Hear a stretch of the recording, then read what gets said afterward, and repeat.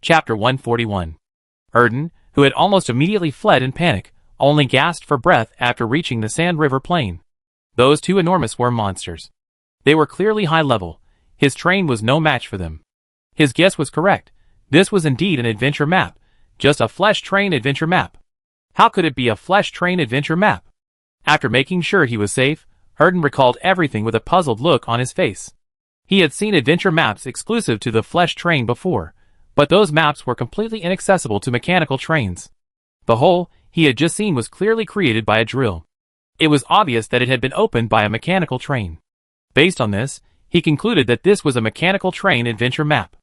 After all, for a mechanical train, to go through so much trouble on a flesh train adventure map was pointless. Wait a minute. His expression suddenly grew strange. His level 3 drill wouldn't have reacted at all against that wall of flesh and blood. It would have needed at least a level 10 drill. But that guy was probably the only one on the Sand River Plains with a level 10 drill, right? Could it be that guy who dug this hole? The more he thought about it, the more likely it seemed. Hush. Erden sighed, wiping the sweat from his forehead. He was lucky he hadn't contacted the guy. Otherwise, if he rushed over excitedly and discovered the adventure map he just drilled out, his face would have immediately darkened. That guy, seriously? Is it really necessary to upgrade an accessory like a drill to level 10? But he had to admit, this guy was leveling up really fast. He just seen him on the Shave Plains regional rankings that he was already level 5, and his ranking had jumped from 34th at the start to 12th. At this rate, it felt like he reached the top in no time. It was truly outrageous. A level 5 train was ranked higher than his level 6 train. It was embarrassing. Forget it. Erden regained his composure and looked seriously at the information on the control panel screen. The green area ice and snow world that crossed the Kunlun Mountains was currently experiencing a blizzard. It was said that a huge arm had appeared on the summit after an avalanche on a high mountain. He decided to go see what was going on. Not every train could fly. To achieve this, one needed more than just the Rabbit Cloud accessory.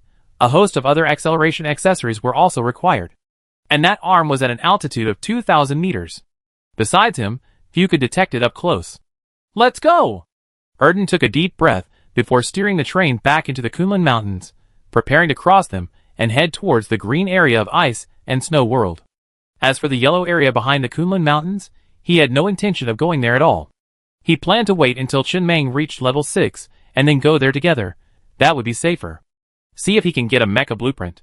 It's been so long, and I haven't come across a mecha blueprint.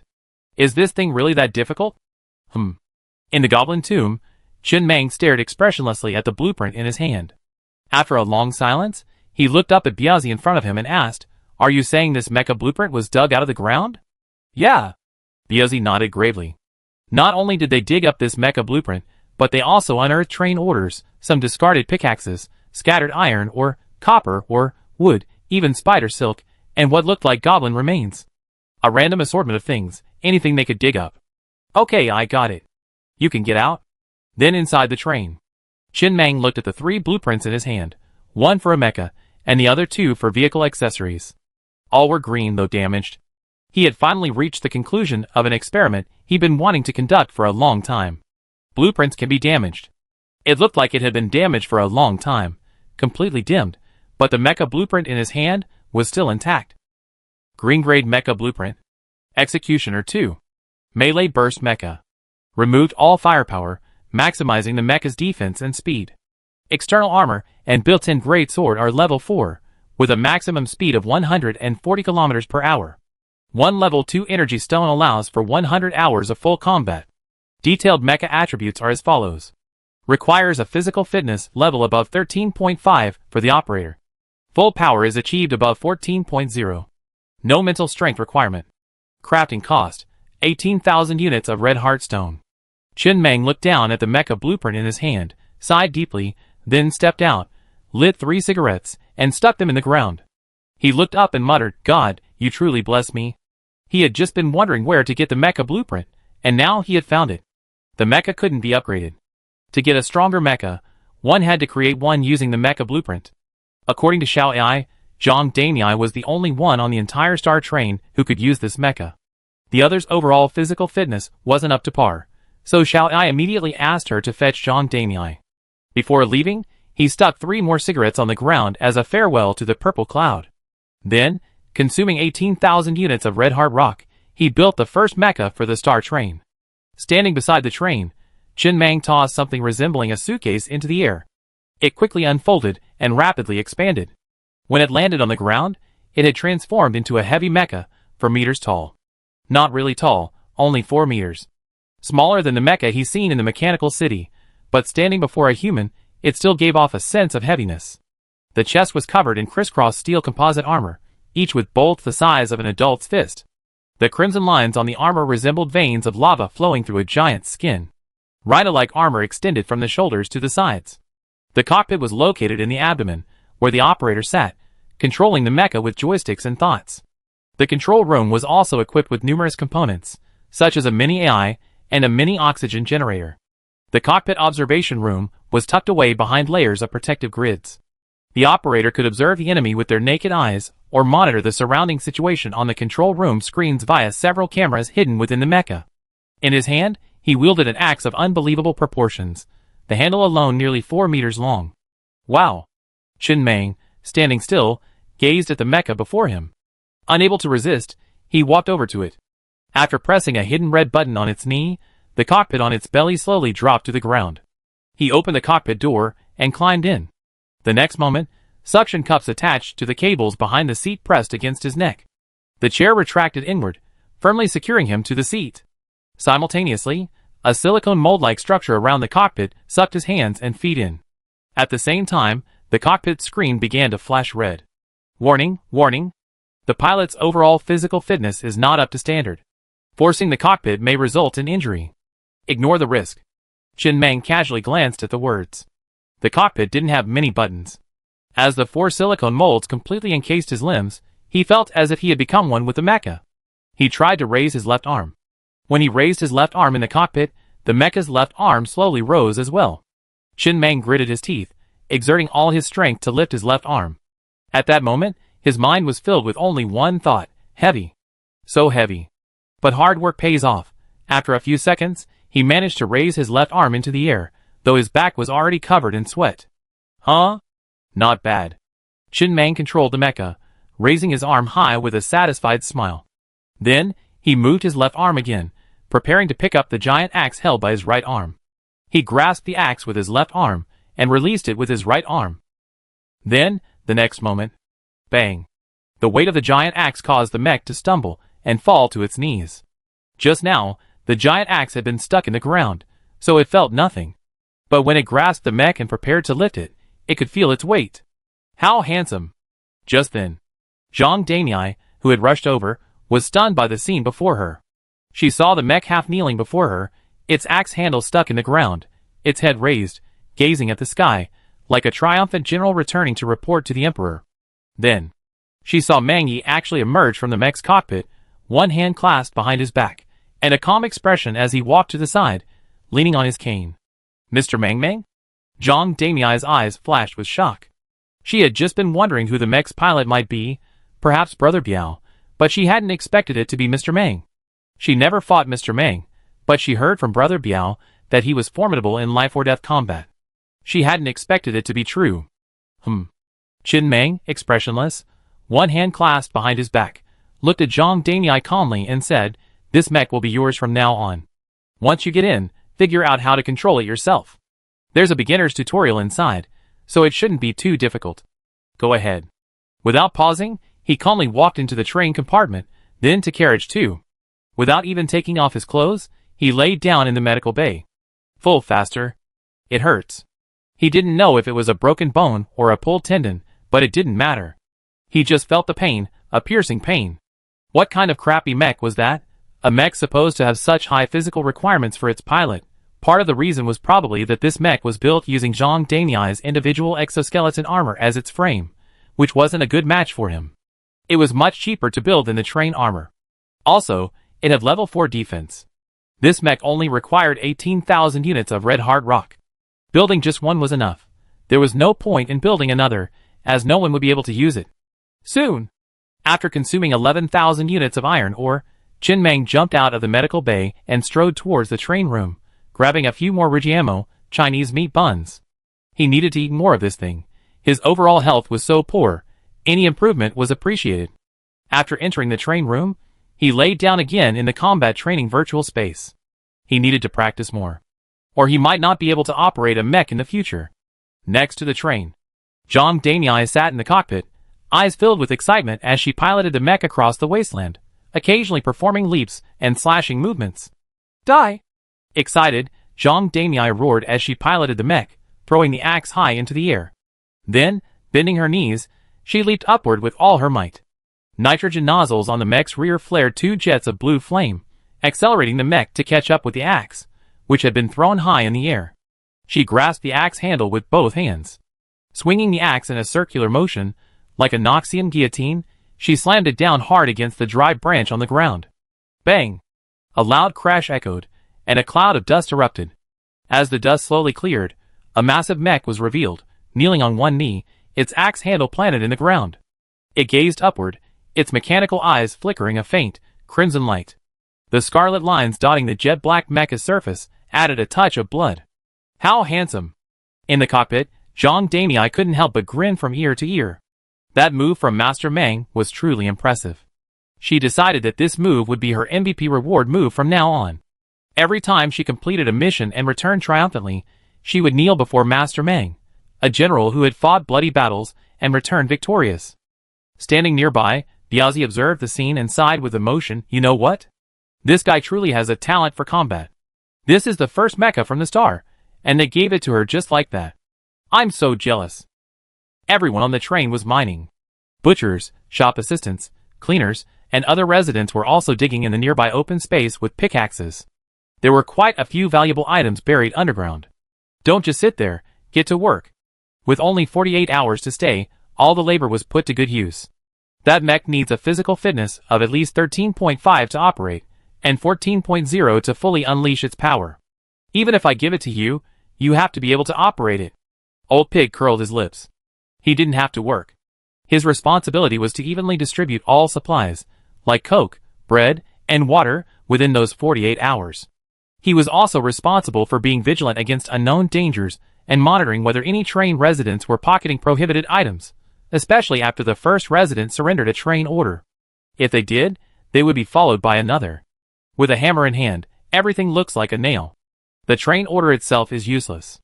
But if you stuff it in your pocket, it becomes a burden, and sooner or later, something will happen. Chapter 142. Alright. Old Pig patted Biazi on the shoulder and sighed. Get back to work. I'm going to get busy now. Master Meng said, we can only stay here for 48 hours, so hurry up. Go ahead. Biazi looked at Zhang Daniai, who was already hacking away at the ground with her axe not far away, digging for something that might be buried underground. He sighed softly and made a secret resolution. After these few days were over, he would have to eat 40 slices of bread every day when he got back. He had to stuff it in. 10 slices of bread only gave him 1 unit of iron ore, and 1 rigiamo, a meat bun, took 1 unit of iron ore. Then, combined with combat training in the virtual space, he would strive to raise his physical fitness to 13.5 as quickly as possible. He also wanted to be able to pilot a mecha soon. But, it must be said that the long-term increase in overall physical fitness from taking those slices of bread was quite minimal. It had been over 10 days since he obtained the iris chip, and he had been mining for 10 days on the high mountain at the northernmost edge of the Shay Plain. His overall physical fitness went from 12.1 to 12.2. It wasn't an improvement, just a very small one. At this rate, how long would it take him to reach 13.5? And there was only 1 decimal point. The rest was hidden, meaning he had no idea whether he'd gone from 12.19 to 12.2, or from 12.10 to 12.2. I can only... Biazi gritted his teeth slightly, looking at Zhang Daniai, who was operating the mecha not far away, with envy and jealousy. He could only eat more bread slices. 100 damn slices. I had no idea if eating too much of this stuff would be any use. After all, in the apocalypse, individual strength is always insignificant. Even if one's overall physical fitness reaches 20.0, a single burst from a heavy machine gun will turn them into a bloody mist. Didn't you see Zhang Daniai, who was so tough, still get knocked down by a single burst from a Gatling gun in the ring? No matter how high one's overall physical fitness is, it's useless if one encounters a level 2 monster unarmed. It's only after one's overall physical fitness is high that one has the opportunity to use heavy individual weapons that require physical fitness, such as mechas.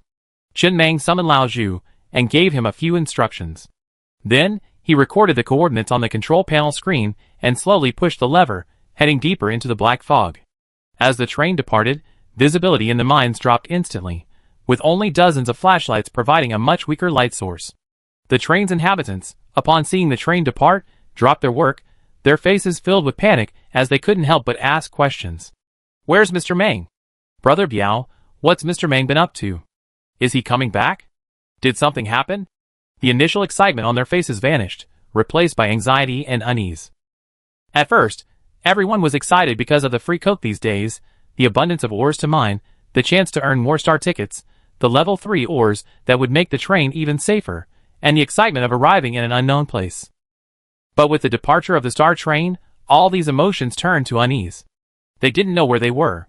A place devoid of even the moon or sky, pitch black. Looking up, they could only see the pitch blackness of nothingness. When the star train stopped here, they felt quite safe. But once it left, everyone panicked. If a monster appeared, they'd be doomed, not even knowing where to flee. Quiet. Busey, his expression icy, gazed at the crowd from his megaphone. Pay attention to the notice from Boss AI in the upper left corner. Master Meng has gone deeper to continue exploring. There are no monsters in this space, and everyone's safety is guaranteed. Even if there's danger, we go, and Master Meng will be there. Just keep mining, just like before. The highest is only level 3. In the desolate, dark space, Chen Meng muttered, gazing at the resource detection radar on the console screen. Although the 2 level 3 iron mines were already perfect, they weren't the level 3 red hard rock mine deep beneath the teeming wasteland. That level 3 mine, with its extremely low ore content, took just over an hour to mine, yielding 180,000 units of red hard rock.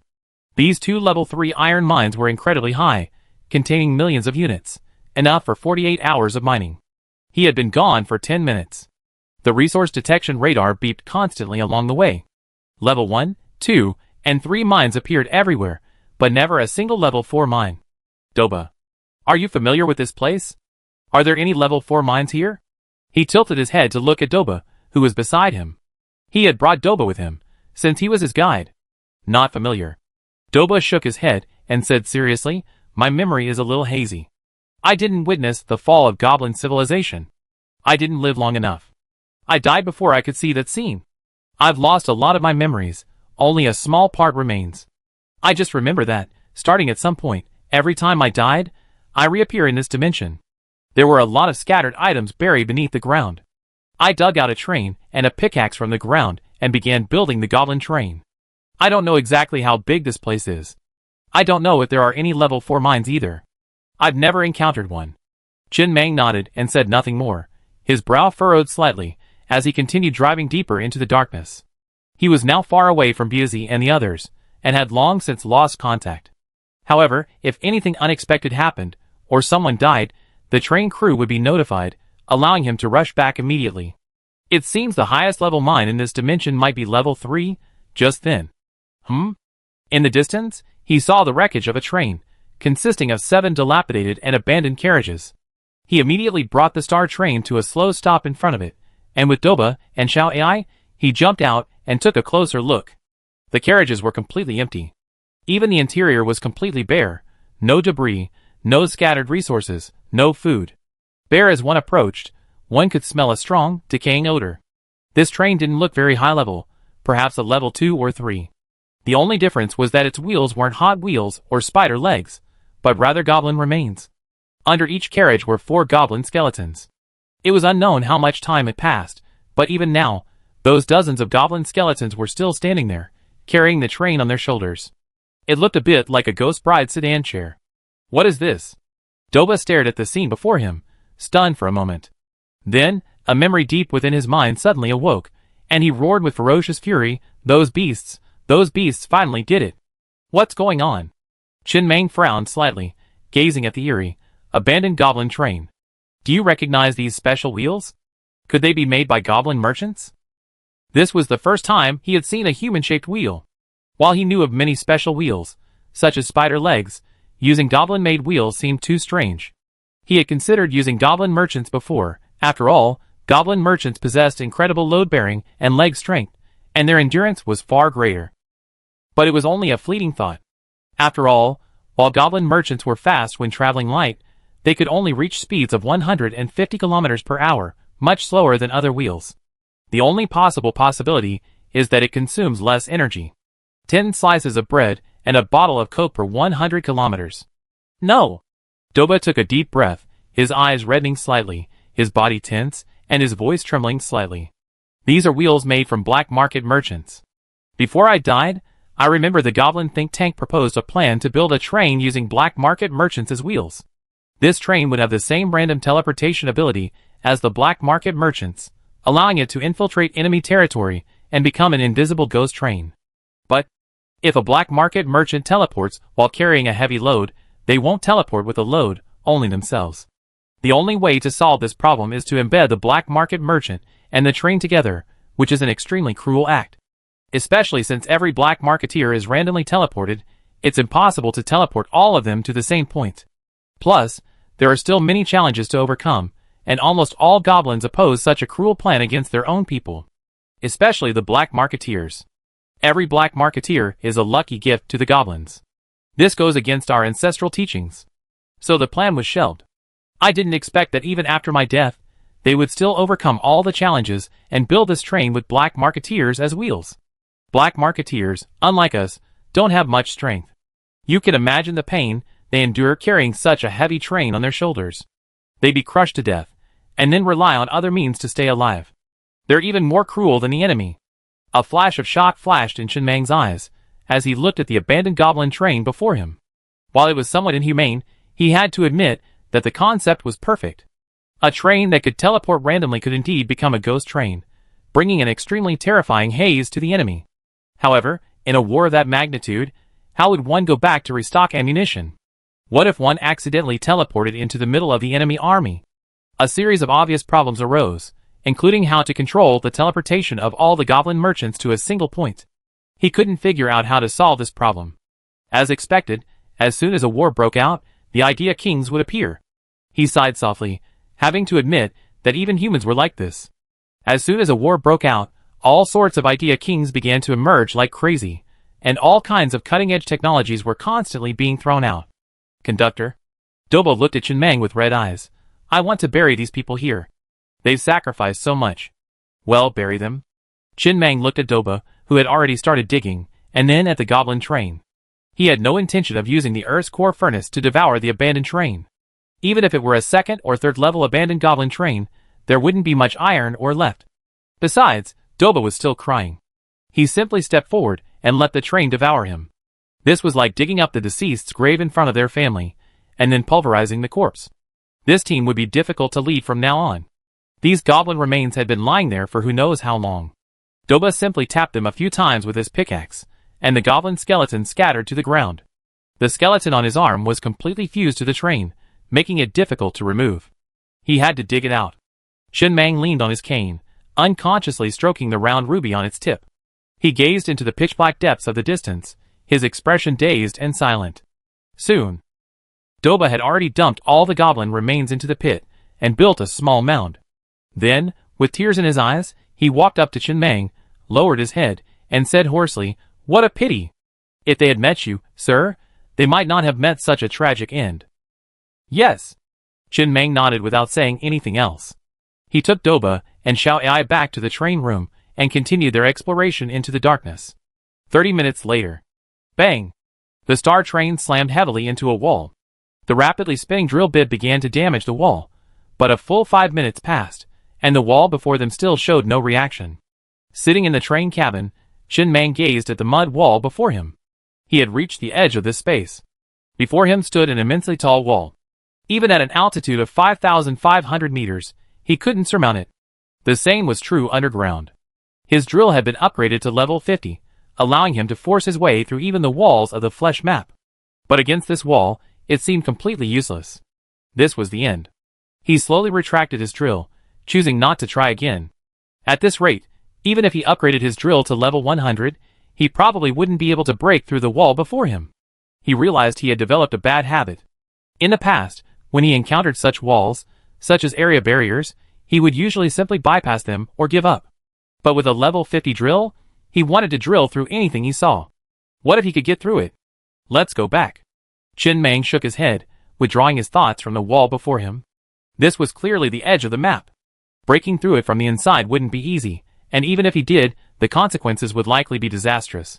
He didn't retrace his steps, but instead drove along the edge of the wall. An hour later, the star train returned to Biazi and the others. With the headlights illuminating, the view finally brightened. The apprehensive train occupants finally felt relieved. Aside from the abandoned goblin train, they didn't see any other goblin trains along the way. However, they did see a fair amount of goblin debris scattered across the ground. Chapter 143. It wasn't a complete body. Scattered hand bones, leg bones, and skull bones were scattered throughout, some mostly buried underground, with only a sharp corner visible. He had originally suspected that the goblin tomb might be circular.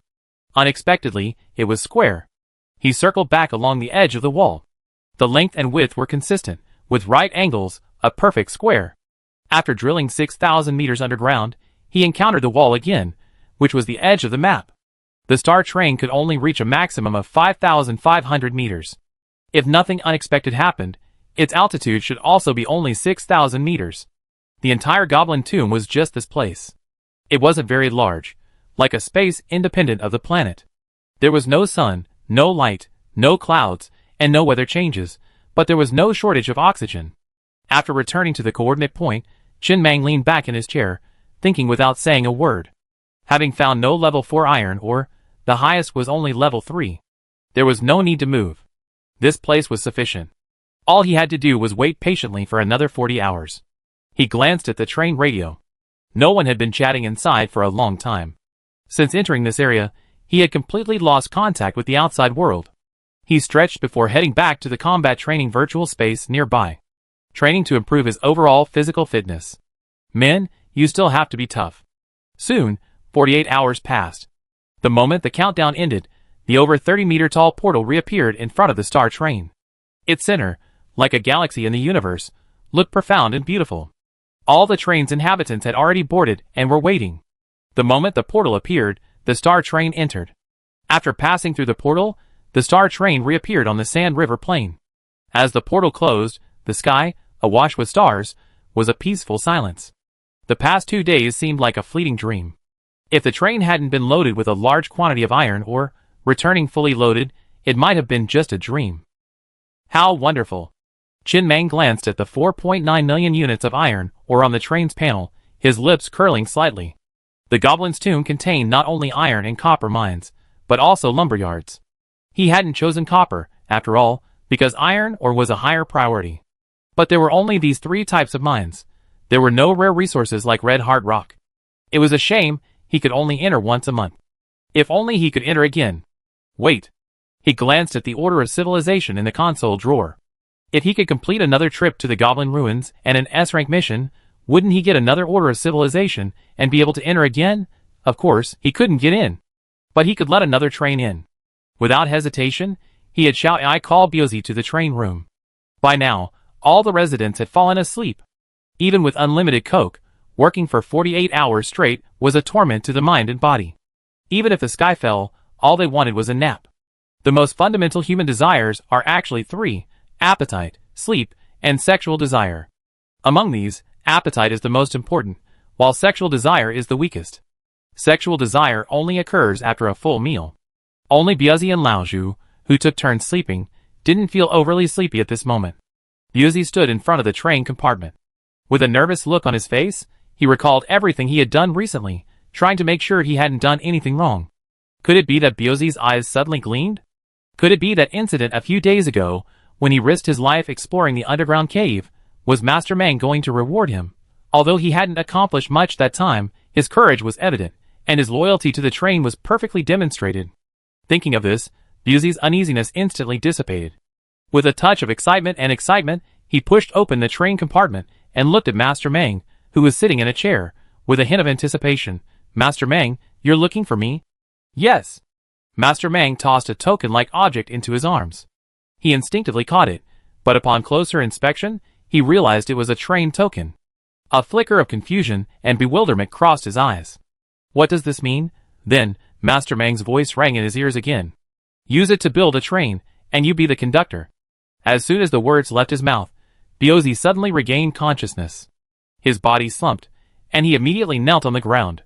His eyes were red, and his voice was filled with tears as he shouted, Master Meng, I have never had any second thoughts about you and the train. I have never thought of starting my own business. Someone must have been saying bad things about me behind your back. Master Meng, why don't you have someone interrogate me? I'm truly a loyal subject. Qin Meng glanced at Biozi speechlessly and said impatiently, Get up. You're a grown man. Why are you always crying like a woman? I didn't ask you to start your own business. This is a green zone. If you just get a train order and think you can start your own business, you end up dead without a trace. Take this card too. I have a quest for you. I take you to the Goblin Ruins adventure map later. Insert this card into the console to gain access to the adventure map. Once inside, you encounter 5 quests of varying difficulty levels. The most difficult quest is an S-level quest. The reward is a civilization order. The requirement is to shelter 50 goblins on your train. Go find Doba later, and ask him to bring 60 goblins aboard your train. After completing the S-level quest, return to Hung Star Train. You're the only one on this train who's ever been a conductor. You're definitely the most suitable candidate. Do you understand? Any other questions? Well. Biozi finally understood. He raised his sleeve to wipe away the tears from his eyes, and tentatively whispered, Master Meng, will I still be the captain of Guard Squad 1 after I return? Nonsense. As long as you don't die in there, you definitely be yours. No problem. I guarantee you complete the mission. Go ahead. After Qin Meng emerged from the Goblin Ruins map, he activated the Order of Civilization. After emerging from the Goblin Tomb, he remained in the same spot, the small hill that served as the entrance to the Goblin Ruins adventure map. It was right behind them. Soon, a brand new level 1 train was built. It was extremely simple, consisting of a locomotive and 2 carriages. Each carriage held 30 goblins, soundly asleep. Even Doba was drowsy. Goblins aren't machines. Even an Iron Man wouldn't be able to keep digging for 48 hours straight. Huh? Biozi sat in the chair at the control panel, controlling the level 1 train with his mind. For some reason, he felt like he was being pricked by pins and needles, especially with the star train right behind him. It was incredibly uncomfortable. He immediately ignored everything else and inserted the card into the control panel. Soon, the hill in front of him split open, revealing a passage for the train to enter. He then thrust the lever and steered the train through. I hope so. Qin Meng glanced at the reopened Goblin Ruins map, then at the pile of train orders in a nearby drawer. Besides the iron ore, they had also dug quite a bit in the past 48 hours. But the only intact blueprint was the mecha blueprint. He had indeed unearthed quite a few blueprints, but they were all in a scrap state. There were also some miscellaneous scraps. He didn't throw them away, but instead collected them all, in case he needed parts to repair the blueprint later. Anyway, there are plenty of refrigerators. As long as it's not absolute junk, collect it all. You might need it someday. But he did dig up quite a few train tokens. Adding to his original stock, he now has a full 14 train tokens in the train. Not bad. If this thing could be combined into 3, he would have a premium train token by now. If Biozi returns safely, then these 14 train tokens can be exchanged for 14 civilized train tokens. That way, he can basically stay in the Goblin Tomb all day and dig to his heart's content. 30 minutes later, the Goblin Ruins adventure map slowly opened again. The train built by Biozi slowly rolled out and stopped beside him. Biozi soon jumped off and knelt on the ground with a look of guilt on his face. Master Meng, the mission failed. Failed? Qin Meng frowned, pushed the door open, and walked down. He looked at Biozi in confusion. Didn't I bring you 60 goblins? How could it fail? The S-level gift is already completed and can't be selected again. There are only 4 options, from A to D difficulty. Yes. Qin Meng paused for a moment, but he wasn't too disappointed. After helping Biozi to his feet, he patted his shoulder and said casually, It's okay. It was just an experiment. If it fails, it fails. Take these goblins back. Well, seeing that Master Meng didn't blame him too much, Biozi Zizai stood up and carefully handed over a component blueprint. You can't choose the C-level difficulty either. You can only choose A, B, and D. I figured even if I couldn't choose the S-level gift, I couldn't leave empty-handed after coming all this way. Quests A and B were too difficult. I wasn't sure, so I chose the D-level mission. even though the reward is the lowest. But I figured it's better to have something than nothing. It helps minimize the loss. Chen Mang looked down expressionlessly at the white-grade component blueprint in his hand. After a long silence, he looked up at Buzi, patted his shoulder again, and whispered, "Buzi, you've sacrificed so much for the Star Train. This isn't necessary. This is what you should do. You've worked so hard. Go down and rest." "Yes." After Buzi left, Chen Mang looked at the white-grade accessory blueprint in his hand and sighed helplessly. Buzi's logic was sound. Since the mission had failed, he couldn't return empty-handed. A little gain was a gain. But wasn't Buzi being a little too hard on himself? If this were him, he wouldn't have made such a huge sacrifice for a white-grade accessory blueprint. At least he had to get something like the Order of Civilization before he consider it, right? Accessory name: Red Hard Nut Production Line. All the accessories obtained in this map are exclusive to the Goblin Train. The Red Hard Nut is a favorite snack of the goblins. He had never seen it before, but after crafting it, he could give it to Doba and the others as a snack. He didn't know if the supermodel effect would actually enhance their physical fitness. But Buzi's incident had reminded him. He called Li Shurji again and pressed another train order into his hand. "You, go in and complete that B-level reward." 10 minutes later. He looked at the locomotive and nodded with satisfaction. If he remembered correctly, the B-level reward involved watching a cutscene before the goblin's demise. Then, he had to memorize some information from the cutscene and answer 4 out of 5 questions correctly to complete the level. Leaving this kind of task to Li Shurji was no problem at all. It was a perfect match for his expertise. Trading a train token for a yellow-grade vehicle accessory was worth it. As for the A-level gift, forget about the difficulty. The main thing was that it would take 30 days, and he didn't have that much time to waste. 30 minutes later, Li Shurji successfully emerged from the Goblin Ruins and handed him a yellow-grade accessory blueprint. Everything went smoothly. According to Li Shurji, all the S and D level missions inside had been completed, leaving no room for choice. Very good. Chen Mang smiled at the yellow-grade accessory blueprint in his hand before manipulating the Star Train to devour the 2 parked trains. Also, they were both adventure maps. Tower of Babel and Goblin Ruins were different. The Tower of Babel adventure map was a level-breaking one. After exiting the Tower of Babel, it became a restricted area. However, the Goblin Ruins could be entered as long as the coordinates were found and the key was available. And it could be entered repeatedly. However, once a mission of any difficulty is completed, subsequent trains entering the area cannot select that mission. This includes his S-rank mission, Buzi's D-rank mission, and Li Shurji's B-rank mission. As for the original owner of this keycard, that person must have been the first to enter the adventure map. Erden told him that the first person to enter the adventure map would receive preferential treatment, so even if that person completed one of the 5 missions, that mission would not be lost.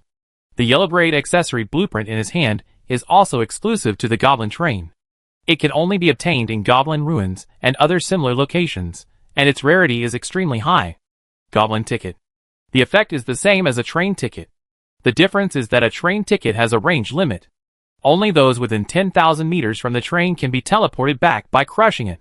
However, a Goblin Ticket is different. It can be teleported back to the train from anywhere. However, it is only usable by goblins. Humans cannot use it. Chapter 144. Chen Mang spent 49,400 units of iron ore to upgrade the 2 exclusive Goblin Train accessories, the Red Hard Nut Production Line and the Goblin Ticket, to level 10. Each gained 2 supermodel effects. Red Hard Nut Production Line level 5 supermodel effect. Nuts are automatically shelled upon production. Red Hard Nut Production Line level 10 supermodel effect. For men, it can slightly enhance sexual performance. For women, it can slightly reduce menstrual cramps. Goblin Ticket level 5 supermodel effect. If the transmission fails, a first-person view of the user's last minute before death is transmitted back to the train. Goblin Ticket level 10 supermodel effect. None. Chen Mang walked to the number 4 living carriage and casually picked up a freshly produced nut. He examined it in his palm. It looked similar to a macadamia nut, red and appetizing. He immediately popped one into his mouth. It tasted quite good. Crisp, sweet, and milky with a hint of dragon fruit. He had never tasted this kind of nut before, but he had to admit it tasted quite good and was cheap to produce. 1 unit of iron ore yielded 10 nuts, the same price as a slice of bread, making them a great snack. He grabbed another handful of nuts and placed them on a nearby plate before carrying them back to the train compartment. The whistling sound of the night wind drifted faintly through the gaps between the carriages. It was quite windy tonight. But then again, were there any female goblins among those goblins? I hadn't noticed. And could goblins even menstruate? Busey? In guard car number 7, Old Pig looked at Busey, whose expression was slightly grim, and asked in confusion, "What's wrong? Are you injured or something? Why do you look so grim?" "It's okay." Busey took a deep breath and shook his head. After a long silence, he said hoarsely, "Just a little tired and feeling under the weather." "Rest if you're tired. Team 2 is on guard tonight." "Yeah. You look like something terrible has happened to you." "Not bad." Inside the train, Chen Mang glanced at the train radio, which was reporting several messages from the Songlong train. He had been completely unable to receive any messages while in the Goblin Tomb, so he freed his hands to reply. "We lost contact a few days ago." "What happened?" The next moment, Erden's hurried voice echoed from inside the train. "Brother, you finally replied?" "Big truck. I found a big truck. I'm frantically running for my life. Don't come to the ice and snow area. Everyone in that area is dying. I'm saving people. I save as many as I can. I'm the only one who can fly. There's no time to say too much. There's an extremely terrifying boss sealed in the mountains. The blizzard caused a landslide these past few days, revealing a fragment of its arm. I thought I'd go check it out, but I accidentally released it. This boss is slaughtering every train in the area. I rushed to save people. This shouldn't deduct my merits, right? I didn't know that thing could be released so easily." Chen Mang looked at the control panel screen in confusion. The ice and snow area was a green area west of the Kunlun Mountains. He hadn't expected this guy to get so far. Where did he end up? But, even though this guy spoke quickly and vaguely, one could still tell that he must have gotten into big trouble and accidentally released a big boss. He remained silent, a slightly odd expression on his face. Could anyone really be so careless? A boss sealed within a mountain, it would be difficult to release unless you topple the entire mountain. However, he quickly replied, "What level monster?" "I'm not sure, but you can try." "You can't get in. This area is blocked." "Yes." He wanted to try out his death spin, a combination of a level 50 drill and a level 50 lathe, but he had no chance. Then he looked at the 4 additional craftable parts that became available after the train reached level 5. Doomsday Cannon, blue-grade part, requires 5,000 iron ore to craft. Dust-free glass, yellow-grade part, requires 1,000 iron ore to craft. Space Gate, yellow-grade part, requires 1,000 iron ore to craft. Spray Head, white-grade part, requires 100 iron ore to craft. These 4 accessories are what you can craft after upgrading this train to level 5. Nothing much to say. After consuming 96,500 units of iron ore, you can craft all 3 of the last 3 accessories and upgrade them to level 10. Spray Head. This accessory is a lifestyle accessory. Upgrading it has no effect. Each spray head is connected to a water tank, creating a shared bathroom within the refrigerator, separated by a central section for men's and women's bathrooms. In the past, washing up on the train typically involved pouring mineral water into a basin and then sitting in it. Now, showering is much more convenient. Spray Head Level 5 Supermodel Effect contains a powerful cleaning agent. Spray Head Level 10 Supermodel Effect, none. The built-in powerful cleaner can quickly and effectively remove dirt from the body. The yellow-grade dust-free glass accessory applies a transparent film to the glass, preventing it from obstructing vision and preventing dust and blood stains from sticking to it. This ensures that the next time a train is plunged into a tidal wave of corpses, the windshield won't be caked with sticky blood, and it also effectively protects against heavy rain. Dust-free Glass Level 5 Supermodel Effect, adjustable one-way glass. Dust-free Glass Level 10 Supermodel Effect, filters light, ensuring that the light entering the train is not harmful to the human body. One-way glass means, when activated, he can see others through the glass, but those outside cannot see him through it. Of course, it can also be changed so that he cannot see those outside through the glass, but those outside can see him through it. However, the latter option is unlikely to be needed most of the time. The former option is quite practical, and can be used in many situations. For example, when interacting with other trains or when taking G-Choo-Choo for some excitement. Finally, it's worth mentioning the Space Gate accessory. Its effect is similar to a level 10 refrigerator. He always been curious about one thing. With a level 10 refrigerator, he could significantly increase the train's space utilization. But what about the other trains? As train levels rise and the population grows, there will definitely not be enough carriages. Hundreds of carriages certainly sound impressive, but building armor and firepower to cover hundreds of them would be prohibitively expensive. Now the solution has arrived. Use this space gate. Chin Meng walked to carriage number 2. The level 10 space gate he had just built was located on the wall of carriage number 2. It looked like an ordinary wooden door, but once pushed open, a vast space lay beyond. It was a square space, 1,000 meters long and wide. Level 1 was 100 meters long and wide, and when he upgraded it to level 10, it was 1,000 meters long and wide. This was a yellow grade accessory, meaning that even without Murphy stone, a space 500 meters long and wide could be created. The ground in front of him was covered with grass barely wide enough to cover shoes. It was a lush green expanse, with clouds and even the sun floating in the sky. A circle of pine trees surrounded the space, giving it the appearance of a paradise, a stark contrast to the apocalypse. Sure. Chin Meng smiled as he looked at the scene before him. The green grass on the ground was transformed using the space gate's level 5 supermodel effect. As for the white clouds, the sun, and the surrounding trees, they were all projected using holographic projection. It wasn't real, but it looked just like the real thing.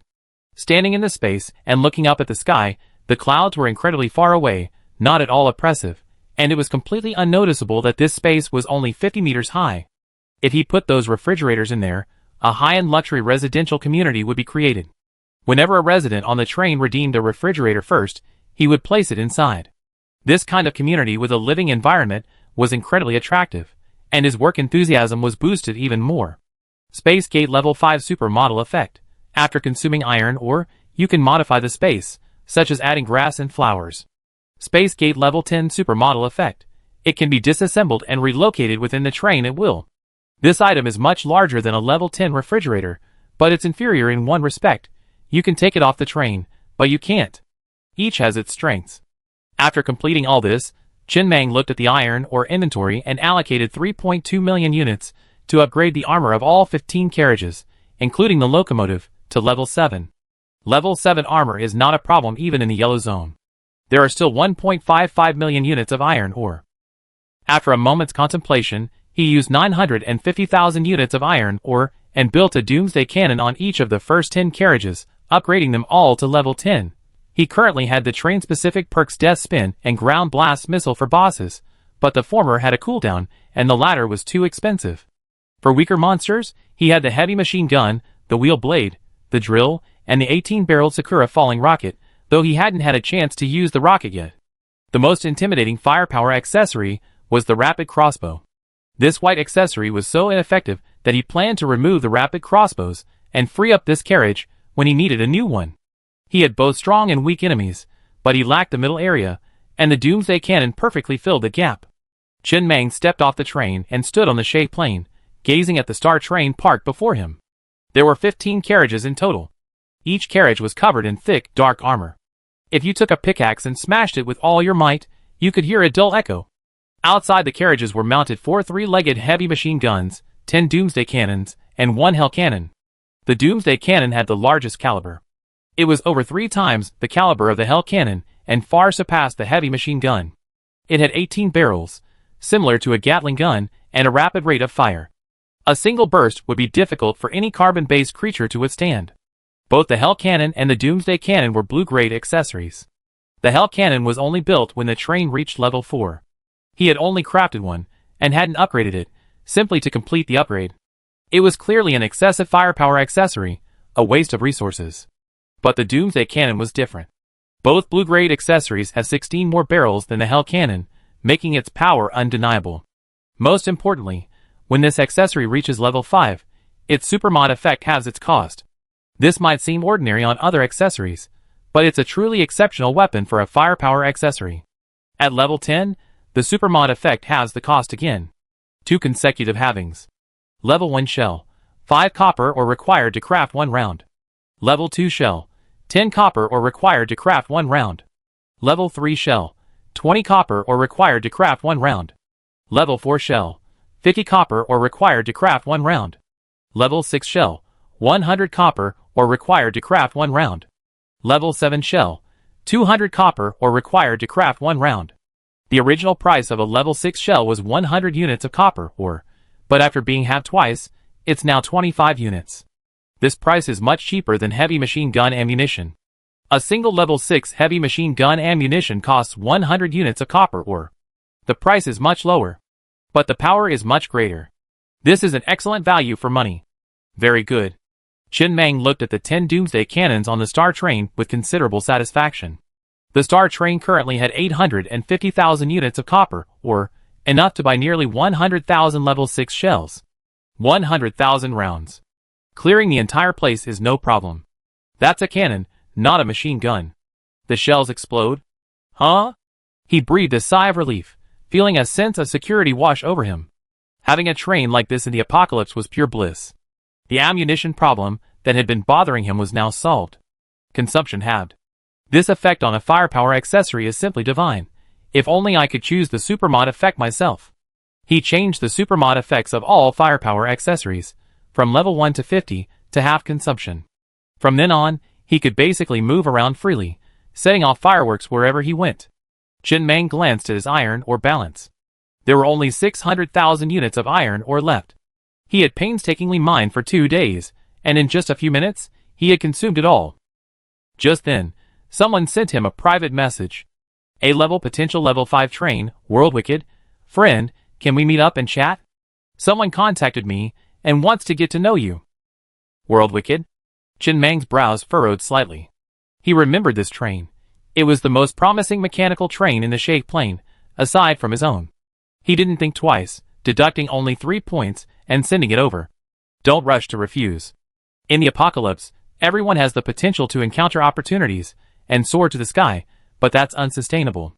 They were the ones who supported all the potential A-level, and above flesh trains in the Shake Plane. Chapter 145.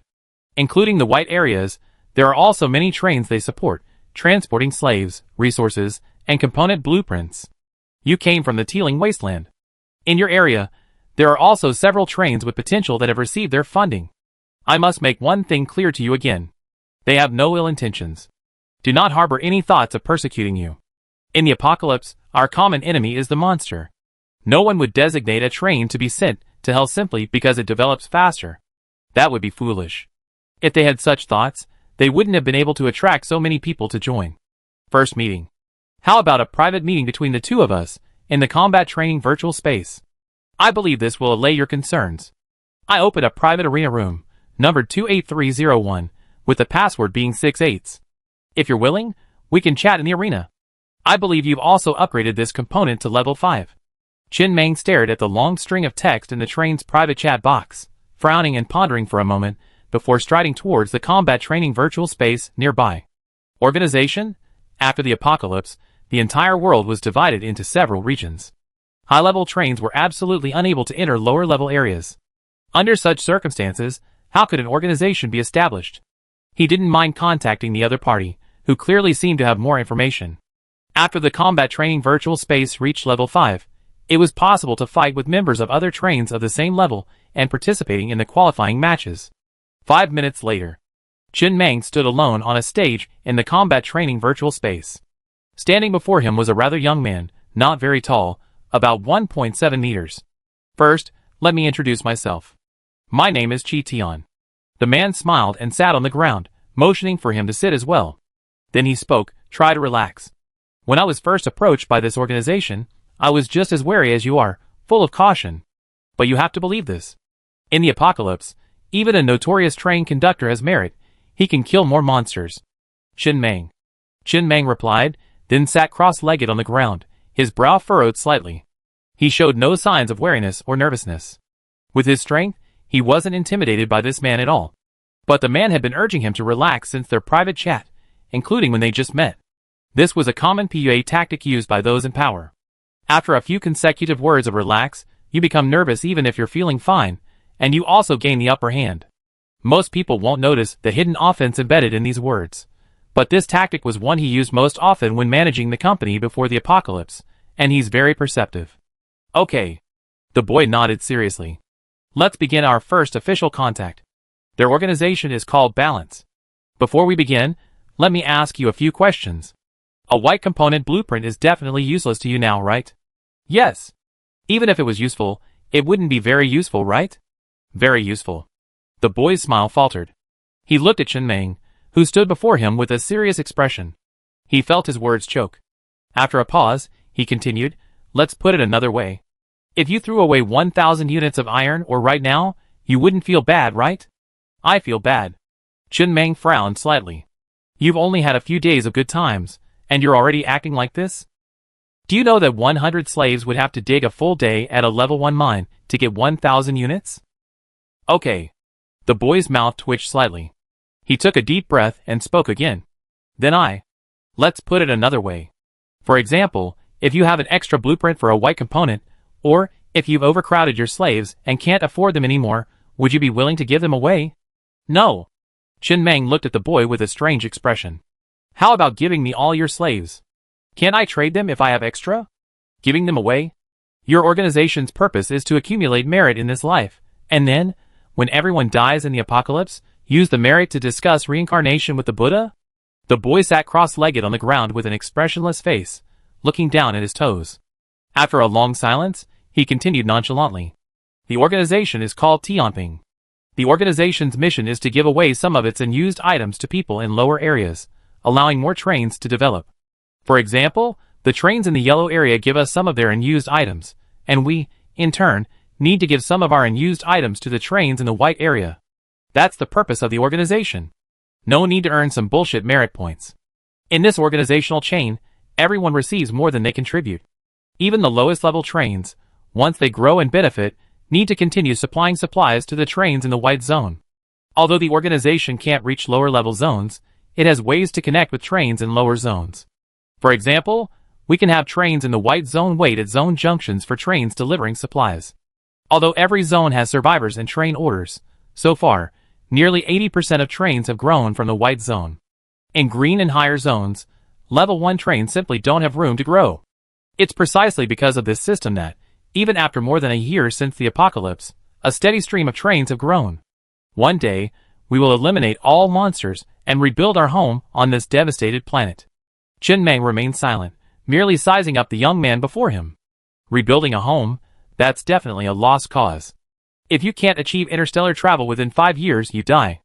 According to the information he saw in the Doomsday abyss, this planet will be completely destroyed in 5 years. Logically, observation windows similar to the Doomsday abyss shouldn't be found only in the Teeling wasteland. This organization is unaware of this information. Or, hidden it from everyone else. Well, the purpose is good. So what? The organization hopes you can join.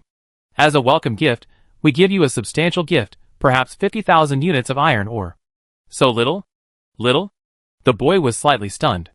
Just now, you couldn't bear to throw away even 1,000 units of iron ore. That's two different things. The boy paused in silence before continuing. The train in the yellow zone gave you 50,000 units of iron ore.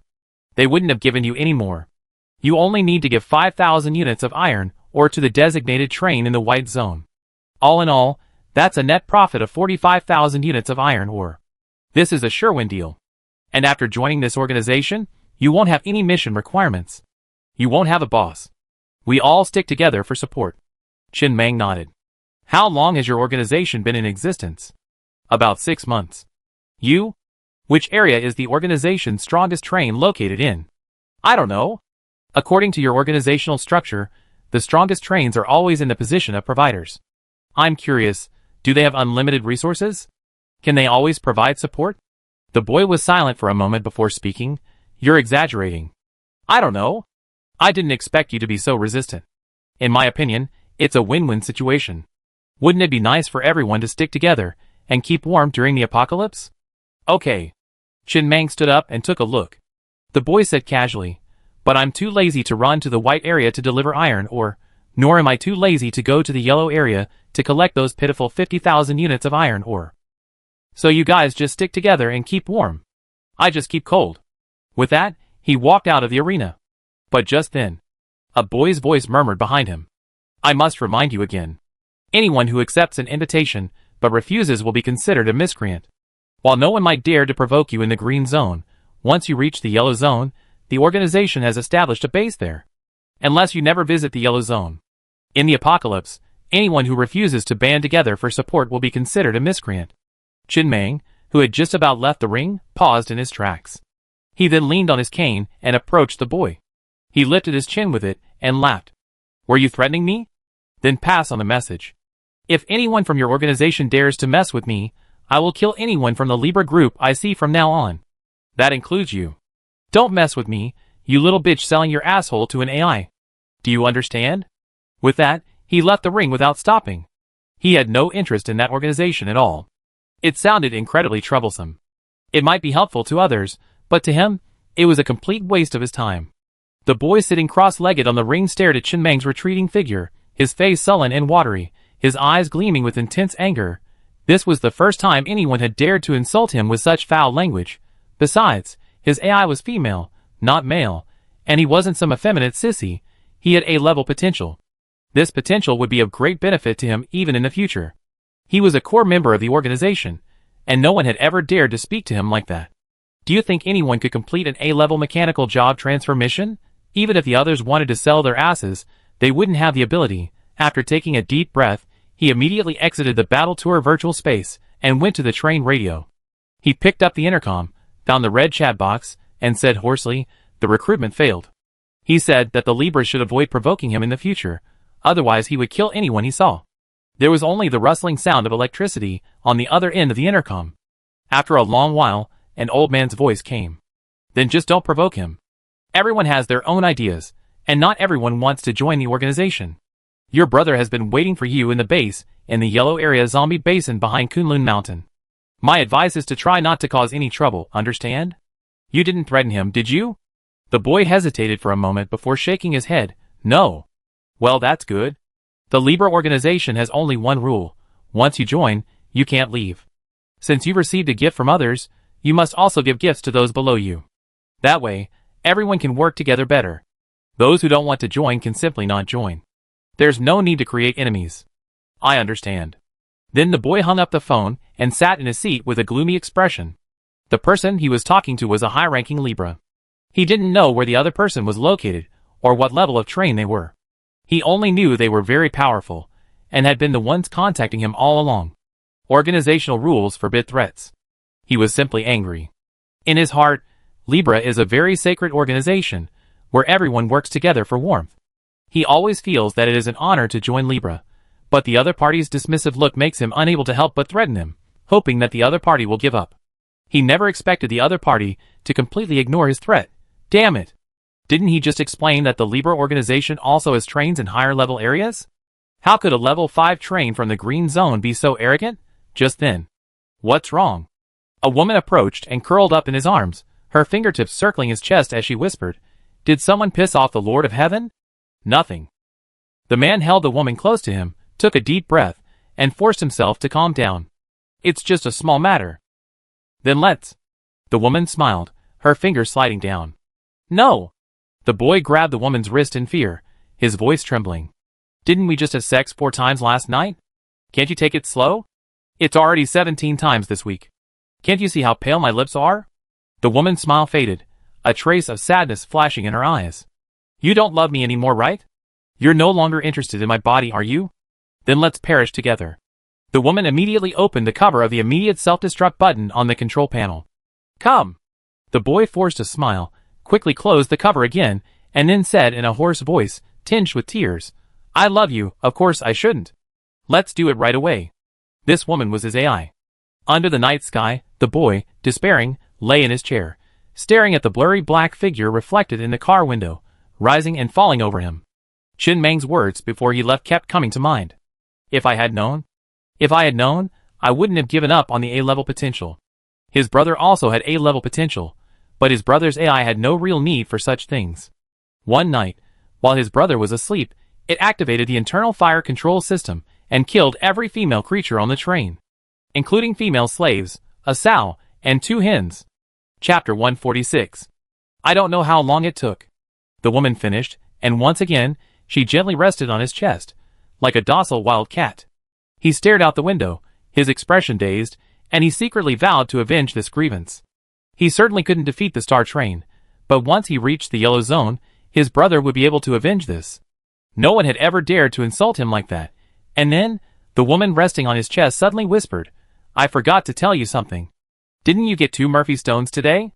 Can you use them to upgrade me? Huh? The boy breathed a sigh of relief. Fortunately, although the woman had control over all the train's components, upgrading them was still the only thing he could do. He had been pondering a question for a while. If the train assistant's AI was destroyed, he could build a new one. This new AI probably wouldn't have as many permissions, but he wondered if it could retain its A-level potential. He couldn't reach his brother via the train radio, so he could only relay messages through the old man. He didn't dare ask about these matters over the train radio. This woman knew everything. His brother's train was at a higher level than his, and they couldn't meet in the battle training space. It just seemed unlikely. The AI wouldn't sleep. Before he destroyed the train's auxiliary AI, he figured the woman must have pressed the self-destruct button faster. Unless she encountered a crisis and completely destroyed the train's auxiliary AI, she wouldn't have hurt him. A waste of time. Chin Mang shook his head as he exited the combat training space, dismissing the matter. If he didn't provoke him, it would be fine. But if he did, he'd see if he could withstand a barrage of 100,000 level 6 shells. Night had fallen. Everyone on the train was asleep, and he felt a bit sleepy. He quickly washed up before undressing and climbing into bed. Under a sky full of stars, the star train lay like a giant iron dragon on the shape plane. Roar! From time to time, the sounds of monsters echoed in his ears, but they were only scattered. Before they could get close, Zhang Damei, piloting the executioner mech, wielded her giant axe and slew them all, without disturbing the rest of the people on the train. It was just that tonight, there seemed to be a bit more monsters. 2 lines of text gradually appeared on the control panel screen. Ding! 14 level 3 zombies detected approaching the train. Danger level 0. No need to wake the conductor. There was no sound, only these 2 lines of text slowly appeared on the screen. This was the embodiment of Xiao AI's judgment logic, akin to a village with historical records. When the train conductor woke up the next day and saw the historical records, he would know roughly what had happened the previous night. Level 3 zombies? Outside the train, Zhang Damei, piloting the executioner mech, glanced at the monster information given to her by President AI on the control panel, then gazed at the dozen or so zombies, 4 or 5 meters tall, charging toward the train in the darkness in the distance. Her eyes brimmed with excitement, and she gripped her massive axe tightly, patiently waiting. In the darkness, a dozen or so gigantic zombies rapidly approached the train, a truly shocking sight. If it were before, she must have already begun to flee, her eyes filled with fear. But after so many days of training in the combat simulation, having experienced so much on the train, and piloting this mecha, she felt completely fearless. Finally, when the dozen or so gigantic zombies charged towards the train, Zhang Damei roared, told the second team members to watch from behind, and leaped into the air alone to meet them. Bang! The giant axe struck a zombie's head, splitting the massive creature in 2. Its body froze in place for a moment, before slowly falling to the ground. The foul smell of blood immediately wafted in. Zhang Damei didn't hesitate, her face filled with excitement as she piloted the mecha once again to meet the other zombies. At the same time, several zombies had already rushed in front of the train, roaring ferociously and pounding on it with their hands. They looked incredibly shocked, but not only did they not penetrate the train's defenses, they hadn't caused a single dent in the armor. Thanks to the permanent shock absorber, the train compartment was incredibly stable, with no sense of impact. The sleeping passengers were completely unaware that a horde of zombies had already surrounded the train. Inside the number 5 senior talent carriage, Yin Yao sat on the edge of her bed, with a complex expression, gazing out the window at the zombies that were violently battering the train. This was her first time seeing zombies so close up, and they were level 3 zombies, each 4 or 5 meters tall, looking incredibly powerful. If she hadn't been inside the train, but outside, her pants would probably have been soaked by now. But inside, she felt a sense of complete security, without a trace of fear. She could even closely observe the decaying wounds on the zombies' bodies. Just then, tick-tock, a drop of rain fell on the window pane, followed by a muffled thunder.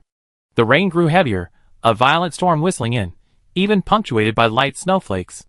This was the first sleet of the winter.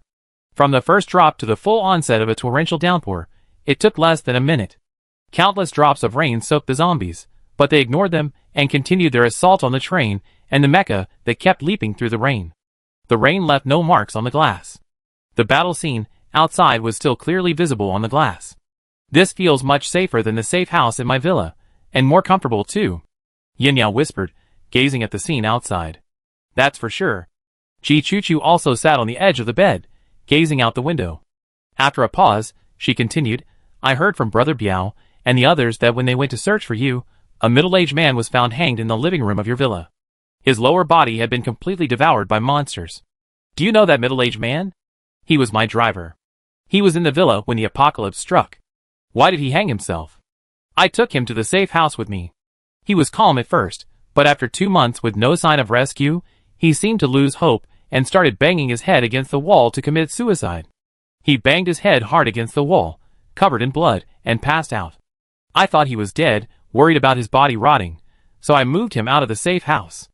Now it seems he wasn't dead, just fainted.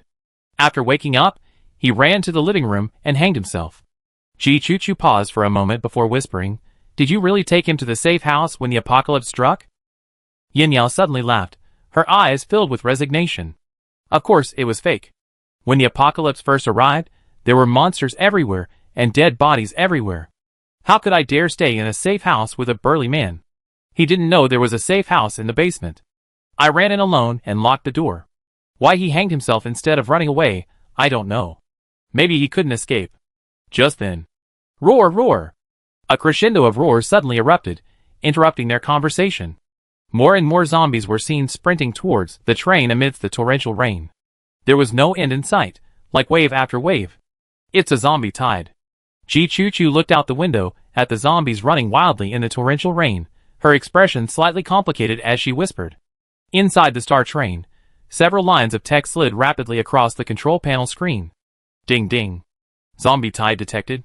The highest zombie level is level 6, the most common is level 2, and there are approximately 40,000 of them. The risk factor is 0, no need to wake the conductor. The conductor has delegated authority. The train blades are about to activate. The 3 Doomsday cannons have locked onto the 3 level 6 zombies, and the remaining 14 level 5 zombies in the zombie tide, ready to fire. The next moment. Buzz buzz buzz. 10-meter-long train blades suddenly extended from both sides of the train and began to rotate at high speed. The remaining level 3 zombies that were still attacking from outside the train had their legs severed in an instant, and their bodies were instantly shortened by a section. Falling onto the blade, the electric current from the blade's surface instantly charred him. Then, boom boom boom. The 3 Doomsday cannons at the front of the Star Train, their 18 barrels spinning rapidly, fire after fireball, instantly streaking through the sky and raining down upon the zombie horde. The targeted level 6 zombie was instantly struck by dozens of shells, instantly reduced to bloody foam. The surrounding zombies also followed suit. The roar of the Doomsday cannons was inconspicuous in the rainy night, sending countless pieces of dirt flying into the air, merging with the rain. In the blink of an eye, the high-level zombies in the zombie horde were precisely dispatched. Driven by the powerful magnets, fallen items were continuously sucked into the refrigerators within the train compartments. The entire process was precise and swift. Minimal resources consumed, maximum results achieved. Outside the train, on a rainy night, Zhang Damei, piloting the executioner mech, watched the scene unfold with a flicker of helplessness in her eyes. Just now, through her iris chip, Boss AI had told her to stay away from the train cars, as the train prepared to activate its blades. She immediately rushed into the zombie horde, ready to see if she could take on the level 5 zombies with the mech. The next moment, she saw the train's newly added machine guns begin to rapidly rotate and roar. In the blink of an eye, hundreds of flaming shells rained down upon the zombie horde, precisely decimating every high-level zombie. She hadn't even had a chance to attack. Although there were many zombies left, they were all low-level, and killing them wasn't satisfying at all. But soon, she had no time to dwell on this. She roared, wielding her great axe, and in the rainy night, she continued to chop down the zombies with great pleasure. A horde of zombies scurried toward the train, but before they even reached it, they were chopped to pieces by the blades. If she didn't kill them quickly, she'd be left with nothing but the smaller monsters. That night, train radio was practically flooding the screen with countless messages. She didn't know what had happened. A massive zombie tide suddenly swarmed across the shape planes, many of them high-level monsters. They attacked nearly every train, and many lower-level trains, having just arrived from the surrounding white areas, met their doom that very night. Damn it, damn it! In the driver's cab of a level 4 train, a middle-aged man, his face grim, controlled the train as it raced through the rainy night. He was surrounded by the zombies, the train constantly ramming past the zombies blocking its path. Preparing to break through as best it could, He didn't know what had happened. Isn't it said that the Shea Plains is the safest green area in the area, practically devoid of monsters? Why is there such a terrifying zombie tide? Just then, a level 6 zombie, nearly 7 or 8 meters tall, appeared in the crowd in front of the train. With no time to evade, the zombie leaped into the air and slammed heavily onto the front of the train. Boom! It was unclear whether it was a punch or a stomp. Warning, warning. Train mecha integrity 21%, external speakers integrity 0%, powerful magnet integrity 0%, headlight integrity 0%. The train's AI began to emit a rapid, mechanical, and piercing tone. What should I do? What should I do? Damn it! In the train's upper compartment, the man looked up at the armor on the ceiling, which had been nearly shattered by a punch. Rain and night were even pouring through the gap. The zombie's roar and stench enveloped him completely. Bang, bang, bang. The piercing roar of heavy machine gun fire echoed through the rainy night. His thugs were all in the rear carriage, manning their guns. They ignored ammunition consumption and fired furiously at the level 6 zombies perched at the front of the train, but they could only use level 3 ammunition. There was no way they could penetrate its defenses. With a grim expression on his face, the man yanked the control lever, and the train, hurtling through the zombie horde, instantly slowed to a stop. The sharp sound of brakes echoed through the rainy night, and the level 6 zombie perched at the front of the train was thrown off. Success? The man's eyes were filled with ecstasy at having survived a catastrophe. He immediately prepared to steer the train away. However, the train was now blocked by a dense swarm of zombies. Countless zombies, like stacked figures, trampled on their companions' heads and lay on the carriages, hammering at the armor. A large number of zombies piled under the wheels.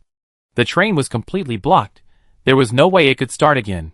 By this time, a large number of zombies were already stomping on their companions, slumping against the train's glass, clashing and roaring. At that moment, a flash of lightning split the sky. In despair, the man saw himself in the mirror, his eyes bloodshot and filled with despair, and the surrounding zombies, a horrific mess of flesh and blood, shattering the glass and preparing to crawl into the train. The nearest zombie was almost reaching the edge of his clothes. Death was certain. I should have stayed in the white zone. The man in the chair shakily lit his last cigarette and took a deep breath. Light blue smoke gathered on the ceiling, and the scent of a rainy night seeped through the gaps in the armor and the shattered glass above his head. In the distance, amid the tide of zombies, the massive, unharmed level 6 zombie was already roaring and rushing towards the train. He smiled miserably, looking at the button on the control panel he thought he would never press. Self-destruct immediately. At this moment, the AI's cold, emotionless, electronic voice echoed from the train interior. It seems we have to say goodbye, conductor. You're the most formidable conductor I've ever met. If there's a next time. The next moment. Boom! The train, already buried beneath the tide of zombies, suddenly erupted in flames from the front, followed by the subsequent cars exploding one after another. Deafening explosions echoed through the rainy night like thunder. The zombies surrounding the train were blown away and shattered into pieces by the instant the flames shot up. More zombies were engulfed in the sea of fire, their bodies scorched and agonized, falling to the ground. They rolled in the rain, emitting waves of their unique zombie roars. Chapter 147. Boom! A flash of lightning cut through the rainy night again, the rain visible as if paused. Deafening thunder resounded across the sky and earth. Amidst the tide of zombies below, the train, now broken into several sections, and completely wrecked, burned fiercely, a flame that even the rain could not extinguish. Roar! The slightly injured level 6 zombie roared angrily before dashing off again, in a certain direction. Countless zombies followed it, chasing it like a general. The seriously injured zombies were left behind, wailing and writhing in agony in the rain. The clamor of the rainy night drowned out all other noise, leaving behind a profound silence. Whoosh! Across the Shea Plain, the boy sitting at the control panel inside the whirl-wicked train heaved a sigh of relief. Fortunately, he had the drill, so he was relatively safe underground. Then, with a grimace, he looked at the tens of thousands of red dots on his radar. What was going on? He had been in the Shea Plain for so long, but this was the first time he had seen such a massive zombie horde. The Shea Plain was renowned for its safety, and even among those dots were several level 6 zombies, posing a significant threat to his train. His train's energy shield was only level 5, no match for level 6 monsters. The train's radio was buzzing with activity. Clearly, this zombie horde wasn't just attacking him alone, but nearly every train. And these zombies weren't roaming around. They seemed to be attacking each train in a targeted manner. This obvious anomaly made it clear he couldn't sleep tonight. No one knew if some terrifying monster would emerge from the underground tonight. Fortunately, he had an oxygen concentrator, so he didn't have to worry about running out of oxygen if he stayed underground for too long. That night, the entire Shave Plain was destined to be bustling with activity. Nearly every train was attacked by the zombie horde. Some perished, some escaped, and many still took refuge underground. Luckily, the Shave Plain is close to the Kunlun Mountains, and many trains had acquired drills, making the underground a relatively safe space when danger struck. And the oxygen generator accessory was also present on nearly every train equipped with a drill. After all, these two accessories were necessary for long-term underground stays. Once a drill was acquired, everyone would try their best to obtain the oxygen generator. No one knew what had happened. No one knew where these zombies had appeared from. It was as if they had appeared out of thin air. Each train conductor waited anxiously for dawn, their faces uncertain. Tonight was destined to be a sleepless night. But what is poison to one is honey to another. Kill, kill, kill! Inside a level 6 flesh train, a tall woman sat at the controls, her eyes filled with bloodlust and excitement as she controlled the train, swiftly speeding through the rainy night, slaughtering the zombies without stopping. The locomotive had transformed into a bloody maw, swallowing every zombie along the way. The slaughter was incredibly efficient. For the flesh train, tonight's zombie tidal wave was no less significant than a mechanical train journey to the Goblin Tomb, a land of riches. The monsters in the Kunlun Mountains had suddenly vanished in the past few days, leaving her feeling overwhelmed. She was afraid to follow the other level 6 flesh trains and head for other maps. Just when she was unsure what to do, the zombie tidal wave arrived. Like spring rain, it instantly instilled in her the scent of life. But this was limited to level 6 flesh trains. Lower-level flesh trains, when faced with a zombie horde, could only fight and run, dodging the attacks of higher-level zombies, while slaughtering the lower-level ones. A winter rain threw the entire Shave Plain into chaos. Countless people were awakened from their sleep. Only on the Star Train, it seemed as if nothing had happened. The wheel blades whirled at high speed, slaughtering all the zombies that approached the train, while the 3 Doomsday cannons roared and fired shells with trailing flames, accurately targeting the higher-level monsters in the zombie horde. And Zhang Damiai, piloting the executioner mech on a rainy night, wielding a massive axe and slaughtering zombies. The residents of the residence carriage, with no windows, could only faintly hear the sound of rain outside, a rather heavy patter. They slept soundly, having been awake for 48 hours, and were now all drowsy. I had no idea what was happening outside. At the beginning, when several level 3 zombies approached the train and began violently pounding on the carriages, the interior didn't even shake. It was utterly silent. Just passing by, excuse me. Inside the residential carriage of train number 9. A man, having woken up for the night, cautiously walked towards the rear of the train in the quiet and dimly lit carriage, whispering an apology to the residents he had disturbed. There was a refrigerator at the rear of the residential carriage number 9. This refrigerator served as the restroom for this carriage, and inside, several level 1 pure water filters were placed, allowing people to urinate directly in it. The carriage was quite quiet. The man tiptoed, trying not to wake anyone else. But as he reached the end of the carriage, he caught a whiff of blood and the faint smell of earth after rain. The man paused for a moment, then shook his head without giving it much thought. He went to the refrigerator, finished his night shift, and then headed back to his seat, ready for bed. It was raining outside, quite heavily.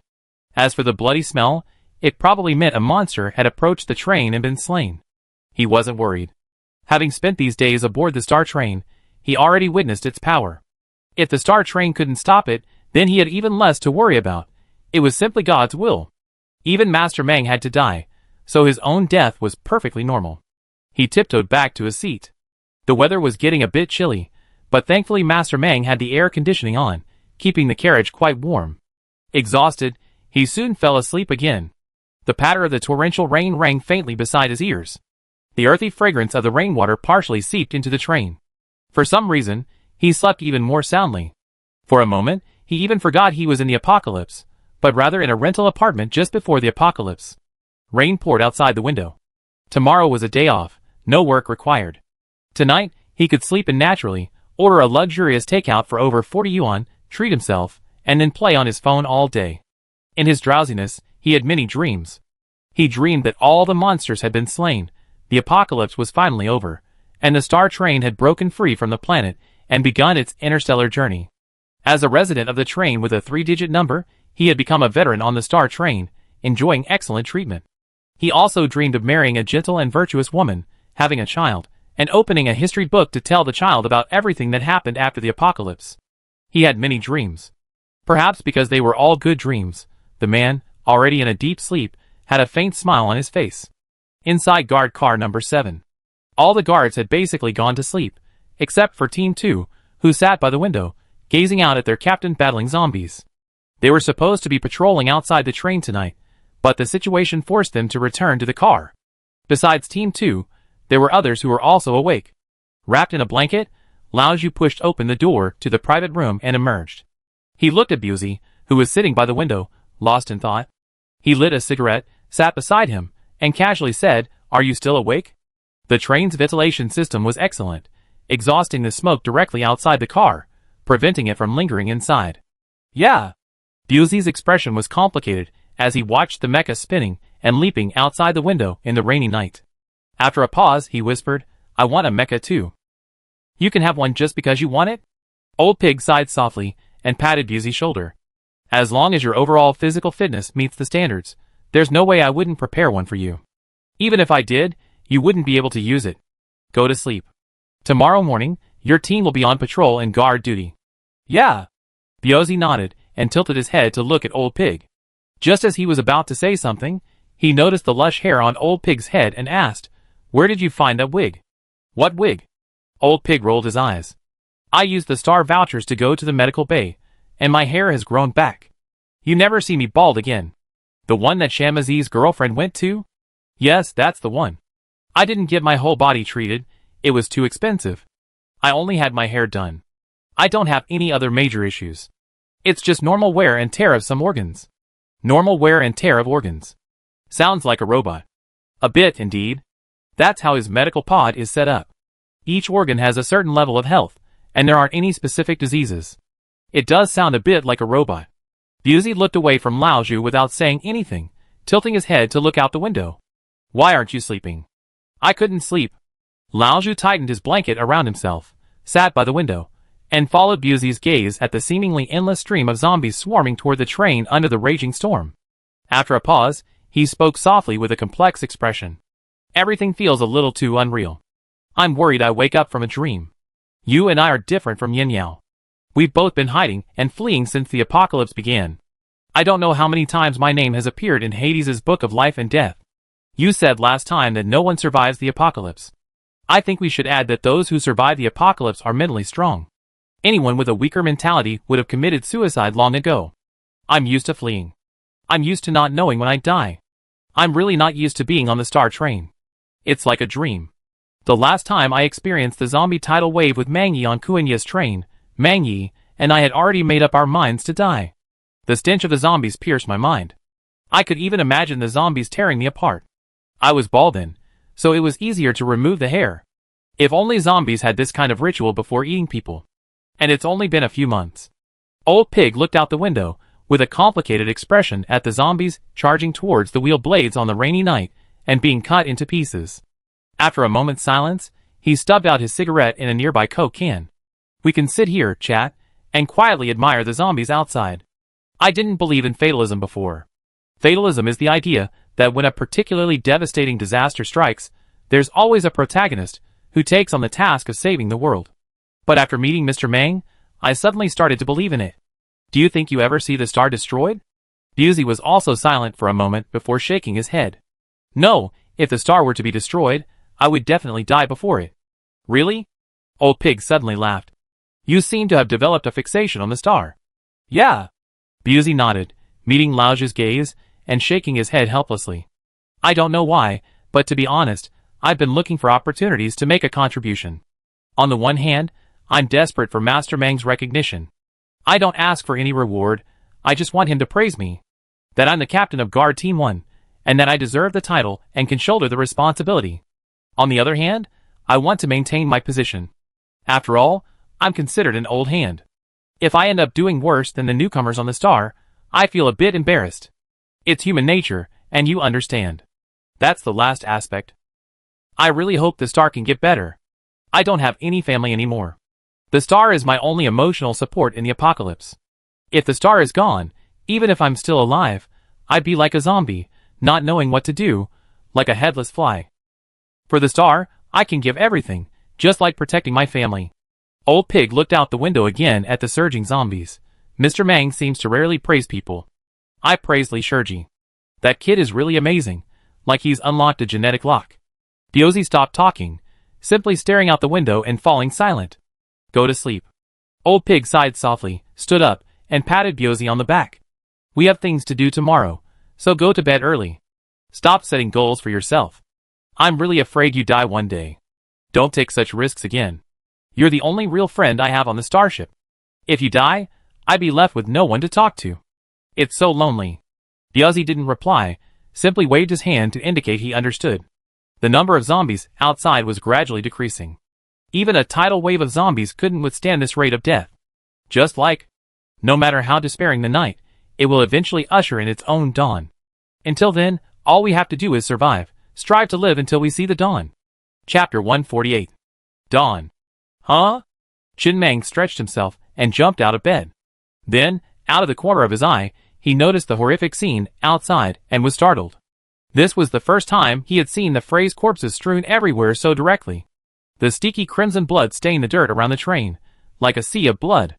The ground was littered with the remains of zombies, though the whole scene lacked a strong smell of blood. It looked like a watermelon being crushed by a hydraulic press. The pulp was scattered all over the ground. While washing up, he glanced at the train log on the control panel screen. Only then did he realize what had happened last night. Conductor. Xiao Ai, standing nearby, heard a cold, mechanical voice from the speaker in the robot's throat. You didn't give me instructions on whether to absorb the flesh and blood into the train. All dropped items have been absorbed into the train by the powerful magnets. Absorb it now. In the future, collect the flesh and blood as well. Understood. Chin Mang wiped the water off his face with a towel before sitting back in a chair, letting out a long sigh. He lit a cigarette and leisurely began to check the train radio. He soon learned that the zombie tide last night wasn't just targeting him, but all trains. Nearly all trains on the Shay Plain were struck by the zombie tide last night. Many trains were destroyed. These trains were mostly level 4 trains that had just arrived in the Shay Plain from the White area. They lacked the drill accessory, making it impossible to hide. They could only race across the plain against the zombie tide. However, the zombies were too numerous. Once surrounded, they could only hopelessly wait for death. It was as if the new recruits had all but perished, leaving behind only a few trains that had been stagnant on the Sand River Plain for some time. Chin Mang's brow furrowed slightly. His first thought was whether this incident was the work of the Tianping gang, a revengeful act carried out by the grudge taken by the boy from the world worthy yesterday. But he quickly dismissed this suspicion. First, he didn't believe the boy was capable of such means. Moreover, if it was revenge, there was no need to involve so many innocent trains. The disappearance of the monsters in the Kunlun Mountains region essentially led to the conclusion that it was to cover the entrance to the Flesh Train adventure map. Could it be connected to this zombie riot? That wasn't right. The Flesh Train adventure map should be related to the Tower of Babel. Could it be the Tower of Babel? Wait. He suddenly thought of something. He immediately picked up the train radio and found the chat box with its Songlong train conductor. He checked that his name hadn't dimmed before speaking. Are you still alive over there? Yes. Soon, Erden's familiar, rapid breathing came over the intercom. I'm alive. The others were almost dead. I wanted to save some, but it was difficult. There wasn't much chance. I only managed to save over 300 people. Now, the low-level trains in Ice and Snow World are basically destroyed. Only a few level 5 and 6 trains remain, and they're running for their lives. That monster is a level 6 monster. I'm organizing the level 6 trains to see if we can kill it together, but it's too big. The machine guns are like tickling me. The main thing is, flying in the air consumes too much energy. I don't have much iron ore in my train. Once the iron ore runs out, I'd probably die here without energy stones. How much iron ore do you have left?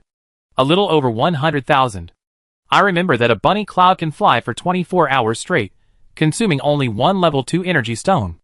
A little over 100,000 is enough for 20 days of flight. You remember? Erden's voice panted heavily over the intercom. How did you remember that? Don't tell me you have a bunny cloud too?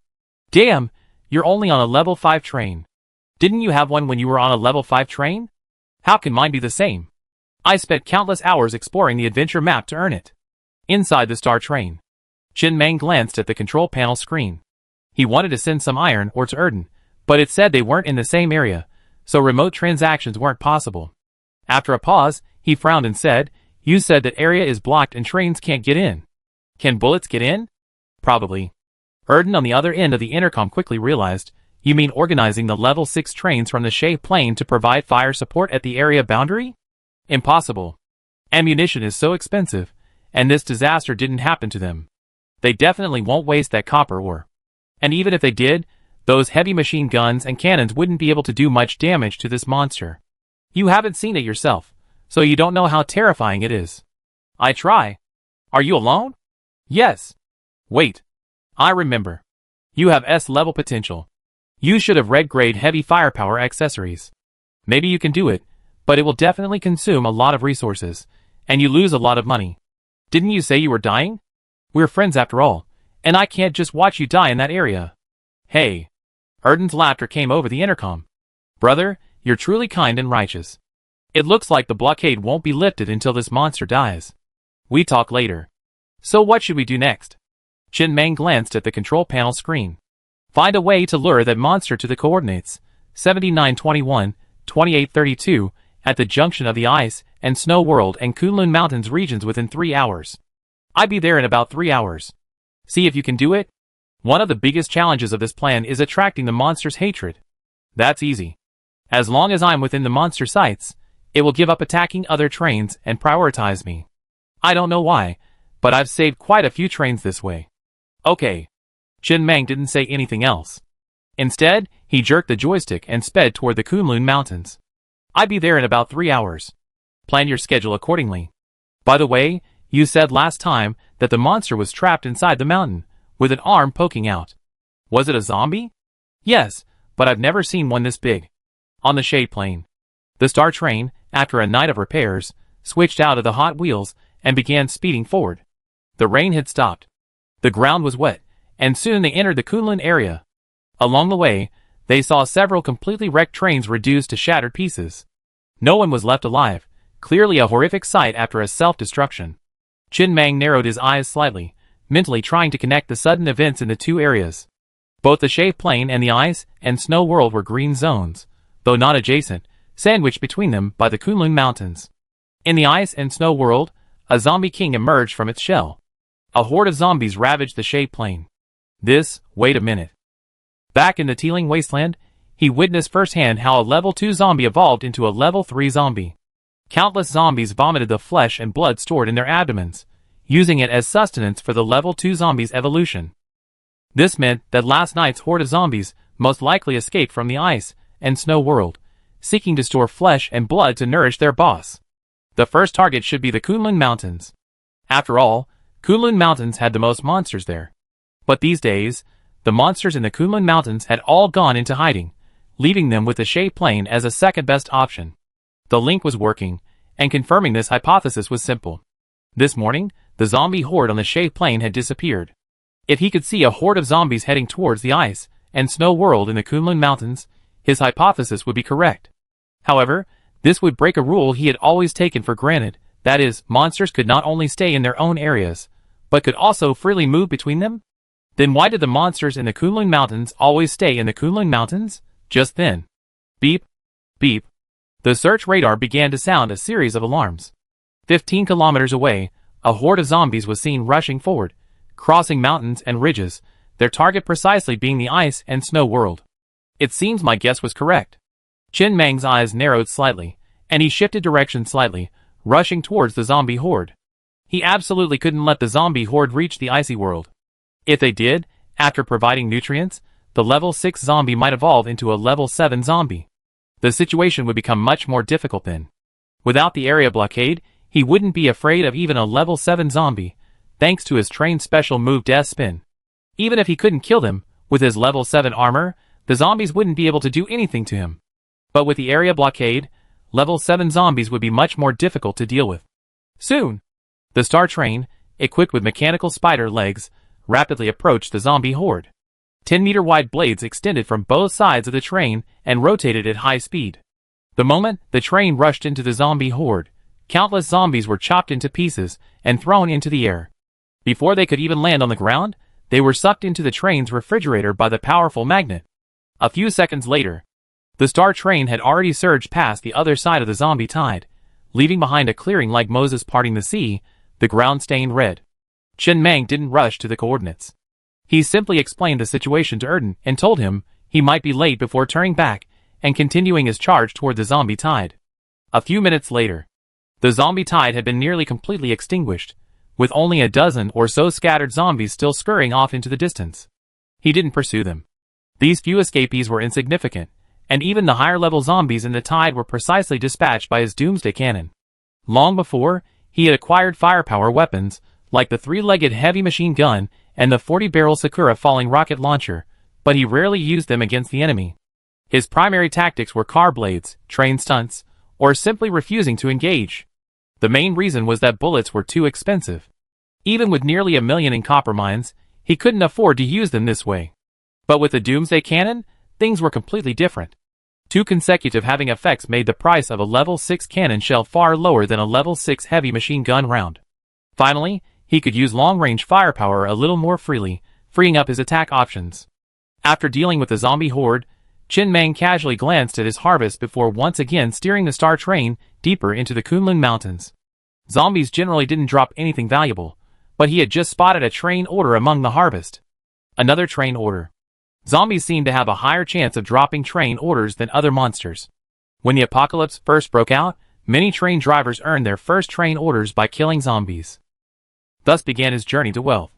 After this matter is dealt with, we see what these zombie hordes and last night's zombie hordes have dropped. It's estimated that they still primarily be focusing on corpse flesh. 4 hours later, the star train finally arrived at the agreed-upon destination with Erden, belatedly. The main reason for this delay was the slaughter of a dozen zombie hordes en route. A large number of zombies, like ants, rushed from the Shay Plain through the Kunlun Mountains toward the ice and snow region. As soon as they arrived at the destination, Chen Mang's breathing subconsciously hitched slightly. A blizzard howled across the area ahead. The ground was already covered in thick snow, and even the treetops were piled with snow. Everything was a sea of white. The howling wind through the canyon was like the agonized roars of a demon from hell, captivating. It formed a stark contrast with the Kunlun Mountains.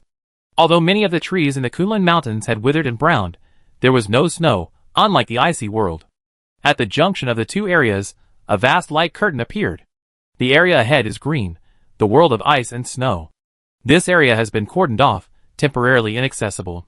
Amidst the raging snowstorm, Chen Mang could clearly see a gigantic zombie, covered in white snow, roaring and running furiously. The zombie stood nearly 60 or 70 meters tall, the equivalent of a 20-story skyscraper. The ground shook as it ran. Goodness! Chen Mang suddenly felt a little uneasy.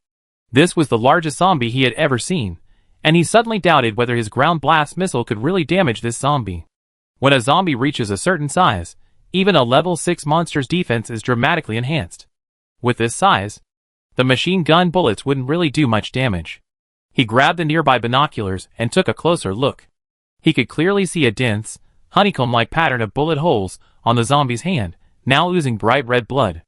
However, the holes, appearing on the zombie's enormous palm, seemed insignificant. It wasn't a penetrating wound. The bullet should have been embedded in the palm. Just then, Erden's urgent voice came over the intercom. "Brother, I see you. Are you ready?" Chapter 149. Chen Mang immediately spotted the train hurtling through the snowstorm. It was Erden's Blue Dragon. "Let me try." He checked his copper ore balance, 825,000 units, while crafting a level 6 missile cost 300,000 units. Huh? Chen Mang took a deep breath, not giving it any further thought. He had to give it a try to see if it would work. Besides, this zombie was roaring constantly. If he could accurately shove a missile into its mouth, causing it to explode inside its body, the power would be greatly increased. One wouldn't be enough. He needed two. Quickly, after consuming 300,000 units of copper ore, a level 6 ground blast missile was crafted. Swish! Accompanied by the sound of mechanical gears turning, a pitch-black missile slowly rose from carriage 14, pointing diagonally toward the sky, ready for launch. "Can you shoot it in the mouth?" Chen Mang asked gravely, turning his head to look at Xiao Ai beside him. Yes. Xiao Ai's voice was emotionless, but her response was crisp and clear. A hydraulic support, like a spine, supported the missile on open-air carriage number 14. With a roar, a deep blue flame gushed out from the hexagonal nozzle at the end of the missile, instantly raising the temperature around the train to a peak. The missile launched from the train, soaring through the air, aiming directly at the giant zombie beneath the blizzard. The trailing flame sliced through the blizzard, as if Satan were scratching the night sky with a brush dipped in pus and blood. Then, under Chen Meng's fixed gaze, the missile, with an extremely standard and graceful trajectory, accurately hit the zombie's mouth, plunging straight in like a deep throat. Perhaps it was because the throat was too large, but despite the insertion of such a large foreign object, it showed no sign of enlarging. The next moment, boom! A deafening explosion suddenly resounded throughout the heavens and earth. Compared to the previous missile explosion, this one was more muffled. The missile's extremely compressed explosives exploded in the zombie's throat. Instantly, the zombie's head was seen flying high into the air. The neck was severed instantly. Countless orange-red flames erupted from the broken neck.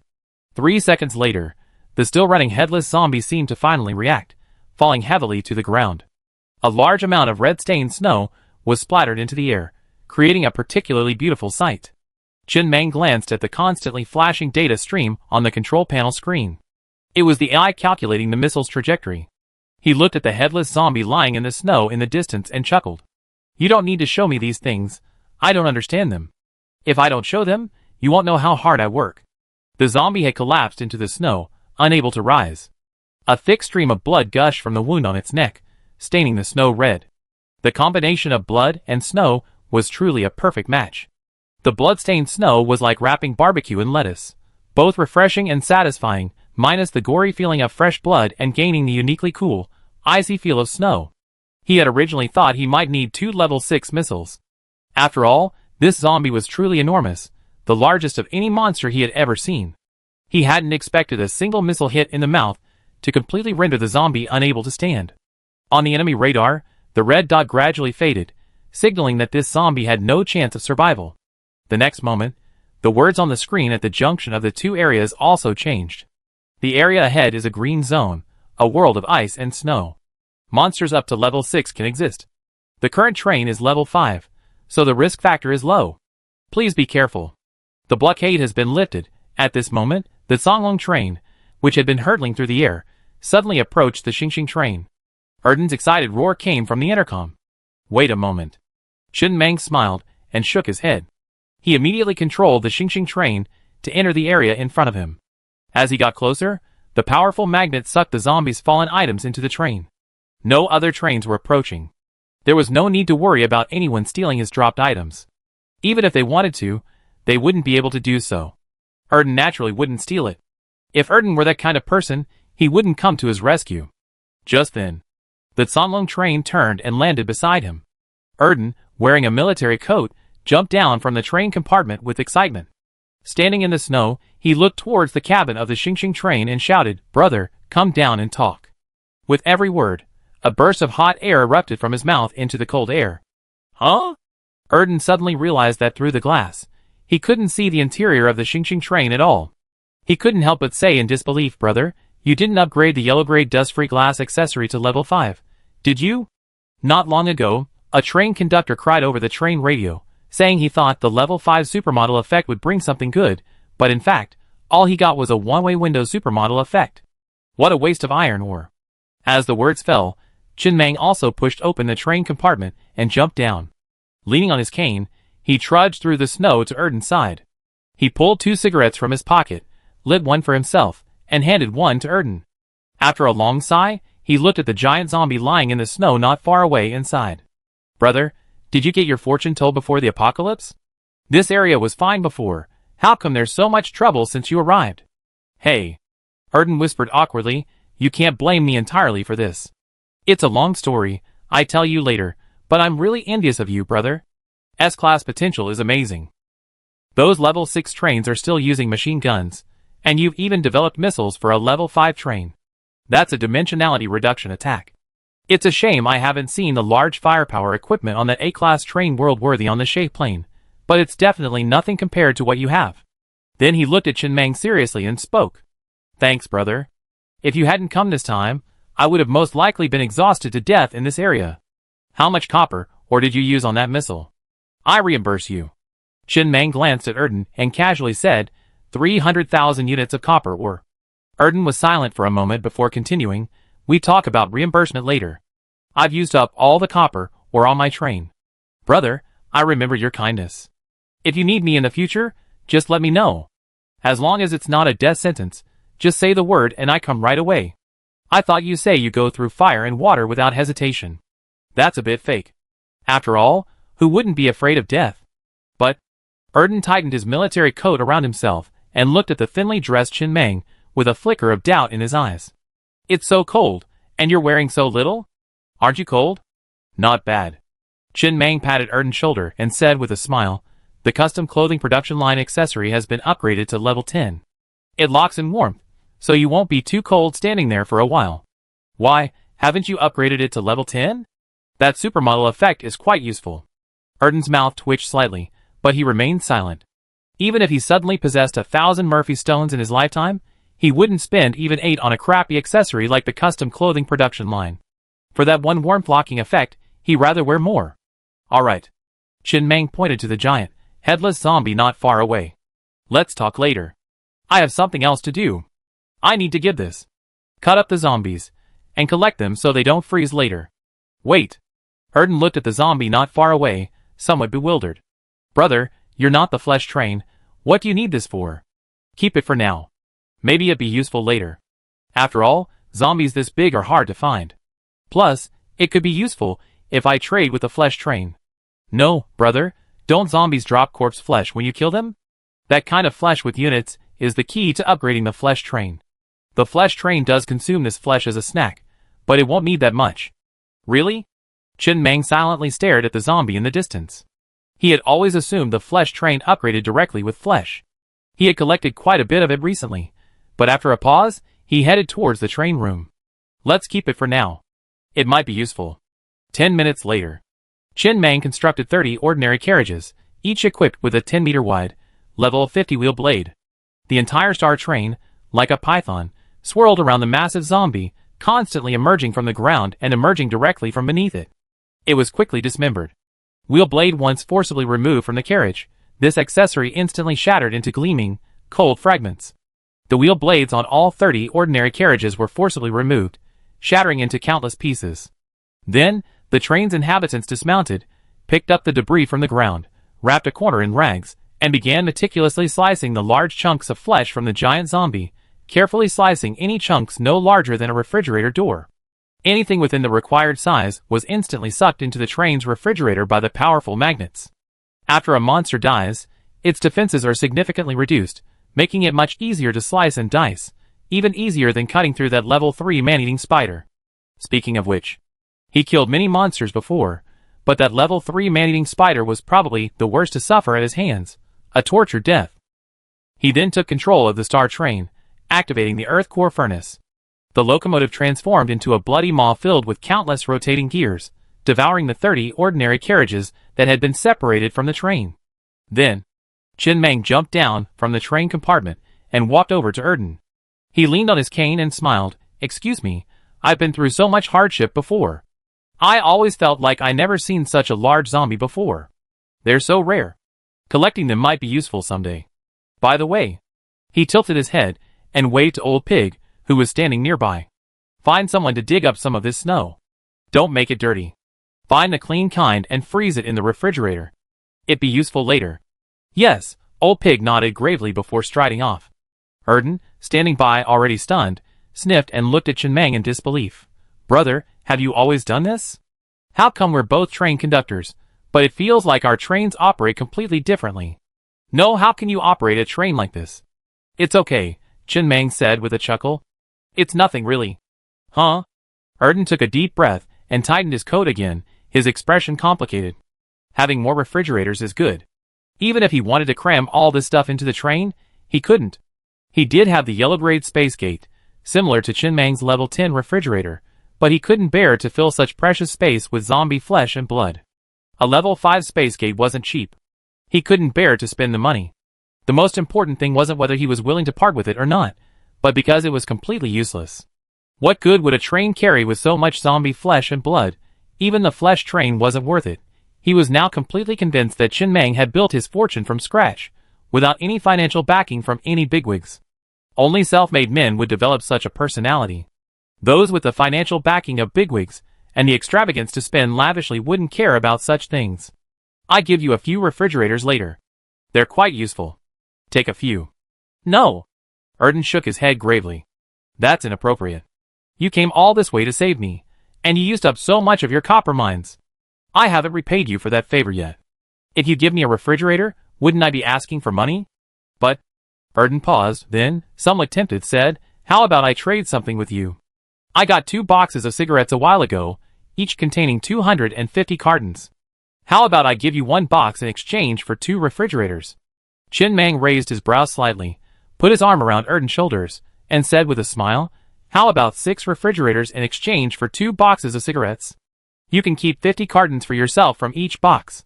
You won't be giving them to your slaves anyway, and between you and your management, you won't need much, will you? Deal. Erden made a firm move almost as soon as Chen Meng finished speaking.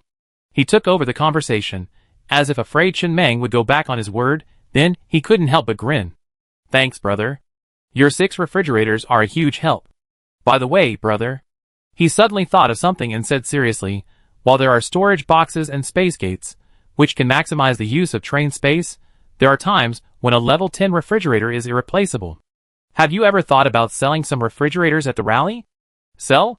Chen Meng shook his head. Refrigerators are white-grade accessories.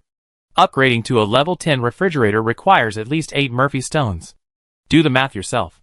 What's a reasonable price for me? Of course I've thought about selling them, but I'm not planning on selling them in the green zone. They can't afford it. I sell them in the yellow zone later. Chapter 150. That's true. Erden nodded in agreement. Although he didn't understand why Chen Meng was willing to spend so many Murphy stones on a refrigerator, upgrading a refrigerator to level 10 did require 8 Murphy stones. How would he sell them? The price would definitely be high. But it was certainly far less than selling Murphy stones alone. Selling them in the green zone wasn't cost-effective, and he couldn't afford to pay too much. As for the fact that he was able to trade 2 boxes of cigarettes for them, it was purely due to his friendship with Chen Meng. Speaking of which, he sometimes really admired himself. Back then, he and Chen Meng had some conflicts. Chen Meng tortured him for a full half-hour in that maze. Most people would have rushed to seek revenge under such circumstances, yet he managed to maintain a good relationship with Chen Meng. This ability isn't something everyone possesses. Having enemies, like Chen Meng, makes sleeping uneasy at night.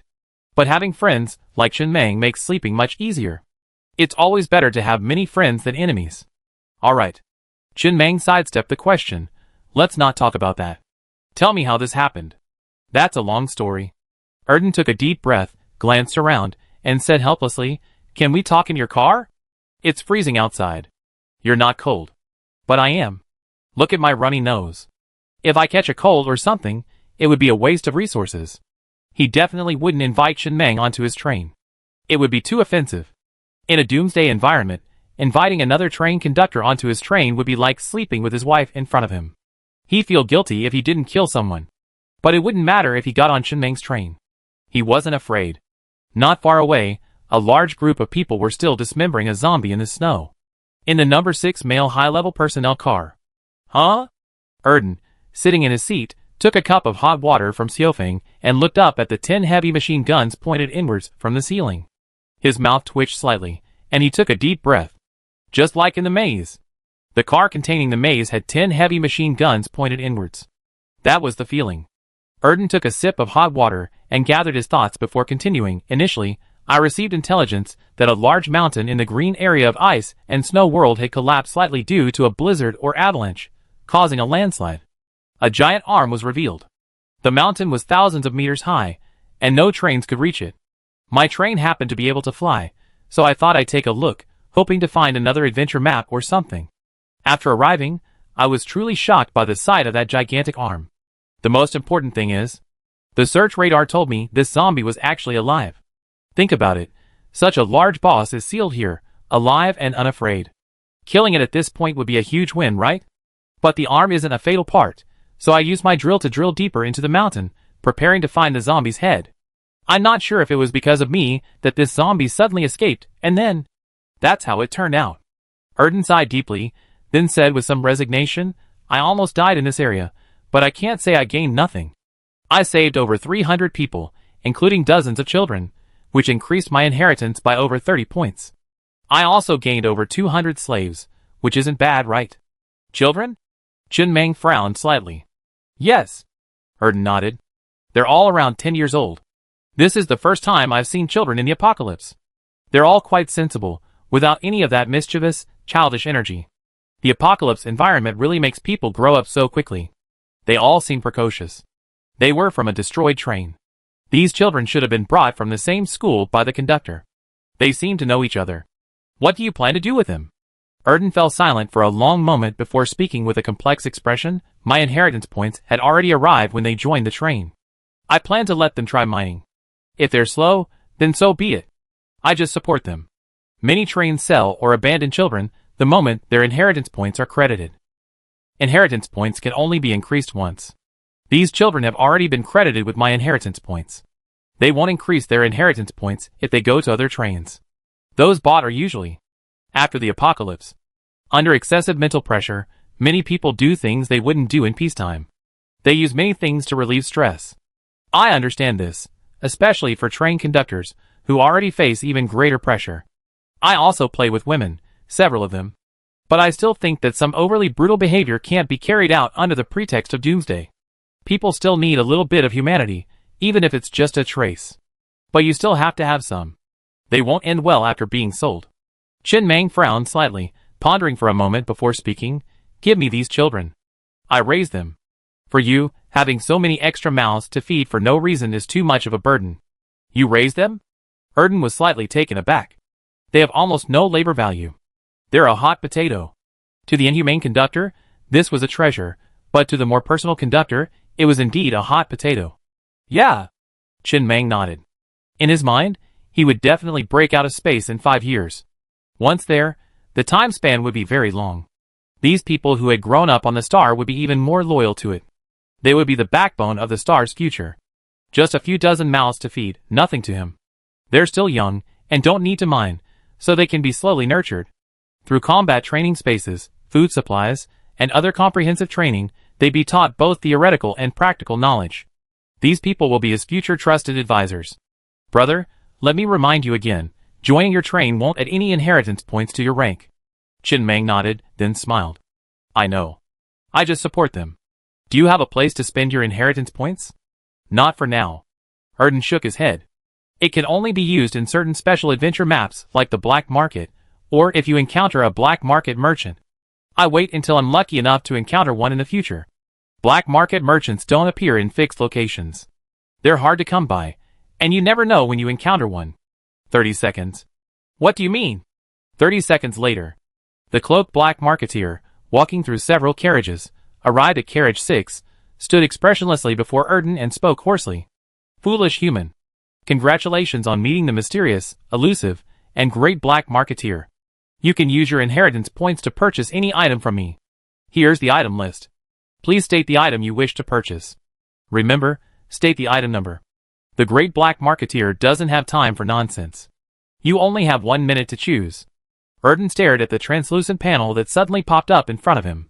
Bewildered for a moment, he looked at Chen Meng, who was sitting beside him, and muttered, What the hell is this? Stuff? A black marketeer? No. If not, why would he be on your train? Oh, a train crew member joining the star. How can a black marketeer join a train? Isn't he said to be mysterious and elusive? Isn't that mysterious? How could you have met this black marketeer without meeting me? Erden fell silent, expressionless. Then, after quickly selecting 2 items, he looked at the blueprints in his hand, and the receding black marketeer's back, feeling a bit lost for words. Black marketeer becomes a train resident. How incongruous are these 2 words when put together? Brother, if only one train survives this apocalypse, it'd definitely be the star.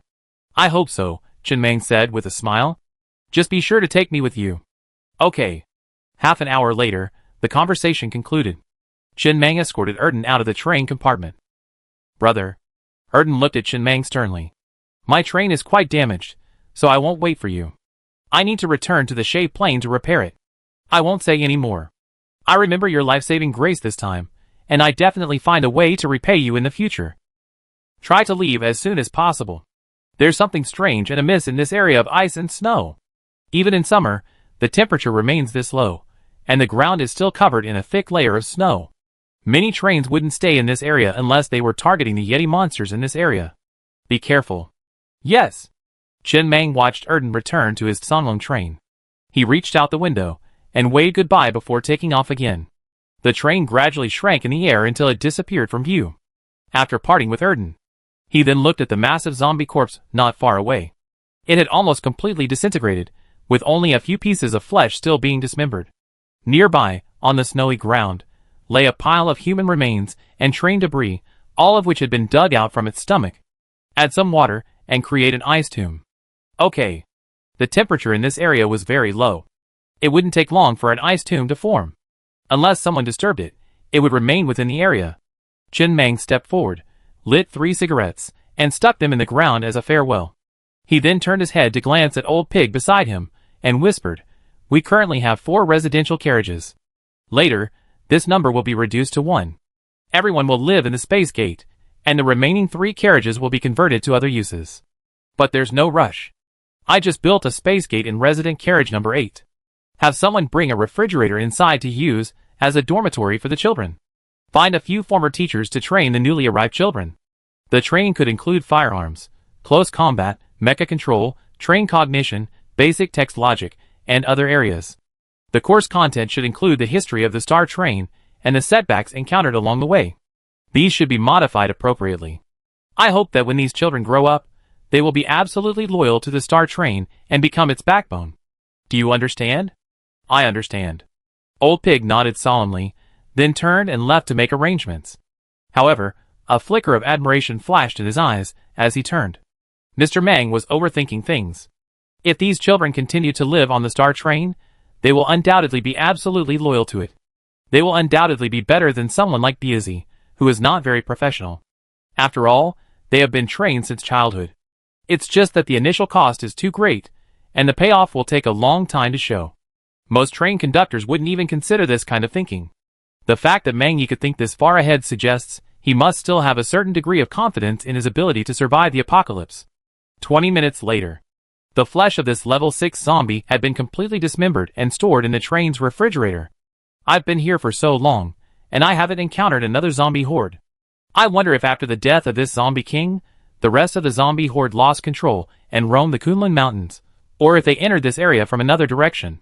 After finishing things here, Chen Mang controlled the Star Train, switching to the Rabbit Cloud wheels and soaring high into the sky, heading deep into the green area of ice and snow. His target was the coordinates Erden had just given him, the location where the zombie king had escaped. He wanted to take a look. As he entered the ice and snow, the blizzard intensified. He did encounter some trains along the way, but their wheels weren't Hot Wheels or spider legs. Instead, they had tracks and sleds. These were essentially the 2 types of wheels. Tracks can be used directly as propulsion, but sleds can't. Trains equipped with sleds typically have numerous tail jets, which provide propulsion, allowing them to move forward across the snow. The armor on the trains he encountered was rarely intact. Clearly, the zombie king had left a significant impact on this small area, much smaller than the Shade Plain. There were also numerous snow-capped mountains. Several snow-capped mountains can be seen, but they're not as numerous as in the Kunlun Mountains. There are still quite a few flat areas. I don't know if the actual terrain is flat, but the snow is flat. The snow here is very solid. You don't sink too deeply when you step on it. It may seem like you're only sinking a few centimeters, but the snow beneath your feet might actually be several meters thick. Mining is a problem. Chen Mang frowned slightly, looking around. Snow blindness is a problem after staying here for so long. This area feels even worse than the Kunlun Mountains, and staying warm is also a problem. So far, the resource deposits he's discovered are mostly on the mountain slopes. There's almost none underground. Chapter 151. As they hurried along, Chen Mang glanced at the items on the table beside him, chuckling softly without saying a word. Although it was only a level 6 monster, the reward was extremely generous. 2 lines of text floated on the console screen. You killed the level 7 ancient boss, the mechanical zombie king. Gain 30 reputation points. The panel displayed a level 7 boss. This further confirmed his suspicions. If the zombie horde fed the zombie king all its flesh and blood, perhaps it would fully ascend to a level 7 boss. The map would then likely change. After all, this was a green zone, capable of accommodating only level 6 zombies. However, there weren't many monsters or humans on the shape plane to begin with. Even if the zombie horde hadn't been intercepted and successfully reached the area, the flesh and blood it brought wouldn't be enough for the zombie to evolve to level 7. After listening to Erden's narration, this mechanical zombie king boss battle was essentially a major event, but Erden had triggered it prematurely. The numerous monsters in the Kunlun Mountains were likely pre-prepared blood food for the mechanical zombie king's evolution. Man proposes, God disposes. Erden had accidentally triggered this event prematurely, and the abundant blood food in the Kunlun Mountains had been hidden. The zombie hordes were forced to plunder blood food for their king, and then he appeared again. He slaughtered the zombie hordes midway, and the zombie king was destroyed by a single missile. As a result, what should have been a major event was abruptly brought to an end. However, Chen Meng still planned to visit the collapsed mountain to see what was happening. Ancient boss? Chen Meng raised his eyebrows slightly, a bit unsure of what this ancient boss meant. Could it be a boss born during the apocalypse of another planet and then transported to this world? But perhaps it was precisely because of this unusual prefix that he received an extra 30 reputation points. The drops were quite good. 3 items in total. 1. Green-grade vehicle accessory blueprint, car-mounted zombie detection blocker. 2. Special item, Resident Evil map chip. 3. 10 Murphy stones. Only the second item was something he had never seen before. It wasn't a chip that unlocked the adventure map, but rather required the level 5 combat training virtual space. The combat training virtual space had a variety of maps to choose from. When this accessory reached level 10, the overall physical fitness gained from training in the virtual space would also be amplified in the outside world. After inserting this chip into the combat training virtual space, a special map, the Resident Evil map, would appear. Each successful level completion grants a 0.2 bonus to your overall physical fitness, up to 3 times. This is a normal level completion. Another level, called the extreme level completion, increases the difficulty.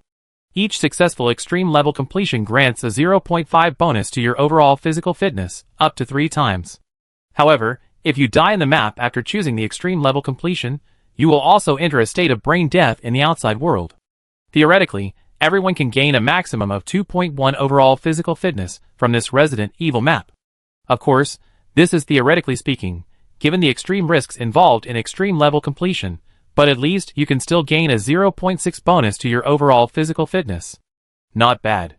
Chen Meng smiled as he stuffed the items into the drawer. Anything that improves overall physical fitness is good.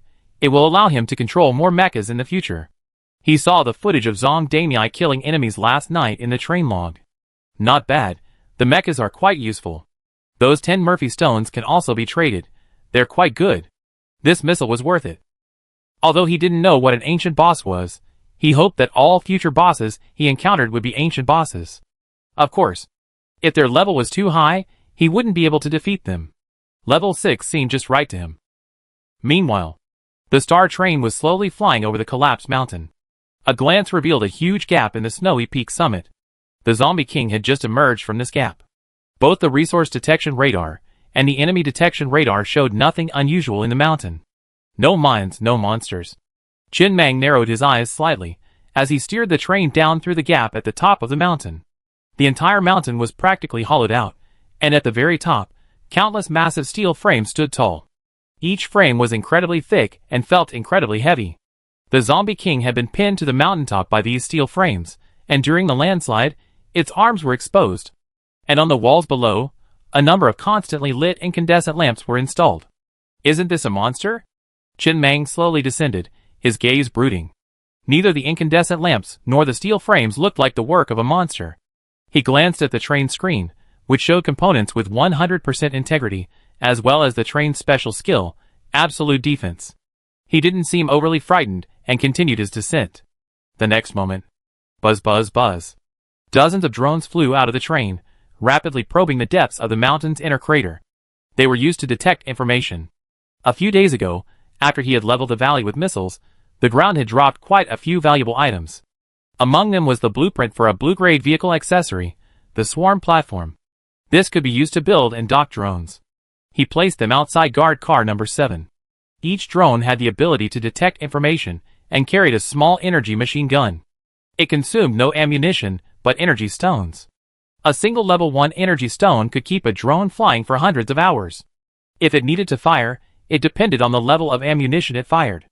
If it fired level 3 ammunition, it could fire continuously for 10 minutes. He had already upgraded this accessory to level 10, so each drone was naturally level 10 as well. Theoretically, it could fire level 10 ammunition. However, the level 1 energy stone had too small a capacity, only supporting the firing of level 3 ammunition at most. To fire level 10 ammunition, at least a level 5 energy stone would be required. However, attack isn't the drone's primary function. Detection is its primary purpose. It's fine for clearing out minor enemies, but facing a level 10 boss, there's no room for drones. Soon, a large amount of footage was transmitted back to the train assistant's AI via the drone, and then the AI trimmed and pieced it together to form a complete image. At the bottom, there was a vast square. Many robotic arms and racks surrounded the square. No monsters or robots were seen. A few minutes later, the star train slowly landed on the square, which was covered in various strange patterns. Surrounding the square were many high racks, each equipped with robotic arms. The whole place looked like a rocket launch site. But there were no rockets in sight. Wow! Chen Meng looked around the square with a slight shock. At the edge of the square stood a massive 5-story platform, upon which were placed numerous large-scale firepower weapons.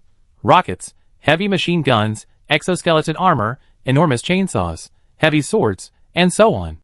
There were also numerous ammunition boxes. The caliber of the heavy machine gun was even larger than that of his Doomsday cannon. The volley of fire struck fear into the hearts of both humans and ghosts. He looked up through the skylight, gazing at the huge gap above the cavern and the countless incandescent lights lining the walls. He finally understood why this boss was called the Mechanical Zombie King, and what this place was all about. Normally, when the timing was right, the zombie at the top would fall onto the square, and then these platforms and mechanical arms would load the weapons and accessories onto the zombie, forming a massive killing machine. It's similar to the Star 3 mech he saw in the Mechanical City. It's just much larger and more heavily equipped with firepower. Can I take these things with me? Chen Meng looked with a hint of envy at the large firepower components displayed on a nearby elevated platform. These components weren't designed for humans from the beginning. They were larger than a human. They were designed specifically for this zombie. Although there were many of them, they weren't huge compared to that zombie, and they could all be installed on it. They would also be perfect for the train. While they weren't train components, and might not be used up to craft ammunition, they were free after all. Free stuff is always better when you have as much as you can get. Shall I send Biozzi and a team down to investigate? Yes. Perform merit, perform merit, perform merit. As the door of guard car number 7 opened, Biozzi, his face brimming with excitement, tightened the belt of his special operations uniform, grabbed his rifle, and hopped off the train with his team. Starting from the edge, he began to carefully inspect any unusual features in the square. It was time for him to perform merit again. Okay. Even if he found something, it wouldn't be considered merit, as it was his job description, but at least it was a small achievement. Although he was excited inside, but when it came to actually carrying out the mission, Biozzi instantly became cautious. With a nervous expression, he quickly searched the small shelves around him from the edge. There were many tall shelves around the square, similar to the fixed shelves used before rocket launches. In addition to those tall shelves, there were also many smaller shelves, only a meter or so high. There were many tools on them. No dust. Biozzi frowned slightly, picked up a wrench, examined it, and rubbed his fingers against the shelf. He wondered how long this place had been here. How could there be no dust? It must be running fresh air. Is this fresh air system so effective? The shelf in front of him was mostly filled with tools, while the shelf next to it held armor, weapons, and other items. Biozzi froze in place, a flicker of surprise in his eyes. These armor and weapons were clearly not for trains. They were smaller, the kind for mechas. Could there be a mecha here? If a mecha with less physical requirements came along, perhaps he could have his first mecha. With this thought, Biozzi's exploration intensified. He then glanced at the team behind him. Without saying a word, he relayed his command to Chief AI via collective thinking. Chief AI, in turn, relayed the command to the team members in front of him via their iris chips. In the blink of an eye, the command was silently transmitted. And then, all the members nodded in unison, then dispersed, each beginning their own search. Conductor Xiao AI, standing inside the train, spoke in a cold, emotionless voice. First and foremost, the card patterns in the square are not a maze. They don't meet the basic requirements. Nor are they written in script. As for whether they're occult or some other script, my database contains no relevant information. But it does look like some kind of ritual. Ritual? A diagram of the pattern in the square quickly appeared on the console screen. At the same time, Xiao Ai's voice reached my ears. Suppose I pour a bucket of blood from this location. It will flow through these carved channels and cover all the patterns, like this. On the screen, a puddle-like depression on the far left of the pattern diagram slowly turned red, and soon all the patterns turned red. Xiao Ai was simulating what would happen if blood were poured into that depression. Qin said nothing more. He narrowed his eyes slightly, staring out the window at the patterns in the square. He controlled the star train to take off and land again on the open space surrounding the square. Since there was a possibility of a sacrifice, he shouldn't just stay in the square foolishly. Lest I get sacrificed myself later, there's sacrifice, zombies, and mechanical firepower. This place is quite a mess. 30 minutes later. Conductor, Biozzi and the others have completed their investigation. Detailed information is now displayed on the screen. There's also a chip, enclosed in a transparent box. There's a line of words on the box. Qin looked down at the transparent box in his hand. The chip inside was about the size of his little finger and looked very much like a cell phone memory card from his previous life. The box read, Mechanical Zombie King Creation Plan. Can you download the information on this chip? He tilted his head to look at Xiao Ai beside him. Of course. Xiao Ai stepped forward, took the transparent box, and carefully inserted the chip into the Train Assistance AI port on the control panel. Her voice was mechanical and cold. This assumes the chip doesn't have a very high level of encryption. 1 minute later. Xiao Ai's voice echoed once again within the train. Though still a cold, mechanical electronic cadence, a hint of admiration and joy could still be heard. Congratulations, conductor. This is a ruin similar to the mechanical city, except it's not an adventure map. This chip contains detailed instructions for crafting terrifying, killing weapons, like the mechanical zombie king. And all the valuable items here are hidden beneath this square. Unlocking this square requires a large amount of flesh and blood, not just blood. The password is the pattern. And the key is the large amount of zombie flesh and blood in your refrigerator, conductor. Chapter 152. Xiao Ai's voice echoed beside him. Qin raised his eyebrows, a hint of surprise flashing in his eyes. You mean, the zombie flesh and blood I just collected just happened to be the key? What a coincidence. Yes. Xiao Ai continued, according to the information recorded in the chip, the entire process of creating this mechanical zombie king is to first control a level 6 zombie that is about to evolve into a level 7 zombie. Then, according to the normal evolutionary process, after receiving sufficient flesh and blood, this level 6 zombie will evolve to a level 7 zombie, and its plasticity will be greatly improved. The flesh and blood brought back by the zombie tide can not only serve as nutrients for evolution, but also can be used as a nutrient for the evolution process, which can also trigger the mechanism. Then, during the period when the zombies are most flexible, firepower weapons, like rocket launchers and chainsaws can be permanently embedded in the zombies, giving them even greater power. That huge funnel next to it is used to store flesh and blood. The flesh and blood in the funnel will flow into the depression in the square I just pointed out. When the blood covers the entire pattern on the square, that's when the mechanical zombie king fully transforms. Qin narrowed his eyes slightly, and said nothing. He had truly stumbled upon this place by accident.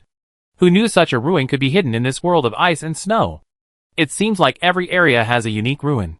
For example, the Tower of Babel and Goblin ruins in the Shay Plains, and the Undersea Maze. The Arsenal Adventure map exclusive to the Flesh Train in Kunlun Mountains. This mechanical zombie king in the world of ice and snow. These places are places where you can basically bring out opportunities, as long as you enter, and can come out safely. The difference lies in the size of the opportunity. In other words, there may be many lucky people in other areas, who have obtained these opportunities, and developed extremely rapidly. Even the Teeling Wasteland, a white zone for beginners, has a unique feature like the Doomsday Abyss. It seems so. Besides speed, defense, attack, and survivability, the most important improvement for a train should be its adaptability to different environments, allowing it to explore more adventure maps. Trains like the Songlong, which can operate on land, water, and air, have a natural advantage in exploring such adventure maps. His star train still lacks the ability to dive. Although it had acquired the propellers, wheels that allow the train to travel underwater, In the Kunlun Mountains, it still lacks some special accessories, such as waterproofing, to fully realize its underwater capabilities. Chen Meng didn't hesitate for long. He immediately controlled the star train to fly in midair, hovering over the huge funnel on the nearby elevated platform. Then, the door of carriage 3 opened. Yuzzi and his companions moved a refrigerator to the door, and tilted it forward at a certain angle. The next moment, boom boom! Like a floodgate releasing water, a large amount of sticky blood arced through the air and slammed heavily into the funnel in front of him, followed by the thud of zombie flesh. Zhang Daniai stood aside, picking up her scimitar and occasionally prodding the refrigerator, unblocking the door when it occasionally got blocked. Although the refrigerator was filled with zombie flesh, the weight remained constant. It took more than 10 minutes before the refrigerator was finally completely emptied of zombie flesh. The zombie flesh in the refrigerator was all obtained from slaughtering the zombie horde. As for the flesh of the level 6 zombie king, Chen Meng was reluctant to use it. After all, it was higher level and had a higher level of flesh. Although he didn't know what the higher level would be used for, what if it could be used in the future, just like the flesh of the zombie horde? This made him even more determined. As long as he had enough storage space, he would take everything he could find. He would need it sooner or later. It could last forever. But there was no such thing as a time when it couldn't be used. At this point, the funnel was already filled with zombie flesh and blood. A large amount of blood flowed down the funnel into the depression in the square, gradually covering the entire pattern. When the pattern on the square was completely filled with blood, buzz buzz buzz.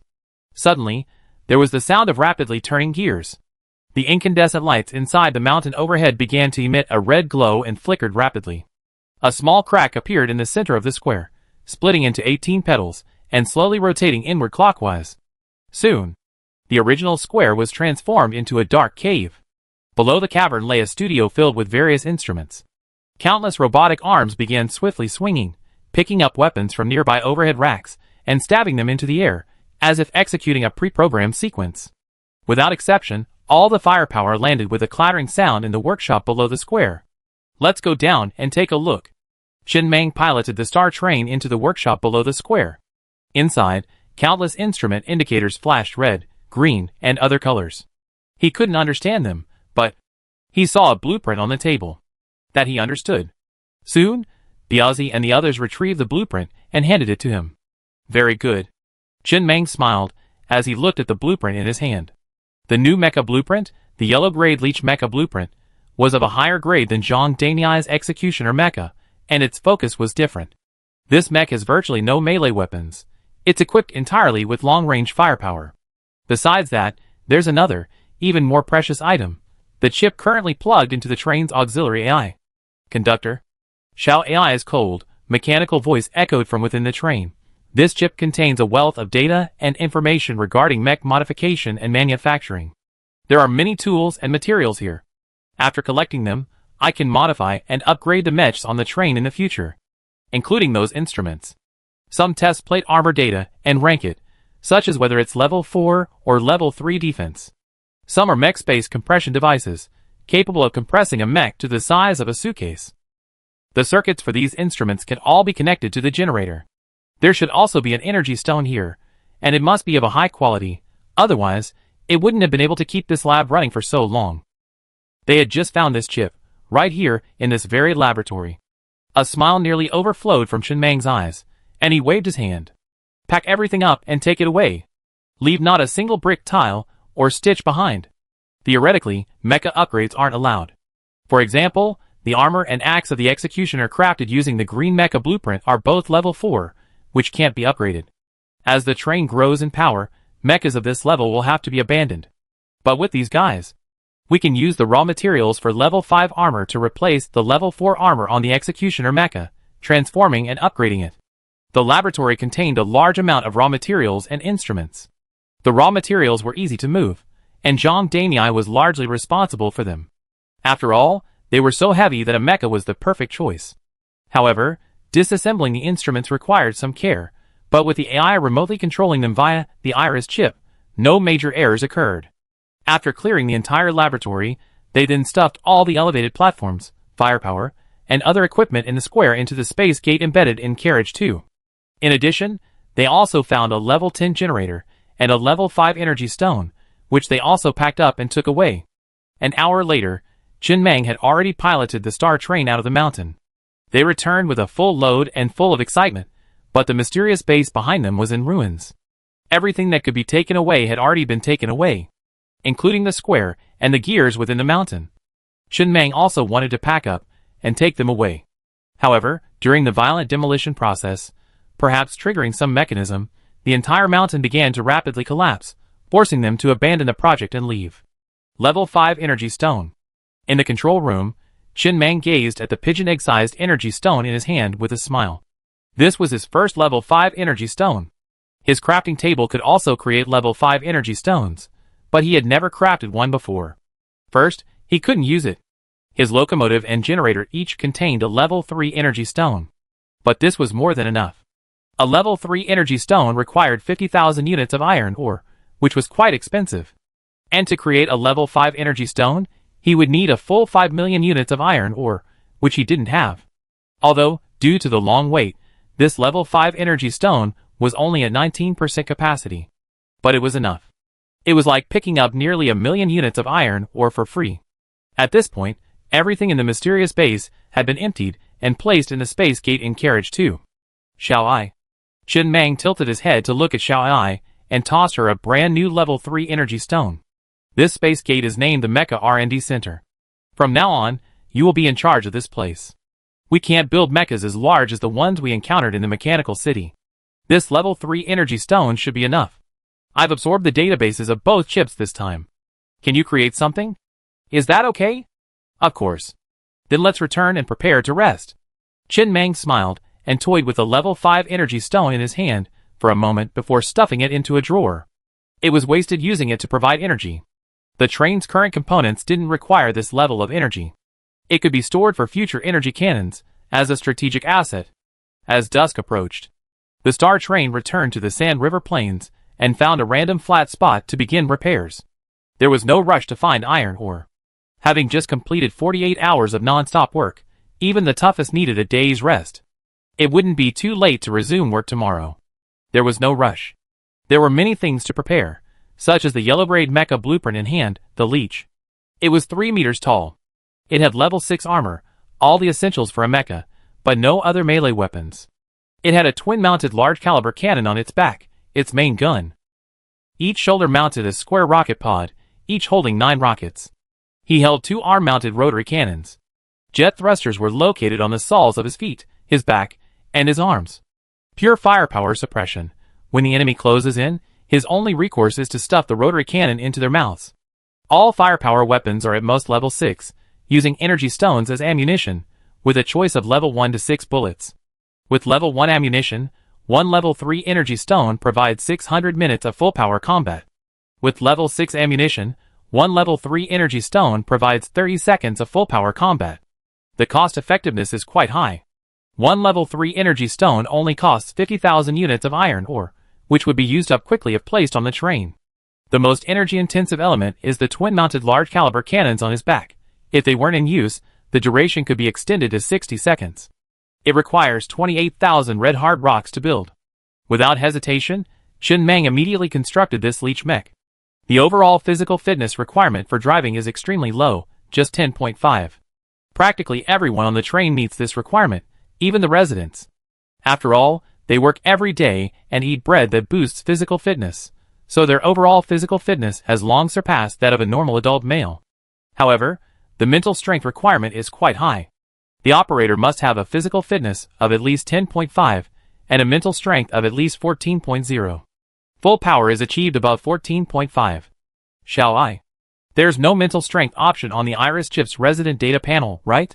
Add the option to digitize mental strength and see if anyone has a mental strength above 14.0. Okay.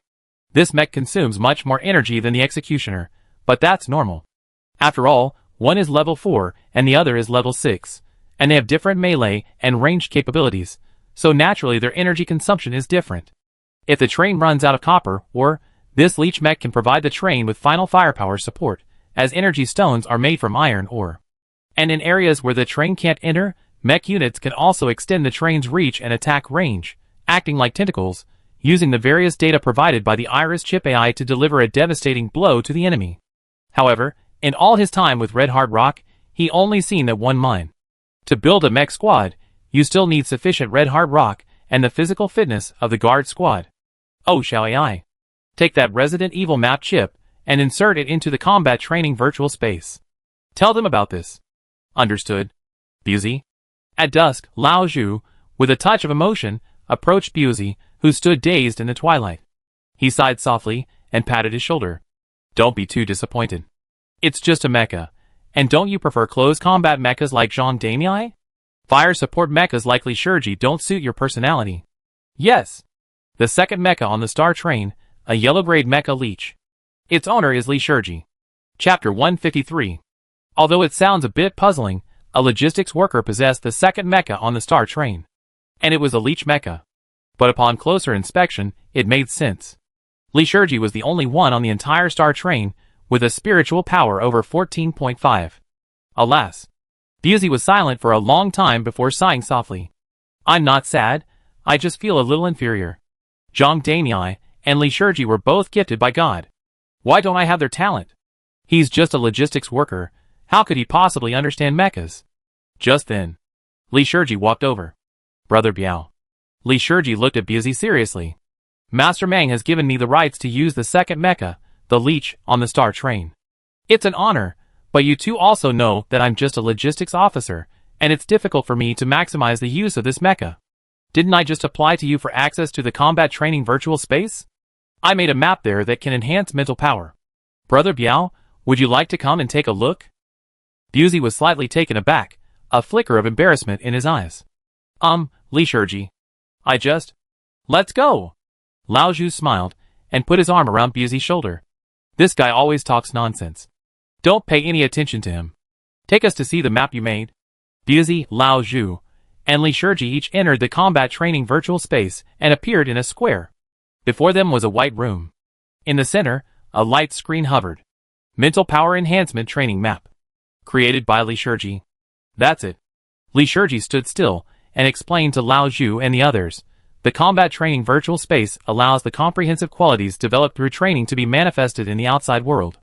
Mental strength is cultivated, so it can be trained here and then improved in the outside world. I created a simple level. My initial estimate is that if you can complete it 4 or 5 times or more, you should be able to increase your mental strength by 0.8. So high. A hint of surprise flashed in Lao Zhu's eyes. Yes, then let's start with the first level. Mental strength manifests itself in many aspects and dimensions, and color sensitivity, or color perception, can effectively enhance mental strength to a certain extent. The next moment, 4 green squares appeared on the screen before them, 3 of them dark green, the other an emerald green. There was also a 30-second countdown on the screen. The rules are simple. You just need to pick the one that's a different color from the others before the countdown ends. So simple? Busey frowned slightly, then with a thought, quickly selected the emerald green square. He quickly passed the first level and moved on to the second. The second level is a little more difficult. The moment Li Shurji finished speaking, 81 black squares suddenly appeared on the screen, along with a 3-second countdown. 3 seconds later. Failed to clear the level. Busey looked expressionlessly at Li Shurji. Are those 81 black squares really not exactly the same? Of course not. Li Shurji brought up the second level screen again and pointed at the black square in the center. Isn't it obvious that one of the black squares is a little lighter? It's easy to tell, right? Just like a red date thrown into a glass of water. I try again. 30 minutes. Busey rubbed his reddened eyes, looked at Li Shurji, and gave him a thumbs up. Brother, that's awesome. But thank you for making me realize I'm not cut out for this. Li Shurji said awkwardly, there are 9 levels in total, and the difficulty increases gradually. Brother Biao, you haven't even made it past the second level yet. If it's useful, I can design a lot of maps to boost your mental strength. Also, I've looked at many of the default maps in this combat training virtual space, and they're quite limited. I've also looked at the historical records of your own maps, and they have some limitations as well. I used to be a game designer. I think I can help you design better maps to improve your overall physical fitness and mental strength, so that the mecha squad you envision can be perfected and realized sooner. Busey and Lao Zhu exchanged glances, each seeing the thought in the other's eyes. This kid is truly a genius. I need to talk to Master Meng about this. Yes, I must. Busey looked at Li Shurji with admiration for the first time. Although I can't use your map, There are 2 guys on my team who have high initial mental strength, like Shanmazi. I have them come to your place for training later. In the future, they'd be responsible for long-range fire support, and I'd just be in the front lines. I'm still more suited to being a warrior. You're amazing. Until now. He was finally completely convinced by the young man, Li Shiji. He was no match for him. Really? Then if I rise up in rebellion, will you join me? Ha. Buzi forced a forced smile. Tell a joke to lighten the mood, Li Shiji said awkwardly. Let's go. Old Pig shook his head and smiled as he left the combat training virtual space. The last time I heard such a joke was from Master Meng. At dusk, the star train rested on the plains. Many of the train's inhabitants left the train and lay on the nearby grassland, breathing in the fresh air and enjoying the moment of peace. The few monsters that occasionally appeared were easily defeated by the members of Team 2, led by Zhang Daniai. And when the inhabitants saw the monsters, far from being frightened, they all gathered together, gazing at the distant monster and commenting on it with amusement. This monster is no match. Not as good as that nearly 100-meter-tall zombie from the day. Indeed, I was despairing when I saw that 100-meter-tall zombie. I didn't expect it to be instantly destroyed by a missile fired by the train. It said it was a level 7 monster. I heard from Lao Zhu that a level 7 monster is already very strong. The giant spider we encountered in the Teeling Wasteland was only a level 3 monster, and the monsters in this area are only level 6. Before encountering the Zombie King, Chen Mang had manufactured numerous display screens and installed them inside the train cars and refrigerators. Connected to generators and mechanical eyes, these screens allowed train occupants to see the outside world. The nearly 100-meter-tall zombie left a deep impression on everyone. Lao Zhu also occasionally gave everyone political lectures. He mainly discussed the changes in this post-apocalyptic world, the system of monsters on the train, and most importantly, the powerful abilities of the star's Master Meng, and the plight of the other trains. It's wonderful. The boy who had been following Uncle Li lay on the grass, gazing at the 20 or so children following a few women not far away. He clasped his hands under his head, feeling the breeze on his face as he murmured in a trance. For a moment, I felt like I wasn't in the apocalypse, but camping in a park. I don't know why. I didn't like children before, but after seeing them, I suddenly felt a sense of peace within myself. It was like I saw hope, that the star train could continue forever. Of course, it could also be that the apocalypse has made these children incredibly sensible. Especially the look in those boys' eyes. They don't look like children at all. They look like adults baptized by the apocalypse. Hey, Uncle Li, why aren't you saying anything? Uncle Li, also lying on the grass, remained silent with a complex expression. After a moment, he said hoarsely, don't fucking. Take care of those kids, take care of yourself. I saw it today. The space inside that space gate is enormous, and there's plenty of grass. It's obviously better suited for farming and raising livestock than the breeding carriage. I'm really worried we might be out of a job. The young man, whose expression of enjoyment had just been radiant, fell silent upon hearing this. Uncle Li, this possibility seems quite likely. What should we do? How the hell should I know what to do? I'm thinking about Uncle Li with you. How can you think of it? I can't, but I need to be polite. You said. The pig car captain is looking for a teacher for those kids. Can I become one? Isn't that hard to pretend? I really was a teacher.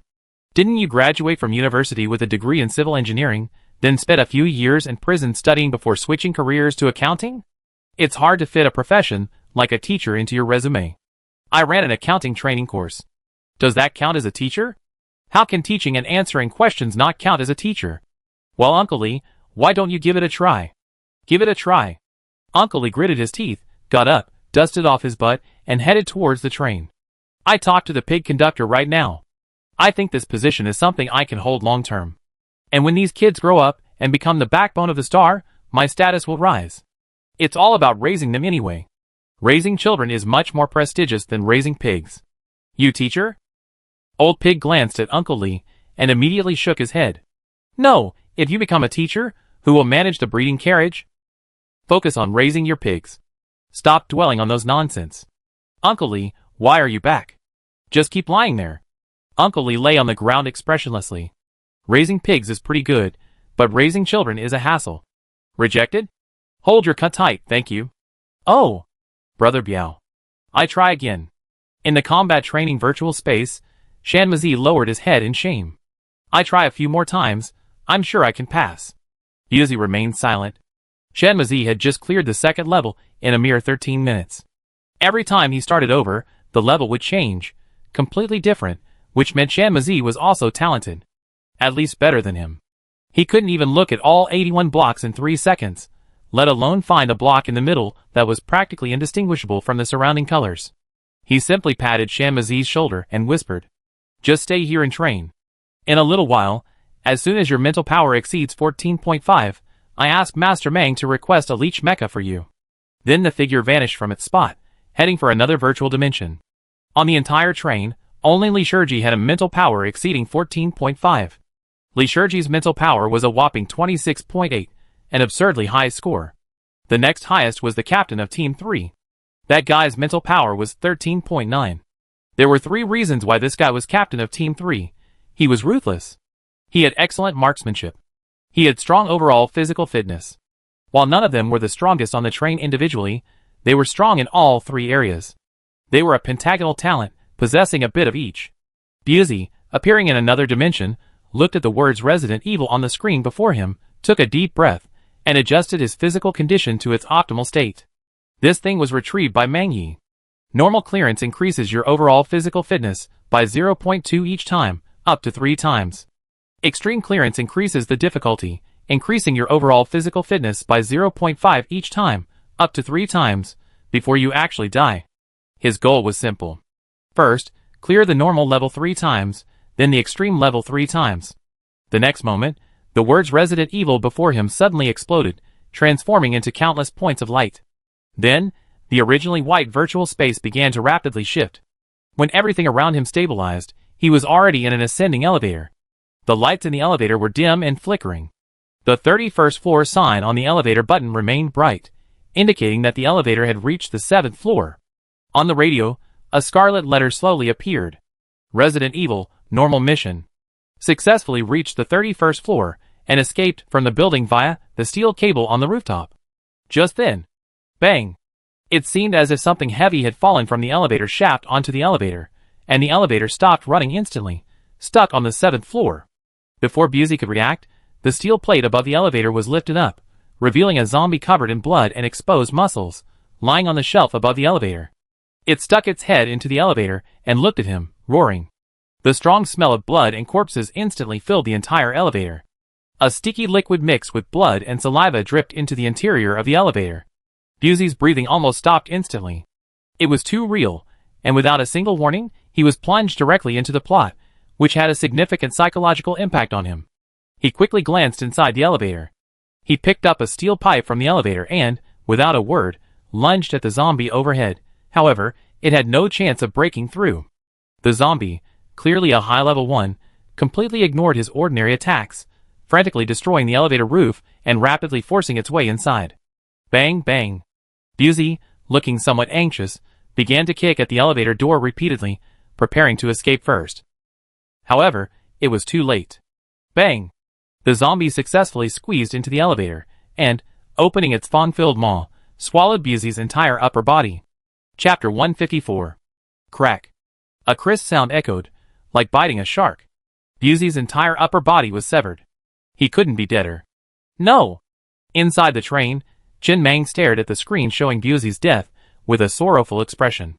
He trembled as he lit a cigarette and brought it to his lips. His eyes reddened as he spoke hoarsely, "Xiaoyai. Do you know? When I first observed Buzi closely, he cautiously reported to me that he was the chosen leader of the thugs. At that time, train conductor Xiaoyai, standing nearby, mechanically said, 'This is a standard Resident Evil mission. There's no real death. Buzi didn't die.'" Jin Mang, already emotional, glanced at Xiaoyai with a hint of disapproval. "You don't seem very smart. Next time you encounter this situation, I hope you can choose to keep your mouth shut." "Got it." Jin Mang leaned back in his chair again, his feet propped up on the table, staring at the screen inside the train showing Buzi's victory. Old Ju had just come over to tell him about Li Shiji. He was very interested. He hadn't expected Li Shiji to be used in this way. He immediately promised Li Shiji a generous reward if he performed well. He then gazed with interest at the map designed by Li Shiji and others in the combat training virtual space, and happened to see the scene of Buzi heading towards the Resident Evil. Although it was in third-person perspective, the sense of immersion was still strong. This was much more exciting than watching a Doomsday movie. However, the opening of the normal missions in Resident Evil was so difficult. He calculated that if he didn't escape the elevator within the first 20 seconds, he would be dead. The monster in the elevator shaft is completely unstoppable and impossible to kill. The only solution is to quickly kick the elevator door open and escape. You can't bring any weapons into the elevator with you. You can only pick up weapons that may be found on the map, such as the steel pipe in the elevator. The overall difficulty is quite high. If you can successfully reach the 31st floor, even a 0.2 increase in overall fitness would be a bit too little. Finally, after dying 3 times in a row, Busey finally kicked the elevator door open at the beginning of the 4th attempt. The elevator door was stuck between the 7th and 8th floors. Busey first glanced at the 7th floor, and then at the 8th floor. There were no zombies outside. After hesitating for a few seconds, he jumped up and climbed along the elevator door to the 8th floor platform. But just then, crash! Accompanied by the sound of falling steel cables, the entire elevator suddenly descended rapidly. Busey, who hadn't had time to climb out, was cut in half again, eyes filled with despair and agony. Huh? Chen Meng frowned slightly and leaned back in his chair. This looked a bit like that movie Final Destination. A little slowness meant death. If he tried to reach the roof, he'd have to die countless times. The pain was 100% inherited. I didn't see Busey re-entering, but instead lay twitching on the white floor, clearly in excruciating pain. However, soon, Busey got up and rushed in again. This time, at top speed, he successfully climbed out of the elevator shaft and reached the 8th floor. The moment Busey climbed out, the elevator behind him began to fall. But before Busey could even breathe a sigh of relief, he saw dozens of zombies swarming the hallways on either side of the elevator. Just as he was about to see how Busey would break the deadlock, Busey, without hesitation, turned and leaped toward the elevator shaft behind him. He landed hard at the bottom of the pit, seriously injured but not dead. Fortunately, the zombie in the elevator shaft was still there, helping Busey along. Continue, try again. This time, Busey chose to go to the 7th floor. He climbed out safely. Smartly, Busey chose to use the fire escape. As the door to the fire escape opened, dozens of zombies rushed out again. Come again. This time, Busey chose to collect handy weapons from the companies on the 7th floor. While collecting, he saw a hanging basket outside the window, used for cleaning the building's glass, but no one was there. Busey's eyes lit up, and he grabbed the fire axe he had just picked up and jumped in, his mind brewing a brilliant plan. Just as he stepped onto it, the rope holding the basket snapped. Pawn. Again. This time, Busey ran to the 7th floor, grabbed a fire axe, and, not wanting shortcuts, rushed straight to the fire escape and began the fight. 1 versus 28. A bloody battle, a 3-1 record, and again. May 1st, 8/1, 11/1, and then it kept getting better. After a full hour, when it was completely dark, the record finally reached 28/0. On the screen, Busey, covered in blood, staggered along the fire escape. He climbed all the way to the 12th floor, only to discover that it was blocked, and he had to take a detour to another fire escape on the same floor. As soon as he opened the door and reached the 12th floor, he saw over 100 zombies turning their heads and roaring as they charged towards him. Busey finally collapsed to his knees, unable to hold on any longer. Before the zombies charged, he picked up his axe and struck himself, clearly trying to alleviate the pain, but his instinctive softness hadn't killed him. But it didn't matter. The zombies that charged and dealt him the final blow, though it only added to the pain. As the scene flashed by, Chen Meng spotted a suit of armor and a healing spray on the table. Chen Meng looked at the screen with a touch of emotion. Busey, charging into the map once again, hadn't stopped for a moment.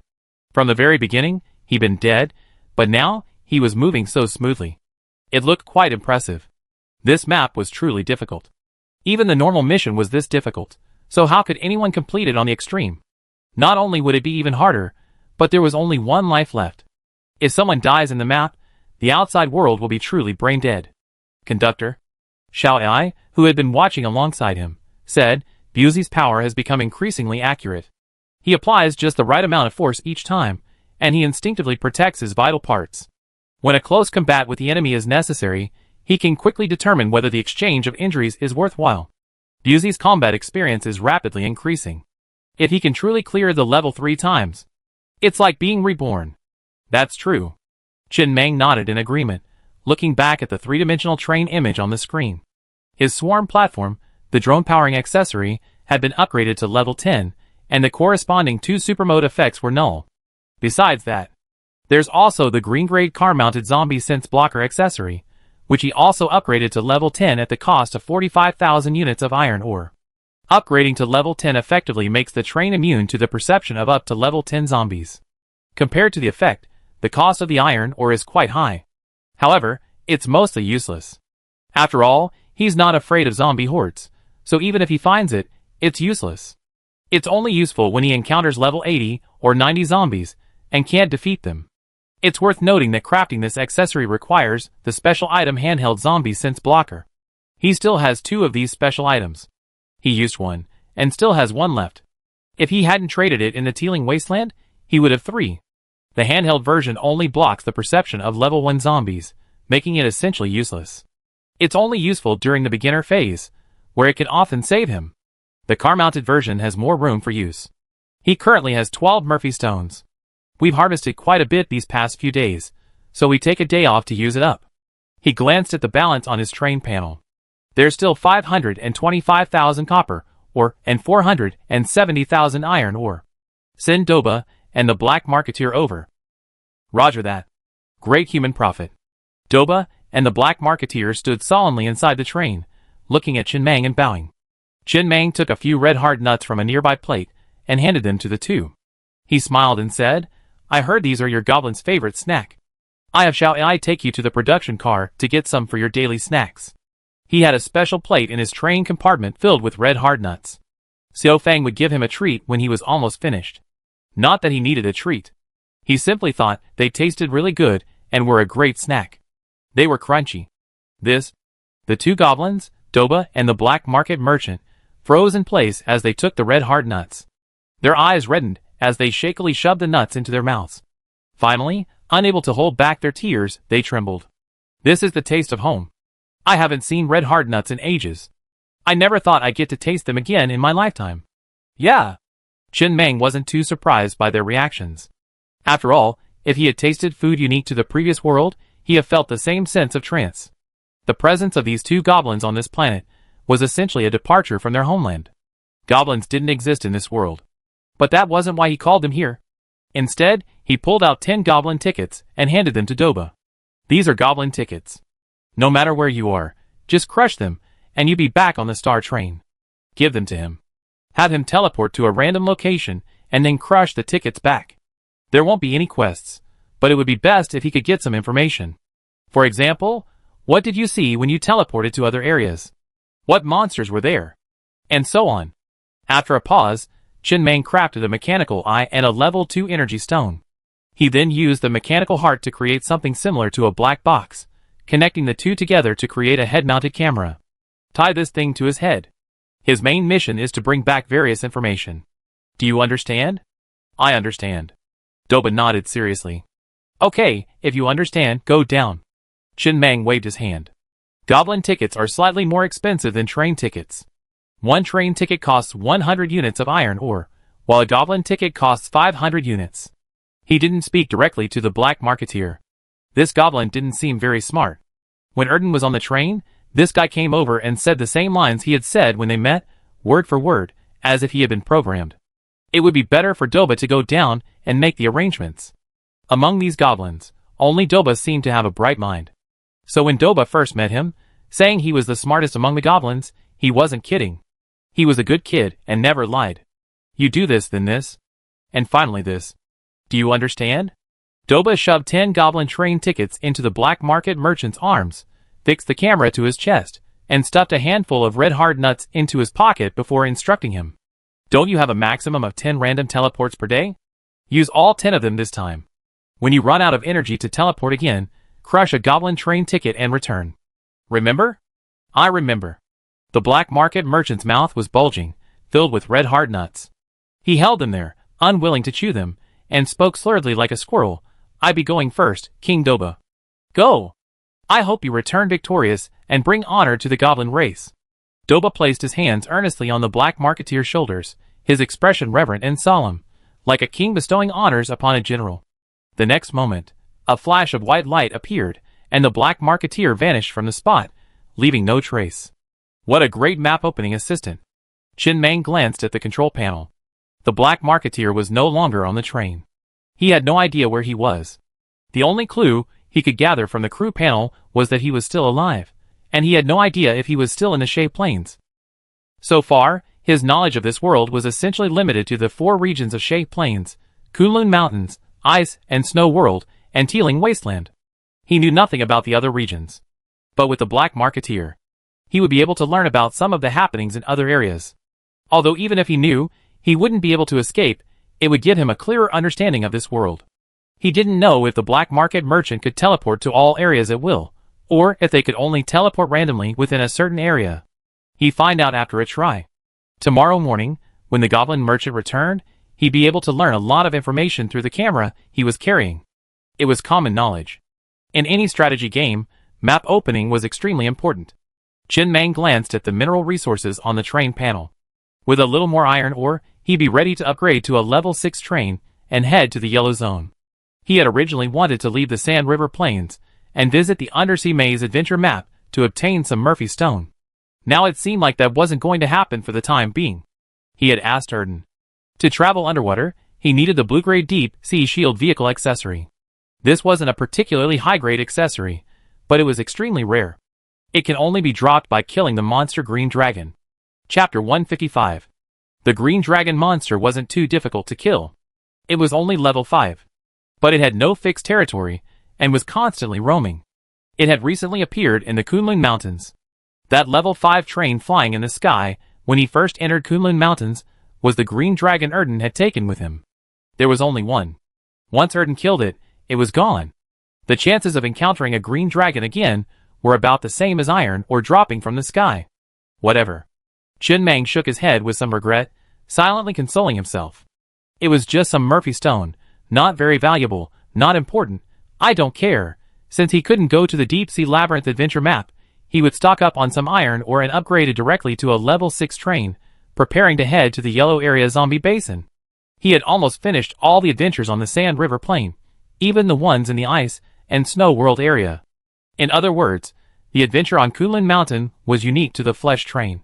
Otherwise, it wouldn't have escaped his clutches. Night fell.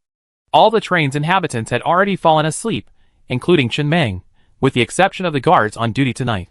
The AI controlled the Star Train, speeding across the Shay Plain, searching for iron ore. Dawn had arrived. Chen Meng, waking from his sleep, washed up briefly before looking out the window. He saw an open-pit level 2 iron mine. Many of the train's inhabitants had already begun mining, while he consulted the train log. After 3 hours of driving last night, they encountered this open-pit level 2 iron mine. They did encounter 3 level 2 mines, and 1 level 2 copper mine along the way, but those mines were already occupied by trains, so the AI didn't stop there. Instead, it continued its search for the abandoned mines, following its pre-programmed procedures. I even killed a few insignificant monsters along the way. The rest are fine. Chen Meng leaned back in his chair, and closed the train log. Last night had been largely peaceful. He looked at the upgrade requirements for the train to level 6. Upgrade requirements. All 4 required vehicle components must be crafted, consuming 40,000 units of level 2 iron ore. All components in the train must be above level 120, and a level 6 monster must be killed. The upgrade requirements are essentially the same, except that the iron ore cost has increased slightly, requiring 400,000 units. There's also an additional requirement of killing a level 6 monster. As far as he knows, there are many who simply focus on farming, focusing solely on farming, and then running away when encountering even slightly stronger monsters. This requirement is equivalent to forcing any train operator who wants to upgrade to level 6 to find a level 6 monster to fight. Level 5 trains that upgrade rapidly without any foundation will be stuck for a long time when faced with this task. But for him, this condition had already been fulfilled. To be honest, he didn't recall actively hunting any level 5 monsters. The level 5 monsters he killed were from a missile dropped into the Kunlun Mountains, which had accidentally killed a few. And then, there was the wedding of Shan Mazi and his girlfriend. His initial thought was that since it was a level 4 train, he needed to invite 3 trains of the same level to the banquet. Coincidentally, the Ziyun had also arrived in the Shay Plain at that time, so the Ziyun could be considered one of them. After all, they had previously crossed paths, and were somewhat familiar with each other. But unfortunately, the Ziyun collapsed in the Kunlun Mountains. His 3-person banquet list was now empty. If it were upgraded to a level 6 train, the Songlong could attend the banquet, and then we could find 2 more level 6 trains to get the 500 inheritance points first. Chen Mang had just told Erden about this matter, explaining that he was planning a wedding and invited him to the banquet, and that he needed 2 level 6 trains. He responded quickly. 2 level 6 trains for the banquet? I have 2 friends who are level 6 trains on the Shape Plane. Would it be okay for them to come? You have so many friends? Not really close friends. We haven't met in person, but we've chatted on the train radio. But I don't think they have any extraneous thoughts after seeing your star. I think you sounded pretty nice when we talked on the train radio. Okay, I give you a specific date later. Okay. Another matter settled. Chen Mang stretched and glanced at the screen to see how Biazi was progressing. Biazi had spent a full night training in the combat training virtual space, and it looked like he was making good progress, already reaching the 29th floor. Not bad. A hint of surprise flashed in his eyes as he lay back in his chair and popped a red hard nut into his mouth. Last night, when he checked, he was stuck on the 12th floor. He already reached the 29th floor. He was so close to successfully clearing the 31st floor. On the screen, Biazi was practically fully armed, armor, a motorcycle helmet, a steel knife at his waist, a flamethrower at his hand, and a massive fuel tank slung across his back. He also had a rifle slung over his shoulder. At this moment, Biazi was in the 29th floor office building, using a flamethrower to slaughter the zombies charging at him. Although he still had significant injuries, they were no longer as severe as last night. His entire demeanor seemed to have changed, his eyes becoming colder and more resilient. No, where did this flamethrower come from? Chen Mang quickly flipped through his clearance history, and quickly found that during the 14th clearance, after Biazi had obtained the firefighting equipment from the 7th floor and cleared the fire escape, he didn't continue upwards as he had done the previous times. Instead, he headed downwards. He started from the 6th floor, clearing it piece by piece until he had cleared both the 6th and 1st floors, and found the flamethrower and motorcycle helmet. Then, he continued to climb the fire escape. On the 12th floor, he obtained the armor and the healing spray. When the scene cut back again, on the screen, Biazi had successfully reached the 31st floor rooftop. After removing all his weapons and equipment, he roared fiercely to the sky several times before stepping onto the zip line at the edge of the rooftop. With both hands firmly gripping the short stick on the zip line, he kicked off with his feet, swinging his entire body rapidly toward the rooftop of the shorter building opposite. Then, the screen began to zoom out. Biazi's figure on the zip line between the 2 tall buildings gradually shrank, and the perspective shifted from third person to a bird's eye view. The entire city was swarming with zombies, and even outside countless tall buildings, countless zombies were climbing up like creepers. When the view zoomed all the way to the clouds, the entire city's zombie population appeared to be just a small black dot. Finally, 4 large words exploded on the screen. Level cleared. It wasn't easy. Chen Mang looked with emotion at Biazi, who was crying tears of joy in the white space. After clearing the level the first time, subsequent levels would be much easier. Furthermore, this Resident Evil map was even more challenging than he imagined. It tested many things. For example, the control of timing, the choices made before death, the determination to climb downwards, the hand-to-hand combat between life and death, and so on. Even someone who had never killed a chicken before would experience a drastic change in their demeanor after successfully clearing this map once, imbued with a certain fierceness. Chen Mang's brows furrowed slightly as he pondered a question. Browsing through the historical records, he's seen quite a few clearing techniques. So far, Biazi was the only one on the train who knew these techniques. He was considering compiling them and sharing them with others. This would increase the overall combat effectiveness of the guard team by 10%. But this would be a huge injustice for Biazi, essentially making everything his own. The very techniques he discovered after countless deaths, others would easily learn. Furthermore, this map is precisely designed to greatly develop a person's abilities. If all the techniques were shared with others, it would actually hinder their development. Just then, Xiao Ai, standing nearby, suddenly spoke up. Conductor, the Black Marketeer has returned. I've compiled the footage he collected. Would you like to view it now? Go ahead. Quickly, the screen changed to the footage the Black Marketeer had collected last night. There were many scenes. For example, an abandoned mechanical city, overrun by a horde of zombies. These zombies had even developed intelligence, and were constantly rebuilding the city, complete with zombie guards and zombie soldiers manning the walls for heavy firepower. Another scene, in a freezing canyon, a battered robot crouched on the ground, welding a torch to repair a completely wrecked train. A train stopped to complete a transaction with a black marketeer. The train, with over 40 carriages, moved across the wasteland like a giant mechanical dragon. The conductor, a burly man, with a face covered in scars and flesh, stared thoughtfully at the camera on the black marketeer's chest for a long time. It was unclear what was going on in his head. He probably had a few conspiracy theories swirling around in his mind, like the black marketeer being a spy from a higher dimensional civilization, and so on. There were also deserted forests, where a black marketeer sat on a branch, wandering for a long time in the night, only to be frightened by a venomous snake and teleported instantly. There were also perhaps several thousand humans gathered on an island surrounded by the sea, building numerous wooden huts, tents, and the like. From time to time, trains could be seen emerging from the sea around the island. And so on. Chin Mang let out a light breath, lit a cigarette, leaned back in his chair, and slowly closed his eyes. His understanding of the world deepened slightly with these images. This world was more complex than he had imagined. Or rather, more diverse. For example, the mechanical city was designed to help human civilization better control trains and survive.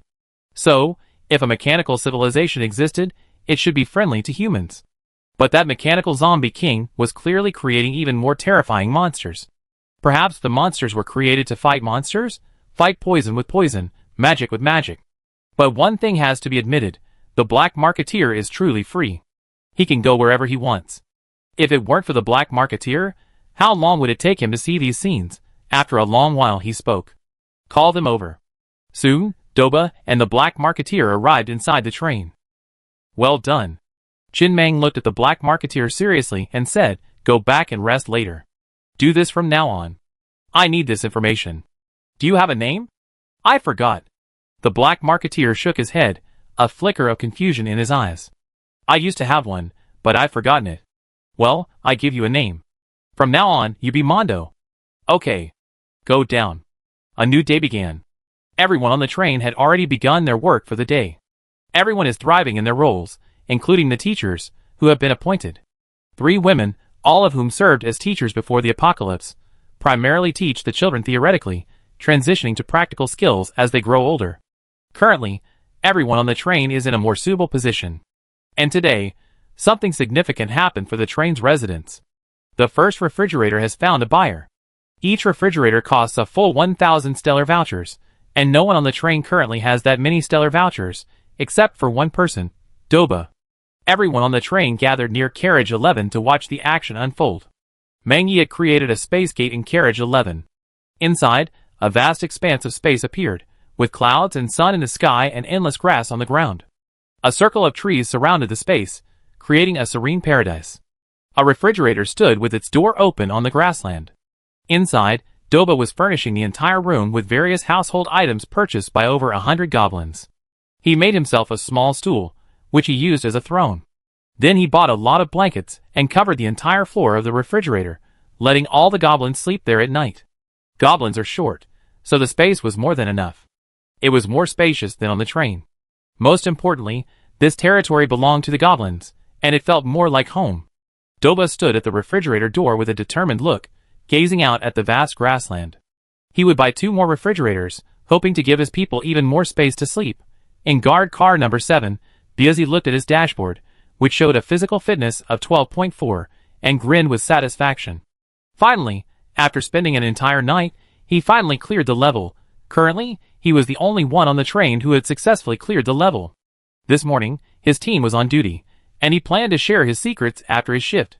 Originally, he intended to share them only with his own team. But then he realized that the other team's enhancements were the same as the stars. Keeping it to himself might present reckless, so he decided to tell everyone directly. It might even earn him a favor. Wouldn't the other 2 captains think of him when they have something good happen to them?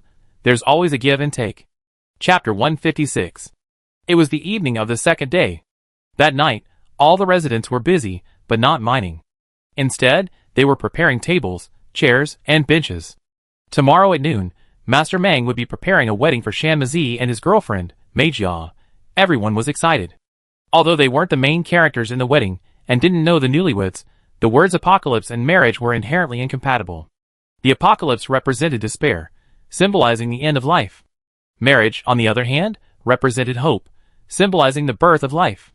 Apocalypse wedding. Having struggled to survive the apocalypse for over a year, they were extremely eager for this wedding.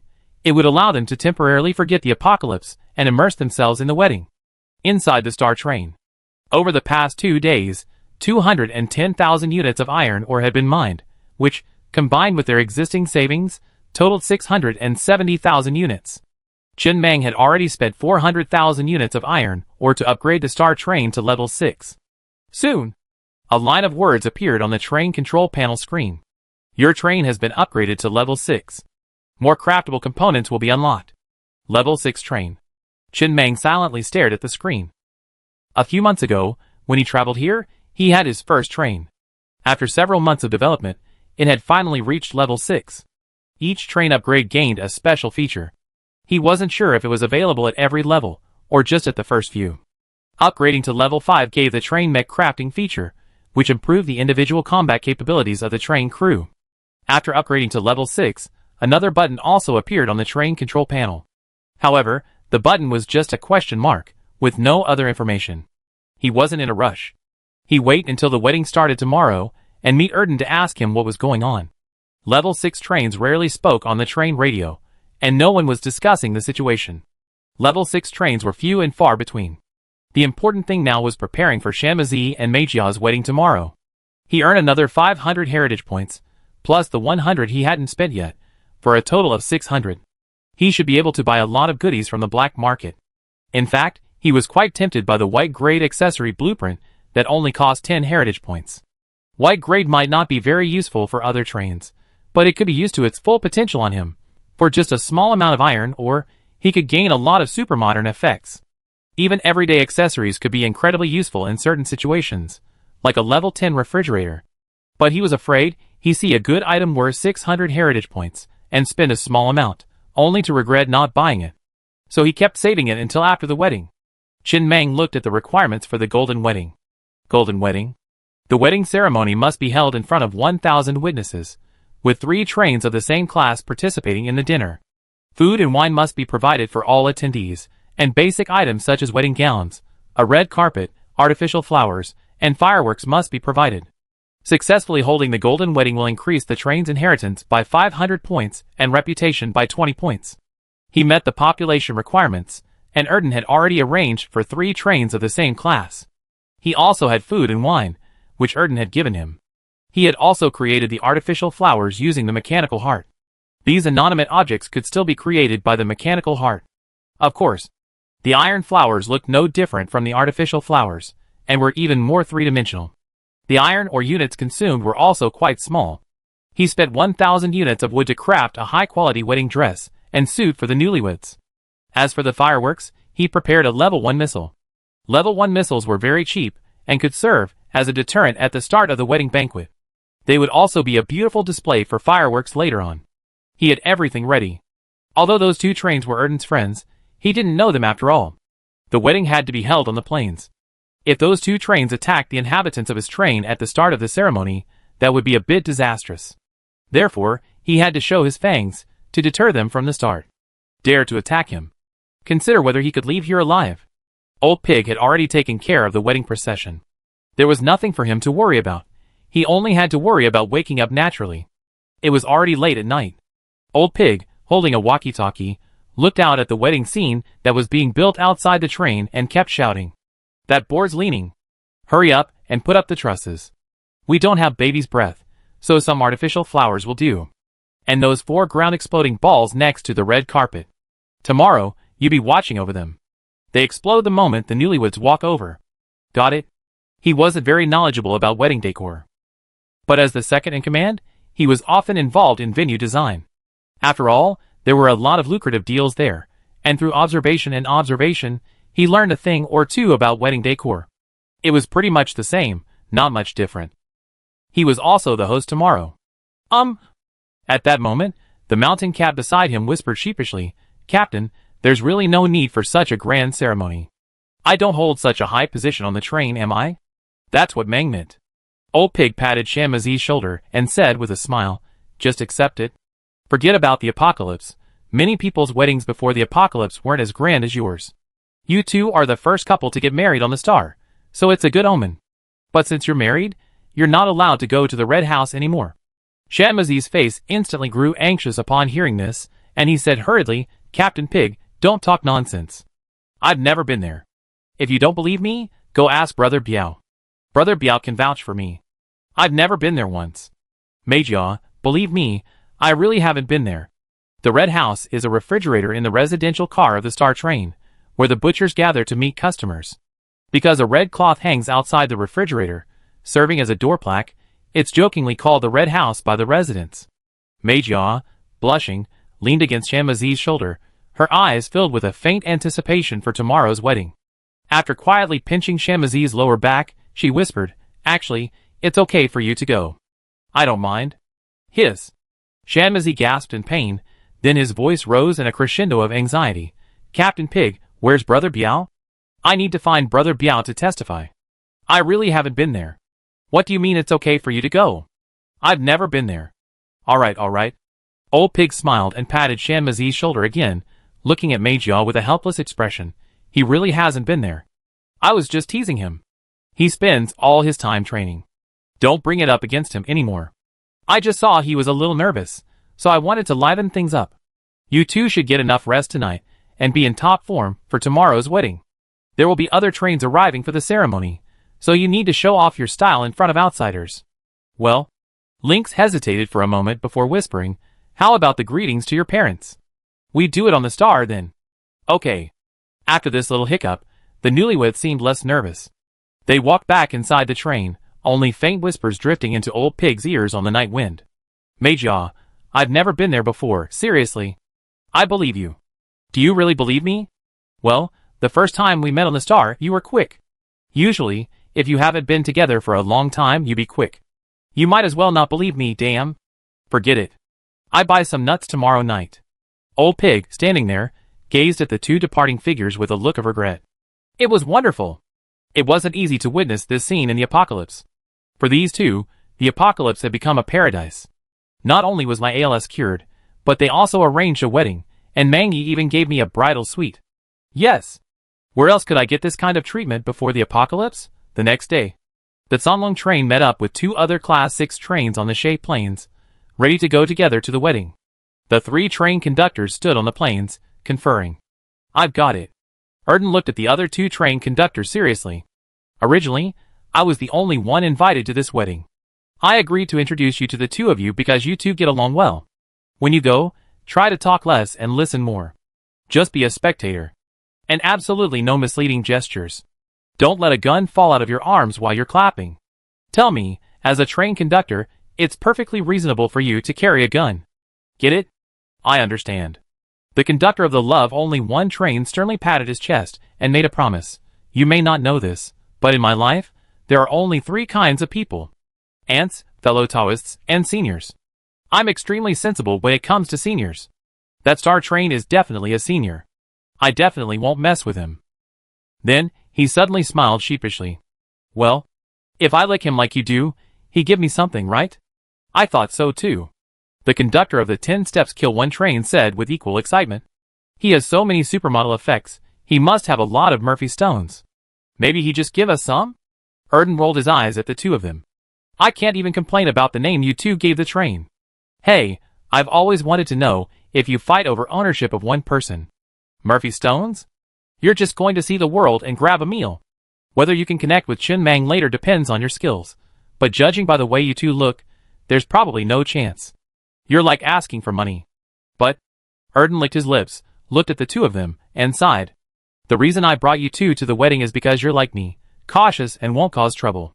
The two exchanged glances, each catching a glimpse of the smile in the other's eyes. I can become a level 6 train conductor simply by virtue of my excellent character and prudence. Same here. Alright, everyone, get on board and get ready to go. The sun hung high in the sky. It was noon. Chen Mang glanced at the control panel screen and spotted the three trains when they were over 10,000 meters away. He immediately looked at Xiao Ai and instructed, have everyone ready. The missiles and Sakura Falls rocket launchers can be deployed. Get the mechas down and move around. Everyone, start moving.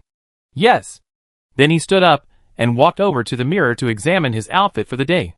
He had remade a new set of clothes. The weather was cold, and while his old clothes were effective at trapping warmth, they were still a bit drafty. He wore an orange sweater on the top and regular pants on the bottom. A rather casual outfit. How did that word come about? Todd? Or Todd? Never mind, I can't remember, it's all jumbled up. Huh? The conductor of the Love Only One train twitched his lips as he glanced at the enemy radar, which showed over 1,000 red dots ahead. This guy, he knew there would be a lot of slaves on this train. After all, he was the top boss on the 3 rankings of the Shave Plane. Influence ranking, Supermodel Effect ranking, and Reputation ranking. In all 3 rankings, the star was undisputedly number 1, with a significant gap to the second place. This was especially true in the Supermodel Effect ranking. He was now extremely skeptical. Even if they reached the yellow zone, with that number, they would still be the top tier. Not even the flesh train could get that much Murphy Stone. Where on earth did this guy get all that? Soon, he saw a train, like a long, mechanical dragon, parked in the wasteland not far away. Around it, thousands of slaves, beaming with excitement, busily prepared a banquet. Although he heard from Erden that the slaves on the star were well treated, wasn't that too good? At least he never seen his slaves smile while working. Wait. The man froze in his tracks, staring at the missiles, rocket launchers, heavy machine guns, and doomsday cannons rising from the star train, now trained on his train. Come on, buddy. I'm here for a wedding, not a funeral. You're making me scared. But soon. The weapons turned back, clearly harboring no ill intent. The man finally breathed a sigh of relief and slowly slowed the train, stopping at about 100 meters from the star train. He then jumped down and, along with his trusted aides and subordinates, strode towards the young man standing in front of the star train, his face beaming. The man, leaning on a cane, must be Chen Meng. He seemed quite easygoing. He didn't put on airs. He had assumed they would have to wait outside for a while. Strange, the conductor ranked first on the 3 lists is actually so easygoing? Welcome, you've come all this way. Chen Meng looked at Erden and the 2 men beside him and smiled. Are these 2 Erden's friends? There's plenty of food and drinks today. Won't you let the rest of your train get off to join in the fun? No way, Erden said helplessly. We only met for a short while last time, and after I got back, I felt like they looked at me differently. If they stayed longer, I think they'd defect. I'm not afraid of poor treatment, I'm afraid of comparison. Actually, I treat them pretty well, but it's nothing compared to yours. Chapter 157. That's right. The conductor of the Love Only One train tilted his head and looked at Erden with a puzzled expression. A wedding is bound to be more lively with more people. How many opportunities do we get to hold a wedding in the apocalypse? Can't we just treat it as a day off for the slaves and let them come down and relax? Indeed. The conductor of the Kill One Every 10 Steps train also agreed. Erden, the slaves are human too. Although they're under the protection of our train, they've also dug a lot of ore for it. It's good for them to relax together. Then, as the thugs behind the 2 men walked back to their own trains, the slaves from both trains were quickly driven off. With a hint of fear and numbness in their eyes, they jumped off the train and looked at the noisy scene before them. Erden remained expressionless and silent. He didn't intend to explain anything. You know, after the wedding. Okay. Chen Meng smiled and didn't say anything further. He simply pointed to a set table not far away and said, the wedding officially starts later. Shall we go sit there for a while? Of course, whatever the host wishes. Erden nodded seriously. Then he followed Chen Meng to the set table nearby. Along the way, he couldn't help but glance around at the wedding still being set up. This might be the first wedding in this world since the apocalypse. What a wonderful atmosphere. It's just a small gift, nothing special. The conductor of the Love Only One Person train pulled out a green-grade accessory blueprint from his pocket and placed it on the table, pushing it forward somewhat awkwardly. That, brother, you must accept it. It's not for you, it's for the child. Oh, not for the newlyweds. And mine. The conductor of the Kill One in 10 Steps train hurriedly pulled a small card from his pocket and handed it over. A little thing. Huh? Erden looked at the 2 men in bewilderment. What was going on? He hadn't mentioned preparing a gift on the way here. He'd forgotten about it when you 2 had prepared it. But he obviously couldn't go back to the train to get it now. It would be embarrassing. He gritted his teeth, removed the badge from his clothes, and handed it over. This is my gift, a special item. Brother, you must accept it. If you don't then? Old pig. Chen Meng waved his hand, signaling old pig to come and take the gift away. Then he smiled and looked at the others. I'm sorry for your expense. This makes me, Chen Meng, feel a little embarrassed. Here, some nuts. A little snack, not expensive, but tastes good. The table was covered with nuts, ice-cold beer, and some braised cold dishes. This was considered an extremely sumptuous and luxurious feast in the apocalypse. The braised cold dishes were instant foods that had been brought from Yen Yao's rental apartment when they had rescued her. The packages contained tribute vegetables, vegetarian tripe, broccoli, chicken gristle, duck intestines, and other braised ingredients. Once unpacked, they were drizzled with the provided red oil and eaten straight away. It was quite simple and convenient. Only 4 train conductors were seated. The other 2 conductors' henchmen and thugs had retreated to a corner, staring in with curiosity. After all, this banquet was a relatively relaxed affair. Such a relatively warm atmosphere was a rare treat in the apocalypse, and everyone cherished it. They wouldn't let their subordinates stand behind them, as that would seem pretentious. After 3 rounds of drinks, the group became more lively. The conductor of the Love Only One Person train, with a look of admiration and seriousness, raised his glass and looked at Chen Meng. Brother, before I met you, I never imagined a conductor of your rank could be so easygoing. This drink is for you. Hey brother, I have something I want to know. Did that Tianping guy find you? Chen Meng picked up a chopstick and stuffed it into a piece of edamame. His brow furrowed slightly, a flicker of dissatisfaction in his eyes. Are you 3 here to recruit people for Tianping? Sensing a strange atmosphere, Erden quickly explained, that's definitely not the case. Tianping also approached me, but I ignored him. They were also approached by Tianping, but they were hesitant and unsure whether to join. That's why I asked you, brother, to see if you were interested. Brother, how did you choose? They wanted to copy the answers. That's right. Chen Meng shook his head. I didn't join. I actually think the purpose of the Libra organization is quite good. Following that chain, everyone can get what they need, and they can also support weaker trains, allowing human civilization to be better passed on. But first, I don't want to be constrained. Second, the resources they provide don't mean much to me, and will waste my time. Third, I don't like the person Libra sent to talk to me. That's true. Erden nodded in agreement. I've thought about it carefully. That chain will cause the top donors to be constantly losing money, with no one to give back. It always feels a bit unrealistic. The train conductors gathered together to chat, discussing their experiences along the way, the hardships they faced before becoming conductors, the fun they encountered during their adventures, and the tragic aftermath of the apocalypse. They talked a lot. But no one asked, Chen Meng, where did you get all those Murphy stones? What questions should and shouldn't be asked? Once you were in their position, you understand clearly that those were life-saving treasures, things you couldn't reveal even to your wife. So how could you possibly tell them? And at the bustling wedding scene, the thugs on the Love Only One Person train crouched in a corner, their faces gazing at the wedding scene with complicated expressions. Both are level 6 trains, but isn't the difference quite significant? A thug squatted on the ground, gazing at the 2 patrolling mechs not far away, his eyes filled with envy. Hey, why don't our trains have mechs? Can a level 6 train even build them? I don't know. The thug squatting nearby shook his head before whispering, it probably takes a lot of resources. Look at those Doomsday cannons. Our train only has 5, but this train has 10. And the paint on these trains' Doomsday cannons looks thicker, so they're definitely higher tier than ours. And those missiles and rocket launchers, pretty scary. No wonder the slaves on this train are so happy.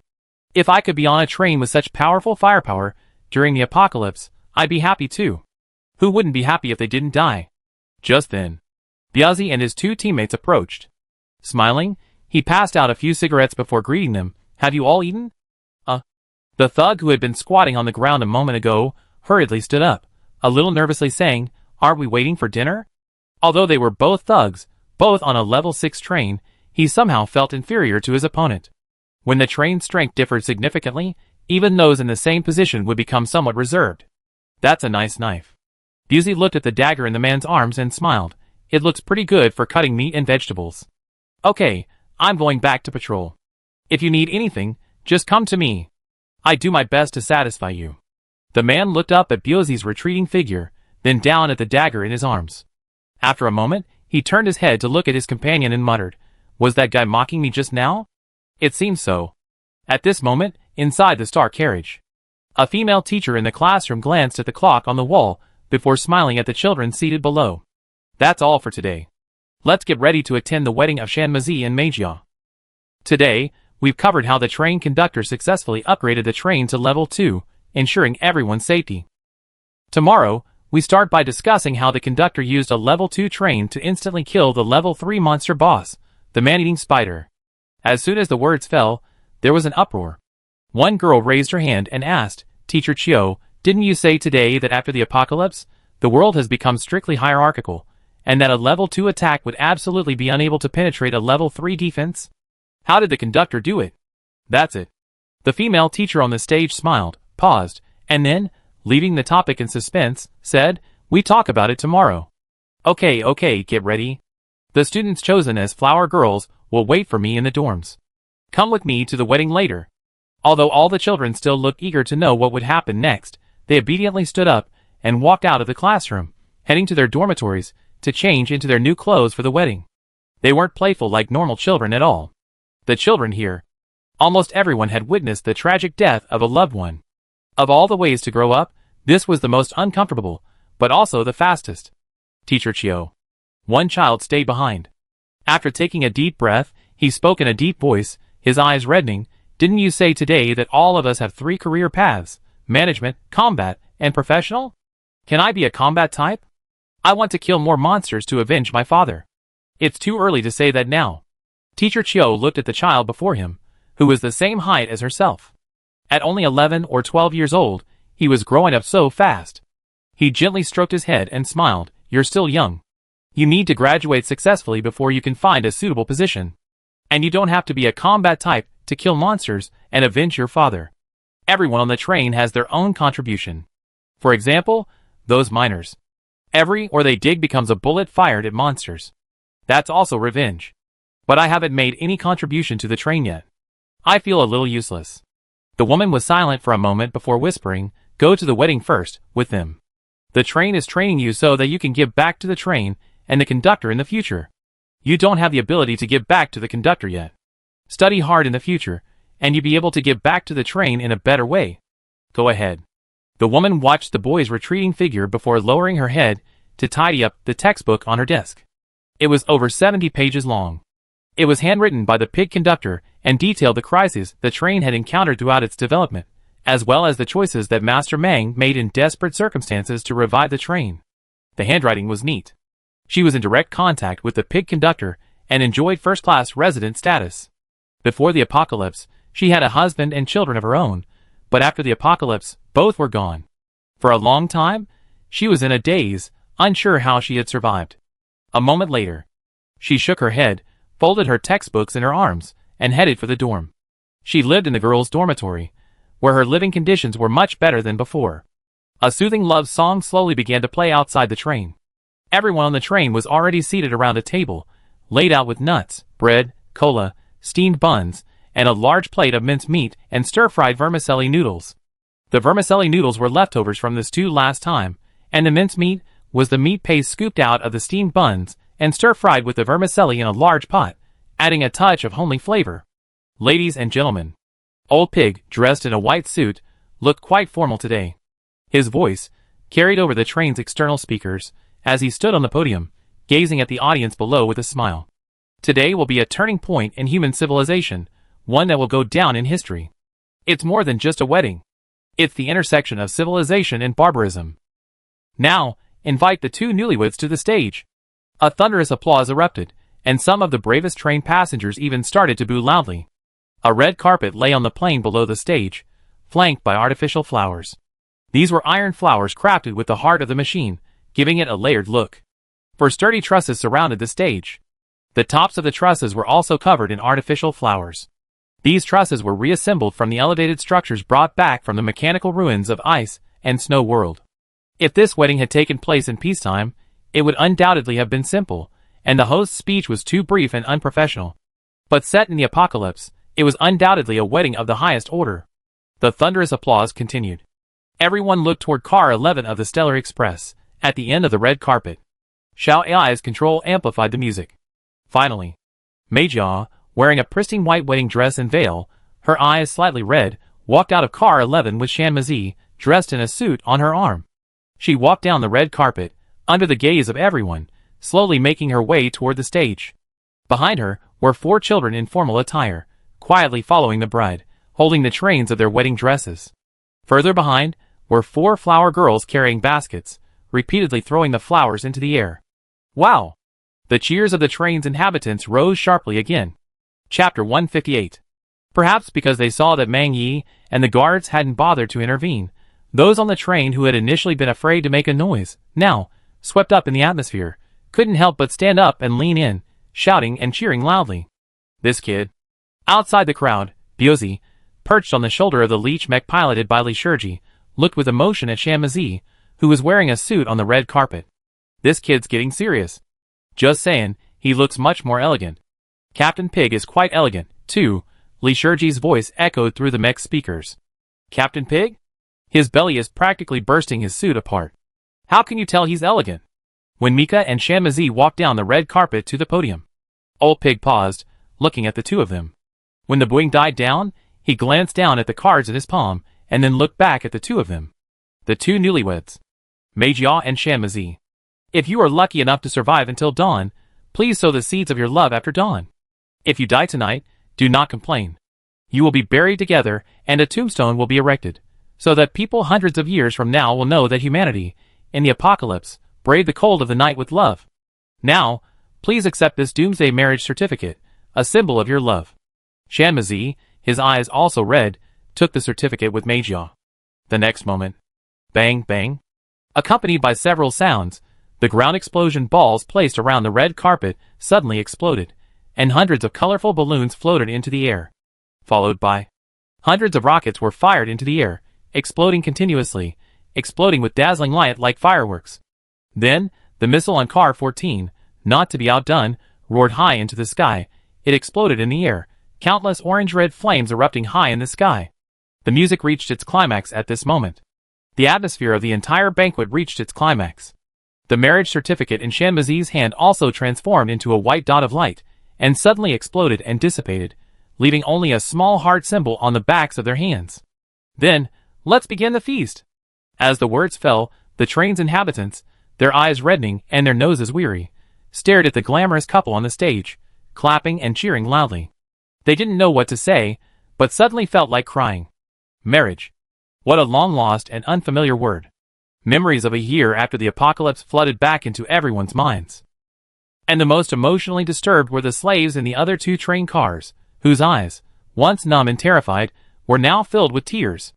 Is the apocalypse over? A previously dazed slave, now looking away from the bowl of mincemeat and stir-fried vermicelli on the table, craned his neck to gaze at the newlyweds on the distant stage, and said in a daze.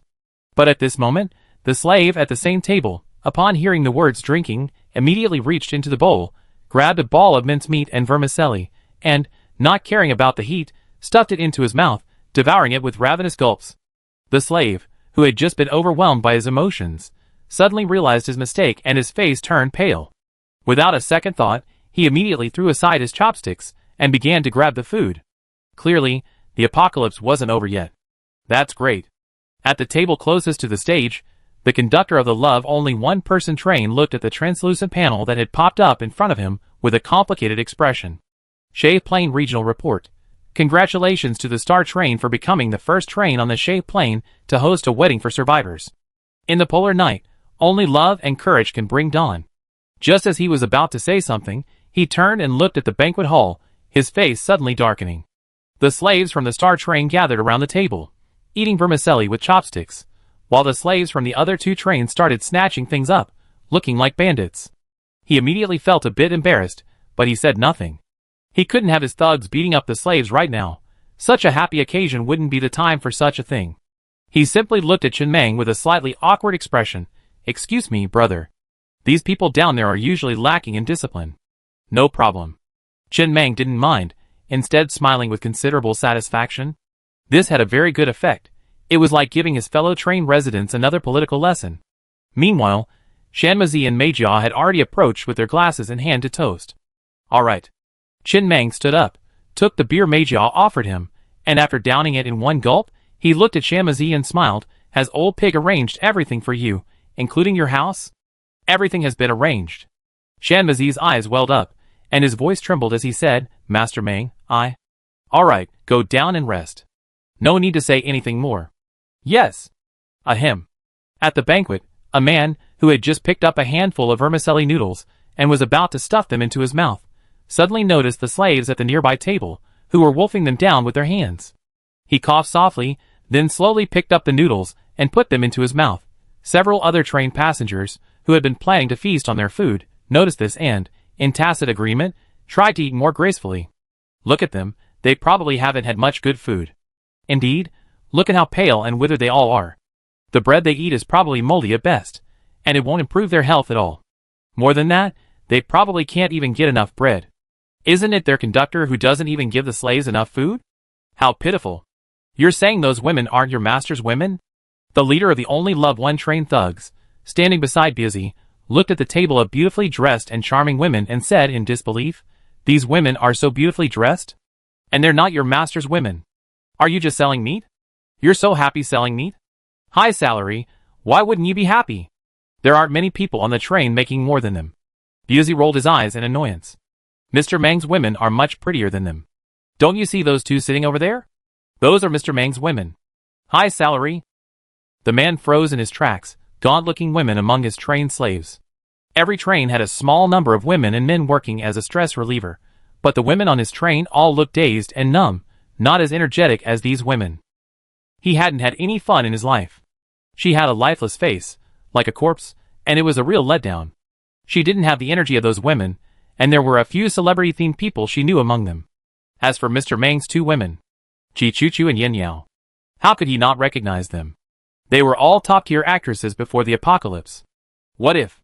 The man glanced around, gritted his teeth, and whispered, If we rebel, will your master accept us? Of course not. Biazi shook his head, and couldn't help but grin. Don't even think about it. It's impossible. You think anyone can join the Star Train? It's all about luck. Besides, you guys keep rebelling. Master wouldn't trust you, would he? I was just saying it casually. Don't take it seriously. The man looked at the women, and the Star Train docked there with a touch of envy. Women he couldn't even have sex with were being treated like slaves on the Star Train? They were both thugs, so why was there such a huge disparity? The banquet quickly ended. This Doomsday wedding also came to an end. After a reluctant farewell to Chen Meng, the other two train conductors returned to their own trains, bringing their slaves and thugs with them. They didn't know if it was an illusion, but they felt their slaves and thugs were looking at them strangely. Those two poor kids. Erden, standing still, sighed as he looked at the two departing train conductors. I hope there won't be any riots. When I got off, I didn't bring anyone with me, not even my thugs, and these two foolish kids even brought their slaves with them. It's only because you don't have any other ulterior motives, brother. Otherwise, these two wouldn't have made it out alive today. You don't even need to do anything, brother. Just one promise, and the people under these two would probably rush over and kill them. What are your plans next? Chen Meng stood there leaning on his cane, tilting his head to gaze at the setting sun. I take the whole day off tomorrow, and head to the Yellow Zone zombie basin.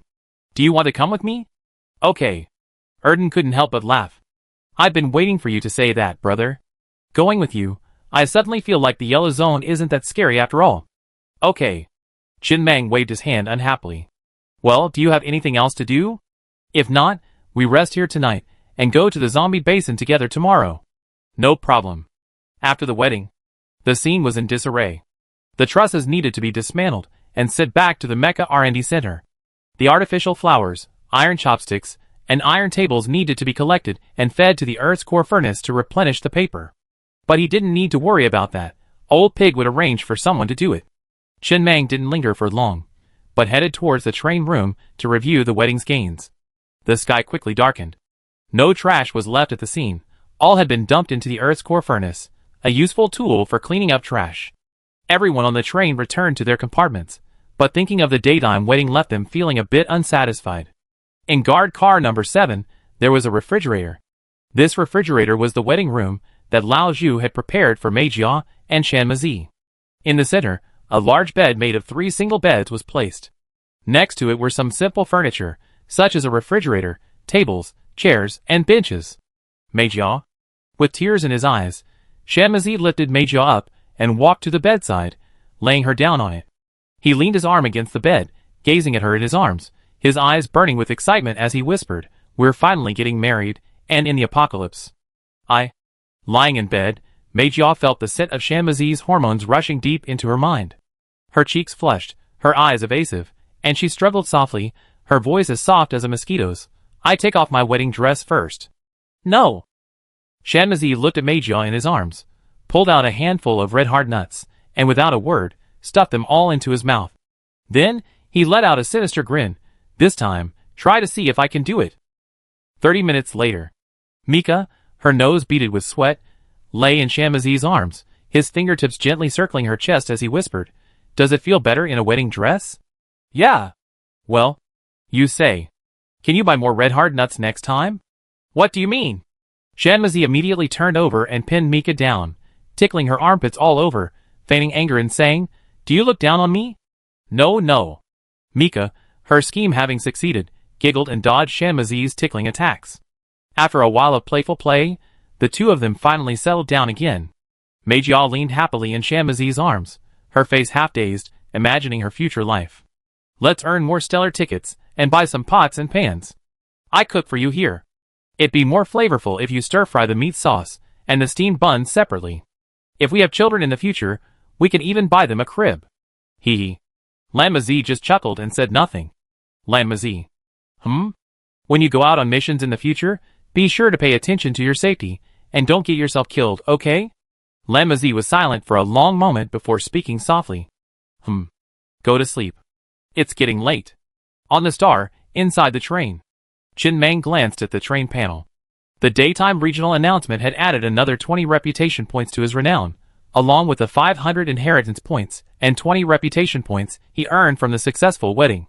He now had a total of 120 reputation points and 600 inheritance points. He hadn't found a use for the reputation points yet, but he had a plan for the 600 inheritance points. He immediately said softly, "Shall I get Doba and Mundo over?" Yes. Every time Mundo was called, Doba had to be called along. If Mundo didn't understand something, Doba would have to come in and translate. While waiting for Mondo, Qin Mang glanced at the 3 items on the table. A green-grade blueprint, a card, and a badge. These were the gifts Erden and the 2 train attendees had prepared for him today. Honestly, it was quite unexpected. He hadn't expected them to even prepare gifts, which made him feel rather embarrassed. Before leaving, he gave each person a set of high-quality custom-made clothing as a return gift. The weather's getting cold. This could be useful. During this period, the train's central air conditioning was essentially on all day, and the oxygen dispenser and other accessories were also kept on almost all day. Chapter 159. What interested him most was naturally the special item badge. Special item, Brave Badge. Item effect. Wearing this badge will calm your fears and fill you with courage in desperate situations. Qin Mang fiddled with the badge for a moment, silent. It wasn't as good as his special item, the salted fish headband, which allowed him to breathe underwater for 10 minutes. He couldn't think of any situation where he would need it. Desperate situation? He always maintained a positive attitude in desperate situations. Save it for a reward to his subordinates later. As for the card, it surprised him quite a bit. Special item, Laboratory Access Card. Item effect. When in the Earth Core Nuclear Bomb Adventure map, this card can be used to open the door to a laboratory within the map. It turned out to be a special item, but he definitely wouldn't need it anytime soon. He never heard of an adventure map called Ground Core Nuclear Bomb. But it was a good item. If he ever encountered one somewhere in the future, it could bring him more opportunities. Just the name. Ground Core Nuclear Bomb. Why would a nuclear bomb be thrown in the center of the Earth? He had nothing better to do, so what would he do with it? In the end, it was the conductor of the Love Only One train who gave him the blueprint that pleased him greatly. Tea production line. Great. Another drink option on the train. He immediately spent 11,000 units of iron ore to craft this accessory, granting it 2 super mode effects. Upgrading this accessory didn't change anything. Tea production line level 5 super mode effect, phlegm relief. Tea production line level 10 super model effect, long-term consumption can slightly increase mental power. Very good. Qin Mang couldn't help but laugh. This guy had truly given him a great gift. This was the first food on the train that could increase mental power. Piloting the leech mech required a high level of mental power, and currently only Li Shurji could reach that level. But Li Shurji was a logistics officer, and didn't have much talent for combat. Subsequent mechs would have to be handed over to others. He remembered that the captain of Team 3 had a mental power of 13.9, which was just shy of the 14.0 minimum required to pilot the Leech. With the T and the map designed by Lichurgy, they would soon reach that requirement. This guy was truly generous. I wonder if he still give it to him if he knew the level 10 supermodel effect of this accessory could increase mental power. Oh, he probably would. After all, that guy probably doesn't have 7 Murphy stones, and he might not even have the Leech mech blueprints, or even Red Hard Rock. He's been in the Sand River Plains for so long, and he hasn't even seen a single Red Hard Rock mine. This kid. How come he's already a level 6 train, yet he still looks so pitiful? Just then, Doba and Mondo arrived outside the train and knocked on the door. Come in. Chen Mang tilted his head to look at Mondo. Open your inheritance value store so I can see it. Mondo's expression was serious, his eyes cold. Foolish human, congratulations on meeting the mysterious, elusive, and great black marketeer. You can. Stop. Chen Mang looked at Mundo with a stern expression. Can we skip the dialogue? Mundo, suddenly realizing what was happening, instinctively took a step back and stood behind Doba, whispering, "Okay. Great human prophet, please forgive me." Doba hurriedly explained, he has only partially regained his intelligence. The programming in his brain is somewhat ingrained. Chen Mang waved his hand without saying anything else, simply glancing at the Heritage Point store floating before him. It's okay. Change the prefix to Great Human Prophet for me from now on.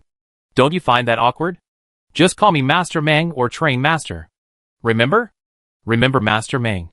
In addition to the 4 items from last time, the Heritage Point store before him now contains 6 more valuable items. 1. Random blue-grade accessory blueprint for 100 Heritage Points. 2. You can select any one of the 5 options, defense, attack, life, speed, miscellaneous, to receive a random blue-grade accessory blueprint, 600 inheritance points. 3. Special item, job change order, 500 inheritance points. 4. Doomsday marriage certificate, 300 inheritance points. 5. Special item, B-level difficulty free pass, 500 inheritance points. 6. Special item, desert oasis, 500 inheritance points. Chen Mang stared at the 6 options in expressionless silence for a long time. Normally, he had to make his choice within 1 minute, and there was no waiting. Of course, this restriction didn't apply to him. Although the panel did disappear after 1 minute, but just keep going.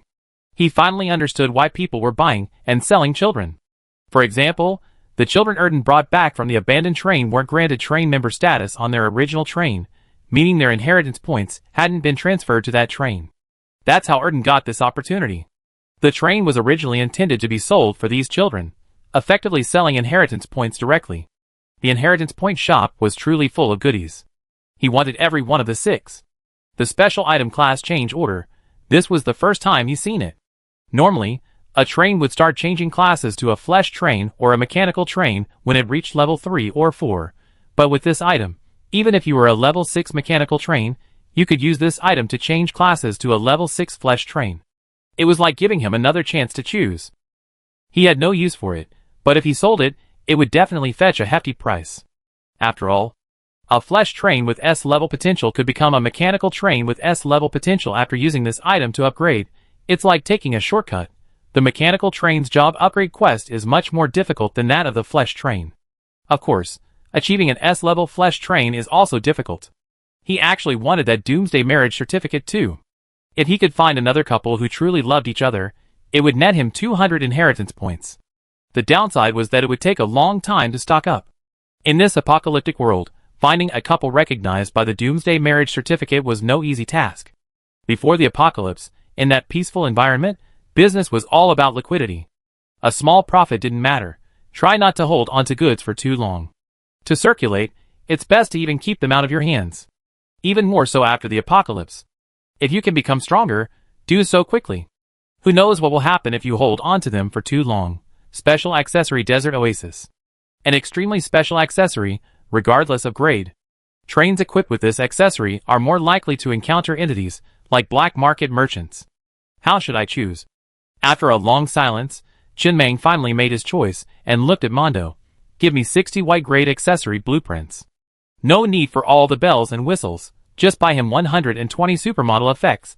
Even if 100 of these 120 supermodel effects are useless, there's still 20 that can be used. Isn't that much more cost-effective than any other accessory? With the unlimited upgrades level 0 privilege, the more white blueprints he has, the better. The upgrade costs are low, and he gets 2 supermodel effects. Is there any better value than this, however? You can only exchange for a maximum of 5 white grade accessory blueprints. Chen Meng sighed softly, and immediately chose to spend 50 inheritance points to exchange for 5 white grade accessory blueprints. After a moment's thought, he spent another 500 inheritance points to exchange for the special accessory Desert Oasis. He still had 50 inheritance points left, so he saved them for later. After waving his hand to signal Doba and the others to retreat, he looked up at the control panel screen. On the three-dimensional image of the train, a small, cute foxtail grass suddenly appeared on the top of the train. This was the special accessory he had chosen. No materials are required to craft it. It cannot be upgraded. The panel has only one effect. It will attract more special passengers. That's fine. Chen Meng undressed and headed for the bed to rest. It would be nice to encounter a few more special passengers, like black market traders, preferably goblins. Then, Doba could trick them away and become a resident of the train once again. Lying in bed, Chen Meng thought of today's wedding. After a moment's silence, he casually picked up a red hard nut and stuffed it into his mouth, saying softly, "Shall I ask Ji Choo-Choo to come over and ask her to have a custom wedding dress made for her when she passes production line 4? It must be high quality." "Yes, Master Meng." Dressed in a wedding dress and veil, Ji Choo-Choo knelt obediently beside Chen Meng's bed in the train compartment.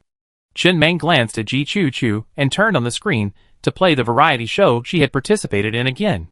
After a long while, he patted the bed. "Get on board."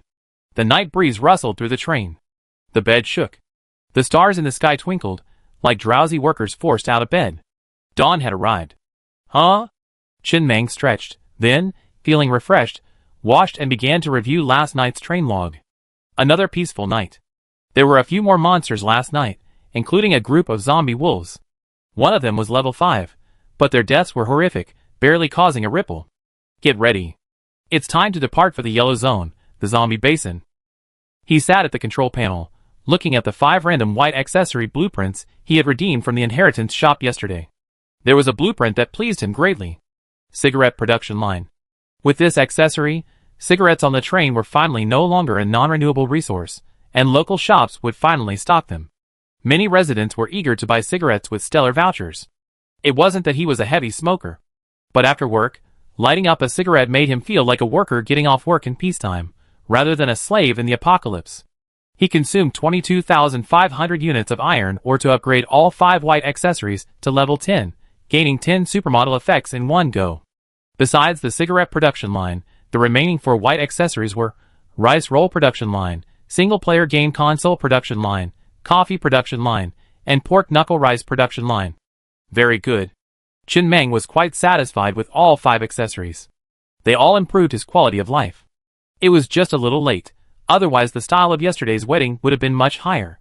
Especially the pork knuckle rice. He has a soft spot for pork trotter rice. In the previous world, it fueled him through many late nights. This includes the single-player handheld game production line. Residents now have more entertainment options, and this item can also be placed in the shop.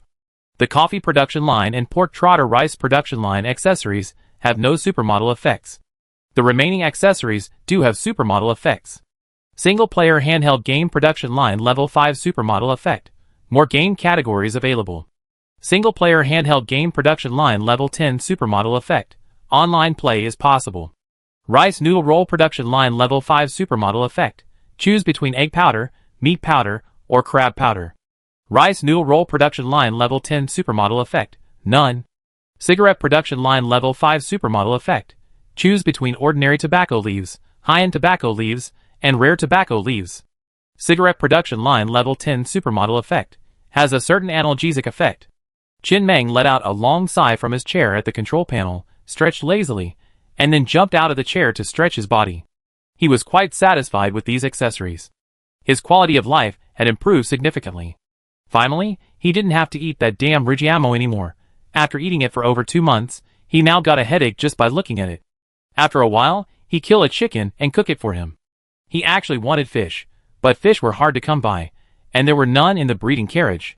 He immediately looked at Xiaofeng, who was carrying a plate of hot Rigiamo. Go to car 4 and bring me a full bowl of rice noodle rolls. Never mind, 3 servings. Meat powder, egg powder, and crab roe. Take all the cigarettes from this car and put them in the residence store. When you run out of cigarettes, go to the cigarette production line in car 4 and get some made with premium tobacco leaves. And make me some tea. They're all white parts. They're inexpensive to produce, practically cheap. If the train were still at level 1 or 2, it might have been a bit of a burden, and he wouldn't have used up the iron or to build these things that improve his quality of life. But for him now, it's not an exaggeration to say it's just a drizzle. The train's daily fixed expenses alone are already quite a large sum, including the daily food for all residents, the oxygen concentrator, the central air conditioning, and the components for the constantly active enemy radar resource detection radar. And that tobacco leaf, ordinary tobacco leaf, only requires 1 unit of iron ore to make a pack of cigarettes. At this price, he is ready to start becoming the tobacco emperor. Chapter 160. Before I leave, let me sell you some cigarettes. Qin Mang glanced at the train radio and immediately posed a message in the chat box. Star Train, selling various daily necessities, including cigarettes, tea, rice noodle rolls, pork trotter rice, coffee, and more. No need to meet in person, low prices, remote transactions possible, direct private chat. Deadline, no waiting today at noon. Almost immediately after the message was pinned, 2 people started chatting privately. In the past, daily necessities, like bread and Rigiamo, were available on everyone's trains, and the desire to buy them wasn't very strong. But the daily necessities he was selling now weren't available on many trains. If he couldn't buy a lot, he could still buy a little for his own enjoyment. At the gathering in the Teeling Wasteland, the general market price was 200 units of iron ore for a pack of cigarettes, equivalent to 20 units of iron ore per pack. Of course, the price would definitely be higher on the Shay Plain. After all, the price of a product, besides its inherent value, is largely determined by the local consumption level. People in the white area don't have much iron ore in their pockets to begin with. Cigarettes can only be sold at this price. But on the Shay Plain, people have a little more money, so the price can be a bit higher. Qin Mang glanced at the train radio. In just a short while, 7 or 8 people had already inquired. Besides the scarcity and allure of his product, remote transactions also played a big factor. Few people would take a train trip just to buy a pack of cigarettes. But remote transactions are very fast. Without checking the messages, he handed full control of the train radio to Xiao Ai. Xiao Ai, acting as a professional customer service representative, determined the needs, negotiated prices, and began overseeing the production of parts for Line 4. He also had the items delivered to him in the train compartment, where Xiao Ai would then place them on the scale for remote transactions. It was quite busy. What a shame. Qin Mang looked at the well-organized Xiao Ai with some regret. If it were peacetime, with a helper like you, I open a customer service outsourcing company. I wonder how much money I make. Forget a 3-minute response rate, even a 3-second response rate. In the previous world, he had worked in e-commerce for a while. In the early stages, he couldn't afford customer service, so he worked part-time. The 3-minute response rate nearly drove him to mental breakdown. Qin Mang no longer cared about the transaction, leaving it entirely to Xiao Ai. He stepped off the train. After setting up tables and chairs on the plane, he asked Xiao Fang to get a few more meals and invited Erden to join him for breakfast. See what flavor you prefer. Qin Mang smiled as he picked up a handful of crab roe with his chopsticks and shoved it into his mouth. The aroma of sour beans and chopped peppers mixed with the rice noodle rolls instantly invaded his taste buds. He nodded with satisfaction. Not bad, it tastes okay. Try it. So extravagant? Erden rubbed his hands excitedly. Without hesitation, he picked up his chopsticks and devoured the 3 rice noodle rolls in front of him. Brother, I see your message is pinned to the top of the chat box on the train radio? Isn't that the supermodel effect of the train radio? Yeah.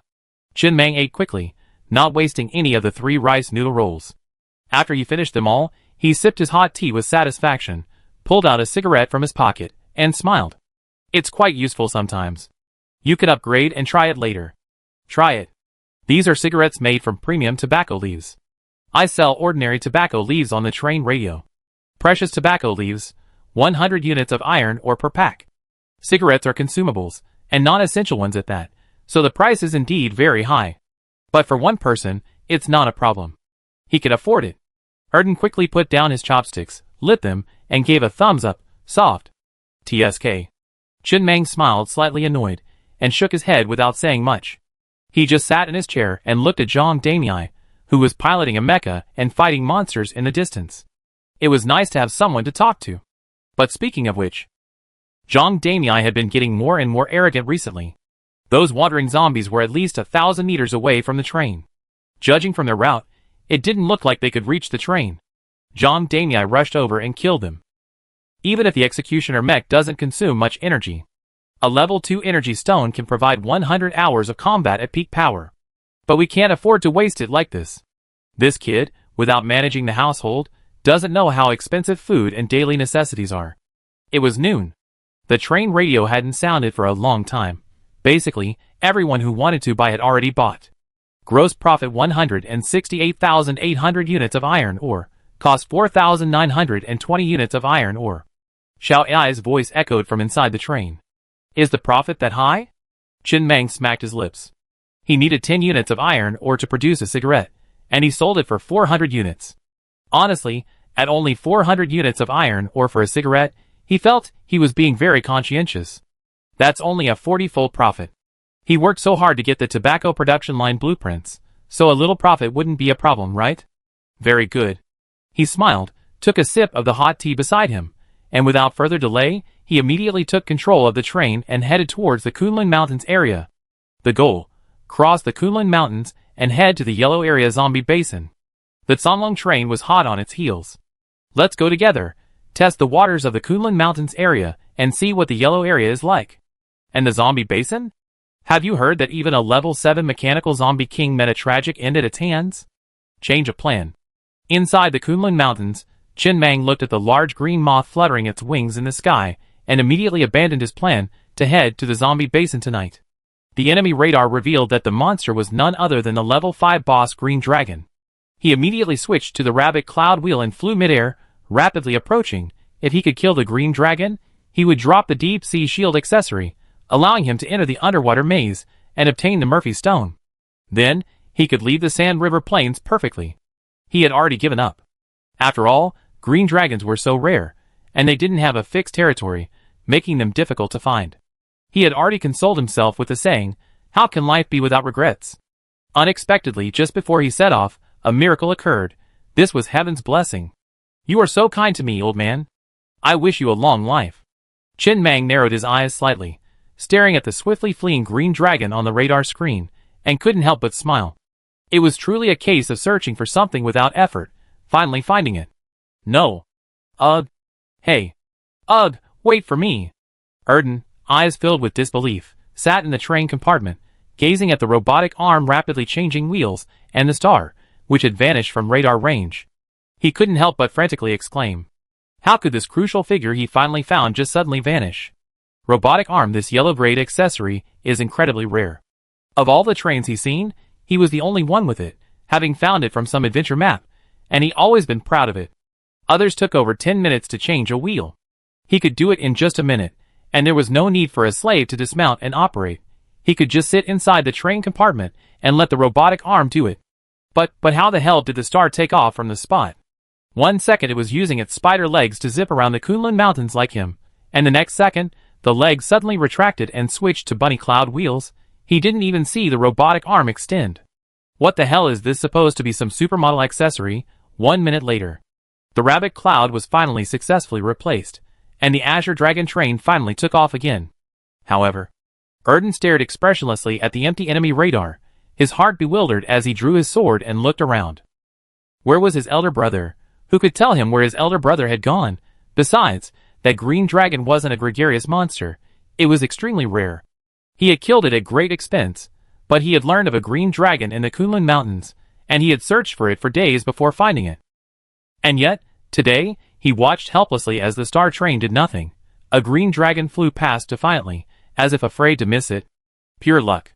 Just then, Chen Mang's voice rang out over the train radio. I'm going to kill this green dragon and return to the Shay Plain to explore that underwater maze. Are you coming with me? I wait for you here. After hearing Chen Mang's voice, Erden finally breathed a sigh of relief. Not bad, at least his big brother hadn't abandoned him. The green dragon was faster. But the star train was even faster. Doomsday cannon locked. Ready to fire. Chen Mang's brows furrowed slightly, his thumb resting on the red button at the top of the joystick, hesitant to press it. The green dragon in his field of vision flapped its wings constantly, occasionally turning and hovering in the air to glance at him. Like a provocation or like a plea for mercy? Plea for mercy? No, it didn't seem like a plea for mercy, more like a guide. Could it be? Chen Mang thought of the dogtail grass outside his train. According to Erden, while green dragons weren't high-ranking, they lacked a fixed territory, making their movements extremely mysterious. So, if he was incredibly lucky to have encountered this green dragon, then there was only one answer. This green dragon was a special passenger. A passenger? Chen Mang's eyes narrowed slightly. After a moment, he finally removed his thumb from the red button, choosing not to fire. He decided to fly behind the green dragon for a while, hoping to see if it had any intention of leading the way. He wanted to see where it could lead him. But in this direction, how could it fly so fast? It circled in the air and landed back on the shaped plane. An hour later, the green dragon descended from the sky, landing on the edge of a lake. This is exactly the coordinates Erden sent him for the undersea maze. Erden. Chen Mang picked up the train radio and whispered, "When you killed a green dragon, it stopped and looked at you whenever it could fly. It was like a provocation, wasn't it?" Erden's voice quickly rang out from the other end of the intercom. "You saw it. How could I let it go? I closed the distance, fired a volley of Doomsday cannons, and easily took it out." Chen Mang silently ended his conversation with Erden. If nothing unexpected happened, this enigmatic green dragon was indeed a mysterious traveler similar to the black market merchant, except unlike the black market merchant, it wasn't invulnerable. More like... Just then, a few words appeared on the control panel. Doomsday encounter, hellish green dragon. Its whereabouts are uncertain. Any train might encounter the hell green dragon, a monster capable of endless resurrection. Before its death, it swallowed the deep sea shield accessory blueprint. Therefore, the only way to obtain the deep sea shield is to kill the hell green dragon. It's long since died. Only its damaged soul controls its decaying body. Its only wish is to return to its roots. Successfully send it home, and you receive a substantial reward. Is this foxtail grass so effective? Chen Mang glanced at the words on the console screen, and then at the green fluttering moth crouching quietly by the lake, spewing out a blue accessory blueprint, its eyes vacant and dazed as it gazed at him. It was called a green dragon, but it looked more like a western dragon from his previous world. It wouldn't be wrong to say it looked like a large fluttering moth. Soon, Zhang Daniai controlled the mech, jumped off the train, and, strapping her giant axe to her back, cautiously approached the green dragon, intending to retrieve the blue accessory blueprint it had spewed out. Powerful magnet can only absorb items dropped by monsters. This blueprint wasn't dropped by the monster after its death, but was instead spewed out by the monster itself, therefore, it can't be picked up. We need to send someone down to retrieve it. All went smoothly. As Zhang Daniai approached, the green dragon merely took a few steps back, not engaging in any dangerous behavior. The blue-grade deep-sea shield blueprint was retrieved with remarkable ease. Then, the green dragon flapped its wings and landed on the front of the train, as if waiting for something. The next moment, a pale blue energy shield enveloped the entire star train, protecting it from water pressure and waterproofing. Although they couldn't communicate, they couldn't. But Chen Mang understood the green dragon's intentions. He immediately crafted a propeller and upgraded it to level 10. Then, with the help of a level 6 auxiliary universal wheel, the star train slowly approached the lake's edge and dove into the water. The propeller, acting as a wheel, began to spin rapidly, propelling the star train deeper into the lake. The green dragon remained quietly resting on the train's roof, making no unnecessary movements. The energy shield held back the water, preventing it from soaking the dragon. Train monster. At this moment, in this environment, they coexisted quite harmoniously. Chapter 161. With the mechanical eye, Chen Mang could clearly see the scene outside the train. It wasn't a three-dimensional image or a radar display, but a clear, direct image, like a television screen. Chen Mang looked at the green dragon lying quietly on the top of the train, his expression gradually becoming strange. This guy can't swim? Your home is under the sea, and you can't swim? No wonder you can't get home. So when the green dragon kept looking back in front of the Songlong train, it wasn't actually a provocation. It was really just leading the way, hoping that the Songlong train would take it home. But Erden clearly took it as a provocation. Flying and looking back several times, isn't that a clear sign of disdain? It's just... Chen Mang's brows furrowed slightly, still a little confused. According to Erden, green dragons are creatures that roam freely in various areas. In all his time in the Kunlun Mountains, Erden himself had only seen a green dragon once. Green dragons had never been to Kunlun Mountains before. But since the green dragon's home is in the underwater maze, it should be constantly circling this area. Wait, Chen Mang's mouth twitched slightly. He had a vague idea of what was going on. The dashboard said the monster was long dead, with only its damaged soul controlling its decaying body, allowing it to resurrect repeatedly. So, if nothing unexpected happened, the green dragon must be trying to fly back home every time it died. But its resurrection location wasn't fixed. It kept resurrecting in random places. This planet was much larger than the one in his previous world, which made it very likely that it hadn't flown to the Sand River Plains since the first year of the apocalypse. The distance was too great. It was easy to be killed along the way. Finally, after enduring countless trials and tribulations, over a year after the apocalypse, he finally reached the Kunlun Mountains and began his journey home. Then, the Songlong, having gotten the news from nowhere, attacked and sent him away again. He resurrected in a remote corner. This time, perhaps he was lucky. The resurrection location wasn't too far from the Kunlun Mountains, so it didn't take long. And with the sheer luck of meeting him, he was able to embark on his successful journey. If it were anyone else, this poor green dragon would likely have embarked on another journey home. At the bottom of the lake, the light was dim. The train's main engine provided a powerful contribution, while Xiao Ai steered the star train towards the coordinates provided by Erden. The green dragon remained motionless after entering the water. Clearly, without the coordinates Erden provided, he would have had to search the lakebed for a long time before finding the adventure map for the underwater maze. Chen Mang sat in a chair, quickly and briefly recording everything that had just happened. This was another story worthy of inclusion in textbooks. With his keen insight, he once again guided the star train on this and other similar journeys. After about 10 minutes, the star train finally reached the lakebed. Directly in front of the star train, a magnificent golden palace sat in the center of the lake, exuding a rich, ancient sense of decay and history. The palace entrance led to a straight road. At the end of the road was a massive circular archway. Even a train twice as large could easily enter. Markings were painted on the ground to guide the way, and a few white characters floated above the palace entrance. Undersea maze. It looked somewhat similar to a zone boundary, only not quite as large. Is this the underwater maze? Chen Mang surveyed everything before him with curiosity. He steered the train slowly onto the road and drove along it into the palace.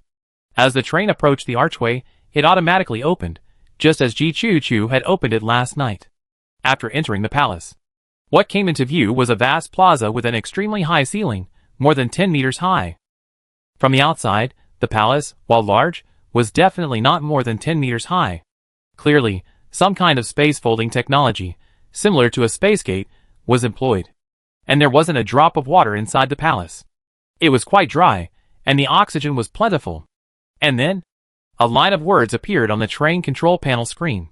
Conductor, please disembark and choose your own maze difficulty.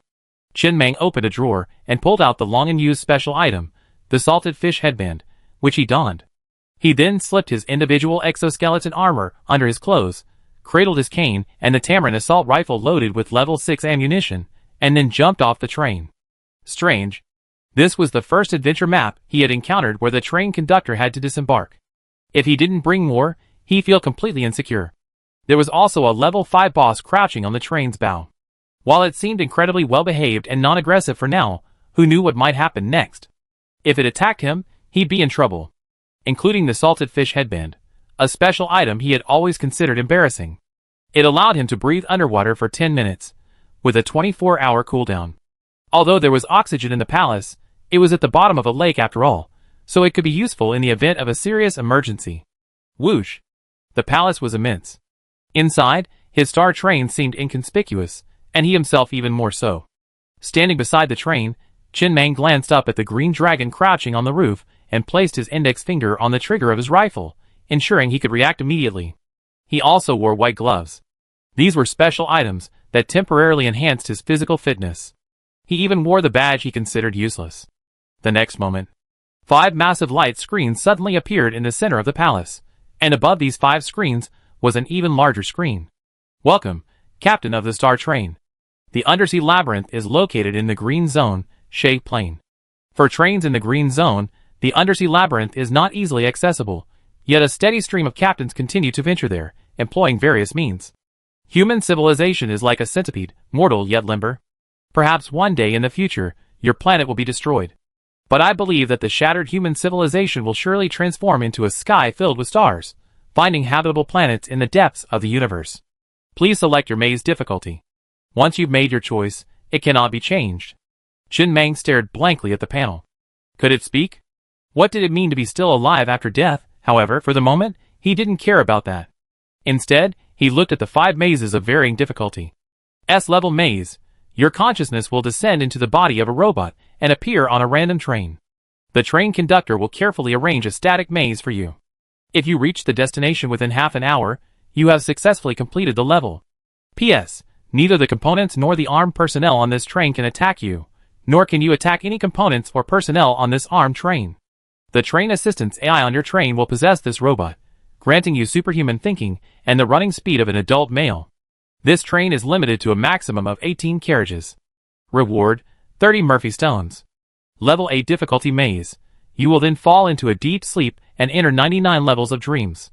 If you awaken within 24 hours, you have successfully completed the level. Level B difficulty maze. Level C difficulty maze. Level D difficulty maze. Chen Mang's attention was primarily focused on the Level S difficulty maze, which hadn't disappeared. This was the mission Erden had chosen last time he entered, but unfortunately, he had failed. What a shame. He shook his head with some regret. It was a shame he wasn't the first one in. Otherwise, based on his experience at the Goblin Ruins, if he had been the first to enter, completing a mission wouldn't have stopped. You can come back and complete it again before it disappears. This effectively means you can complete it twice. No, perhaps there's some other restriction that prevents you from completing it twice. Otherwise, back in the Goblin Ruins, there should have been a quest that disappeared without a choice. After all, the owner of the Goblin Ruins key could easily complete a quest they already completed. Without a moment's hesitation, he immediately chose the S-rank quest, briefly glancing at the remaining 4 quests. Just like Erden that day, he was quite confident. This mission. Li Shurji couldn't help him. He could only rely on himself and the AI. He wasn't very knowledgeable about mazes, but he knew a lot about other trains. He didn't believe anyone could create a maze like his on a train. If such a master really existed, then he would accept it. But the train's space was limited. Without a space gate, the space was almost fixed. A level 3 train didn't have any spatial components, so how could it possibly design a complex maze? Even Li Shurji, without a level 10 refrigerator, how could you ask him to design a maze? Even a skilled cook cannot cook without rice. After he successfully made his choice, the 5 light screens above the palace slowly dissipated and merged into a single light screen. The Star Train captain successfully selected an S-level difficulty maze. Searching for the corresponding train failed. No trains are currently available. Distributing a one-time special item, the consciousness transmitter. When a train capable of landing is found, the consciousness transmitter will emit a shrill alarm and flash red. Press the button within an hour to transfer your consciousness to the robot, regardless of your location, and officially begin the S-level maze. The light curtain slowly shattered, and a walkie-talkie composed of lines formed in the air. As the line solidified, the walkie-talkie also materialized. It fell into Chen Mang's hands. 30 Murphy Stones, not bad. Chen Mang smiled, and weighed the walkie-talkie in his hand. This was a perfect departure from the Shay Plains, without a single regret. Now, he just had to wait for someone to come along. When someone chose the S-level mechanical train job transfer quest, he would appear on their train, just like Erden. Success will earn you 30 Murphy Stones. This is a huge sum. He only dropped 10 Murphy Stones from killing the level 7 mechanical zombie king. This S-rank quest is basically only available here, so for any train conductor, this is like picking up 30 Murphy Stones for free. This opportunity is quite significant. The underwater maze may only exist in this area, but there should be many adventure maps with similar quests in other areas. Then there's the matter of waiting. This can't be rushed for now. He tossed the intercom into the train, and glanced at the green dragon lying on the front of the train. Just as he was about to say something, he saw that its flesh had begun to rapidly decay. No blood was visible. The rapidly decaying flesh turned to powder, and drifted into the air. Then, the green dragon staggered to its feet from the front of the train, then fell heavily to the ground in the center of the palace. In less than half a minute, it disintegrated into dust, scattering in the air.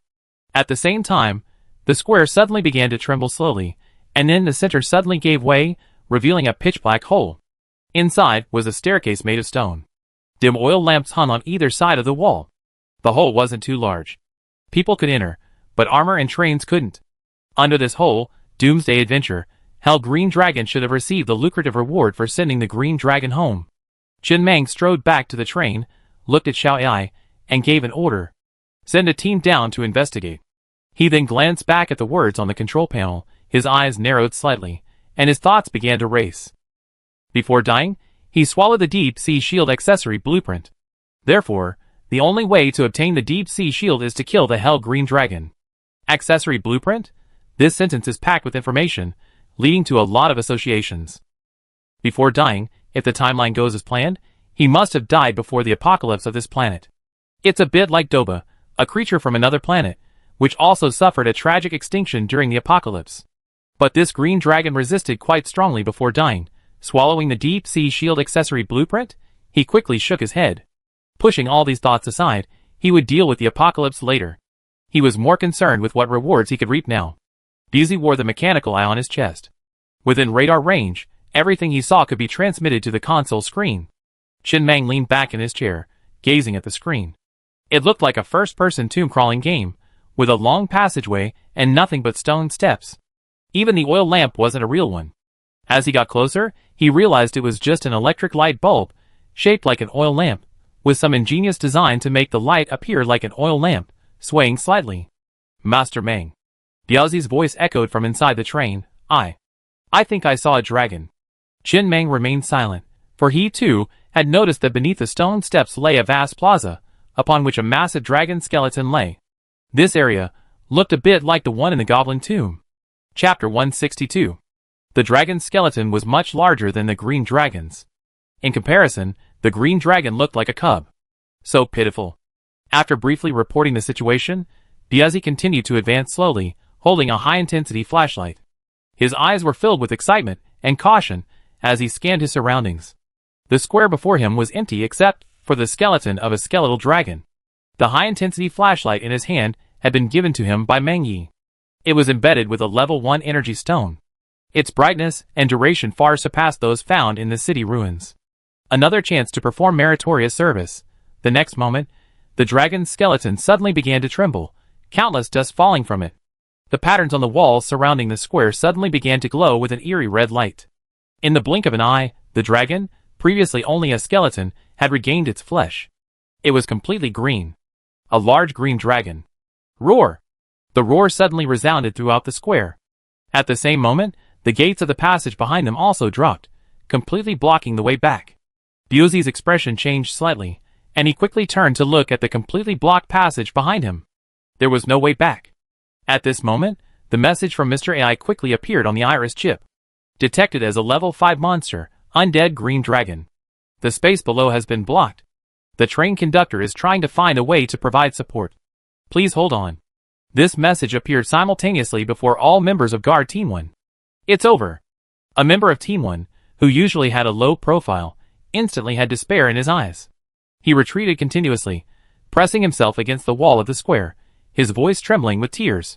Brother Biao, it's over, we're done. It was a level 5 monster. For the train, a level 5 monster was easily dealt with, barely worth a second glance. But for them, a level 5 monster was a dead giveaway. Everyone, calm down. Biaozi didn't bother sending a message through Chief AI. He needed to boost morale first. He looked at the level 5 undead green dragon stretching its body and roared. A mere level 5 monster. Our rifles are loaded with level 6 ammunition. Everyone, listen to my orders. Before he could finish his words, the panic team member, realizing that shredding their tickets was useless, gave way to complete despair. They aimed their guns at the undead green dragon and pulled the trigger.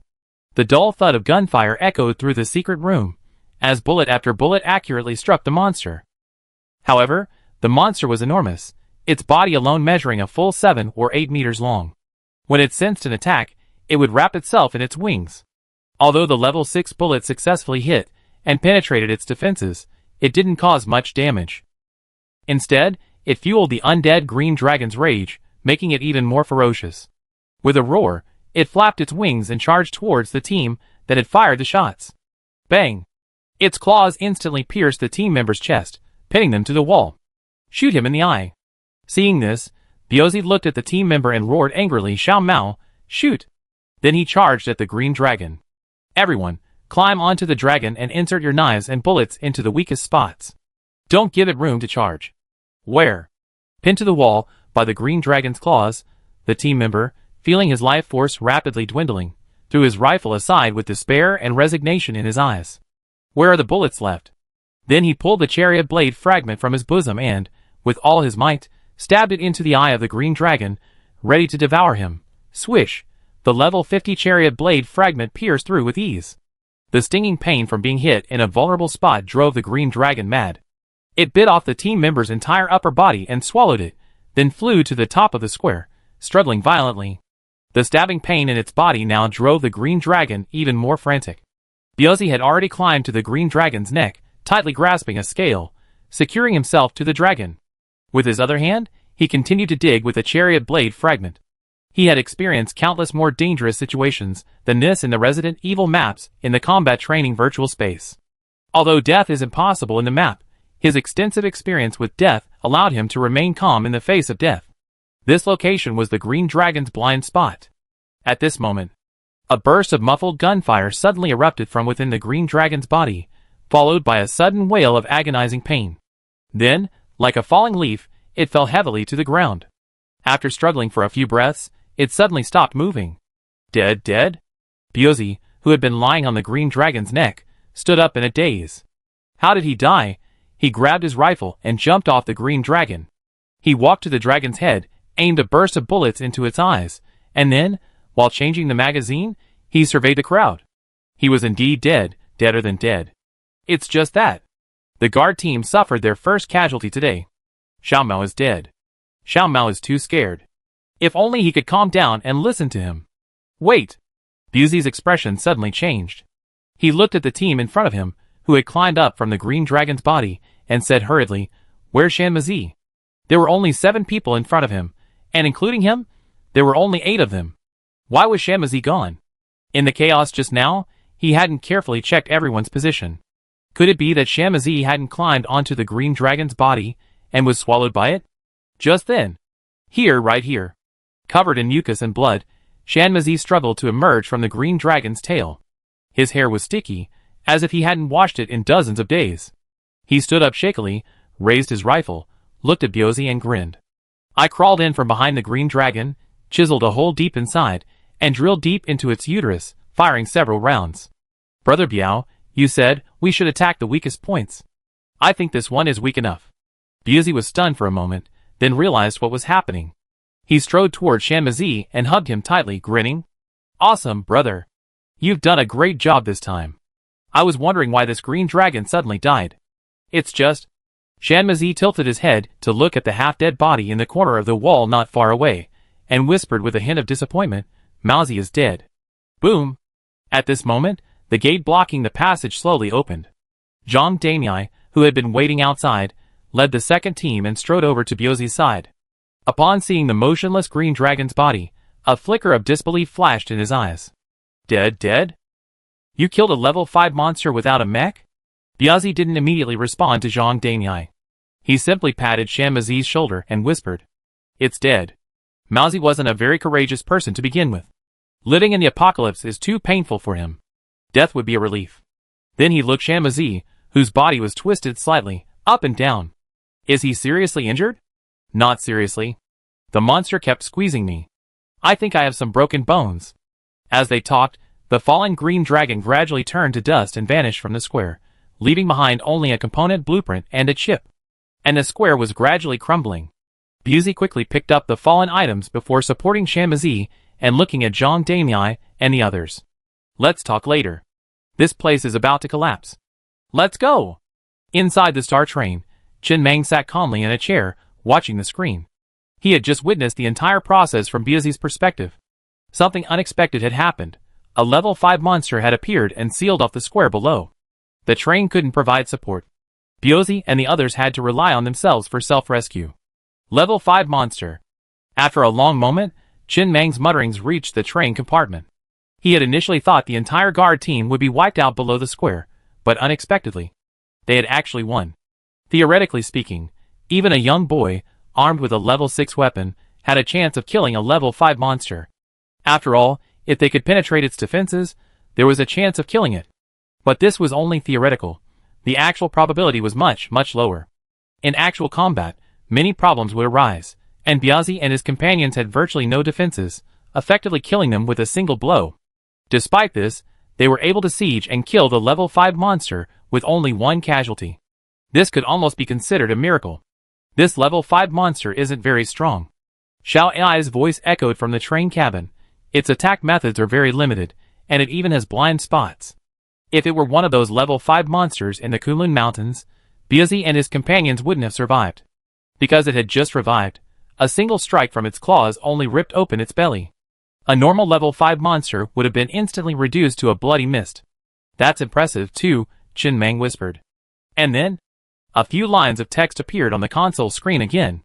You successfully returned the green dragon to its homeland, fulfilling its wish and allowing it to return to its roots. The skeleton deep in the crypt is the true corpse of the green dragon. Long ago, the green dragon's soul was imprisoned here. Each time it resurrected, it would resurrect in a different green dragon's body. Only by killing the green dragon's soul can it be truly redeemed. The damaged soul controls its long-rotten body. People always believe that life is hope, but they don't realize that often, only death can bring true salvation. It may attack you, but that is not its intention. Thank you. This is the original image of the blue-grade deep sea shield accessory. Following the green dragon's redemption, it has been broken apart and can be obtained through various means, not just by killing the green dragon. Add 100 to the Star Train's reputation. Qin Mang remained silent as Biazi handed him the rewards. They were an accessory blueprint and a chip. The blue-grade accessory blueprint was Deep Sea Shield. And a map chip, Dragon Castle. Like Resident Evil, it requires the combat training virtual space to be used. It also has 2 options, normal missions and extreme missions. Completing them will improve your overall physical fitness. The rewards were quite good. He already had the Deep Sea Shield accessory, but he had no use for the blueprint for it at the moment, so he could only sell it later. Shall I? Take Shanmazi to the medical bay for treatment. Conductor, Shanmazi has been healed with a simple medical kit. Qin Mang's brows furrowed slightly. The simple medical kit's level 10 supermodel effect can only suture broken limbs. Didn't Shanmazi have a broken bone? How did he heal it? He used a shard of a car blade to cut the broken part, then sutured it. Under the simple medical kit's level 10 supermodel effect, the broken and dislocated bones automatically healed. Qin Mang's eyelids twitched, but he said nothing more. He simply steered the train out of the underwater maze, zipping across the lakebed. The moment it broke the water, the wheels instantly transformed into bunny clouds, hurtling through the air into the distance. 3 isn't enough. 3 more. Inside guard car number 7. Biazi lit 3 cigarettes and shoved them into Shanmazi's mouth again. It's good for pain relief. Are you feeling better now? Much better. Shanmazi, wrapped in bandages, lay on the bed, his body twitching from time to time. His face was pale, and beads of sweat the size of soybeans covered his forehead. His fractures were completely healed, but the pain was excruciating. Fortunately, the cigarettes helped, otherwise he would have fainted from the pain. Lynx. Mika, her eyes red, knelt beside Shanmazi's bed, wiping the sweat from his forehead with a hot towel. She held Shanmazi's hand tightly, her lips moving slightly, but ultimately she said nothing. It's okay. Lynx Motzi, lying in bed, grinned and patted Meijia's head. My injuries are all healed now. It's just a little sore. I won't need to wait until tomorrow. I'll be fine by this afternoon. Go back to the room first. There are only men here. It's not appropriate for you, a woman, to stay here. Go back quickly. Mika nodded, her eyes red, and stood up, turning to walk towards the refrigerator. Just then, Qin Mang, accompanied by Xiao Ai, made his way through several carriages to guard carriage number 7. He sat on the bed across from Shanmazi and whispered, "How are you now?" The moment he saw Master Mang, Shanmazi immediately struggled to his feet and leaned against the wall, feeling a little nervous. Your injuries have healed. You're on standby. Next time you're injured this badly, you can use the medical bay. With so little iron ore, the star won't be short of resources for the guards to recover. Shanmazi was about to explain something, but after seeing Biazi's look, he swallowed his words and nodded weakly. All right. Chen Mang didn't linger for long, but stood up and looked at Biozhi. There's a new map in the combat training virtual space. Quickly lead your team through all the normal missions and improve your overall fitness. If you were all flying mechas this time, you wouldn't be so embarrassed. Chapter 163.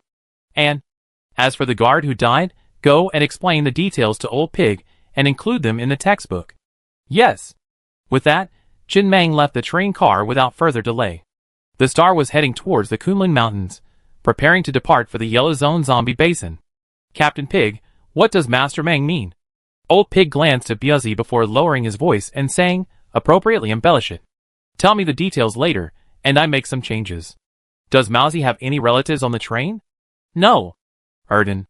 Inside the star train, Chen Mang controlled the train high in the sky, speeding towards the Kunlun Mountains. He picked up the intercom and said, wait for me in the Kunlun Mountains. I'll be there soon. Now that we've dealt with this, we can continue. No problem, Erden's voice quickly echoed over the intercom. Just then. The search radar showed a level 4 train below being pursued by a group of mantis-like monsters. Those mantises were noticeably faster, and with 2 level 5 mantis monsters in tow, the train didn't seem to have much of a countermeasure. It was already in danger. Without further thought, Chen Mang immediately maneuvered the train above the level 4 train. The Doomsday cannon quickly locked onto the 2 level 5 mantis monsters, unleashing nearly 100 rounds. Boom, boom, boom. The explosions echoed across the plain, and the 2 level 5 monsters instantly turned to bloody foam. Many lower-level mantis monsters in the surrounding area were also affected, either dead or injured. Since we met. Just saved him. Chen Mang didn't think much of it. After casually glancing at the thank you message from the other train over the train radio, he steered the train further away. The train behind him slowly stopped, and a group of thugs jumped out and began to kill the surrounding mantis-like monsters. Just then, Xiao Ai, standing nearby, suddenly spoke up. Conductor, Zhang Damiai said that 2 of the thugs on the train below are his brothers. Brothers? Chen Mang raised a brow slightly, turned the train around again, and returned the way he come. Did he recognize him, and me as fellow villagers? Inside the cabin of a Class 4 train on the Shay Plain, a man stared at the forced private message on the train radio with lingering fear, his eyes filled with the feeling of having survived a disaster and the aftermath of the aftermath. He had thought he was going to die here. To his surprise, he had saved his life again. A big shot passed by and saved him. Through the forced private message chat, he learned the other party was the Star, the train that dominated the Teeling Wasteland. Even in the advanced zone, it remained the dominant force there, with the Star at the top of all 3 leaderboards. He also came from the Teeling Wasteland. Could this be the reason this leader was willing to rescue him? But he was completely unknown in the Teeling Wasteland. How did this guy recognize him? Just then, he suddenly noticed the Star train flying over from the horizon again, slowly landing in front of his train. The moment it came to a complete stop, the door of a middle carriage flung open. A mech leaped down and began to slaughter the surrounding mantis-like monsters. Wait, mecha, can a level 6 train already produce mechas? In the blink of an eye, the remaining monsters surrounding the train were slaughtered. The mecha seemed to be saying something, and then his 2 idiot thugs rushed over, hugged the mecha's legs, and began to cry bitterly. What kind of plot was this? The man sitting in the train compartment was completely bewildered. Although he didn't know what was going on, he didn't dare to act rashly. He just waited cautiously. Soon, a message came over his train radio. I want your 2 thugs. Name your price. Now he understood. The Star train must have the relatives these idiots were talking about. Could it be the sister they kept talking about? He immediately glanced at the 10 large-caliber machine guns on the Star train, and his mouth twitched slightly. Boss, your willingness to help is already a great favor. Since you like me, just take me away. Before he could say anything else, the 2 idiots had already followed the woman back to the Star train. Their names quickly vanished from the train crew's list, and the train soared into the air once more, leaving no trace of cloud behind. Whoosh! The man looked at the receding Star train with a complex expression. Although he often scolded the 2 idiots for carrying treadmills back from collecting supplies, he felt a sense of emptiness inside when they finally left. It felt like their 2 big yellow dogs had been taken away. Inside the Star train, Chen Mang glanced at the console screen, at the 2 tall figures' physical stats. Xiao Ai had immediately gone to install their iris chips, and their overall physical fitness was incredibly impressive. Zhang Damiai's overall physical fitness was 18.2, already the highest on the star train. As a result, Zhang Damiai's brother, Zhang Yi, had an overall physical fitness of 22.8. Zhang Er, her second brother, had an overall physical fitness of 21.9, each one higher than the last. This is outrageous. This is the apocalypse. Could this planet have been some low-level martial arts world before the apocalypse? What about bloodlines? A child born with Tyrannosaurus blood. Their physical fitness is incredibly impressive. If it weren't for the information he gathered that this planet was a modern world with technological advancements similar to his previous world before the apocalypse, he had been half-heartedly convinced of the low-level martial arts world theory. Pretty powerful. 2 more mecha pilots. However, given these 2 guys' overall physical fitness, piloting the green-grade mecha executioner was a bit of an overkill. To fully unleash the power of the executioner, a physical fitness of over 14.0 was required, and these 2 guys had nearly doubled that, but that didn't matter. Zombie Basin was a yellow-grade area, so it was sure to contain higher-level mines and mecha blueprints. Soon, he reunited with the Songlong train waiting for him. The 2 flew side by side again, hurtling towards the Zombie Basin area.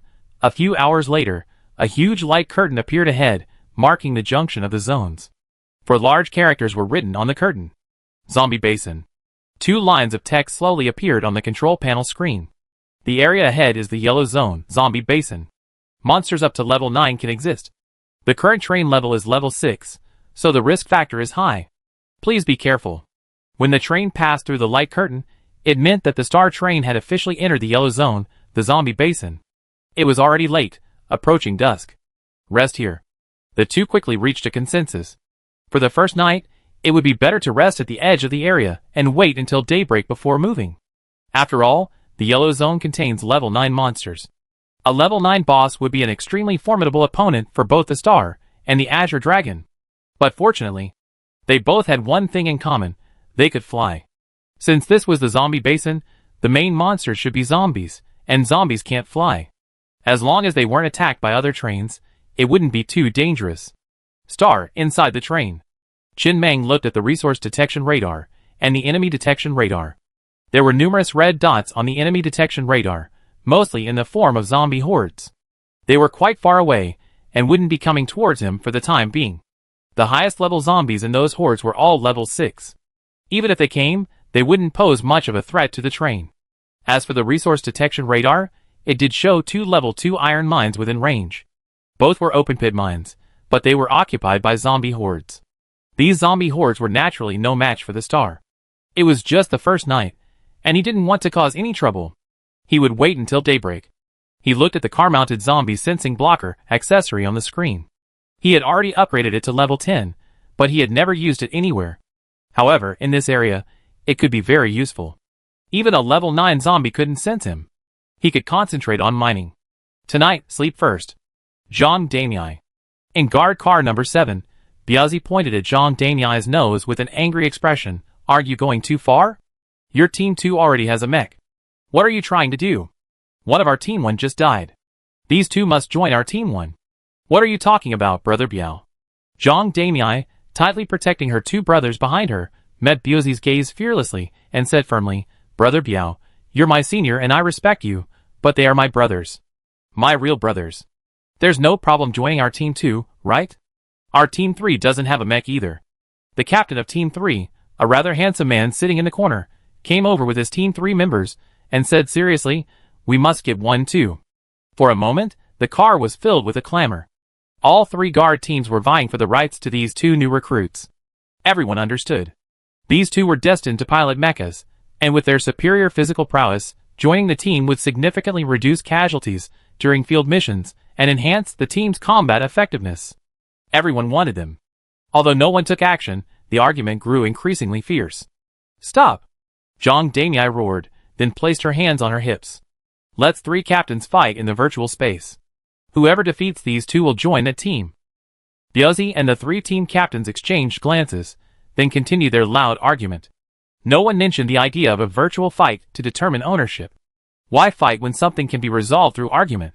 Zhang Er stood behind Zhang Damiai and carefully stuffed a steamed bun filled with meat sauce into his mouth. He chewed it for a moment, with a look of ecstasy before reluctantly swallowing it. He leaned over to Zhang Yi and whispered, "Brother, are we so popular? They seem to welcome us." "I don't know." Zhang Yi, with a serious and cold expression, also stuffed a steaming meat sandwich into his mouth. He lowered his voice and whispered, "We're pretending to be serious, so we appear difficult to mess with. Have you forgotten what father told us? If you appear too easygoing in an unfamiliar environment, you always be bullied." Yes, I almost forgot." Zhang Er's face immediately grew serious, but then he took another meat sandwich from a nearby plate and stuffed it whole. His initial momentum instantly weakened, and he couldn't help but chuckle. "Brother, this rujiamo is delicious, so juicy and sizzling. I haven't had anything this delicious in ages. Mr. Meng is so kind. We just joined the train and haven't done anything yet, and you've already given us a huge plate of rujiamo. Now we can finally eat our fill." Zhang Yi, who had been looking serious, couldn't help but nod in agreement. He picked up another rujiamo and stuffed it into his mouth. "So this is how Xiao San lives his life. You're enjoying it. Second brother, remember this time. When you go out to search for supplies, don't bring the treadmill back." "Don't worry, big brother. I definitely do my best this time." Just then, "Forget it." Buzi took a deep breath, shouted loudly to quell the clamor, then looked at the other two captains. "I go see Master Meng tomorrow morning and let him make the arrangements. Is that okay?" Zhang Damei and the captain of Team 3 exchanged a glance and nodded in unison. "Master Meng's arrangements will be flawless."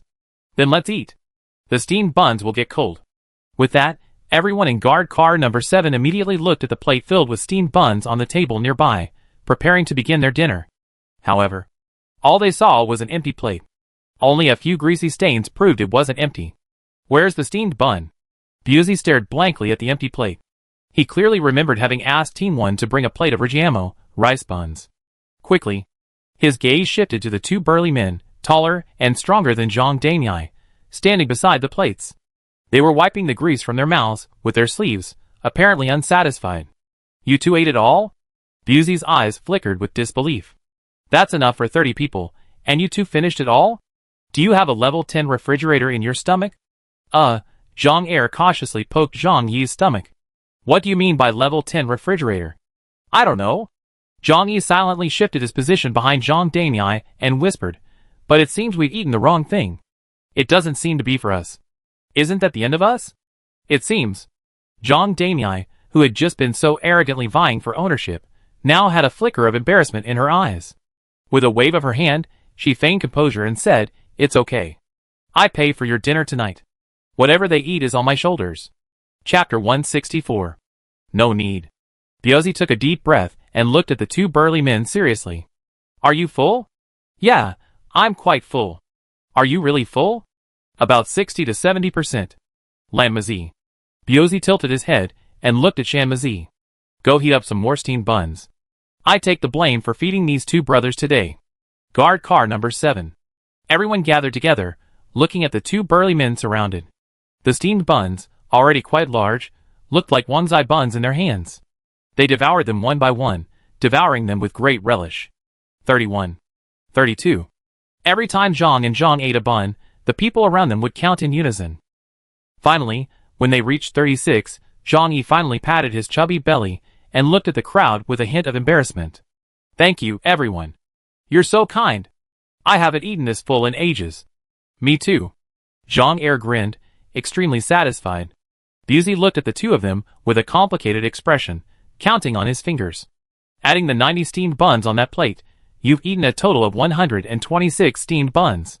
That means the daily consumption of just the two of you is 126 units of iron ore.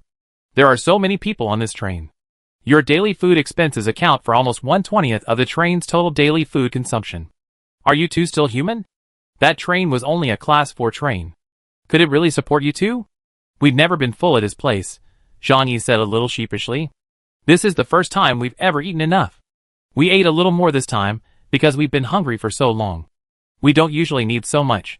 30 steamed buns a day is enough. Or we can eat bread slices. We used to eat bread slices, and we know they're much cheaper than steamed buns. We can go scavenge for supplies. We won't be useless. We're both very strong. We can lift anything you ask us to." Yeah. Zhang Er nodded repeatedly. "If you don't believe me, I show you." "That's not necessary."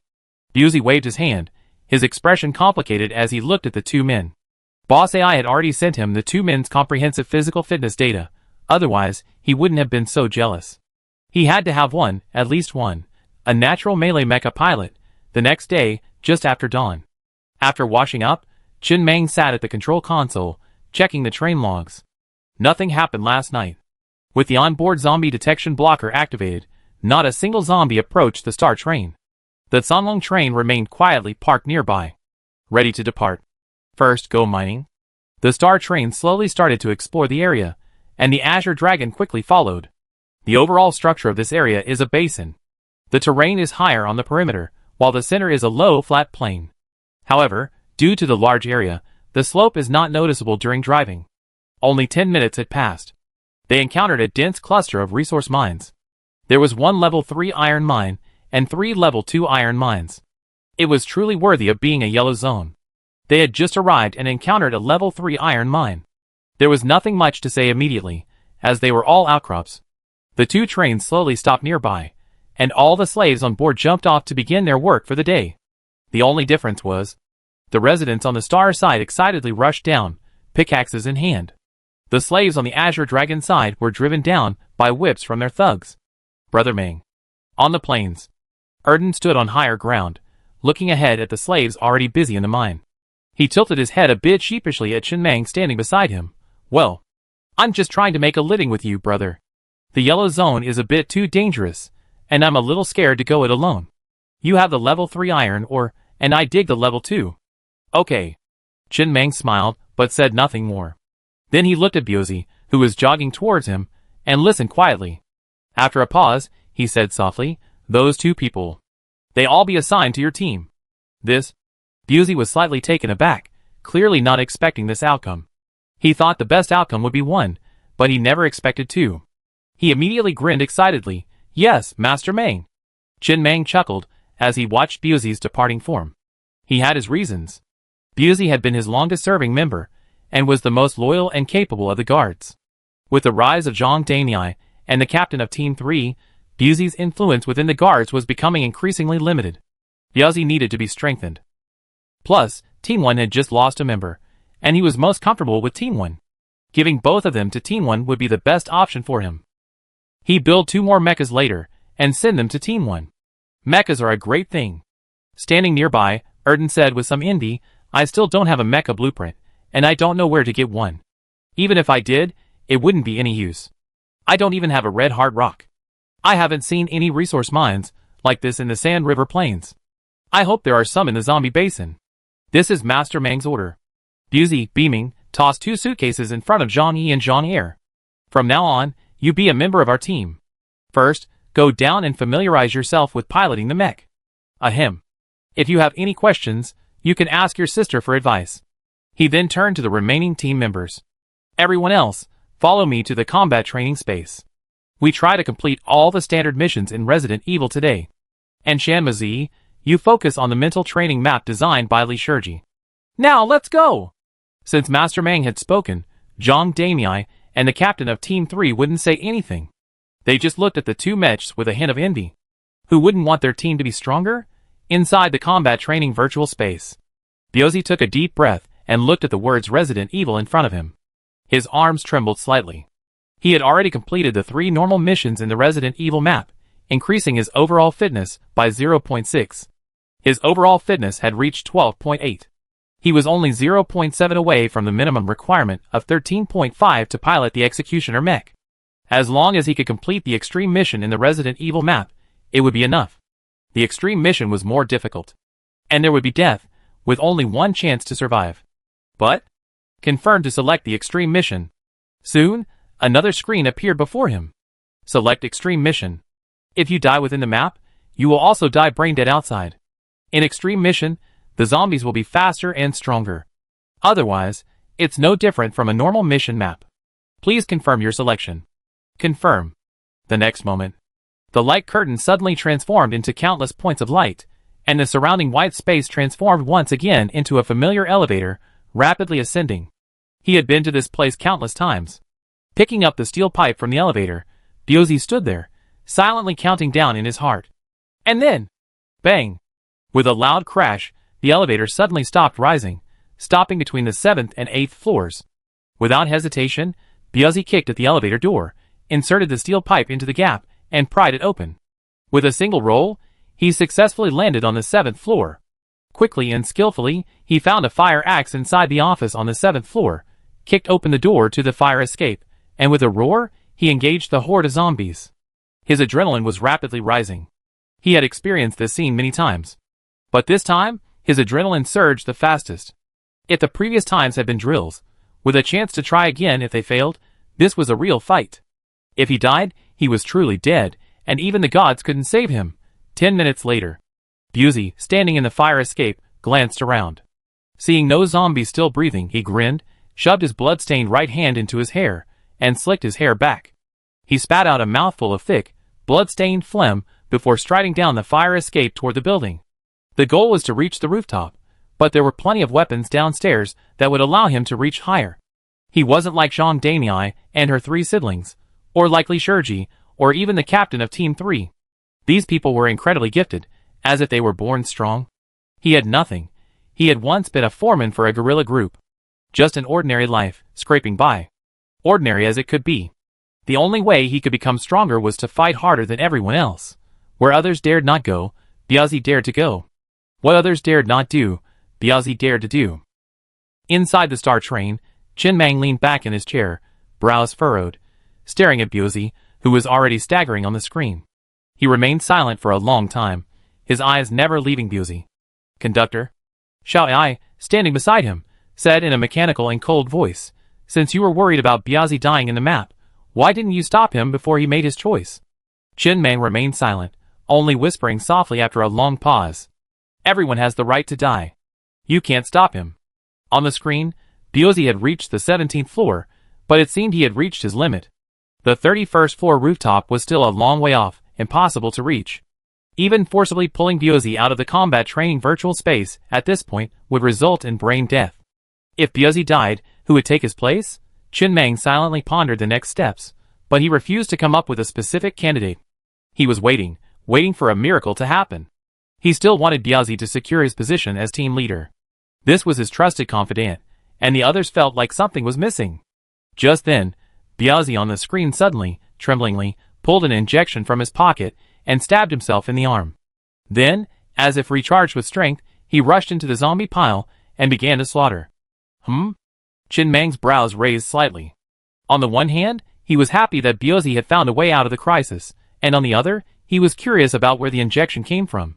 Didn't he remember Biozzi using it on the 12th floor? Biozzi didn't use it on the 12th floor. He just pretended to give it a shot. Is he lying to me? Does he know I'm watching him? No. He's tricking his brain into thinking he'd given it a shot when he hadn't. Xiao Ai said with some surprise. At the time, I thought he was reluctant to use it, but now it seems he's really succeeded. Humans are amazing. They can actually trick their own brains. AI can't do that. Is that even possible? Chen Mang closed his eyes, with a strange expression, and poked his arm with his finger, trying to trick his brain into giving himself a shot. But perhaps because his brain was too clever, the deception failed. That won't work. Xiao Ai shook her head. I kind of understand the logic. It requires a strong sense of conviction, and the ability to instantly shift your perspective to a third-person perspective. Don't let your gaze linger on the injection, using the pain to trick your brain into thinking it's been injected. That's about it. With the blessing of this injection, Biozzi quickly became lively again. Half an hour later, Biozzi, his eyes filled with bloodlust and ferocity, realized he had cleared the level only when he noticed the surroundings gradually transform into that familiar white space. Clearly, there was another white light curtain in front of him. Congratulations on becoming the first member of the Star Train to clear the Resident Evil map on extreme difficulty. Pioneers are always worthy of praise. You gain an additional 1.0 physical fitness boost. Biozzi was momentarily stunned upon seeing the screen before him. Then, unable to hold on any longer, he collapsed to his knees, his expression etched with excitement and elation. It had to be him again. Big Biozzi, successfully completing the extreme mission, had already increased his overall physical fitness by 0.5, and now it had received an additional 1.0, bringing his overall fitness to 14.3.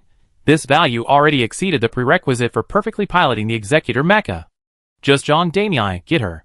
Perhaps due to successfully completing the extreme mission, Busey's demeanor now held a stronger than usual confidence, a confidence born from surviving a near-death situation. While he wasn't as talented as Jean Damien, he was quickly catching up. He sat on the ground to recover briefly before diving back in. He wanted to make a final push, using up his remaining 2 chances to complete the extreme mission, and then go to Mangyi to request a mecha. At Zhang and Zhang Air, Guard Team 1 will now have 3 mechas. As the saying goes, good things often come in pairs. In the combat training virtual space, Team 3's captain's mental power has successfully reached 14.0, enough to pilot the Mecha Leech. The overall strength of the Star Train is continuously improving at a visible rate. All members of the train, like DNA, intertwined with one another, gradually condensing into a single rope, rapidly ascending. Chapter 165. Amazing. Inside the train. After seeing Buozi complete the level, Chen Meng breathed a sigh of relief. He was sweating all over from watching him. He would go in and try it out later, but the most important thing now was, he looked at the remaining red hard rock on the train panel. 98,000 units. The yellow quality Mecha Leech costs 28,000 units of red hard rock. The green quality Mecha Executioner costs 18,000 units of red hard rock. I give Li Shurji's Leech Mecha to the captain of Team 3 later. Li Shurji won't need it, and we need to build Buozi an Executioner Mecha, which will cost another 18,000 units of red hard rock. By then, there will only be 80,000 units of red hard rock on the train. Alas. Chen Meng sighed helplessly. Before, Qixing Rock had no use at all. Now it had, but it wasn't enough. However, he quickly smiled again. The train's overall strength had been greatly improved. With these 3 mechas, both casualties and success rates would be significantly reduced and increased during future field missions. The sun hung high in the sky. It brought a touch of warmth to the already wintry weather. Can you give me a bite? A slave on the Songlong train stared eagerly at the bread in the hands of a slave next to him on the Xingxing train, his eyes filled with desire and greed. What does the filling in your bread taste like? Is it delicious? Not delicious. The man shook his head firmly. Sour, smelly, bitter. Can I try it? No. This scene unfolded throughout the mine.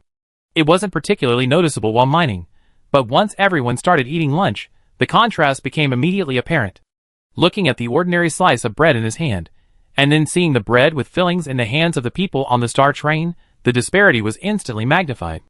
But, the man glanced around with a hint of remorse, but still handed over the bread and half-drunk Coke, whispering, "Drink it quickly, don't let anyone see you."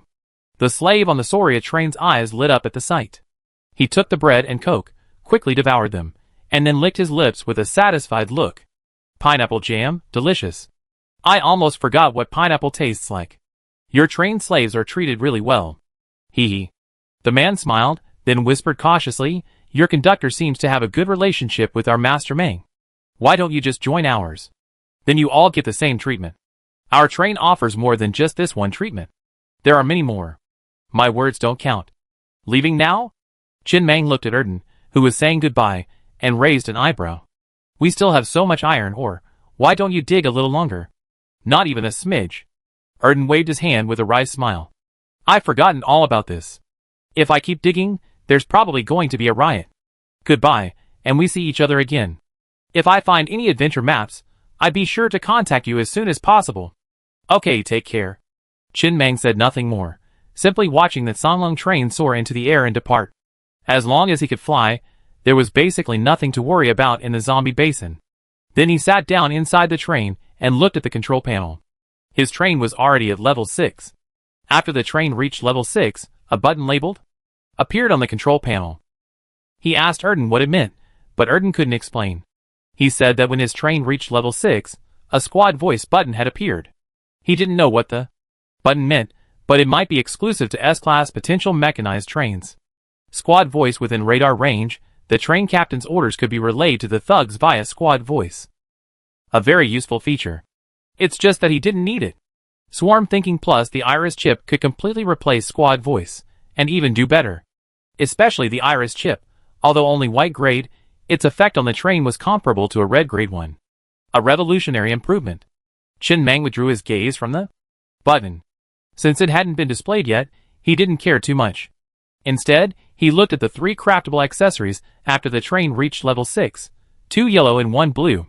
Zybua Energy Shield, a blue-grade accessory requiring 10,000 units of iron ore to craft. Gatling line, a yellow-grade accessory requiring 1,000 units of iron ore to craft. Parachute line, a yellow-grade accessory requiring 1,000 units of iron ore to craft. There are only 3 accessories, 2 yellow and 1 blue. Yellow-grade accessories can be upgraded to level 5, while blue-grade accessories can be upgraded to level 8. After the train reaches level 4, one of the craftable accessories is the energy shield, but this is yellow and can only be upgraded to level 5. Even the Doomsday cannon is blue-grade and can be upgraded to level 8. For all trains, after reaching a certain level, you must upgrade your defensive and offensive components, such as switching from armor to energy shield, and then to plutocrat energy shield to achieve a higher level of defense. The same applies to attack. Of course, you can also skip the energy shield when the train reaches level 4 and wait until it reaches level 6, where you can then build a plutocrat energy shield. This can indeed save a lot of iron ore. The problem is that the carriage steel armor can only be upgraded to level 3. There's a long window between levels 3 and 6. Unless you can find a large amount of iron ore and focus on developing without paying attention to anyone, that's entirely possible, but most people can't do that, so you can only upgrade your defensive and offensive components as the level increases. But the Star Train doesn't need that. He only needed to keep upgrading the armor, which would have been much cheaper. Defensive accessories are expensive to upgrade, especially higher quality ones. The armor was even more effective. It blocked both direct physical and energy attacks. Combined with permanent shock absorber, unless the monster was a very high level, it was practically impossible for the train to sustain any damage. But he still crafted all 3 accessories. After all, they were essential if he wanted to upgrade the train to level 7. The giant wave Gatling production line and parachute production line were quite useful. The former was a single soldier weapon, a superior alternative to the Tamarin assault rifle. As for the latter, it's probably designed to allow the train conductor to safely land with a parachute after pressing the eject now button and soaring high in the sky. Quite an idea. He crafted all 3 accessories. However, he only upgraded the last 2 to level 10, consuming a total of 90,000 units of iron ore. Giant Wave Gatling Production Line Level 5 Supermodel Effect. Cost halved. Giant Wave Gatling Production Line Level 10 Supermodel Effect. Cost halved. Parachute Production Line Level 5 Supermodel Effect. None. Parachute Production Line Level 10 Supermodel Effect. None. Cost halved. Curious, Chen Mang immediately walked to Car 2 and spent 1,000 units of iron ore to craft a level 10 Gatling gun. Like other accessories, weapon upgrades only increase firing rate and range. The actual power still depends on the level of the ammunition. However, the Giant Wave Gatling doesn't have a corresponding ammunition production line. There are no ammunition belts, drum magazines, or magazines. It only had a small groove on the buttstock, requiring only an energy stone to be filled. This was the first individual weapon in the Star Train's energy series. He weighed the Gatling gun in his hand before inserting a level 1 energy stone and selecting to fire a level 1 bullet on the screen. He then walked to the train door, stood on the train, pointed the gun toward the sky, and pulled the trigger. The next moment, bang, bang, bang. A piercing and violent roar erupted, and hundreds of luminous bullets shot into the sky in the blink of an eye. With the 2 half-consumption super modes, the consumption was minimal. He pulled the trigger for a full minute before the level 1 energy stone had only lost 2%. It's basically the same as not dropping anything. Of course, if you want to fire level 6 bullets, you need level 2 or even level 3 energy stones. Not bad. After Chen Mang had his fill of it, he set the Gatling gun aside with considerable satisfaction. This Gatling gun is silent, practically silent. As for the roaring sound, it's completely optional. You can choose to simulate the roaring sound of the Gatling gun. It's a bit like using speakers on a tram to simulate the roar of a gasoline engine. This one can basically be equipped. Perhaps because it's an energy weapon, the recoil is almost non-existent, making it easy for him to handle with his physique. It's also not too heavy, making it perfectly suitable for single-handed use. It can basically replace the Tamarin assault rifle. 2 consecutive consumption effects are the most powerful overpowered effect of any firepower accessory, bar none. The main concern of almost all firepower accessories isn't that they're not powerful enough, but that they consume too much. The parachute doesn't have any overpowered effect at all. The next 10 days. The Star Train went nowhere, peacefully mining here. After 10 days, 1 level 3 iron mine and 3 level 2 mines were nearly completely mined. This level 3 mine wasn't particularly productive. Chen Mang looked at the train panel. The train now had a total of 2.51 million units of iron ore. He first used 460,000 units of iron ore to build 10 level 10 combat training virtual spaces for the guards to train and improve their overall physical fitness. 10 units were a bit too few, not enough. He saved the remaining iron ore and didn't use it. Prepared to upgrade to level 8 armor. He currently only had level 7 armor, which wasn't quite enough in this area. He needed at least level 8 armor to feel safe. But level 8 B-class potential mechanical train rough bull, are you really that desperate to die? Let me find you. I make you feel torture, little bastard, remember that? He casually glanced at the private message on the train radio and didn't reply. The private message had been sent 3 hours ago. Because he hadn't replied, he couldn't chat with him privately anymore. He could only threaten, curse, and insult him over the train radio. The reason for their feud was simple. He had pinned a listing on the train radio selling cigarettes and other daily necessities. Many trains had made deals with him, but only the rough bull was extremely angry. It was said that this was the only train in the area with a cigarette production line. Every rally. He made a lot of money. But he had intervened and was able to trade remotely, essentially stealing the job of this rampant bull. Naturally, this guy couldn't sit still and started to insult and threaten him. He didn't reply or engage in conversation, simply continuing to sell his cigarettes. You're allowed to sell, but others aren't. If they really came, he wouldn't be too intimidated by a level 8 train. His background was there. And an A-class potential mechanical train also privately messaged him and said one thing. My brother told me you called him a little sissy who sold his asshole to the AI? It was also a level 8 train. He didn't reply either. Chin Mongshu sat in his chair, thinking seriously. Why did he feel like he had provoked so many people? Should he start a fight first, or continue mining? Let's start mining first. This train is only level 6 now, so a fight isn't very safe. Let's upgrade the train first, then we can talk about it. Isn't that necessary? Somewhere in the zombie basin, several trains were parked nearby, and the train conductors gathered to discuss something. Isn't the last spot for the geocentric nuclear bomb reserved for your brother? Are you sure you want to enter early and give it to that kid? Everyone's eyes turned to a man in a tracksuit. Yes. The man in the tracksuit nodded with a sinister look in his eyes. For my brother, this insult is the worst insult, and for me, the same is true. I believe even if my brother were here, he wouldn't accept this opportunity. Instead, he chose to have me help him kill the conductor of the star train. I want him to know the consequences of speaking without restraint. With that, the man walked straight towards his train, leaving a cold message. Pack up. We'd be ready to leave in an hour. I'm going to send the guy off to hell in the geocentric nuclear bomb adventure map. Only a few people remained, looking at each other, unsure what to say. They had all joined the Libra organization, and had a good relationship with each other. They got along well, and whenever there was an adventure map, they would go together for fun.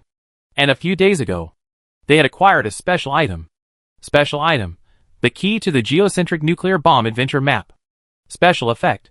Allows entry to this adventure map, which can accommodate up to 5 trains. Chapter 166. This item is in the possession of the man in the tracksuit from earlier, and it was also obtained by the boy. There are only 4 of them here. We're still short of a train. So the original plan was to wait until the man's brother upgraded his train to level 6 and arrived at the zombie basin before using it. But now, the man's brother hasn't arrived yet, but his brother's enemy has arrived first. And he's coming with such force.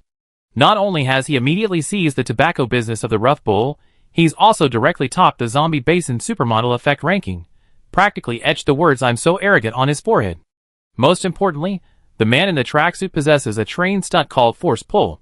Upon entering a certain adventure map, he can forcefully pull a train in the same area into that adventure map, provided there's space on that map, and he knows the name of the other train. And now, this man is clearly seeking revenge, intending to kill someone in that adventure map. I don't think that's appropriate. After the man in tracksuit left, a middle-aged man in a military coat remained, shaking his head. I mean, you should try to persuade him again. We don't know what kind of adventure map this is, a competitive, level-breaking, or cooperative one. What if it's a cooperative one? I do believe in the capabilities of the Star Train. Although it's only a Tier 6 train, with all its supermodel effects, it's not much different from a Tier 8 train. But, do you think we can still work together properly when the time comes? Is there any possibility of cooperation? It clearly requires 5 trains to clear the adventure map, But now there are only 4. The death rate will definitely increase significantly. That's inappropriate. That's a bit too impulsive. Even if they want revenge, they can just slowly search for him in the zombie basin. Why waste a spot in the adventure map? I don't mind. A man with a buzz cut and a down jacket shrugged. After all, even if he doesn't bring the star train, he wants to bring his brother in, so it's not much different. Besides, there are 4 of us, 3 level 8 trains. A train, a level 7 train. No adventure map can stop us. Besides, most adventure maps aren't particularly dangerous, they're just difficult to find. Even if you fail, there's little danger to your life. The men exchanged glances, none coming up with a good idea. Finally, they all sighed in silence and acquiesced to the man in the tracksuit's approach. After all, he was the strongest among them, and the special item belonged to him. He was determined to do this, so there was nothing they could do but agree. Actually, the man with the buzz cut and down jacket suddenly laughed, lowering his voice. They both have A-level potential. They cling to women all the time. I think that guy is right. A train conductor constantly tending to AI emotions is worse than being a slave. Keep your voice down. Don't let anyone hear. I know. I'm just saying this. Alright, let's all get back to the train and get ready. At nightfall, the sky was dotted with stars. The nearby open pit iron mines had been fully mined, and Chen Mang was ready for bed, having instructed the AI to control the train to search for a mine. He had just put out his cigarette when a bell suddenly rang loudly inside the train. Ding ding ding. Ding ding. Ding ding. The shrill alarm suddenly echoed throughout the train. 2 lines of text quickly appeared on the control panel screen. The 2D train uses the train's special skill, Force Pull, to invite you to the adventure map, Earth Core Nuclear Bomb. The opposing train is higher level than you, and you cannot refuse. In 30 seconds, the adventure map Core Nuclear Bomb entrance will appear in front of the star train. Chen Mang narrowed his eyes slightly as he looked at the words on the train screen. 2D train. The name sounded familiar to him. It was the older brother of the world-disgusting train, the one who had sent him a private message. Are you so eager to kill him? They've already dragged him into the adventure map. Can't you just look for him in the zombie basin? Don't you have the patience? And the name of this map sounds familiar. Earth Core Nuclear Bomb. He looked down at a special item in the drawer. Special item. Laboratory access card. Item effect. When in the Earth Core Nuclear Bomb adventure map, this card can be used to open the door to a laboratory within the map. This item was a gift from the Kill 1 in 10 Steps train for Shanmazi's wedding in a dozen days. He had already kept this card in the back of his drawer, as he didn't think he encountered this adventure map anytime soon. Unexpectedly, just over 10 days later, this adventure map would find him. Whatever. Chen Mang didn't care, simply staring out the window at the portal that had appeared in front of his train. A powerful suction emanated from within. He pushed the control lever slightly without resistance, instead sliding into the portal. Whether it's a donkey or a mule, you know after you pull it out. Want to touch him? See if you can touch him. After the star train entered the portal, the surrounding scenery began to change rapidly. When the surrounding scenery stabilized, the star train appeared in a huge elevator. It was similar to the elevator encountered in the mechanical city. Except that elevator went up to the sky, this one went deep underground. The elevator was surrounded by transparent glass. He could clearly see that he was deep underground, facing a huge pit. Inside the pit, 5 elevators were slowly descending at the same speed. He could see that the other 4 elevators also had 4 trains. The pit was cylindrical. They kept descending. The pit was lined with numerous dimly lit incandescent lamps, but the light wasn't bright enough to see what was above them, or how long it would take to reach the bottom. No light screen appeared. This adventure map would only officially begin once the elevator reached the bottom. It was a bit like a progress bar. When the bar reached the end, the adventure map would begin. Chen Mang looked at the radar screen, which clearly displayed the various components, component levels, and condition information of the other 4 trains. Wow! 3 level 8 trains, and 1 level 7 train. So powerful. But their armor is quite low. Only the second dimension train has a level 7 Chable energy shield. The other 2 trains have level 6 Chable energy shields. The level 7 train even uses a level 5 energy shield. Indeed, blue-grade defensive components, just thinking about the price is a bit scary. He suddenly laughed. He didn't feel like a big threat at all. Although these trains were all level 8, it was obvious that their foundation wasn't very strong. It was just the train's high level. The firepower components were quite high though.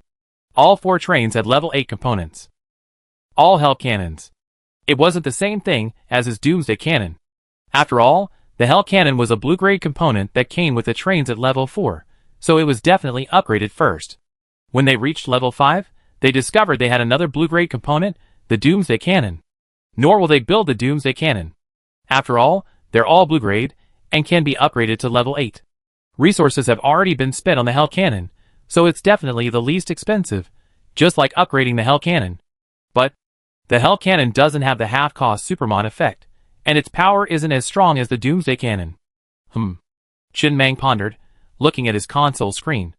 If the elevator could finally start attacking later, with the special vehicle skill absolute defense activated and firing at full force, his copper reserve should be enough to send all 4 trains off. But he might have to spend a lot of money. All the copper, or I accumulated for so long, had to be thrown away. Even with 2 half-consumption supermods, the shells for the level 8 Doomsday cannon wouldn't be cheap. They'd be incredibly expensive. I suddenly realized how bold these people were. They dared to wander around the zombie basin with a level 5 energy shield and even challenge him. If he only had level 5 armor, he wouldn't even bother setting foot in this area, let alone cause trouble. Because defensive components upgrades are too expensive, this results in almost all trains being high attack, low defense. He had the search radar supermod, allowing him to see detailed component information on other trains, but other trains couldn't see his. His strength was already on display before the battle even began. In the dim, bottomless pit, 5 elevators slowly descended at the same speed. They had been descending for 10 minutes, and there was still no sign of reaching the bottom. Finally, the next moment, with the light growing brighter, they finally reached the bottom. Clack. The sound of countless gears turning echoed as 5 elevators stopped on the road. Trains slowly emerged from the elevators and stopped on the road. Clips appeared on the road, securing the train wheels to the ground. Each train was separated by a pale yellow wall of air, temporarily preventing them from attacking each other. Then, a light curtain slowly appeared in front of the 5 trains.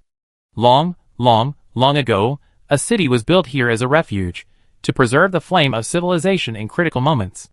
But they found this place, and brutally slaughtered every living thing they encountered. Since then, this place has become a deserted city. This city hides a high-yield nuclear bomb, powerful enough to destroy the entire city, annihilating it along with those monsters. However, the danger arrived too quickly, and the bomb was not activated in time. This mission: activate this bomb and escape. It's over. The moment the light screen appeared, a man in a military coat on the train side helplessly picked up the intercom and said wearily, "This is a truly cooperative adventure map. What do we do now?" The light screen had gradually faded. In its place was a 60-second countdown. "Follow my command." The conductor of the 2-dimensional train spoke in a cold, deep voice. "This pale yellow wall of air is only 100 meters away. This means that when the countdown ends and the adventure map officially begins, we only need to exit this road and enter this ruined city to attack the other trains. The 4 of us will first take out that star train. Then the 4 of us will work together to complete this adventure map." "No problem. That's best."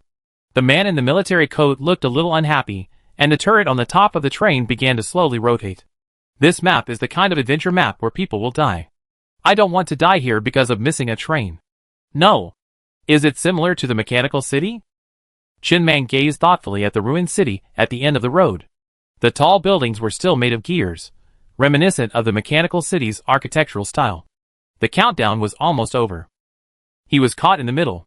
2 trains on each side. Seeing the 4 trains constantly rotating machine guns, he knew what they were about to do. But it didn't matter. The next moment, the countdown ended. Without hesitation, he pushed the joystick. The star train suddenly accelerated and sped along the highway, heading deeper into the city. Simultaneously, the other 4 trains also drove alongside him, ahead of him, as if afraid he would escape. The 100-meter-wide air wall quickly passed. Almost instantly, as he passed through it, boom, boom, boom. The machine guns on the 4 surrounding trains opened fire almost simultaneously, countless shells raining down upon the star train. The entire scene resembled the apocalypse.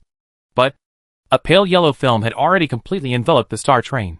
All the shells that landed on the film merely created ripples, unable to harm the star train within. Train special absolute defense. What the hell? Second dimension. The man in tracksuit on the train looked at the scene, his expression slightly changed. For a moment, he was unable to comprehend the pale yellow film. But then, the Star Train's counterattack arrived. The 10 Doomsday cannons atop the Star Train roared at full force for the first time, instantly locking onto the 4 trains nearby. Completely unconcerned with the loss of copper ore, they began firing with all their might. Even the unused 40-barrel Sakura falling rocket roared at the same moment. This was the first time the Star Train had unleashed its full firepower. Countless level 8 cannon rounds instantly enveloped the locomotives of the 4 surrounding trains. Copper ore loss? No one cared. The other 4 trains didn't have the special absolute defense skill. The level 7 train, with only a level 5 energy shield, was instantly transformed into a fireball as the Star Train opened fire. The locomotive, deprived of its locomotive, darted off the road like a headless fly, crashing into the rubble nearby, the cars colliding with each other repeatedly. Level 8 cannons hitting level 5 energy shield. It was like a father beating his son, neither of them saying a word. Chapter 167. Train Special, Absolute Defense. After activation, the train's armor and energy shield levels are combined to create a higher level energy shield, lasting 10 seconds with a 10-day cooldown. His armor was level 7, and his energy shield was level 3. Combined, the pale yellow energy shield boasted a full level 10 defense. This level of defense was far superior for a yellow zone, even though it only lasted 10 seconds. But it was enough. This was a battle between trains, each equipped with numerous firepower components. 10 seconds could decide a lot. Boom, boom, boom. 5 trains, originally speeding side by side, were instantly dismantled. Almost as soon as the gunfire opened, the locomotive of the lowest level, level 7 train, was the first to explode into a fireball, leaving its headless carriages wrecked and crashing onto the side of the road. The remaining 3 trains were not much better off. Barely 4 seconds had passed before the 2 trains, with level 6 Chable energy shields followed suit, their locomotives disintegrating into fireballs and soaring out. Just then, I refused to accept. A ferocious roar emanated from the external speakers of the nearby 2-dimensional train. This train's energy shield was level 7, the highest among the other trains, and it also held up the longest. But that was all it took. The energy shield had shattered to pieces. The so-called level 7 energy shield could only allow the train's conductor to leave a final word. The 10 Doomsday cannons, without dispersing, swung their barrels in unison, aiming at the 2-dimensional train and opening fire again. Boom, boom. Countless crimson shells rained down upon the 2-dimensional train like a torrential downpour. Its locomotive, like the others, transformed into a fireball and soared high into the sky. And now, the battle had only been going on for 7 seconds. 3 seconds remained for absolute defense. Overflow. The Star Train slowly came to a stop. Inside the train, Chin Mang looked at the locomotive, soaring high into the sky, which had already begun to fall and slammed heavily onto the ground. So high! He glanced at the information on the adventure map on the screen. This mission. Activate this nuclear bomb and escape. There's no time limit. Or rather, before activating the nuclear bomb, there's no time limit. So there's no need to rush. Clear the map first. After eliminating all remaining resistance forces on these trains, slowly begin exploring the map. What a kind person. Chin Mang couldn't help but shake his head and laugh. He'd given him the adventure map for trainloads of supplies, and so many survivors, it made him feel a little embarrassed. What kind of people were these? Only upgrading the trains, not the components? Do you rely on the train's level to win a fight?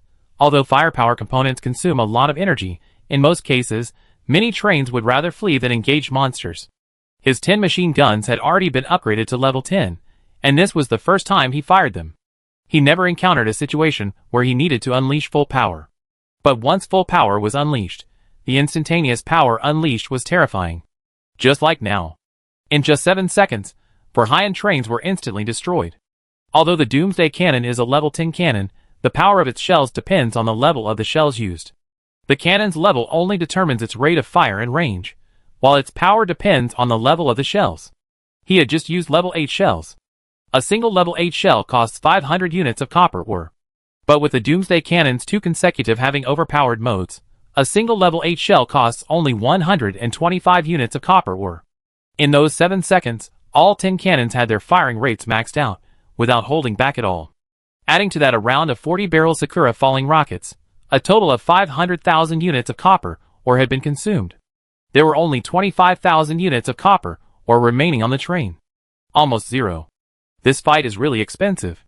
Chin Mang glanced at the resource balance on the train panel, feeling a little distressed. He saved up all that copper, and it was all gone in just 7 seconds of fighting. He couldn't afford to build a level 8 missile, which cost 1 million units of copper. Otherwise, he could just drop a level 8 missile on his head. That would be quite effective. No need to fire. Detonate it right there. But the components on his train would likely be damaged, and the resources in the other trains would also be scrapped. This would be a much greater loss. A machine gun would be more suitable. The next moment, the door to guard car number 7 opened immediately, and guard teams 1, 2, and 3 disembarked, ready to receive the survivors from the other trains, eliminate any resistance, and collect supplies. Doomsday, the first to jump off the train, tossed his briefcase into the air with a cold expression. It instantly exploded, transforming into an executioner mech, its cockpit dropping rapidly to the ground. Doomsday strode up and sat in the cockpit. As the cockpit rose back to its belly position with a crisp click, Doomsday's voice came over the mech's external speakers. Team 1, follow me. Although his voice sounded somewhat cold, the excitement was easily audible. Doomsday finally gave up, grinning widely, as he gazed at the various buttons in the cockpit. He finally had a mech of his own. Several nozzles on the mech simultaneously belched out pale blue flames, and it immediately shot towards the location of the second dimension train. This train was the highest level, and the most lucrative. It had to be their team. Zhang-Yi and Zhang-Er exchanged a glance, then simultaneously activated their mechas and strode after Doomsday. During their time mining, they had been learning how to operate the mechas. While they no longer had complete control, they could still perform the basic movements without much trouble. Each mecha carried a refrigerator on its shoulder. This was all arranged inside the train. The captain had already arranged it. One held supplies, the other held survivors. The remaining 2 teams grimaced at this. Although somewhat displeased that Doomsday had taken the spoils, they had to admit that with Team 1's current strength, it was the best position to tackle this particular piece of meat. After all, only the locomotives of these trains had been blown off. The thugs were still present in the train cars, posing a significant risk of encountering an enemy. Team 3, follow me. The team leader, seated in a leech mech, led the other 3 team members, each carrying a refrigerator, toward the other trains. The mech was taller than the train, and couldn't fit inside. Doomsday, manipulating the mech and wielding a giant axe, repeatedly split the armor of the 2-dimensional train, peeling it slowly from the top like peeling an orange. He killed any resistance immediately, and then sent the team members behind him to search for supplies. The train's armor was level 3, and his giant axe was level 4, completely unstoppable. With one blow, a deep chasm was shattered in the train's armor. The process was relatively smooth. The thugs on the 2-dimensional train were indeed still alive, but none of them resisted. They all knelt on the ground, their guns raised above their heads, staring in fear, begging for mercy and surrender. This made sense. In this world, one person's power is limited. One person couldn't possibly fight an entire train. The conductor was dead, so why were they still struggling? Even if they weren't killed, they'd be left here to die after the star left. Surrender was the only way to survive. Is that so convenient? Zhang-Yi glanced at the empty carriage with a hint of regret. Everything he could see had been casually tossed into the refrigerator on his shoulder. He had already removed his mecha. Then his eyes lit up. He strode to the corner of the carriage and cheerfully picked up half a bag of potato chips and stuffed it into the refrigerator on his shoulder. What a great thing! Zhang-Yi patted the refrigerator on his shoulder with satisfaction. If we had this thing on the previous train, I can't imagine how much we have brought back from our search. Wouldn't we have looted the entire city? Indeed. Zhang-Er held the refrigerator in one hand and, with the other, grabbed the thug huddled and shivering in the corner. With one hand, he lifted him by the calf, lifted him up in the air, and shook him several times. After shaking everything off, he stuffed the contents into the refrigerator in his arms. The whole process was smooth and flowing, imbued with a rather eerie beauty. Next time Master Meng sends us out to forage for supplies, you carry a refrigerator, and I carry one. Then we each put 10 refrigerators in each, and Master Meng will take care of it. We can empty the city. Carry! Get to work. The 2 men worked with great enthusiasm. Firstly, they were full of energy after eating, and secondly, the tools were incredibly handy.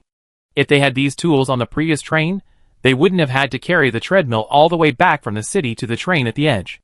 They could have just stuffed the treadmill into the refrigerator and carried it back easily. Everyone, take off all your clothes.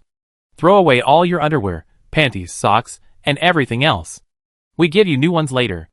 At the entrance to the slave car on the 2D train, a refrigerator was placed there.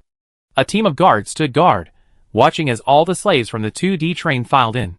Everyone, male or female, was required to strip completely naked to ensure they had no contraband.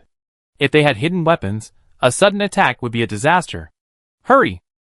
Busey, piloting the mech, slammed his axe into the ground with a cold expression, intimidating him. Then, he couldn't help but feel a surge of satisfaction. This mech was impressive. He almost died in the Resident Evil map. It was worth it. The trick to fake a healing injection and trick the brain was taught to him by Liturgy. According to Liturgy, the human brain is a fascinating thing, even somewhat idealistic. Often, seemingly impossible things can actually work if you trick your mind into thinking they're actually happening. For example, when he pretended to get an injection, it actually worked. Somehow, through some subconscious process, he felt much better and stronger.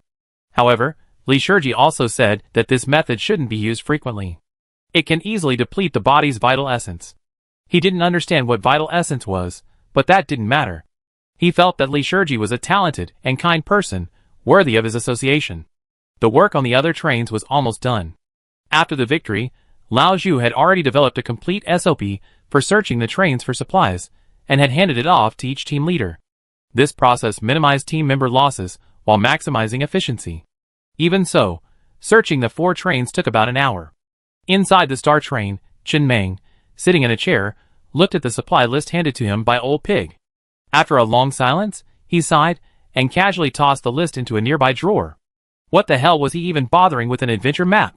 Can't he just return the same way? The harvest from these 4 trains was enough to keep him well fed. Enough, truly enough, no more.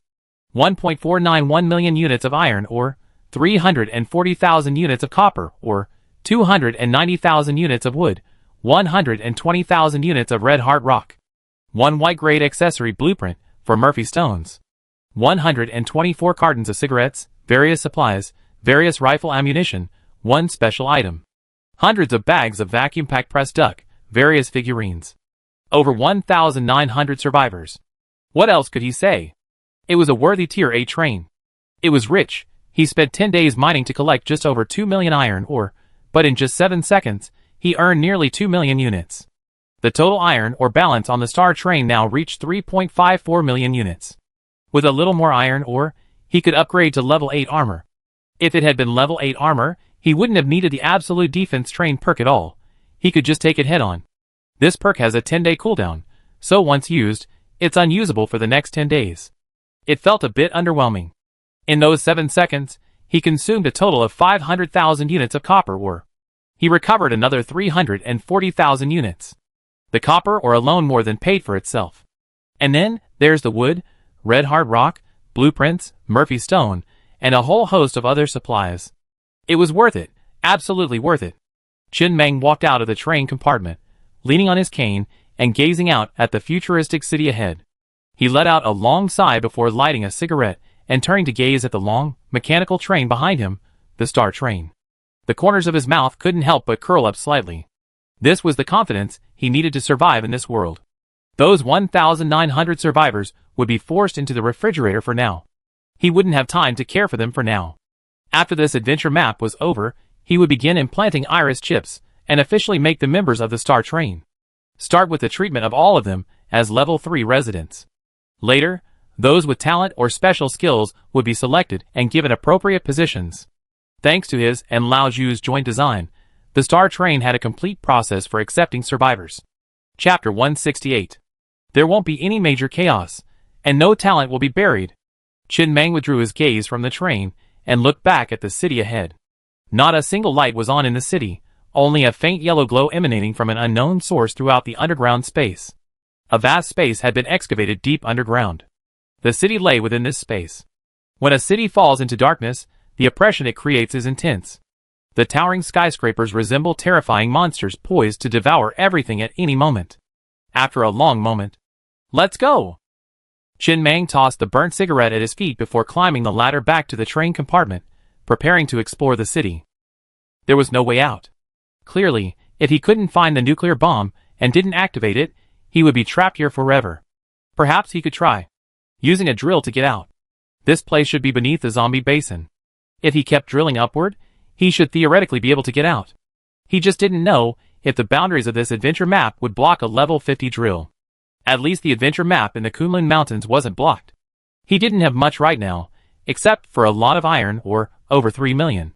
At worst, he could upgrade his drill to level 100, then 200, or even 300. By then, he doubted the boundaries of this adventure map would be able to stop him. It would also be a fallback plan.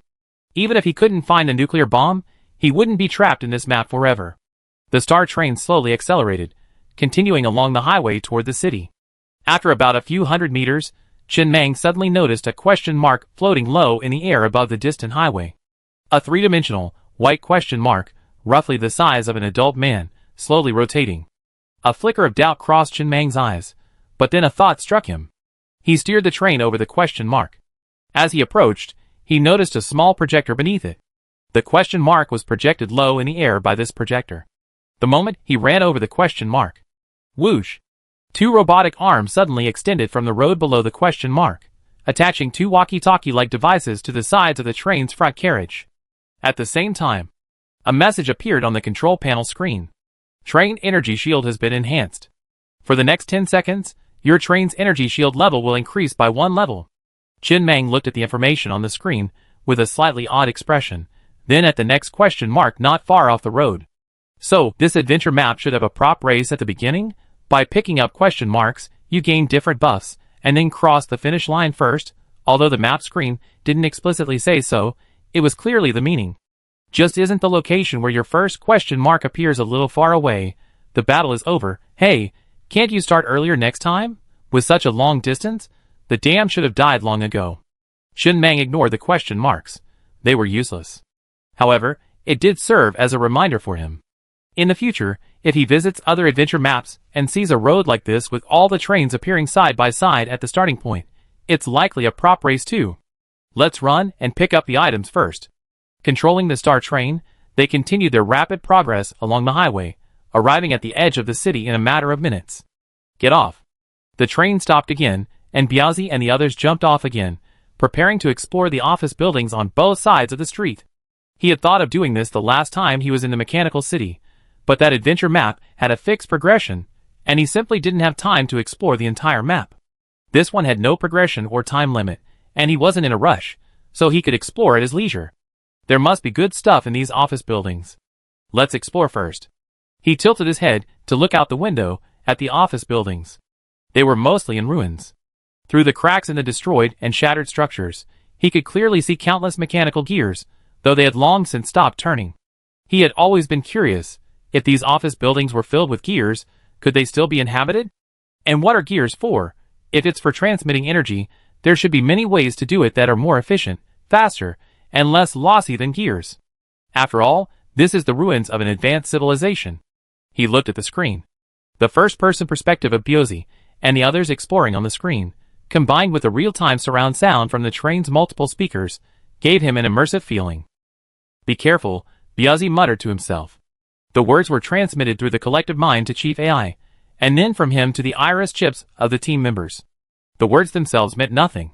Everyone knows to be careful when entering an unknown place. He simply wanted everyone to see his message, to give them some confidence. Just as he entered the office building lobby, the floor was a mess. The ground was covered in brown-red bloodstains, though now extremely light. Long ago, a bloodbath must have taken place here, yet there were no bodies or bones to be seen. Biazi tentatively squatted down and tapped the floor with his index finger. A dull sound echoed. As expected, the floor was a solid steel plate without a single crack. It looked a deep black, just like all the buildings in this city, both inside and out, were a deep black, giving it an oppressive feel. Wait! Biazi's expression suddenly changed slightly. He glanced around again. This place. Although it was his first time here, it felt incredibly familiar. It was the office building from the Resident Evil map chip. Although there were some minor differences, the overall look was nearly identical. He closed his eyes, stood there, and quickly recalled the scene. When he was clearing the Resident Evil game, the last step was on the rooftop, following the tightrope to the tall building across the street. He had looked down at this city before, and that city, looked almost identical to this one. He didn't know if this information would be useful, so he simply relayed it to President AI and began to carefully explore the ground floor lobby. He had already searched the lobby and found nothing unusual. There was only one reception desk. And the desk was empty, not even a pen or paper. It was completely bare. The elevator had stopped. Biozi walked in front, leading a team of members to search the fire escape floor by floor. Outside the office building, the Star train was already flying above the city, nearly reaching the top of this space, which was only 1,000 meters. Several mechanical eyes outside the train began to spin rapidly. Countless streams of data flashed across the control panel screen. Scan progress 47%, scan progress 99%, scan progress 100%. Comparison progress 89%, comparison progress 100%. Similarity 72%. Conductor. Xiao AI's mechanical, electronic voice echoed from the train cabin. Comparison complete. This city is 72% similar to the one in the Resident Evil map. The differences are primarily due to differences in map integrity. In Resident Evil, the high-rise building on the left with a giant lightning rod was intact, while here, it's collapsed. But the overall city planning structure is exactly the same. In other words, the city in Resident Evil is still in the midst of war, while this one is post-war. Yes. Qin Meng nodded, not being too surprised. After all, since the map chip had already been created, it was normal for the map to have a prototype as a reference. You couldn't just create a city out of thin air. That would be too much trouble. He could understand that. The only thing he didn't understand was that this city was underground. What was the point of installing such a large lightning rod on a high-rise building? How could lightning strike here? What a huge oath that would take. 30 minutes later, all 3 guard teams returned safely. They checked 3 office buildings in total, but found nothing useful. The office buildings were empty, without even computers, A4 paper, fire axes, desks and chairs, etc. It was completely empty. The Star train didn't stop again for long, but continued along the city's central road, heading towards an unknown future. During the high-altitude scan earlier, Xiao AI had marked several noteworthy points. If the city had nuclear bombs, they could only be found in these few spots.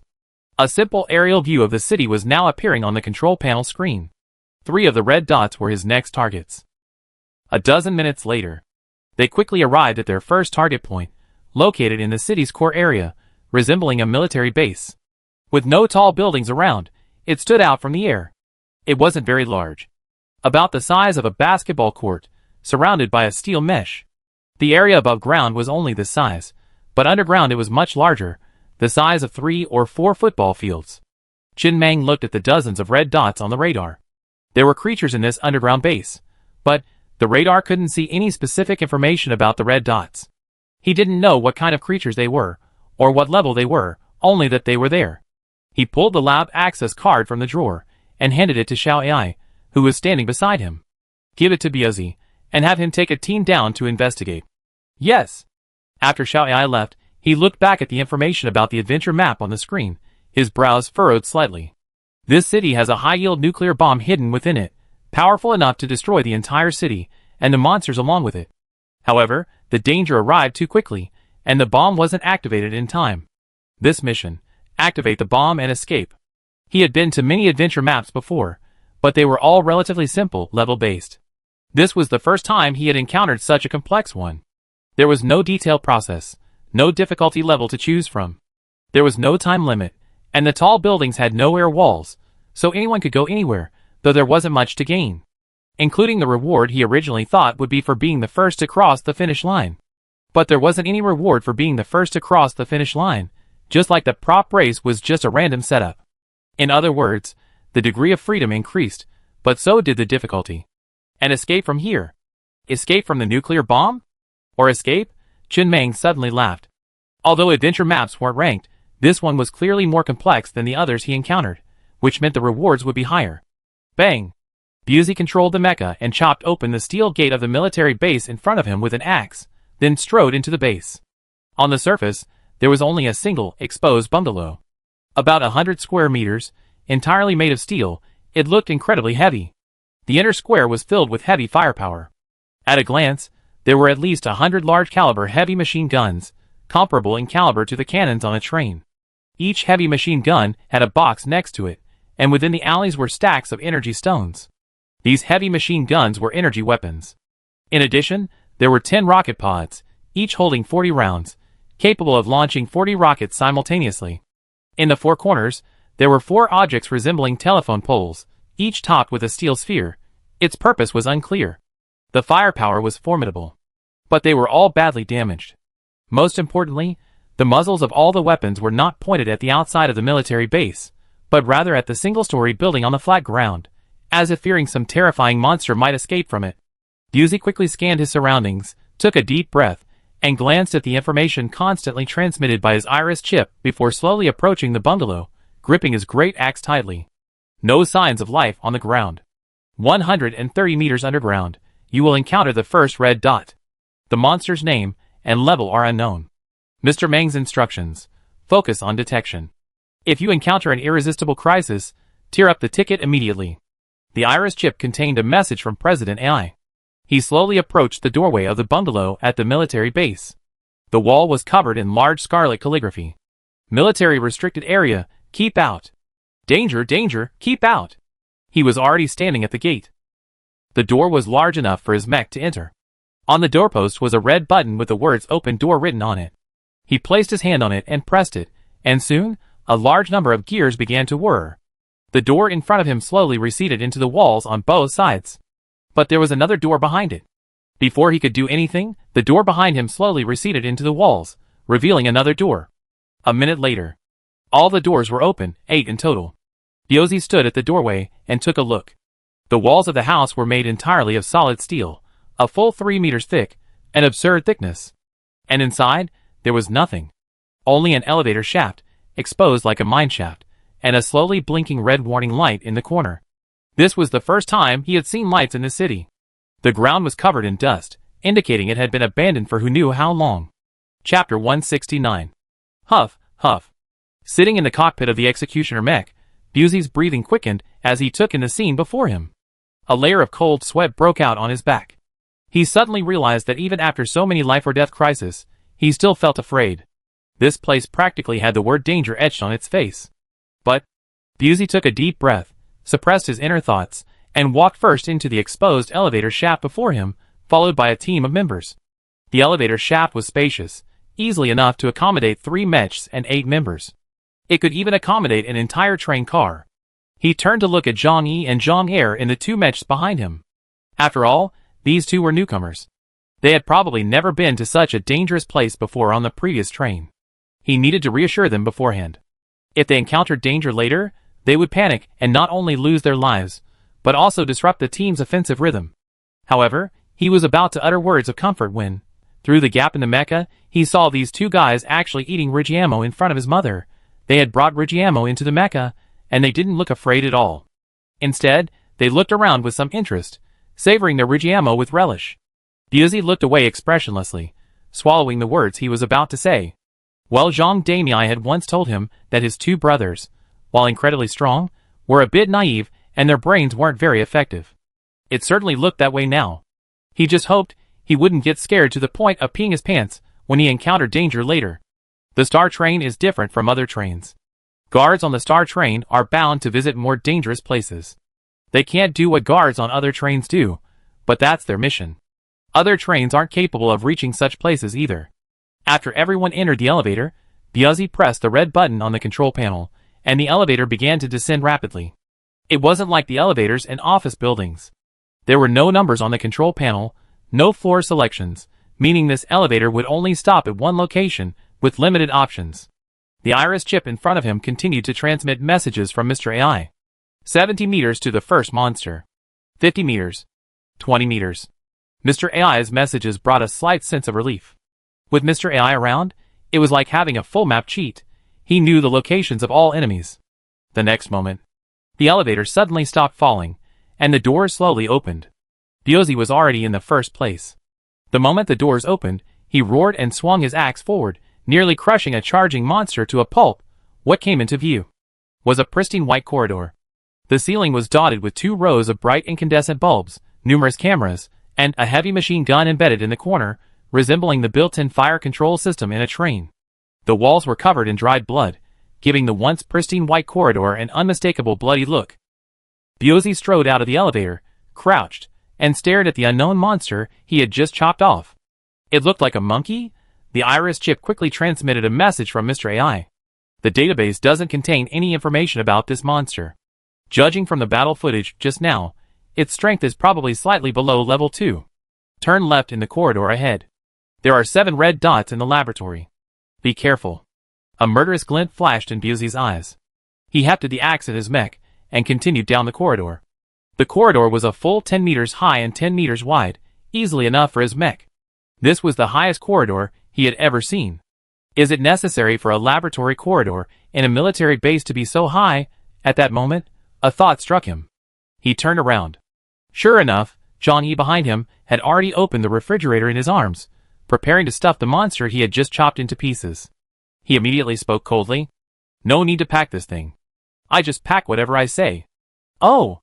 Zhang Yi, somewhat embarrassed, released his right hand from the mech's controls, letting the monster's corpse free fall to the ground. He then closed the refrigerator and slung it back onto his back, a touch of regret in his heart. The refrigerator is so spacious, it would be a shame not to pack something in it. Besides, this monster corpse has its uses. Aren't there several zombies being kept on the train? This monster's corpse could be used to feed them. As he got to know the Star Train better these days, his admiration for Mr. Meng grew. The zombies that terrorized countless trains, Mr. Meng had actually captured several alive and kept them on the train. He was using them as teaching material for the children. Mr. Meng was truly impressive. He then strode after Busey, his face alert, his hands gripping the axe handle, ready to attack at any moment. Busey walked all the way to the end of the corridor. There was no fork in the road ahead, so he had only one choice: turn left. After turning left, on the left side of the corridor was a laboratory. A large glass panel adorned the wall, smeared with long-dried blood.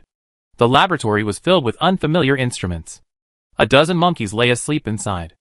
At the noise, they threw themselves at the glass with ferocious expressions, roaring and banging. But it was clear. The glass was of good quality and had excellent sound insulation. Mr. Meng's instructions: take away all instruments in the laboratory. Busey glanced at Mr. Meng's command on his iris chip, took a step back, took a deep breath, and swung his axe hard, bringing it down on the glass. The glass shattered instantly. Over a dozen monkeys immediately rushed out at breakneck speed, faces grim and ferocious. Zhang Yi and Zhang Er, standing behind them, rushed forward immediately. The axes swung continuously, killing everything they hit instantly without causing any damage. The other team members behind them also aimed their Gatling guns at the monsters and pulled the triggers. Hundreds of bullets instantly enveloped the mechas and monsters. In the blink of an eye, the area was cleared. Those bullets were only level 3, unable to penetrate the mecha's defenses, but they were certainly deadly against these monsters. The giant wave Gatling gun was an energy weapon. Energy weapons had many advantages, such as being virtually silent, having a built-in silencer, not requiring the heavy load of bullets, and having far less recoil and weight than gunpowder weapons. But their greatest advantage was the giant wave Gatling guns they held were all level 10, each embedded with a level 3 energy stone, meaning they could fire a minimum of level 1 bullets and a maximum of level 6 bullets. You can choose freely. When fighting high-level monsters, choose high-level bullets. When fighting low-level monsters, choose low-level bullets. There's almost no significant loss of resources. Unlike the Tamarin assault rifle, if you carry all level 6 bullets when you go out, you definitely have to use them when you encounter a level 3 monster, but it will result in a waste of resources. It can be said that energy weapons have almost no disadvantages. The only disadvantage is that energy stones are made from iron ore, and iron ore is the most important material for train upgrades and is very scarce. The battle ended quickly. Busey glanced at the two people behind him and said with some concern, "These experimental instruments are very valuable. Remember to pay attention to Mr. AI's information when storing them. Don't be careless." But he soon realized that he was worrying too much. The mecha's palms are large, making it relatively difficult to perform delicate movements with them. For tasks like threading a needle, it is necessary to activate the fourth palm. The mecha's mechanical arms contain 4 palms, which are usually inserted together. When performing delicate tasks, he simply retracted the 3 outer palms, like peeling an onion, revealing a human-sized, membrane-covered soft robotic hand. This allowed him to thread a needle without leaving the mech. However, since it was a robotic arm, it certainly wasn't as flexible as using his own hands. It took him a long time to master the 3rd palm, and he still hadn't mastered the 4th. Meanwhile, the 2 large men were deftly using the 4th, flawlessly placing all the instruments neatly in the refrigerator on their shoulders. The entire process. It flowed smoothly, without a single mistake, as perfect as a robot. Busey stared at the scene expressionlessly, remaining silent for a long moment. He couldn't accept it. How could these two idiots have better control over the mecha than he did? These two idiots were truly experienced in collecting supplies. Most importantly, they loved it. These two guys didn't care whether the items they collected were useful or not, whether they could use them themselves or not. Even if it was trash, as long as they stuffed it back into their refrigerator, they were happy. That kind of genuine joy. Could it be that because they were simple-minded and didn't think much, they had a better grasp of the mecha? He suddenly felt very disappointed. He had tried his best for so long, but in the end, facing these gifted monsters, he was no match. He took a deep breath, gritted his teeth, and silently resolved to wait until this field mission was over. He returned to complete the extreme mission in the Dragon Castle map. He also wanted to train in the map designed by Li Shurji to enhance his mental strength. Since he couldn't match his talent, he would make up for it with hard work. For so many years, he believed in only 4 words: God rewards hard work, and luck will not let down anyone who is willing to work hard. Come on, Doomsday, you can do it. Just then, Mr. AI's message came through the iris chip in front of him again. What are you burning about? Stop letting your imagination run wild, and keep moving forward. Huh? Oh. Somewhat embarrassed, Doomsday quickly cut off his wandering thoughts, forgetting he was still in his cluster mind. At this moment, all the instruments in the lab had been collected, and he had just arrived in the corridor. The iris chip then transmitted another message from Mr. AI. 320 red dots are rapidly approaching your position in the underground base, estimated to arrive in 78 seconds. Prepare for battle. Mr. Mang's instructions. Bring back some monster corpses. Doomsday's expression immediately calmed down. He stood there, axe in hand, gazing at the end of the deserted corridor, waiting patiently. Mr. AI's countdown continued to echo in his ears. When the countdown reached 1, a series of piercing roars came from the end of the corridor. Countless monsters appeared at the end of the corridor, rapidly advancing toward them along the ground, walls, and ceiling. Fire! Doomsday roared angrily, then rushed forward with his axe in hand. This scene in the underground military base was projected onto the screen in guard car number 7. The remaining guards from Team 2 were watching the battle footage from Team 1. As for Team 3, they had gone to the residential car behind to maintain order. Some of the 1,900 survivors who had just joined the train were causing a disturbance, and 3 teams of guards were ordered to suppress it. In the classroom, Teacher Chiu led a group of students, watching the live battle footage on the classroom screen. Did you see that? Teacher Chiu looked down at the nervous children. The reason you can stay on the starship and enjoy a life of ease and comfort is because there are people fighting for you outside the train, carrying your burdens. When you grow up, you can join them. Just then, a monster, piercing through the hail of bullets, burst through the mecha, its mouth wide open, baring its fangs, and leaping into the air, charging towards a member of the team at the rear. Ah! The children in the classroom couldn't help but cover their mouths in fear and scream. Some of the more timid ones couldn't bear to watch. But the next second, the team member, having realized the situation, hadn't even had time to turn his gun.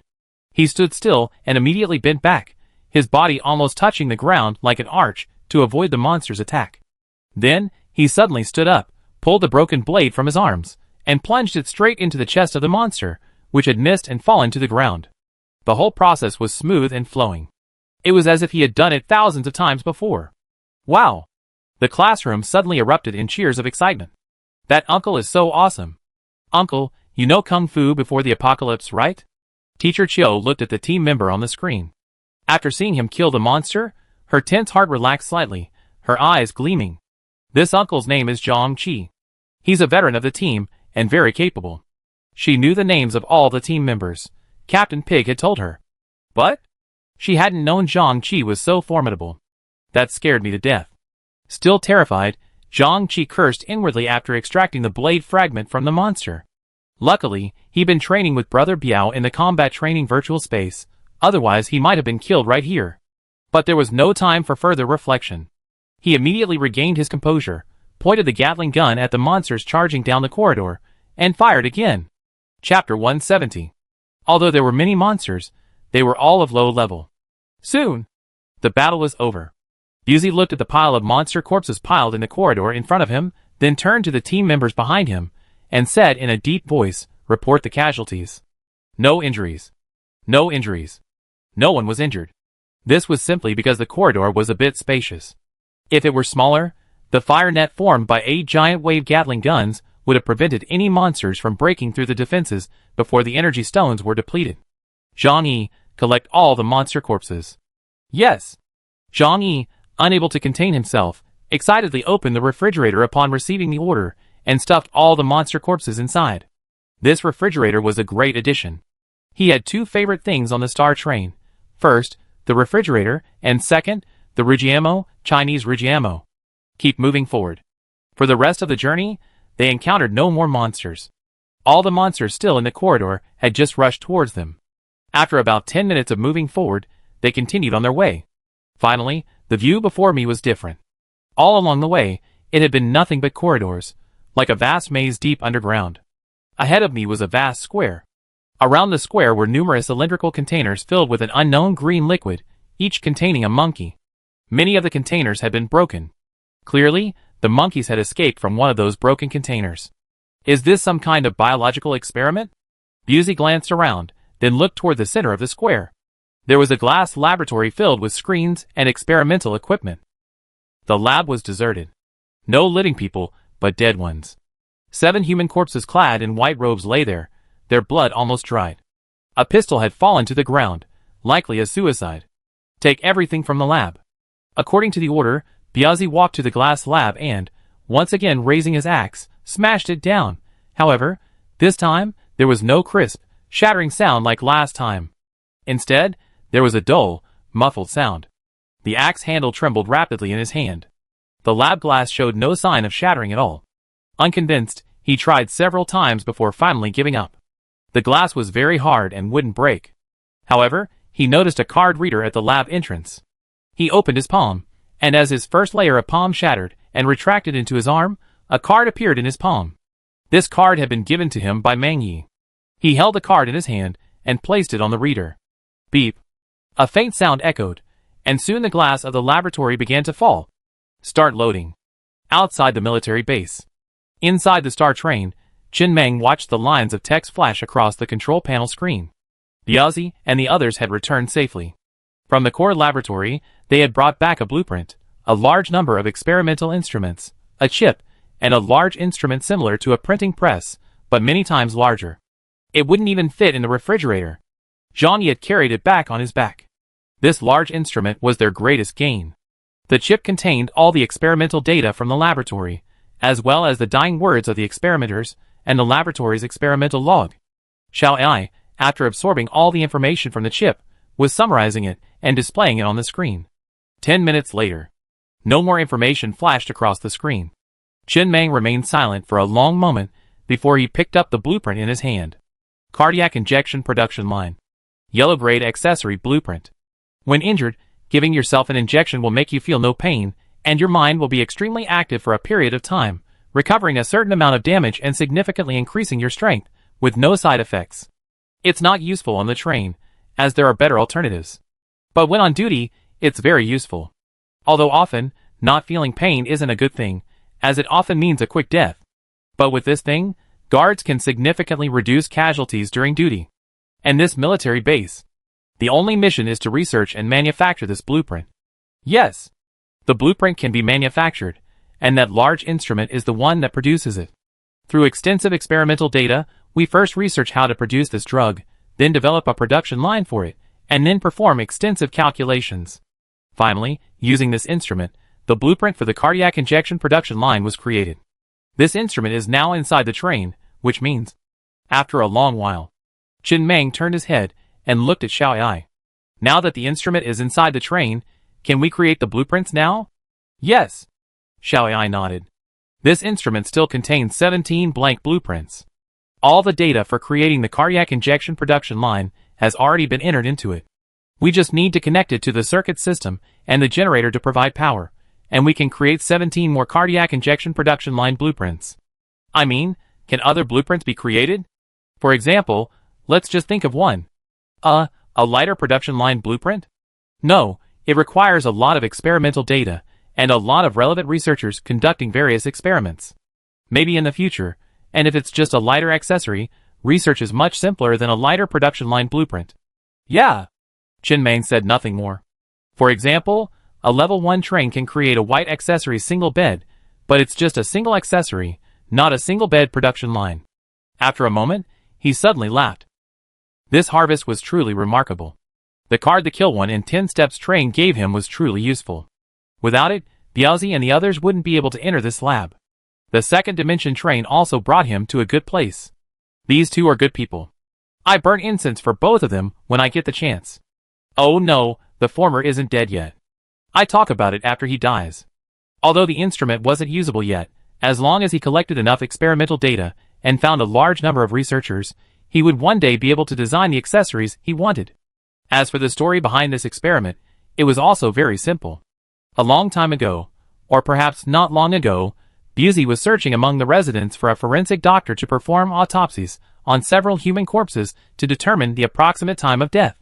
This laboratory was ordered to research the blueprints for a cardiac injection production line. But because it involved biological experiments, the experiments could easily create extremely terrifying monsters. This had happened many times before. To prevent this, a military base was built underground, with numerous heavy weapons stationed above ground, just in case a terrifying monster were created and escaped from the experimental base. And in the experimental base, the glass laboratory deep in the center of the square had extremely high defenses. If anything went wrong, bombs embedded in the walls of the lab corridors would detonate, burying all the monsters created deep underground. The researchers and experimental data would survive within the lab, awaiting rescue. Later, some problems did arise, but not within the lab itself. Instead, the city suffered a devastating attack from countless monsters, turning the city into a monster paradise, with all living creatures slaughtered. The laboratory, buried deep underground, had escaped disaster. It was only after a long period of disconnection from the outside world, and after the monkeys used for experiments within the lab began to mutate and began slaughtering assistants and staff outside the lab, that the researchers, unable to leave or await rescue, committed suicide in despair. But the experimental data and instruments were preserved. The above. This is the story of this secret underground laboratory. Hidden within the experimental equipment's brain is an AI. Xiao AI explains that this is a scientific research AI, devoid of human emotions, and solely responsible for calculating data. Once the equipment is restarted, this scientific research AI will reawaken. Huh? Chen Mang let out a light breath, stretched his body, and continued to control the star train, flying through the air toward the next anomaly on the map.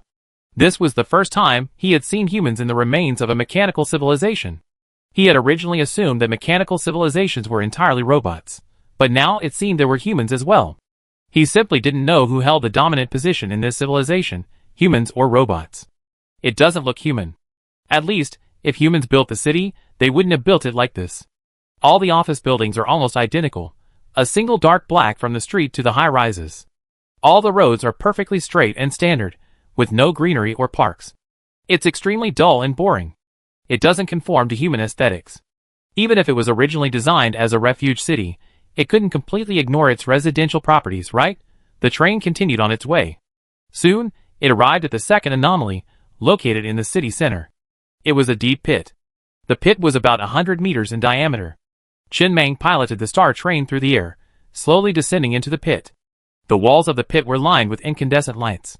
It wasn't very deep, only about 100 meters. At the bottom of the pit, he saw a missile standing on the ground. 7 meters long, 3 meters wide. It didn't look like it had a significant yield, and next to the missile, a line of light screens appeared. A nuclear bomb capable of destroying an entire city. Press the red button to start a 10-second countdown. After 10 seconds, it will detonate. Found it. This is the objective for this map. But Chen Mang's face showed no sign of joy. Instead, he looked around expressionlessly. It was empty. The deep Pittsburgh square was bare except for this missile, and a button on a nearby pillar.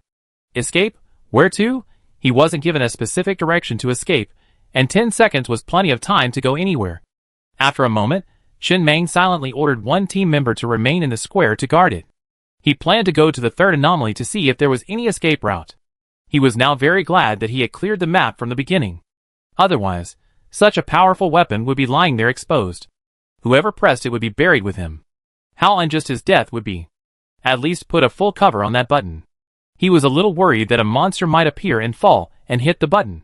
What a disaster that would be. He left a team of members to guard it and prevent any unruly creature from pressing the button. He went to check the escape route. The third anomaly was extremely far from the second, about 30,000 meters away in a straight line. The star train slowly stopped in front of a tunnel. The tunnel was made entirely of glass, starting at the ground level and extending in an arc of approximately 30 degrees straight into the ceiling of the underground space. This tunnel was the escape route. From an aerial view, it was quite conspicuous amidst the rubble behind the city. High-speed train tunnel. After injecting a level 3 energy stone, the train will levitate in the center of the tunnel, escaping the city at super high speed and bursting through the ground. It's in a dilapidated state, allowing only one train to pass through. This is the escape route in this adventure map, one that was already established when this city was first constructed. In other words, regardless of whether he initially chose to clear the map, only one train would eventually pass through it, and 4 trains were destined to die here. He would have to try to avoid going to adventure maps with Erden as much as possible in the future. He didn't want to fight his friend. Erden had probably never experienced this kind of adventure map before. Otherwise, he wouldn't have been so careless as to go with him. Moreover, this super high-speed train tunnel is located on the edge of the city, extremely far from the nuclear bomb detonation point. The straight line distance is a full 30,000 meters. It's impossible for the train to detonate the nuclear bomb and then reappear at the tunnel entrance 10 seconds later, ready to depart. There's only one solution. That's to choose a sacrifice, have that sacrifice detonate the nuclear bomb, and then, at the moment the countdown begins, the train enters the tunnel and prepares to escape. Of course, if good things come in pairs, 2 sacrifices could be chosen for greater luck. It's huge. Chen Meng, stepping out of the train and standing in the open space, gazed at the underground city not far away. He couldn't help but sigh in a daze. Although he didn't know how many meters underground it was, he was able to carve out such a large space and build a city within it. This mechanical civilization's infrastructure is quite impressive. Lamazi, what do you mean? Buzi, sitting in his mecha, looked down at Shanmazi with a gloomy expression. It's not your turn to be a hero now. Why are you trying to act so high and mighty? Put your gun away. I told you to put your gun away, you hear me? Shanmazi, standing in the square, pointed his gun at his head, his eyes red and hoarse. Brother Biao. We both know the situation. Chapter 171. This nuclear bomb will explode within 10 seconds after the button is pressed. The power of this nuclear bomb is enough to flatten an entire city. How can we escape in 10 seconds? Where to escape to? Lamazi's eyes were red as he spoke hoarsely. The only escape route is the train that just flew through the air. That glass tunnel outside the city can only be there. The iris chip has been disconnected, which means Mr. Meng has gone there to investigate. It's at least 30,000 meters away from here. After activating the nuclear bomb, the train won't be able to reach it. The train ticket transmission range is only 10,000 meters. The only solution is to leave one person here to press the nuclear bomb button, and everyone else to escape through the tunnel. He took a deep breath, his voice trembling slightly. I once made a promise to Master Meng. He saved my woman's life. I told Master Meng that if the Star Train ever needs someone to perform a life-threatening mission, I, Shanmazi, will be the first to step forward. I'm not kidding. I never joke. Now it's my turn. Brother Biao, please help me take care of Meijia. Don't be crazy. Buzi leaped out of the mech with a grim expression, walked up to Shanmazi, and stared at him. When will it be your turn to make a decision on the Star Train? Huh? Master Meng hasn't even spoken, so why are you making such a decision? Where's your sense of discipline? Besides, even if someone needs to be sacrificed, can't we just pick one from those 1,900 or so survivors? Why are you being a hero here? No way. Shanmazi smiled ruefully and shook his head. This is a suicide mission. You're sending those survivors? They're all going to die anyway. Do you think they harbor resentment and detonate the nuclear bomb prematurely, taking the star with them? Brother Biao, besides me, is there anyone on the star more suitable for this position? Biazi was about to retort, his mouth opening and closing slightly, unsure what to say. It seemed Shanmazi was the only one on the train who was suitable for this position. After a moment, he shook his head. You haven't even had your honeymoon yet. Put down your gun. Master Meng might have another solution. If all else fails, let me. Old Pig do it. Shanmazi couldn't help but laugh. Brother Biao, Captain Pig is afraid of death. He won't go to his death willingly. And just then, Biazi rushed forward, tackled Shanmazi to the ground, and snatched the giant wave Gatling gun from his hand. Wiping the sweat from his forehead, he couldn't help but kick him and cursed, You're fucking crazy. You should at least wait for Master Meng to tell you. After that, can you come back and present yourself as a hero? Brother Biao. Lying on the ground, Shanmazi stared at Biaozi with red eyes, saying word by word, "Everyone on this train knows that Master Meng saved my woman's life. They also know that I promised Master Meng that if someone else died instead of me, I wouldn't be able to hold my head up on this train anymore. Mei Jiao won't be able to hold her head up either. It's so embarrassing." Face? Is face that important? Biaozi said angrily. "It's the end of the world, what's face worth? It's very important to me. Get up first. The worst that can happen is Zhang Yi's death." Huh? Zhang Yi, who had jumped out of the mech and was standing nearby chewing a steamed bun, was slightly taken aback. "Where are the sweet potato shreds?" The next moment, the star train had appeared over the deep pit and slowly landed in the square. Chen Meng, leaning on his cane, stepped out of the train. He looked at Shanmazi lying on the ground, then calmly waved to Biaozi. "Bring Mei Jia down. Let Mei Jia and Shanmazi detonate the nuclear bomb here together. Even down there, we can still be a pair of desperate lovers. A good thing comes in pairs." "Yes." Biaozi nodded solemnly and strode towards the train. "Huh?" Shanmazi was slightly taken aback. "Can't one of us die? Come back." Chen Meng looked at Biaozi's back and shouted angrily, "Are you really going?" He then pulled Shanmazi up from the ground and dusted him off. He sighed softly and said with a hint of fatigue, "I was just smoking a cigarette and thinking about enjoying the scenery, and you guys are putting on this travesty? Your death? Didn't I tell you long ago? The star will never be reduced to a situation where someone needs to die. Your contribution to me is greater if you're alive. Don't dwell on your death. Do you often imagine the heartbreak I feel after your death? Are you seriously ill? Get up. Seeing you gives me a headache now. I'm afraid one day you run into some monster and yell about rushing into death alone for me." "Huh?" Shanmazi muttered awkwardly, "I'm mainly worried about people complaining about the train using too many resources on my wife. I figured if I died, no one would complain about my wife. Then how do we deal with the nuclear bomb button being so far from the escape route? Don't worry about that, Biaozi. Take everyone back to the train." "Yes." Then Chen Meng looked at Doba and Mundo as they disembarked. While smoking, he had already run some tests. The Goblin ticket was fully functional within this map, with no spatial blockade. The train ticket had a range of 10,000 meters. But the Goblin ticket had no range limit. The solution was simple. Just place Mundo, a goblin, here, have him press the nuclear bomb button, and then use the Goblin ticket to return to the train. Everyone would be happy. Everyone could escape alive. Doba. Chen Meng looked at Mondo with a serious and earnest expression. "Your tribesmen haven't fully recovered their wisdom yet. I've already explained my plan to you in detail. You must convey it clearly and firmly to him. When I'm ready, I launch a level 1 missile, exploding over the pit. The moment you see the missile explode over the pit, press the button. Do you understand? The high-speed train tunnel is currently unusable.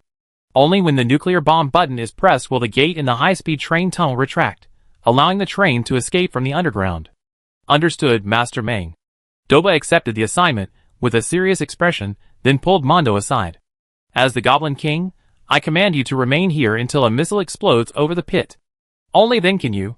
Soon, the star train had already departed, carrying everyone away. Only Mondo, the goblin, remained, gazing upwards at the pit. Even though his neck ached, he didn't move. This was the Goblin King's order, a crucial plan for the Goblin resurrection. He had to carry it out diligently.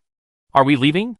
After confirming that there was nothing left worth exploring in the city, the star train flew over it, aiming directly for the super high-speed train tunnel behind it, preparing to leave this adventure map. Inside guard car number 7. Shanmazi stared out the window at the city scene in a daze. After a moment, he looked awkwardly at Biaozi and whispered, "Brother Biao, did you think I was acting just now? Trying to put on a show? I really didn't think so." Okay. Biaozi shook his head and interrupted Shanmazi. "I just don't want you to keep doing things with the intention of dying. If someone keeps doing things with the intention of seeing their death, they will eventually die, even when they shouldn't. And don't let your imagination run wild. No one has any complaints about your woman wasting the train's resources. That's not true. Don't let your imagination run wild." Shanmazi nodded and whispered, "I understand." Biaozi was silent for a moment before speaking softly. Generally speaking, if someone is overly concerned with what others think, even to the point of speculating about it, they tend to ruminate frequently, constantly recalling past painful events and tormenting themselves. That's just like you. I give you a solution. If you can't help but think about those painful memories, Don't dwell on those close to you. Instead, focus on those painful experiences that are far away. Keep doing this. You still frequently recall those painful events, but because so much time has passed, the pain will have less impact on you. In the long run, the mental damage you suffer will be minimal. Don't keep torturing yourself. Shanmazi paused for a moment before subconsciously pondering. After a moment, he looked up at Biazi blankly and said, Brother Biao, weren't you a foreman before? How could you possibly understand this? Humph. Biazi snorted coldly, somewhat arrogantly. Don't look down on me. I've led a team before, and keeping an eye on the emotions of my subordinates is part of my job, okay? Brother Biao, what if there are no goblins on the train? Then you can send them. The star train had already stopped beside the super high-speed train tunnel and slowly entered the glass tunnel. A level 3 energy stone was placed in the adjacent control panel. Everything was ready. The lights on the tunnel walls were all lit red, and deep inside, there was a gate blocking the passage. The train didn't hover in midair, but instead landed at the bottom of the tunnel. The next moment, in the penultimate car, the missile in car 14 slowly rose. Boom! Orange-red flames instantly engulfed the entire car. With a whistling sound, they shot towards the deep pit above the city's second anomaly point and detonated with pinpoint accuracy. Almost instantly, the red lights on the tunnel walls turned green, and the train instantly hovered in midair. A powerful thrust was instantly felt. The train shot forward through the tunnel. The gate at the front of the tunnel also instantly retracted. After activating all the nitrogen nozzles on the train's speed increased further. The powerful thrust pressed Chen Mang's body tightly against his back. This was his first time experiencing such speed. The train speed displayed on the train screen had reached 2,120 kilometers per hour. Nearly Mach 2. Roar! Chen Mang grinned and couldn't help but roar, gripping the control stick tightly with both hands, as if wanting to vent all the frustrations he had endured in this world. He slapped the control panel with his hand, and the deafening and rhythmic music instantly resounded through every car of the train. The extremely fast speed. The green lights in the tunnel had become a single line. It was like traveling through time and space. He could only see the endless depths of the tunnel, and the green lines on the inner walls of the tunnel. He didn't know where the tunnel ended. He just wanted to experience the thrill of speed. Mundo wasn't on the train. Instead, he stayed at the entrance to the super high-speed train tunnel. Just before departure, he was ordered to jump out, holding a camera centered around a mechanical eye and aiming it at the sky above the city. When the nuclear bomb button was pressed, the entire city's hidden energy reserve seemed to be activated, and every light source illuminated. The Steel City, previously devoid of any light source, was instantly bathed in neon lights, a breathtaking beauty like a modern city at dusk. And the searchlights on every rooftop of the tall buildings beamed beams of light toward the city, converging into a huge and ever-changing number. 9, 8, 7. At the same time, a large number of shrill alarms roared over the Steel City. The hidden energy of this Steel City began to overload, causing the neon tubes in the billboards to explode. Countless fireworks, hidden somewhere, bloomed in the sky. This scene was so beautiful that it didn't look like a nuclear bomb countdown, but more like a New Year's Eve countdown. When the countdown reached 0, a deafening explosion sounded in my ears, and endless flames, like hell, erupted from the center of the Steel City. A substantial air wave, like a glass wall, quickly spread around. Countless high-rise buildings collapsed as a result. Mundo, who stayed where he was, recorded this scene with a camera in his hand, and tore up the goblin ticket in his hand before it was about to affect him. This scene was extremely beautiful. Originally, no one saw this scene, like an actor performing a useless performance for an empty audience. But Mondo brought it back to the star. If Chen Mang had seen this, perhaps he would have retracted his assessment of this civilization's lack of aesthetic sense, their entire aesthetic sense being gleaming in the final moments before death. High-speed train tunnel. The star train was hurtling through the tunnel at breakneck speed, the tunnel behind it constantly collapsing. As the 10-second countdown finished, Xiao Ai's voice reached his ears. The search radar has detected zombies on the ground. We're still in the zombie basin, right in the center. There are dozens of parked trains outside, seemingly at a rally. Xiao Ai's voice was quick, but the train was even faster. In the blink of an eye, the star train had already rushed towards the pale yellow curtain at the end of the tunnel, crashing straight into it. With the added speed, like a cannonball, it pierced the light curtain, bursting through the ground and shooting into the sky. Fly high. A delighted Chen Mang sat in the chair at the control panel, pushed the joystick to the floor, and launched himself out of the ground. He then switched to the bunny cloud wheels, gazing at the long lost sky of stars ahead and roaring with excitement. At this moment, he just wanted to rush out. Rush to the starry sky and tell everyone that the star train would one day soar across the sea of stars. He, Chen Meng, would be the greatest train conductor in the history of the entire galaxy. Chapter 172. Was there an earthquake? I don't know, but it's not impossible. I think I learned in school that basins are prone to earthquakes. Even if there were an earthquake, that's understandable, right? Are you sure there are frequent earthquakes in basins? Not sure, let me think. In the center of the Yellow Zone zombie basin, under a starry sky, dozens of trains were parked nearby. Dozens of train conductors gathered with their trusted associates for a spontaneous small gathering. The custom of gatherings persisted even in the Yellow Zone. It wasn't just about exchanging supplies, but also about exchanging information.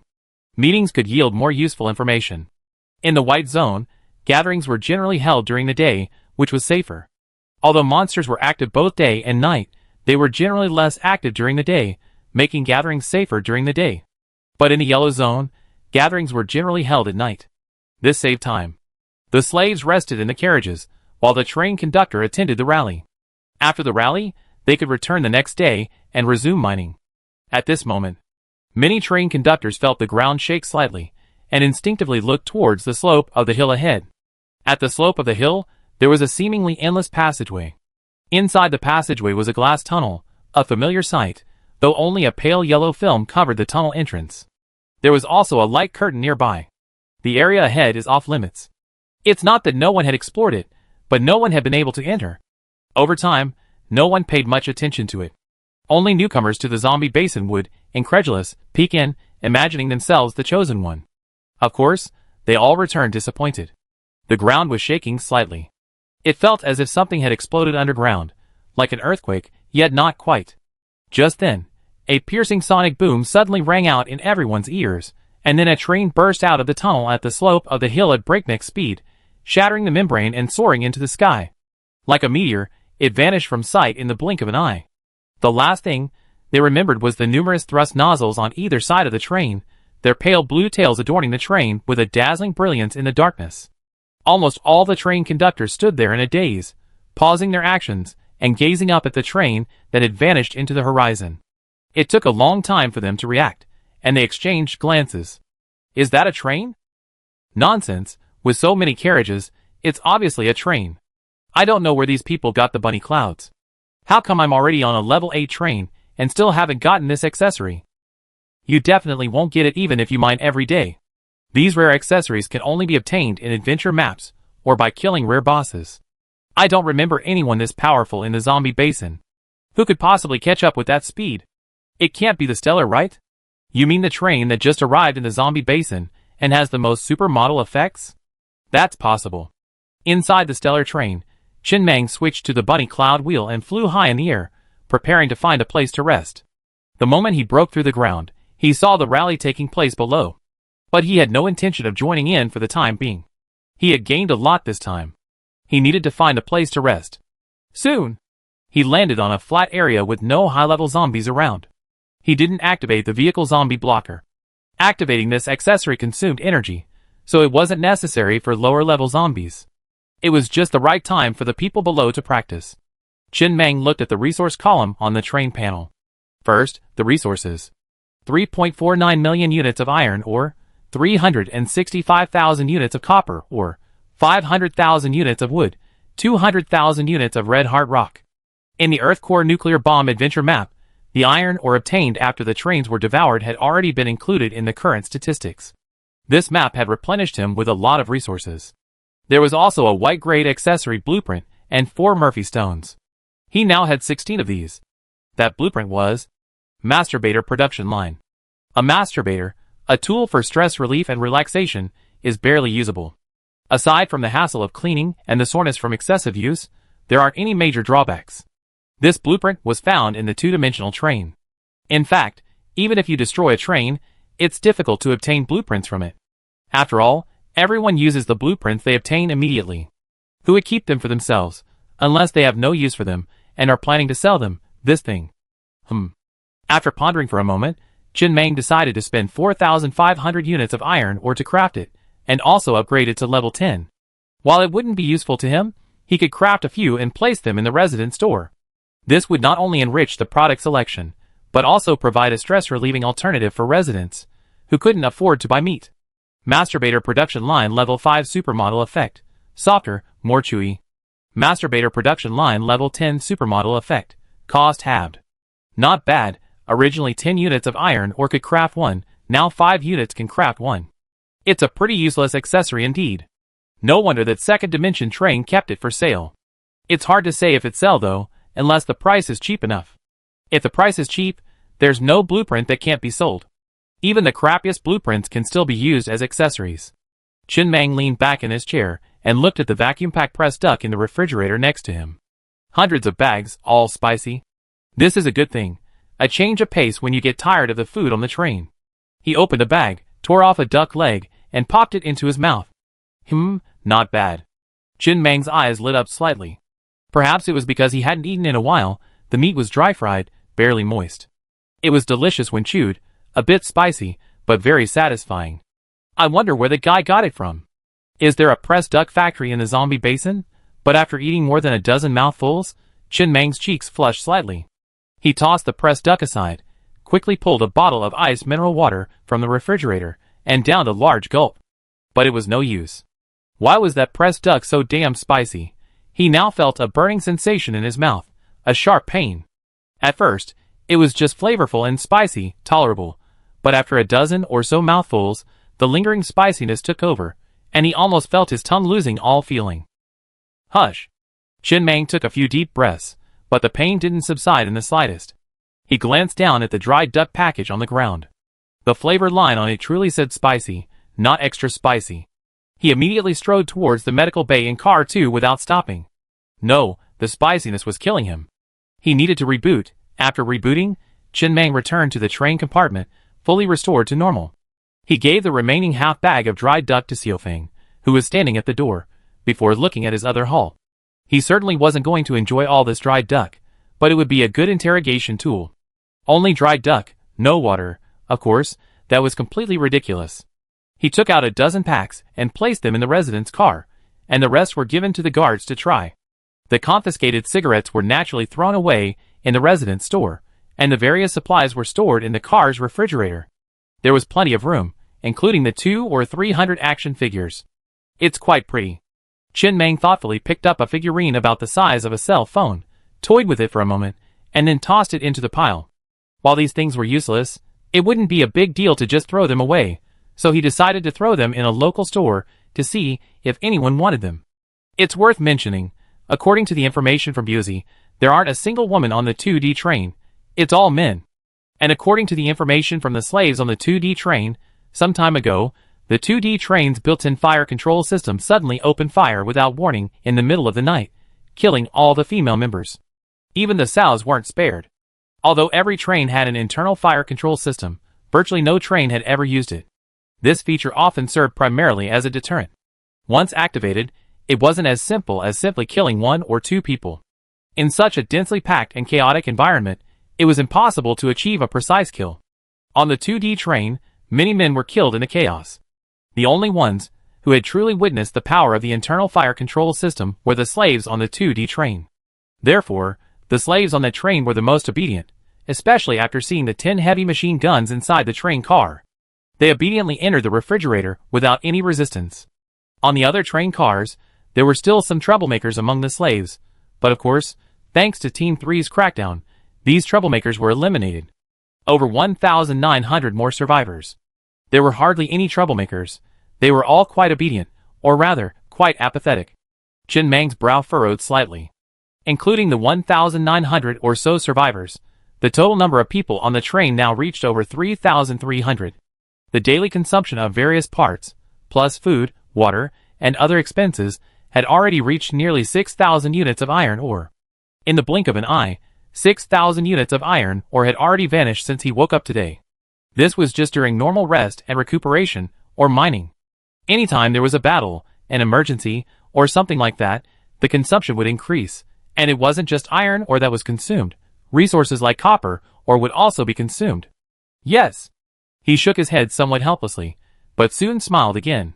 While the daily expenses had increased, the mining efficiency had also increased. It wasn't a matter of pros and cons.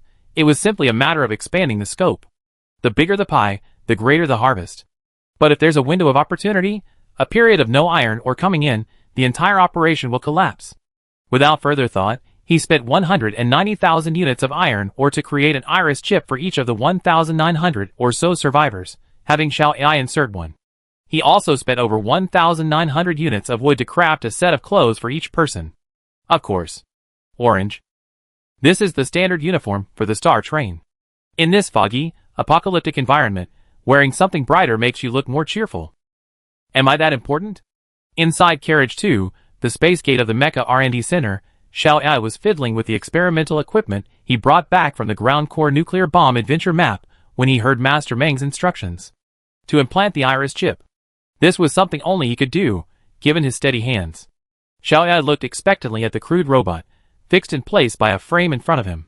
He was recreating a new body, allowing him to travel to multiple locations. Then, without further delay, he left the spatial portal and placed all the iris chips and clothing he had produced in a refrigerator. He then carried the refrigerator toward the residential carriages at the rear. Carriages 10 and 11 had originally been goblin carriages, home to over 100 goblins. But Doba had already taken all the goblins into the spatial portal installed in carriage 11. The goblins were all living in a single refrigerator, leaving these two carriages empty for the time being.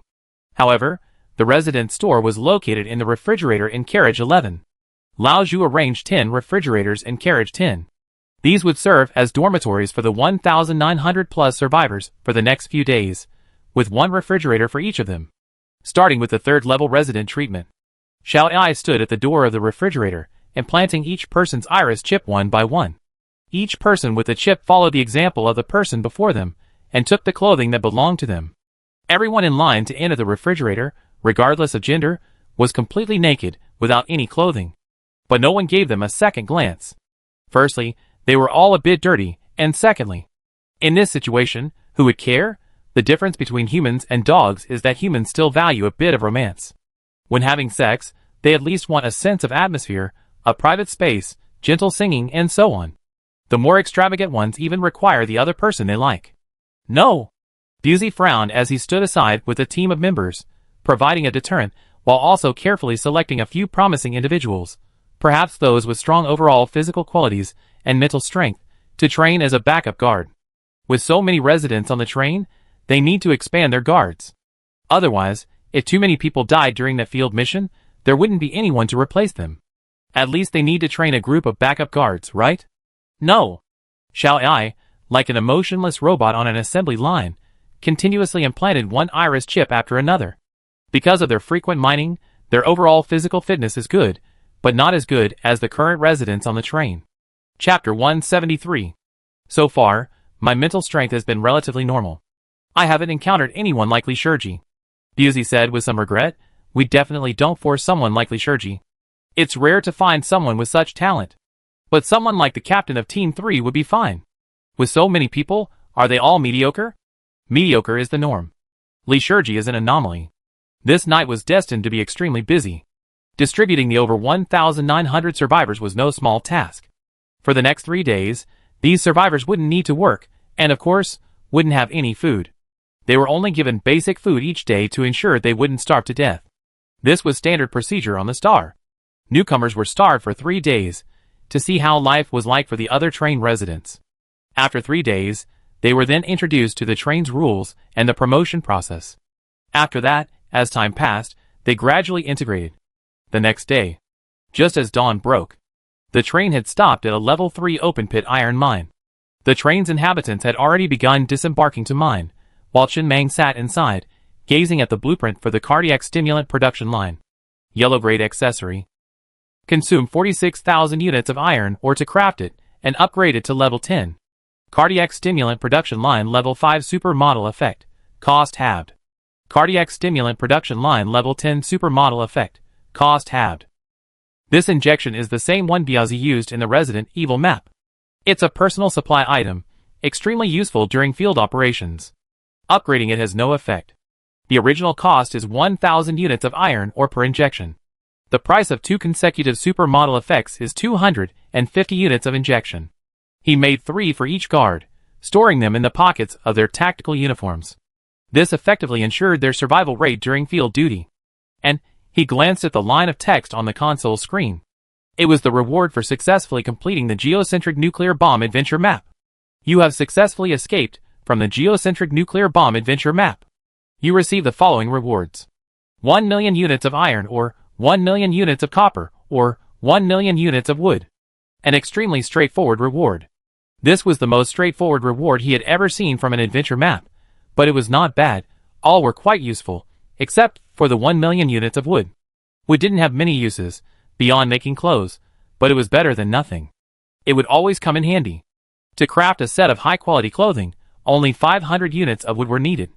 Moreover, after a moment's thought, Chin Mang sent another pinned message on the train radio. Clothing for sale, warm, bulk customization accepted, settlement in copper and iron ore. Winter is coming. The temperature is starting to drop, and the clothing produced by the custom clothing production line on the other trains doesn't lock in warmth, making it difficult for the slaves to work in the freezing wind. But after a while, no one inquired, far less than the initial enthusiasm for selling cigarettes. Chin Mang quickly figured out the situation. Whether making short-sleeved shirts or cotton coats, the materials consumed were the same, 1 unit of wood. There was absolutely no need to purchase any warm clothing for those trains. A cotton coat would suffice. If it got cold, at most, a few more layers would be enough, costing only a few more units of wood. There was absolutely no need to use iron or to buy clothing that would lock in warmth. While wearing less would make working easier, it was clear that no train conductor would be willing to pay for this little bit of efficiency. So he sent another message. Murphy Stone for sale. Bring your price. Transactions are possible remotely. The train radio seemed to buzz with activity. Almost instantly, for people initiated private messages with him. Clearly, everyone had a higher demand for Murphy Stone. Not bad. Chin Mang glanced at the 4 items in his hand and nodded with satisfaction.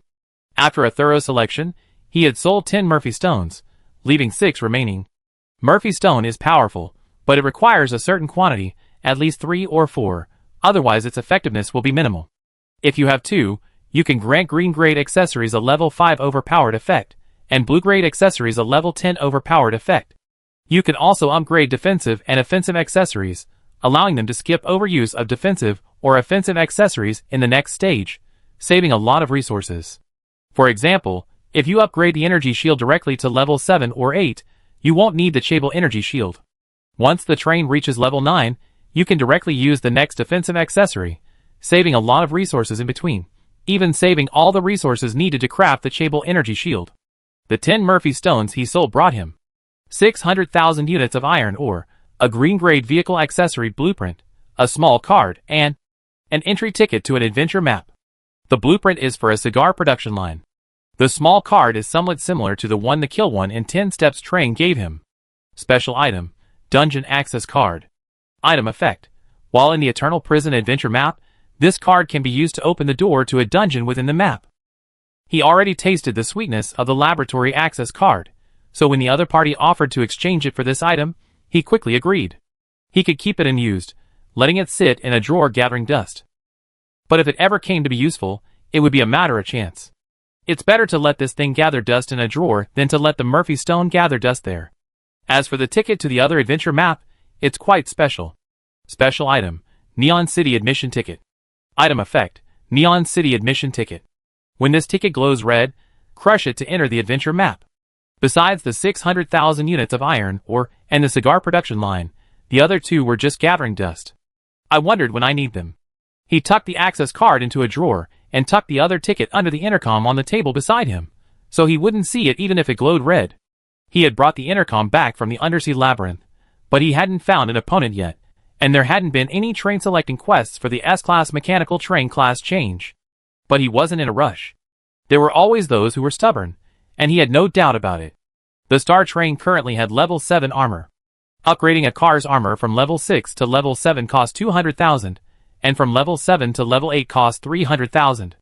In other words, the total cost of upgrading the Star Train to level 8 armor is 4.8 million. The train currently has 4.844 million iron ore units remaining. Just enough. Without further thought, Chin Mang immediately took out 4.8 million iron ore units and upgraded the Star Train's armor to level 8. So, all 15 carriages of the Star Train, including the locomotive, now have level 8 armor. If faced with a crisis like last night's geocentric nuclear bomb, he wouldn't even need to use the train's special ability Absolute Defense. He could just withstand it head-on and remain unscathed. At most, some external accessories would be damaged and require repair. Level 8 armor is completely immune to attacks of level 8 and below. Of course, the price to pay is that the train's iron ore balance is only 44,000. For a train with a population of over 3,000, this amount of iron ore per unit would be completely insufficient for even the slightest problem. Fortunately, since this is a yellow zone, level 3 iron ore isn't that hard to find. The train is currently docked next to a level 3 iron mine. Once this mine is fully mined, another 1,000,000 units of iron ore will be available. His steel train armor is a green-grade component, so upgrading it already uses a lot less materials. If it were an energy shield, the resource consumption would be even greater.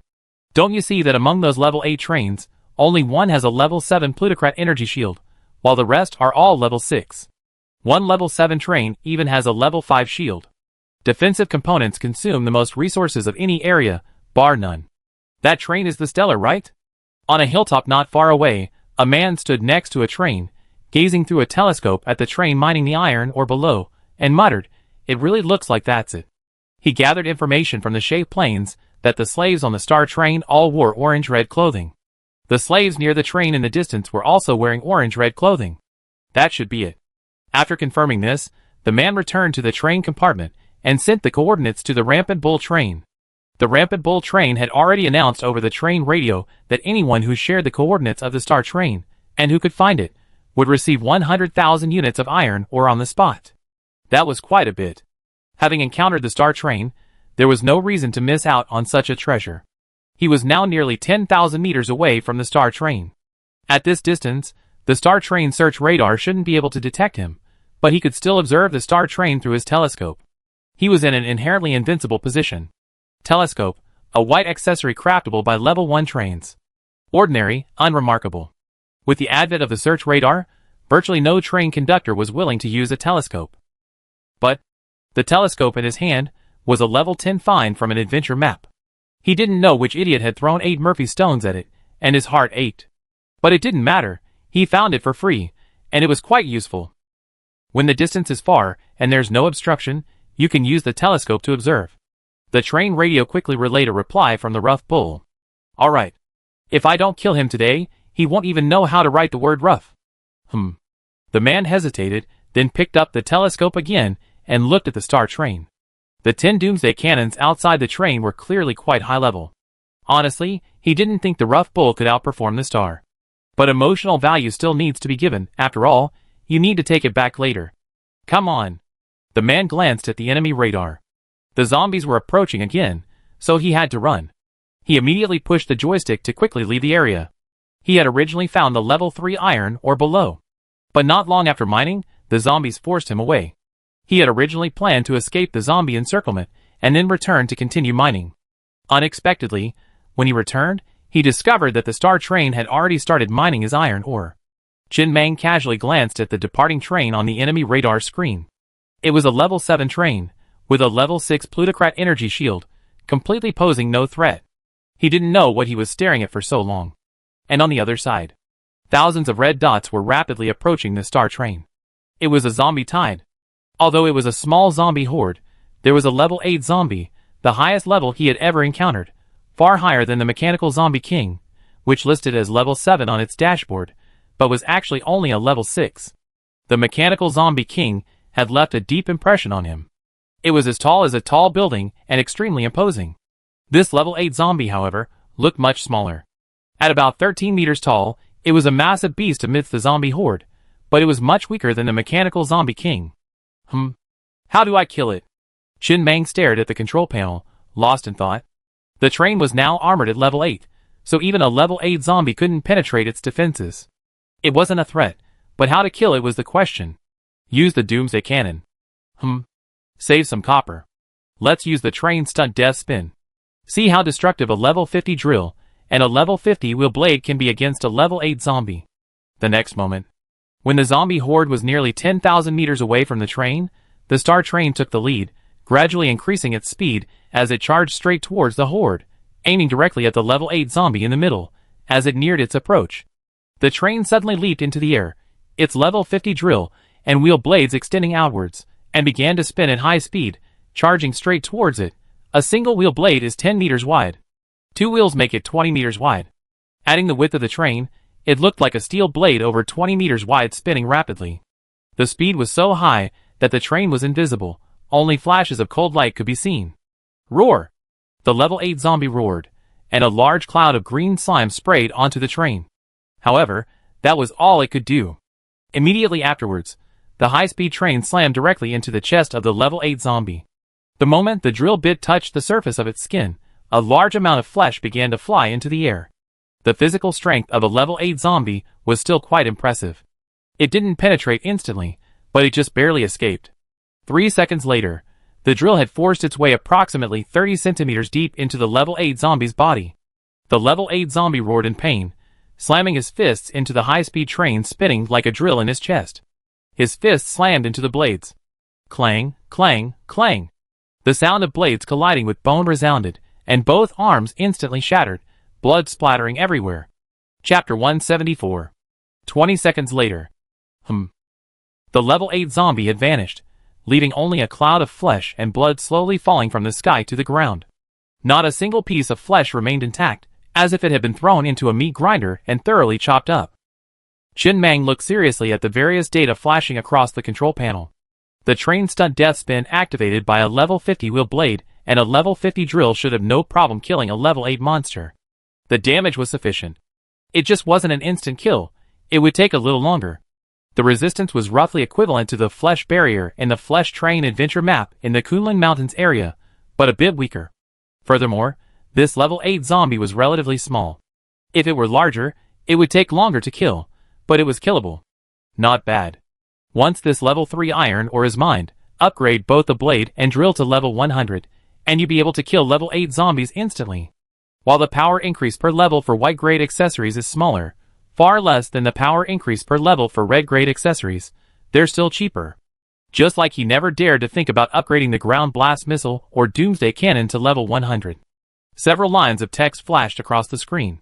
Highly corrosive liquid detected spraying onto the mech. Mechanical nano spiders are ready for production at any time. Level 5 armor superb effect provides immunity to corrosive agents such as liquids, fog, and swamps. Armor intact. External speakers 22% intact, powerful magnets 19% damaged. Mechanical nano spider repairs underway without the level 8 zombie.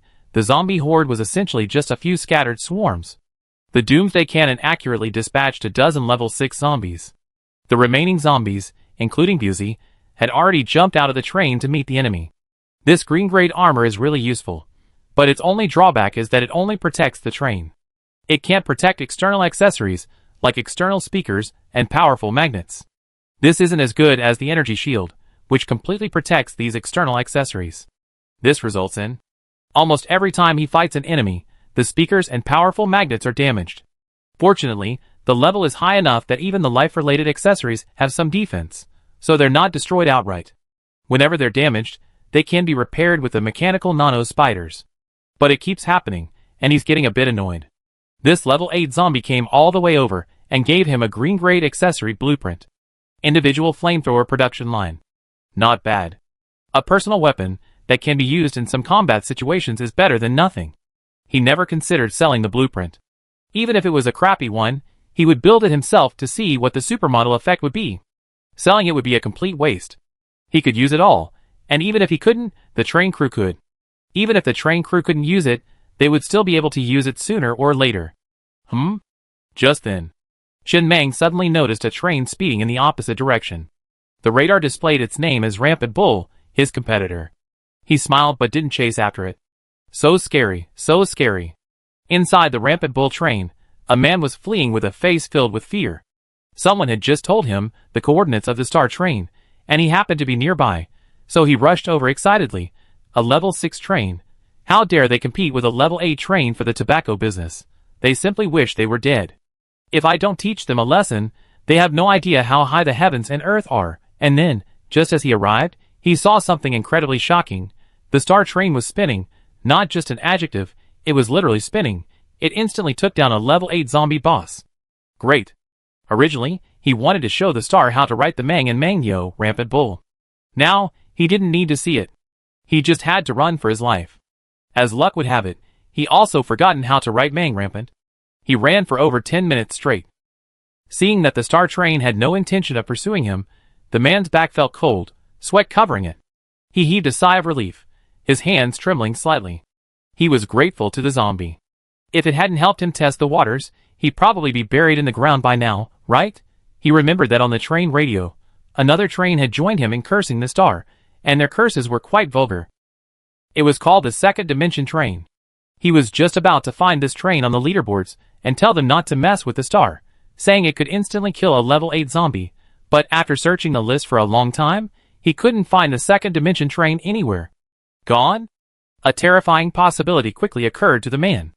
Could the Second Dimension Train have gone looking for the star train and died at its hands? But he remembered that the Second Dimension Train was part of the Libra organization, and several other trains had come with it. He searched the list again for those trains. Yes. Without exception, all gone. This was serious. The star train was even more outrageous than he had imagined. The man slumped in his chair, his expression gloomy, as he gritted his teeth and sent a series of messages on the train radio chat. Rough bull train, star train conductor, I was wrong. I shouldn't have insulted you a while ago. I was possessed by evil, and you treated me like a piece of shit. He sent 7 or 8 messages in a row, begging for mercy and admitting his fault.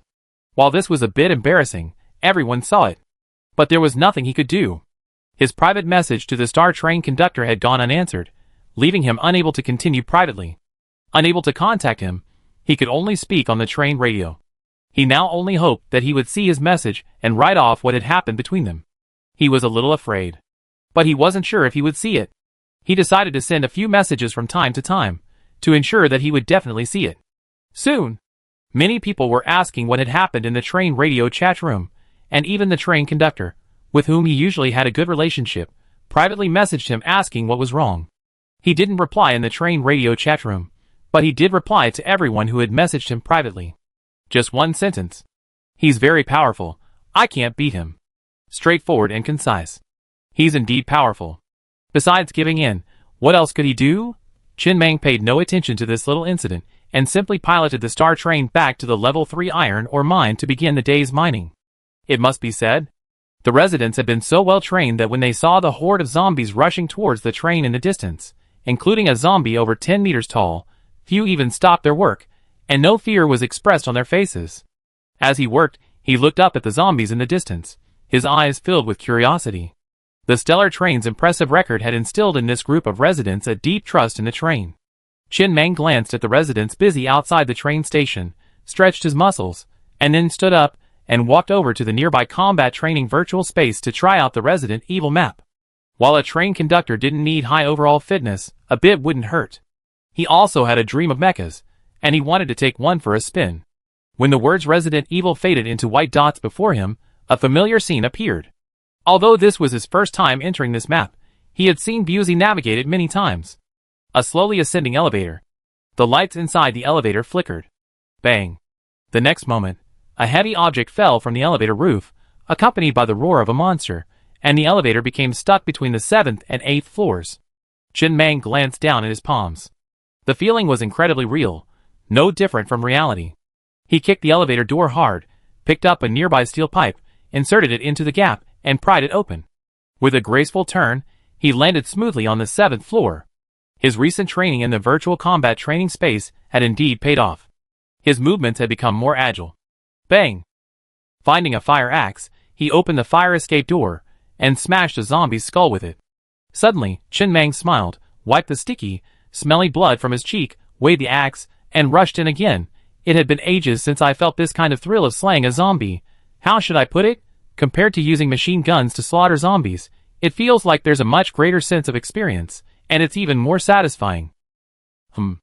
Old Pig stood inside the refrigerator, staring at the decaying corpses before him.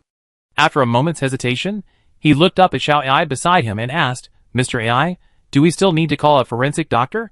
In the laboratory on the ground core nuclear bomb adventure map, they brought out the bodies of several human researchers who had committed suicide.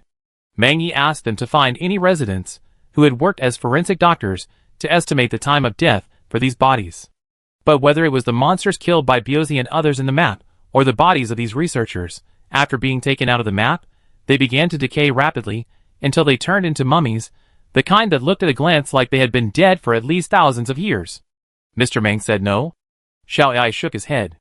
I let you continue to categorize those 1,900 plus survivors. Okay. Old Pig nodded and strode towards carriage 11.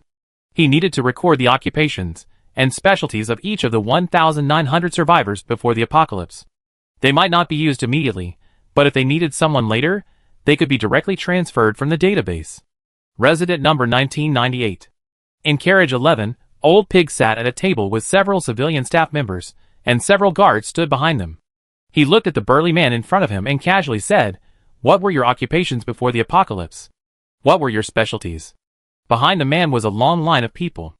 Next to him stood a mechanical eye. All the information collected today would be stored in Mr. AI's database, ready for future access. It's still up to Lao Zhu to inquire about the job. After all, many people don't actually know what their strengths are. They need guidance and discovery. I used to work in funerals. We had to set up tents for funerals there, and I was in charge.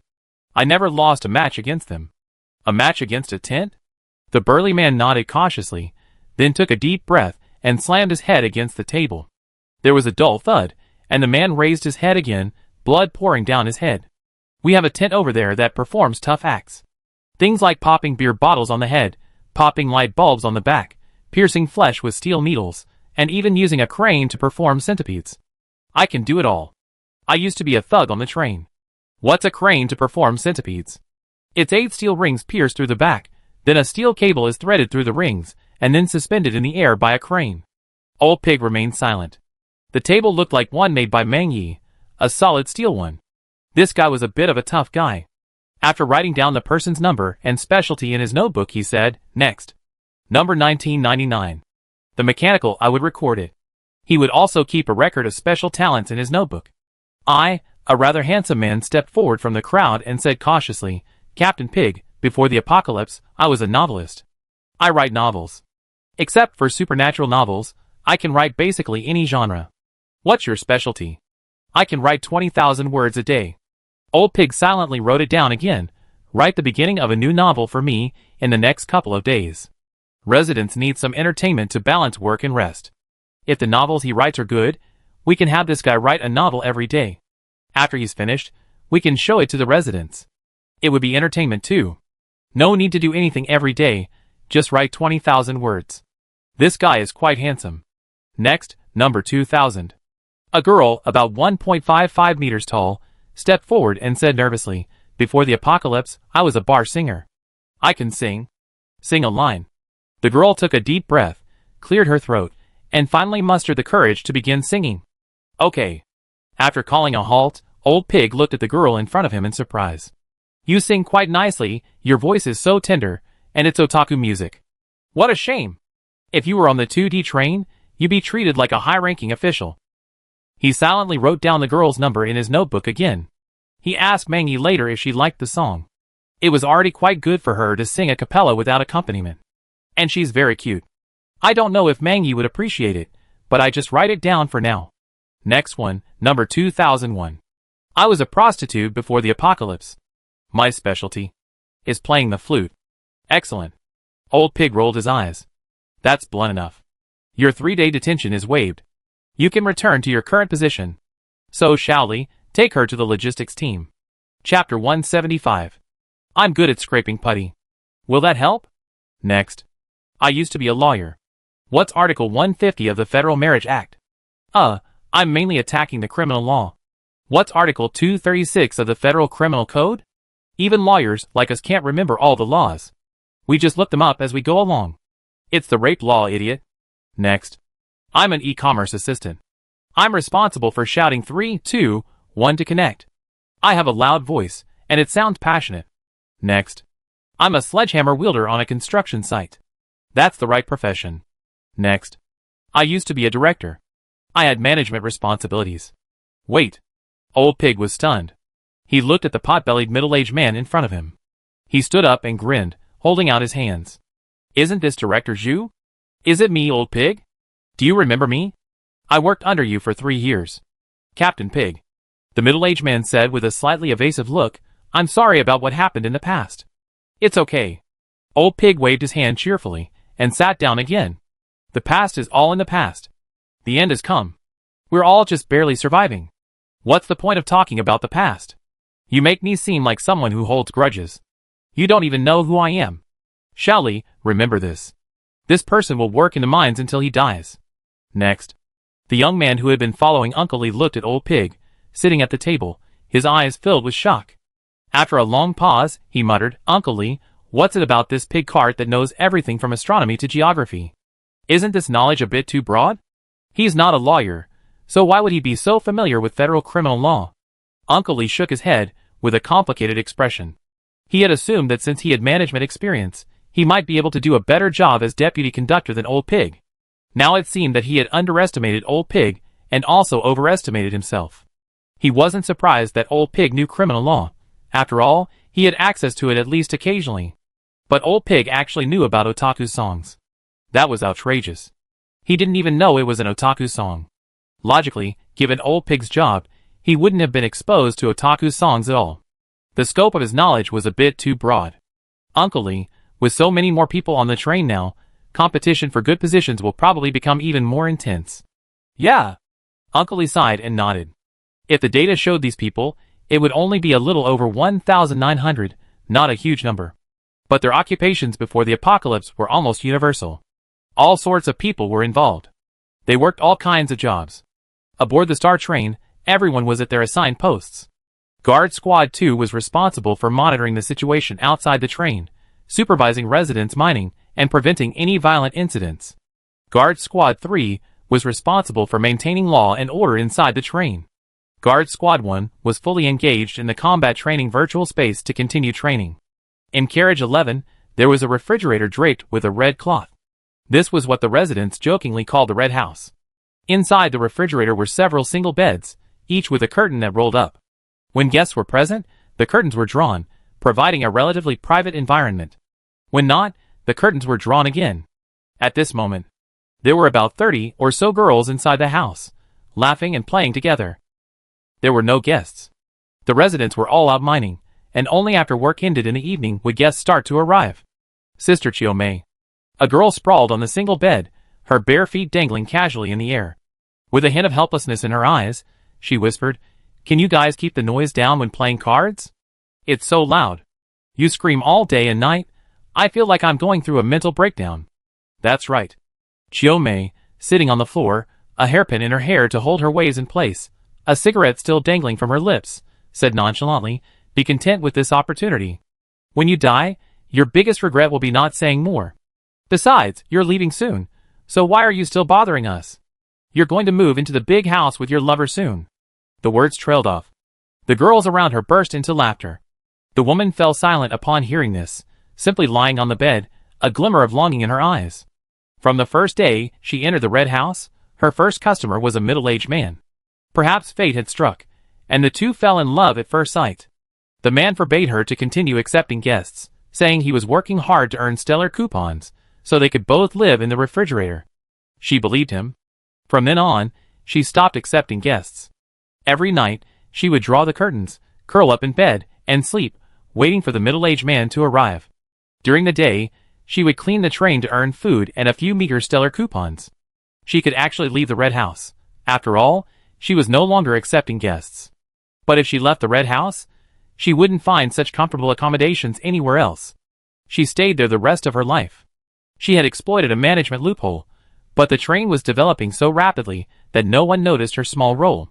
She spent every night with her lover in this single bed, and considered her life quite good. Just then, "You're so tired of scolding me." A middle-aged man walked into the Red House, cursing. The girls, who had been playing cards a moment earlier, saw this, and instantly stood up from the ground. With a look of fear and respect, they whispered, "Captain Pig." "Yes." Old Pig glanced casually at the others, finally resting his gaze on the girl sprawled on the bed. A hint of doubt flashed in his eyes.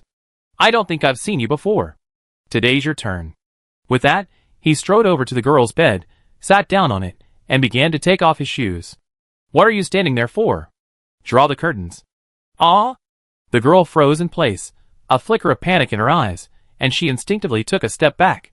She wanted to refuse, but she didn't dare say it out loud to the pig driver. Besides, if she were to be exposed, her man wouldn't be able to sleep in this bed with her anymore, and they have to go back to the crowded dormitory. Pig driver. At this moment, Xiaomei stepped forward, a smile on her face as she approached.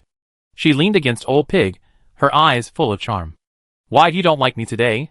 She's just a little girl who doesn't know anything. Why would you go to her? Hey. Old pig glanced at the two of them, smiled, then put on his shoes, and stood back where he was. He casually said, Tell me, don't wait until I find out. If I do, you both be dead. Xiaomei's smile froze for a moment, and after a moment, she whispered, She has a lover. Although she lives in the red house on weekdays, she doesn't accept guests. 5 minutes later, Old Pig, having understood the situation, left the red house. His initial desire to relax was gone. Since the girl already had a lover and wasn't accepting guests, naturally, he wouldn't do anything. But this was a clear management loophole. He had to go back and fix it. Can't he just stop for a bit?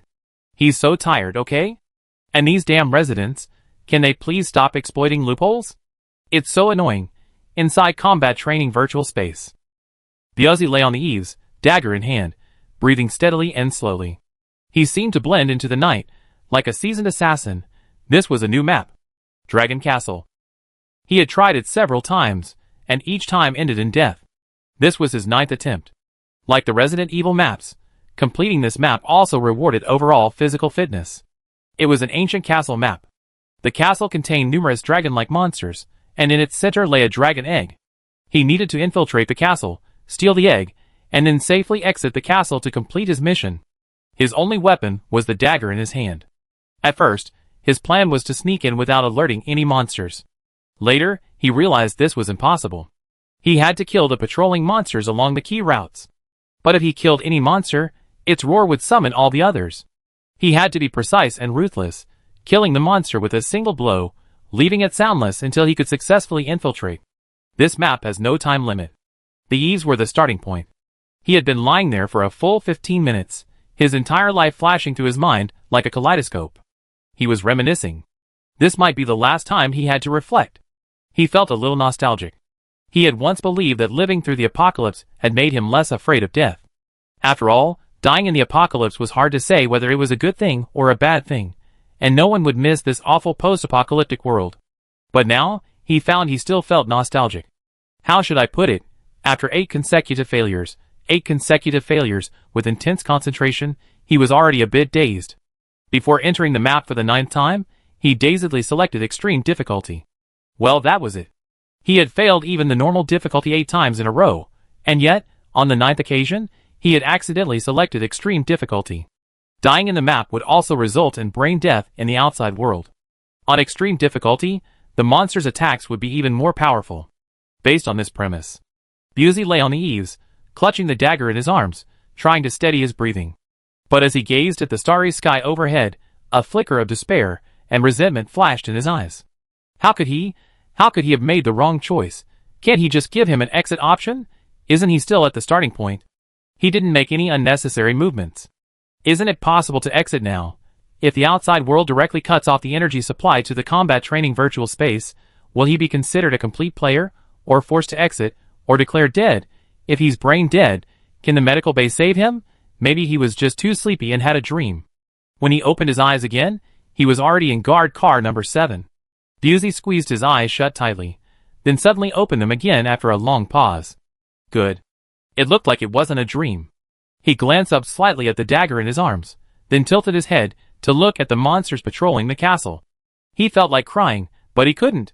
He really wanted to cry his heart out. He didn't dare move a muscle. He couldn't even send the normal difficulty, so how could he possibly get through the extreme difficulty? Mr. Mang, can you see me? Can you find a way to save me? Inside the train, Qin Mang stared at the screen where Biozzi lay motionless on the eaves for nearly 20 minutes. After a long silence, he whispered, I don't think Biozzi really wants to push his limits. Is there a chance he accidentally chose the extreme difficulty? The chance is slim, Xiaoai said. When you choose the extreme difficulty, another option will pop up, letting you know if you want to choose it. You can't be careless twice. Qin Mang pondered for a moment, then nodded in approval. How could someone be so careless? It was like a train conductor accidentally opening the lid of an immediate self-destruct button, then accidentally pressing it again, then accidentally clicking on the screen again to confirm. How could it be possible? He just couldn't remember putting any pressure on Biazzi. How could Biazzi have pushed him to the point of seeking a near-death breakthrough? His confidant couldn't just die in the map, right? Will he die after the power is cut off? Yes, immediately declared dead. Shouldn't the brain-death medical pod be able to cure him? Yes. Very good. Chin Mang nodded silently, sighing slightly wearily. After another long silence, he secretly decided to let Shanmazi be the captain of Guard Team 1. He wasn't sure if Shanmazi could handle the responsibility of being a captain. Brother Biao, how are you fighting? At this moment, all the members of Guard Team 1 had left the combat training virtual space and gathered around the combat training virtual space that Biazzi had entered, staring at each other in bewilderment. On this device, which resembled a cyber coffin, 2 large characters appeared. Dragon Castle. The characters were crimson, and the indicator lights on the device were also red, indicating that Brother Biao was challenging the extreme difficulty Dragon Castle map. But they all knew that Brother Biao hadn't even made it past the normal difficulty level. How did it jump straight to the extremely difficult Dragonford map? Brother Biao is desperate. Lanmazi gritted his teeth and said word by word, Brother Biao once told me that those of us with ordinary talents must put in more effort and perspiration if we want to become stronger. Either I complete the level and become the first on the train to complete the extremely difficult Dragonford map and receive the Pioneer reward, or I die. I've made up my mind. Since I want to follow in Brother Biao's footsteps, I must have Brother Biao's courage to face death and survive. I go too. With that, Shanmazi strode towards the combat training virtual space nearby. Before anyone could react, 4 large characters appeared on Shanmazi's closed device again. Resident Evil. Chapter 176. Those 4 words were still crimson. Which meant Lynx had also run into the extreme difficulty map, though not Dragon Castle, but Resident Evil. Him? Brother Lynx Biao? The remaining 9 members of the first team, stunned, stared at this scene with a slight bewilderment. Although Brother Biao had already taught them the trick to clearing the Resident Evil map, and each of them had already cleared the normal difficulty Resident Evil 3 times, but Brother Biao was the only one on the train who had cleared the extreme difficulty Resident Evil map. Not even Zhang Damiai had. In the extreme difficulty Resident Evil map, one either had to maximize dodging to minimize damage, or trick their brains, like Brother Biao had, pretending to have received a cardiac shot. Easier said than done. After trying for a long time, they still couldn't quite pull off the deception. Forget it. Just then, Team 1 member Zhang Qi stepped forward and headed for the combat training virtual space nearby. He said calmly, since he hasn't even made it past the normal difficulty level, yet he's brave enough to bravely risk his life in the extreme difficulty level, how much weaker am I, Zhang Qi, than Biazzi? I'm going too. As a member of the same team, of course, we should fight harder than the other members of the other teams. Quickly, the scarlet words Resident Evil appeared on Zhang Qi's device. Ergu stood there, looking at Brother Biao's combat training virtual space with a complicated expression. Over 10 minutes had passed, and since the light was still on, it meant Brother Biao was still alive, and there was still hope of clearing the level. He was the first to follow Brother Biao. Before the apocalypse, he followed Brother Biao out of the village in search of a way out. After the apocalypse, some scattered, some died, leaving only him, Brother Biao, and Heihao. Heihao was dead. Of the original construction team, only Brother Biao, and he remained. He knew Brother Biao had been harboring a burning desire, striving to catch up with the other gifted monsters, but he hadn't expected Brother Biao to be so ruthless towards him, pushing him to the point of desperate danger. After a long silence, Ergu lit a cigarette and took a few puffs before stubbing the butt out in a nearby Coke can. He whispered, "Death is the end." Then he entered the combat training virtual space. The 4 large, scarlet characters Resident Evil also appeared on the surgical instrument. The remaining members of Team 1 exchanged a glance and collectively scrambled inside. They, like Brother Biao, were determined to fight to the death. Only Zhang and Zhang Er were left munching on steamed buns. Zhang Er, somewhat bewildered, picked up a bun and stuffed it into his mouth, looking at the scene before him. Isn't it time for lunch? Why are everyone else back inside? I don't know. Since everyone's already in, let's go in too. Oh, okay. In the Resident Evil Extreme Difficulty map, Zhang Er was standing in the elevator, holding a steel pipe, gazing blankly at the dead monster at his feet. The creature had been struggling in the elevator, and he had pulled it down and stabbed it to death with a few blows. The monster's skin was very tough. He couldn't get his penis in, but after a few tries, he finally managed to get it in. What's the next step? Jean-Pierre frowned, his mind carefully replaying what Brother Biao had told him. Should he go to the 7th or 8th floor? It seemed like the 8th, but it also seemed like the 7th. Forget it. He shook his head, climbed to the top of the elevator, grabbed the elevator cable, and quickly climbed up the elevator shaft. After all, the ultimate goal was to reach the rooftop, so this should be fine. Of these two brothers, Zhang Yi's brain worked better. By this time, Zhang Yi had successfully reached the 7th floor, found the fire axe in the office on the 7th floor, and cleared all the zombies from the fire escape. But, Brother Biao said after clearing the zombies from the fire escape on the 7th floor, should we go down or up? Zhang Yi frowned, thinking over it in his mind for a long time, and then shook his head. Since the goal is to reach the summit, how could we possibly go down? Of course it should be up. Brother Biao must have been up, too.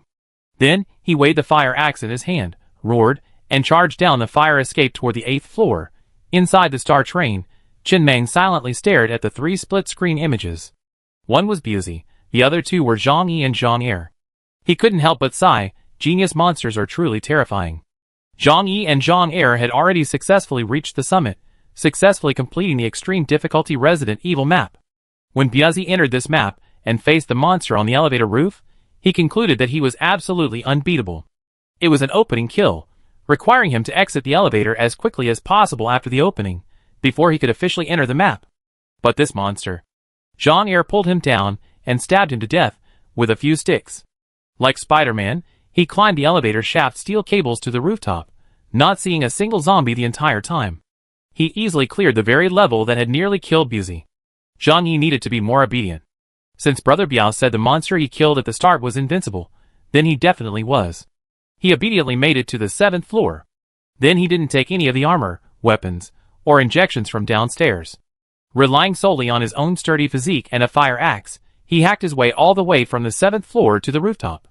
He was covered in blood, wounded countless times, and his eyes were red, but he still walked with a determined stride to the rooftop's zip line and successfully completed the level. Although the two brothers had different approaches to the level, they both completed it with ease. As for the techniques Brother Biao had taught him, none of the advice about going downstairs to get weapons and armor, or tricking one's brain, was used. Especially that Zhang Yi, he was a true god of war, not a single injection, not a single weapon. He just relied on a fire axe to carve his way through the map. These are two warriors. Chen Meng sighed softly, leaning back in his chair, looking helplessly at the two men on the screen. It was a truly exhilarating battle. Their physical prowess alone was outrageous. If they were given even higher grade mechas in the future, they would be two true gods of war. Unstoppable. Most importantly, their energy consumption was low. A daily diet of Rigiamo would be enough. As for Busy, he was still lying on the eaves, motionless, apparently not yet ready to face reality. It's been half an hour, time to move. I can't just lie there forever. My name is Busy. If you haven't heard of me, you've definitely heard of the Star Train. Yes, I'm the captain of the Star Train's guard team. I'm pretty awesome. But I'm thinking about something right now.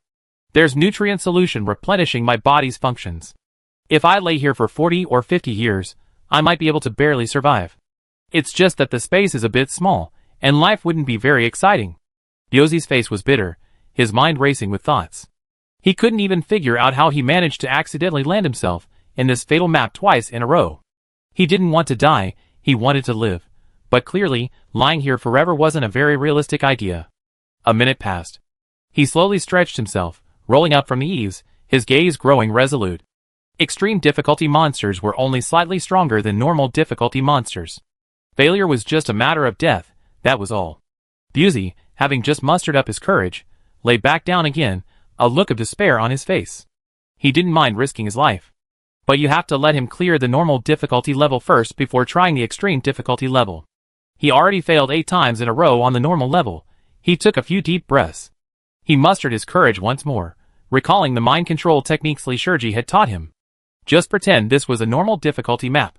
After 8 consecutive failures, he should succeed 9 times. 9 is the ultimate number. Biazi's eyes grew cold as he glanced down at the monster below, which had just reached the eaves. Without hesitation, he leaped down, plunging the dagger straight into the monster's throat, and tightly covering its mouth to silence a single roar. For some reason, he suddenly felt light and his perspective detached. It was as if he were controlling the world from a third-person perspective, sinking into a state of utter calmness and indifference. Then, as light as a swallow, he moved swiftly, gliding along the wall in the night. At that moment, all the emotions he had just felt were banished from his mind. As if playing a single-player game, he controlled his body from a strange third-person and first-person perspective, calmly and thoughtlessly executing each standard action. His eyes were filled with pure bloodlust. Not a trace of superfluous emotion. Half an hour later. Congratulations on becoming the first member of the Star Train to clear the Dragon Castle map on extreme difficulty.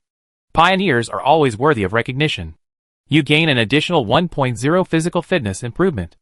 Byozi stood trembling in the white space. Although all his injuries had healed, the excruciating pain remained. However, when he saw the panel before him, he couldn't help but grin. He, Big Byozi, such an amazing man, who couldn't even clear the normal difficulty level, had already cleared the extreme difficulty level after exiting the combat training virtual space. Byozi had just climbed out of the training cabin when he saw the red-eyed members of his team gathered around him. He was slightly startled and instinctively asked, "What are you doing? What's going on?" "Brother Biao." Lanmazi's eyes were red as he spoke word by word. "Your courage to risk your life has inspired all of us. All members of Team 1 have successfully cleared the extreme difficulty Resident Evil map. Your actions told me so. If you tell yourself you can't do it, then you really can't do it. When you truly can't do it, you must risk your life and rise again, giving yourself the courage to break through and build again." Zhang Qi looked at Brother Biao with admiration and said firmly, "Brother Biao, you're the most ruthless person I've ever met. If someone like you doesn't succeed, it's simply against the will of heaven." Byozi, who had just come to his senses, silently climbed out of the training cabin. Standing there, he lit a cigarette, took a deep breath, and then spoke word by word, scanning each person present. "It seems you all realize it. Indeed. I want to show you, through practical action, what it means to risk one's life in order to survive. Only by cutting off all your retreat routes can you embrace new hope. I'm very pleased that you've realized this, and put it into action. Star Train, so far, only our entire team has completed the ultimate difficulty level of Resident Evil. This is a testament to our team's strength. You guys stay here and savor this moment. I go find Li Shiji first." Byozi coughed softly before striding out of the refrigerator, ready to discuss his recent mental state with Li Shiji. He certainly wouldn't admit to his teammates that he accidentally clicked the wrong button and been forced to complete the level. If given the choice, he definitely wouldn't do it again. Such a good opportunity to boost reputation, of course, wouldn't be missed. It was an unexpected boost to his reputation. Risk one's life in order to survive. TSK, those words sounded so good. That was actually what he'd been thinking at first. It wasn't an accidental mistake. Perhaps his subconscious was telling him to risk his life. "As expected of me, Byozi, you're amazing." But as he was about to leave the refrigerator, he stopped, turned, and looked at Zhang Yi and Zhang Er, frowning in confusion. "You two also cleared the level? Aren't you both always forgetful? Didn't you forget the technique I taught you just now?" "Huh?" Zhang Er scratched the back of his head and muttered, "I forgot. I forgot right after I got in. But after I killed the monster at the top of the elevator, I realized I could climb all the way to the rooftop by following the ropes in the elevator shaft, so I went up. I didn't see any zombies along the way. I didn't forget." Zhang Yi said seriously, "I followed the procedure you told me, Brother Biao. I immediately exited the elevator, went to the 7th floor, found the fire axe, and fought my way up the fire escape. I successfully made it to the rooftop and cleared the level. Are you going downstairs to get armor, flamethrowers, and injections?" "What kind of armor?" Byozi stood there expressionless, staring at the two men, their eyes filled with confusion. After a long silence, he stuffed his cigarette into a can of Coke in a nearby entrance, and turned to walk out of the refrigerator. "It's okay, it's time for dinner. You two should eat quickly, the kids are starving." He couldn't help but quicken his pace. These damn gifted monsters are truly damnable. That monster at the top of the elevator was clearly meant to be killed at the start. If he hadn't left the elevator immediately, he would have been dead. How could Zhang Er have been killed by that monster? "You're crazy. How did you kill it?" He had clearly stabbed it multiple times, but couldn't break through its defense. He thought it was a high-level zombie ignoring his attacks, but it seemed like he wasn't using enough force. Good. Mighty force works wonders. Reasonable. Chapter 177. "You mean?" Li Shiji looked thoughtfully at Byozi in front of him. After failing the normal difficulty level Dragon Castle 8 times in a row, you stumbled onto the extreme difficulty Dragon Castle, and, using a third-person perspective, entered a state of extreme calmness and managed to clear it? Yes, Busey said seriously. Just what you taught me, deceiving your brain to unleash your potential. That's not what I taught you. Li Shurji pondered for a moment before speaking. I have a vague idea of your state. Many people call it flow. When you're completely absorbed in something, your brain becomes completely absorbed in it. In this process, your self-awareness weakens. And, unable to sense the passage of the outside world. When the flow reaches its extreme, perspective detachment occurs, allowing one to manipulate oneself in a manner similar to a third-person perspective. This is common among writers and competitive players. For example, in games, if you play games before the apocalypse, with the right timing, location, and people, you might experience a state of unity with nature. Your body will subconsciously perform many standard movements, and you feel incredibly confident, believing you can defeat 10 enemies at once. However, this state is extremely difficult to achieve and difficult to control manually. It requires a combination of various factors. Although you failed 8 times in a row, according to your description, you were actually close to success each time, but each time you caused the monster to emit a sound before killing it, thus trapping you in a tight circle. Monsters on the extreme difficulty level will become stronger.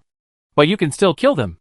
The difficulty lies in how to kill them quickly with one strike, without making any noise before they die, and in the extreme difficulty level, Dragonfort is truly dead. Once you enter a flow state, you're completely absorbed in the task, forgetting everything else, even the fact that you actually die after dying on the extreme difficulty level. You immerse yourself completely in the task, and it's indeed possible to clear the level. In a flow state, a person unleashes tremendous potential. You're quite ruthless. Li Shurji looked at Biazi with some emotion. If you hadn't entered a flow state, even if you're in a flow state, or even if you make a mistake, I'd be at your funeral by now. Come to think of it, the star has had weddings, but never funerals. If you keep playing like this, I don't think it'd be long before I'm at your funeral. My hands are shaking now. Biazi sat there, his eyes filled with fear, his hands trembling as he lit a cigarette and brought it to his lips. I almost died. Fortunately, the outcome was good, but I think I should have no problem clearing the Dragon Castle map on normal difficulty later. That's true. Perhaps Biazi's original intention wasn't that. But the final result was, the entire guard team was unique in that they all cleared the extreme difficulty Resident Evil map. In fact, extreme difficulty isn't much harder than normal difficulty. As long as you can clear normal difficulty, with a little more effort and caution, you can clear extreme difficulty. However, the extreme difficulty level can actually kill you, and the psychological pressure is immense. Once you overcome this psychological pressure, clearing the extreme difficulty map is a piece of cake. The results are excellent. Of course, Biazi and the others are now relaxed, but Teams 2 and 3 are starting to feel immense pressure. The captain of Team 3, on patrol outside, glanced at the information on his iris chip, his mouth twitching slightly. Congratulations to Biazi for becoming the first member of the Star to clear the extreme difficulty Dragon Castle map. Congratulations to all members of Guard Team 1 for clearing the extreme difficulty Resident Evil map. This is what General AI sent to all guards and management personnel on their iris chips. It's like a reward. It's almost as if he had written the words, Mr. Mang is very pleased on it. Is the competitive pressure so intense? The captain of Team 3 looked helplessly at the members of Team 3 patrolling nearby. His team wasn't ready yet. They had only just cleared the normal difficulty Resident Evil map. Even if they were late, it wouldn't matter. He didn't want his team to die on the map. That would be such an unfair death. It's okay. Huh? On the bull train, the man looked at the Star, who had replied to his private message, and breathed a sigh of relief.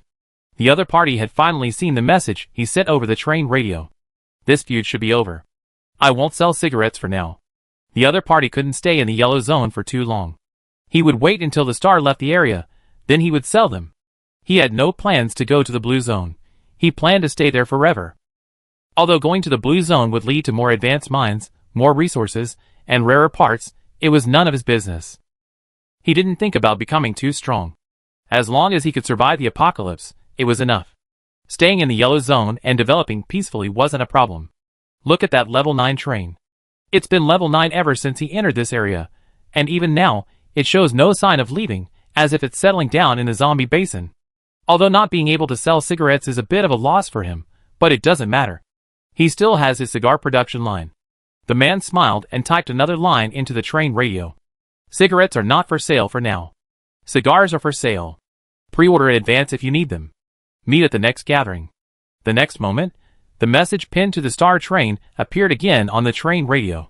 Star Train, selling cigars, cigarettes, pork trotter rice, rice noodle rolls, and other daily necessities. Remote transactions are available. Interested parties can contact us privately. The man silently opened the private chat box with the Star Train again. Brother, I'm not selling cigars anymore. You sell them. Chin Meng looked at the message from Meng Yuheo in the chat box with a slightly odd expression. Did this guy misunderstand something?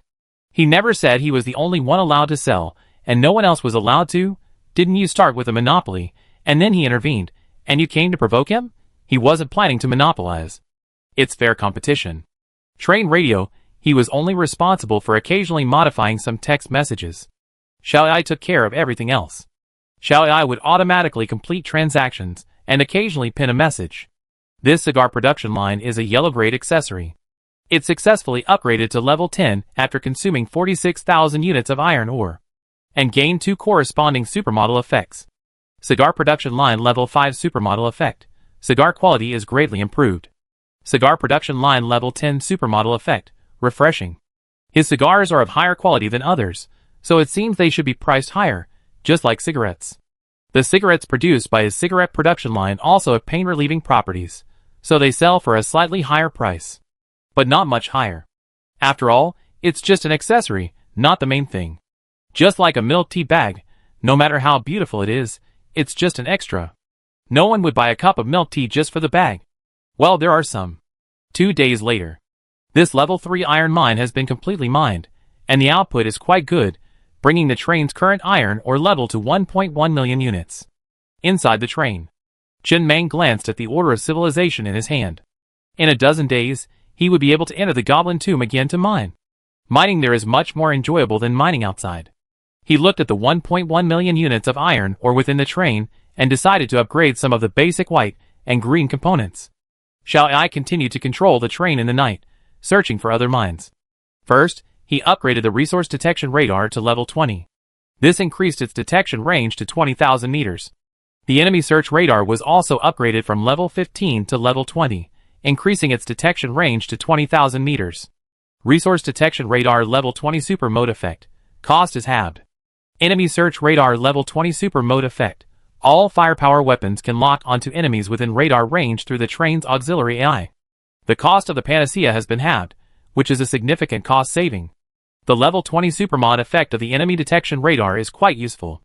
Upgrading these 2 accessories consumed a total of 180,000 units of iron ore. In addition, there are moldy bread production line, steamed bun production line, generator, circuit system, purified water filter, custom clothing production line, cola production line, train assistance AI. All 9 of these accessories were upgraded to level 20, instantly gaining 9 supermod effects. And it only cost 188,000 units of iron ore, mostly white-grade accessories, so the resource consumption is minimal. Moldy bread production line level 20 supermod effect. Optional smoked sausage insert. Price unchanged.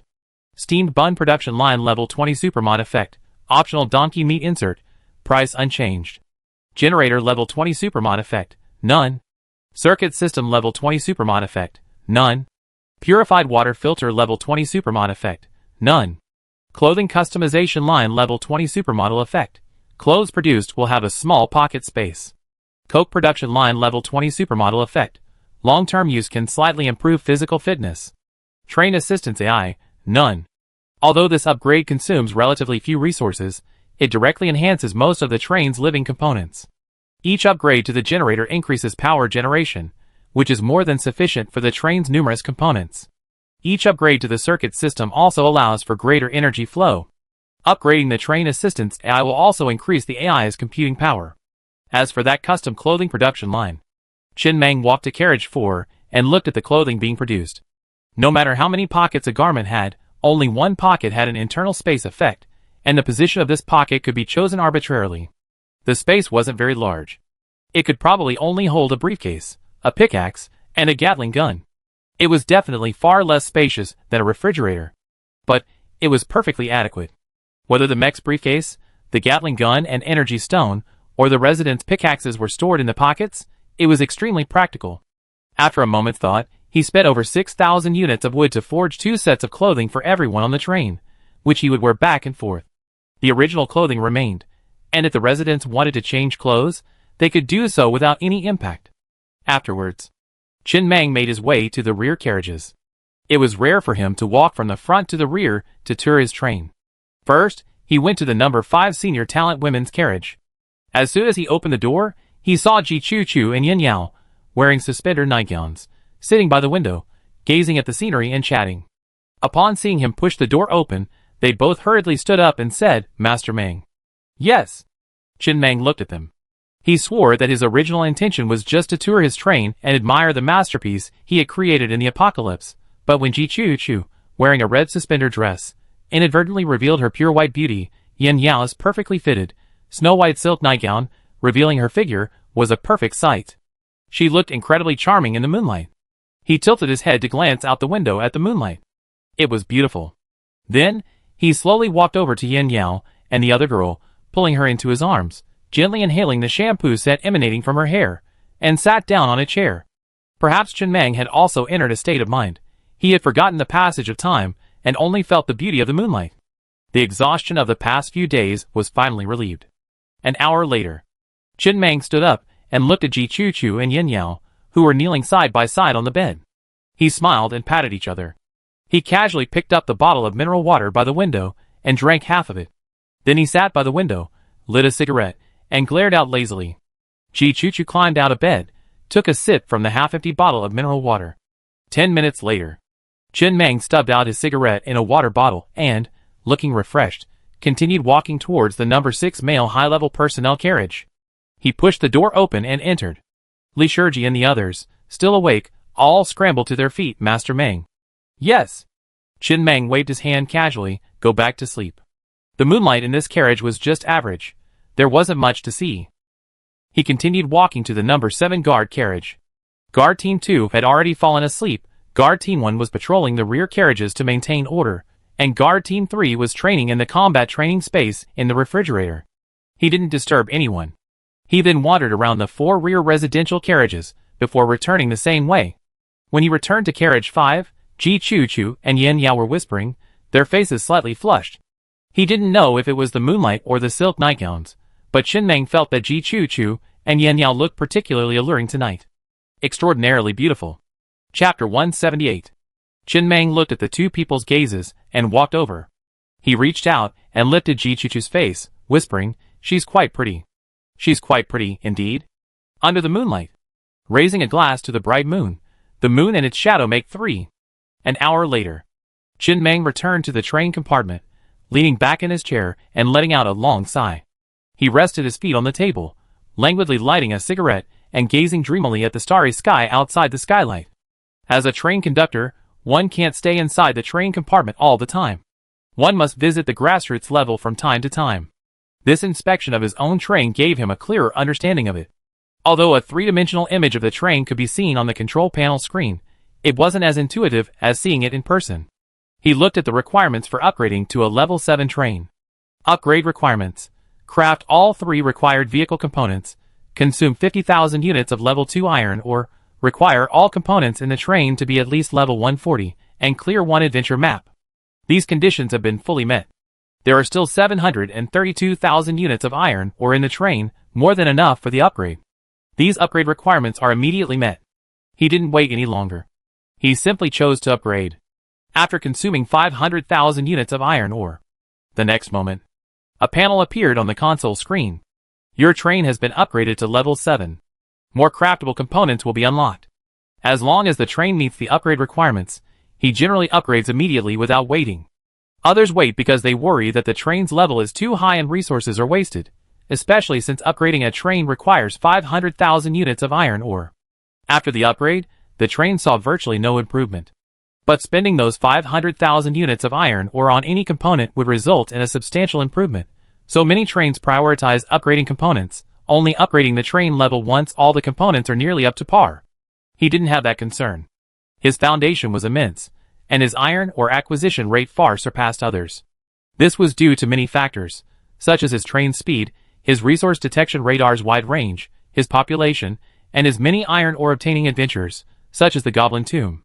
Most importantly, he was incredibly powerful. No one dared to seize the iron, or he monopolized. Even if a zombie horde arrived, he wouldn't have to flee. He could simply be slaughtered by the zombies. Unlike others, he didn't have to flee mid-mining when he saw the zombies approaching. These factors made his train unstoppable among trains of the same level. He didn't need to waste resources on transitional components. Of course. It's not like there aren't some gamblers out there. Take, for example, the level 7 train he destroyed in the ground core nuclear bomb adventure map. Because he didn't want to waste resources on transitional parts, the train was already level 7, but the defensive part energy shield was only level 5. A pure gambler. This kind of train has virtually no combat power, and will instantly collapse at the slightest threat. So, he was surprised that it dared to attack him in the adventure map. Not everyone has the means to detect other train parts. This is the level 10 super mode effect of enemy radar. This leads many people to fail to realize that they're essentially fighting with a sledgehammer. Chen Meng looked at the control panel and sighed helplessly. No way. When the train reached level 6, a button labeled appeared on the control panel. His train had already reached level 7, but the button hadn't changed at all, as if it had been fixed. Normally, after a train reached level 6, the extra button should be Team Voice, not? But it didn't matter. He didn't need a Team Voice feature anyway, so even if it didn't exist, it didn't matter. He just couldn't believe the button would remain in a question mark state. After the train reached level 7, no new functions or buttons appeared. These days, he'd been watching the other train's communications on the train radio. The reason he replied to the Bull was because Bull was constantly sending messages begging for mercy in the group chat, seriously affecting his information acquisition efficiency. He wanted to see what other trains were talking about, but all he saw was Bull's psychopathic confessions and pleas for mercy. So he was forced to reply to get him to stop spamming his screen. Like a psychopath, he looked like he'd just keep refreshing his screen unless he replied. Upgrading the train to level 7, 8, and 9 won't add any new features or buttons. Level 10 is a huge step. Upgrading to level 10 will bring about earth-shattering changes. That's what the train radio said. He didn't know the specific changes. He only knew that several level 9 trains in Zombie Basin hadn't made it to the blue zone to upgrade to level 10, and that was the reason. Chen Meng didn't think much of it, but instead looked at the extra craftable parts that came with upgrading the train to level 7. This time, there was even less, only one accessory. Spatial Stasis, a purple-grade accessory requiring 10,000 units of iron ore to craft. This was the first purple-grade accessory he had ever seen. Purple-grade accessories could be upgraded to level 10, meaning anyone crafting this accessory could gain 2 supermodel effects. But he wasn't quite sure what this accessory was for. At level 1, activating this accessory would freeze all creatures on the train, including the AI, except him, for 30 minutes. Time didn't freeze. It continued to flow. It was just that everyone's thoughts and bodies froze in place, remaining exactly as they were before spatial stasis. Upon recovery, they had no memory of the time, only the sensation of time suddenly jumping 30 minutes. Chen Meng frowned slightly as he sat in his chair, pondering the effects of this accessory. It couldn't possibly be useless. It was a must-have accessory for the train, so it couldn't possibly be useless. Of all the must-have accessories for the train, there had been no unused one so far. However, even the AI was frozen during this period, while time outside continued to flow, as if giving the train conductor 30 minutes of uninterrupted thinking time, and it was a purple-grade accessory. The only use he could imagine for this accessory was that it could instantly freeze the thoughts of everyone on a class of mechanical train, including the AI. During this time, the train assistant's AI accessory could be dismantled and a new one constructed, breaking free from the relationship with the AI. It's like a forced divorce. Under other circumstances, if one were to force a divorce, they easily commit suicide with their own AI. But for other trains, this accessory seemed completely useless. If it was about strengthening control over the train, the rules and regulations, and the built-in fire control system were more than sufficient. He shook his head, and didn't think any more about it. He simply stood up, and walked towards the combat training virtual space. He'd figure out how to use it when it came time. For now, he wanted to practice on the Resident Evil map. He already cleared the normal difficulty Resident Evil map 5 times. He was familiar with most of the key points, and his route was relatively standard, the same ones Buzi had initially tried. He planned to clear it a few more times before moving on to the extreme difficulty Resident Evil map. If a whole guard team could handle it, there was no reason he couldn't. He just wanted to be safe and familiarize himself with the route. After all, although he hadn't taken action in a long time, he hadn't relied on words to establish himself in this world. You can't really think of him as a powerless train conductor, right? Mr. Mang. So fierce.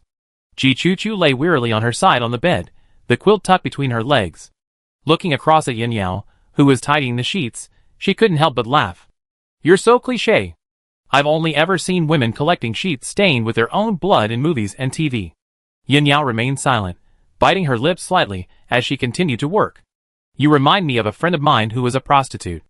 I once found a sponsor, hoping to climb the list, so I used my period as my first period. But I was caught red-handed and got slapped in the face. When I told you about it, I almost died of laughter. But in the end, I don't know if it was superstition or something else, but that sponsor's career actually started to decline. Ji Chu didn't care that Yin Yao ignored her. She just muttered to herself, laughing and saying something in a daze. Before she knew it, she fell asleep. Yin Yao was left alone, sitting on the bed, looking out the window, lost in thought. Daybreak. The train had stopped beside a level 3 iron ore mine, and the day's mining trip had begun. Isn't that necessary? Qin Mang glanced at Xiao Ai, who was standing nearby, and said unhappily, such a trivial matter, do we need to tell everyone? When he went for a stroll this morning, he noticed that all the guards had shown increased respect for him, their eyes filled with admiration. He didn't know what the message was at first, but only found out after asking. This morning, Xiao Ai posted a notice on the iris chips of all guards and management. Mr. Mang successfully cleared the extreme difficulty Resident Evil map. Conductor. Xiao Ai's mechanical, electronic voice echoed from the corner of the train compartment. This is the order you set. When a train crew member exhibits commendable behavior, it must be announced to the entire train as a reward. As the conductor, you are willing to risk your life to clear the extreme difficulty Resident Evil map. This is a completely commendable act. How about you reset it, Captain? No need to announce anything about you anymore. Qin Mang paused before coughing softly. That's not necessary. It's just a small matter, and I don't think much of it, but since I've said it, let me tell you. It boosts everyone's morale. Last night, after completing the Resident Evil map on normal difficulty twice more, he dove headfirst into extreme difficulty. Not bad, he cleared it without a hitch. He didn't resort to any trickery. He was simply cautious, minimizing damage and maintaining his position through spatial manipulation. He already tried these points numerous times during several normal difficulty runs.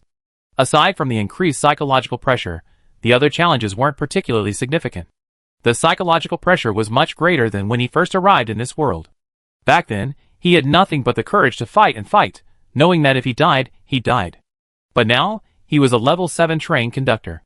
His meager physical fitness hadn't improved him at all, and he didn't need to leave the map at all. But he always felt that whether it was the conductor or the guard, they had to hold their breath. When the conductor became timid and afraid to face the crisis, the train's progress would actually slow down. But that was only limited to the Resident Evil map. He had no plans to tackle the Extreme Dragon Castle anytime soon. He had watched Busey's complete clearance. It was a life-or-death struggle, with him nearly dying several times. It was far too dangerous.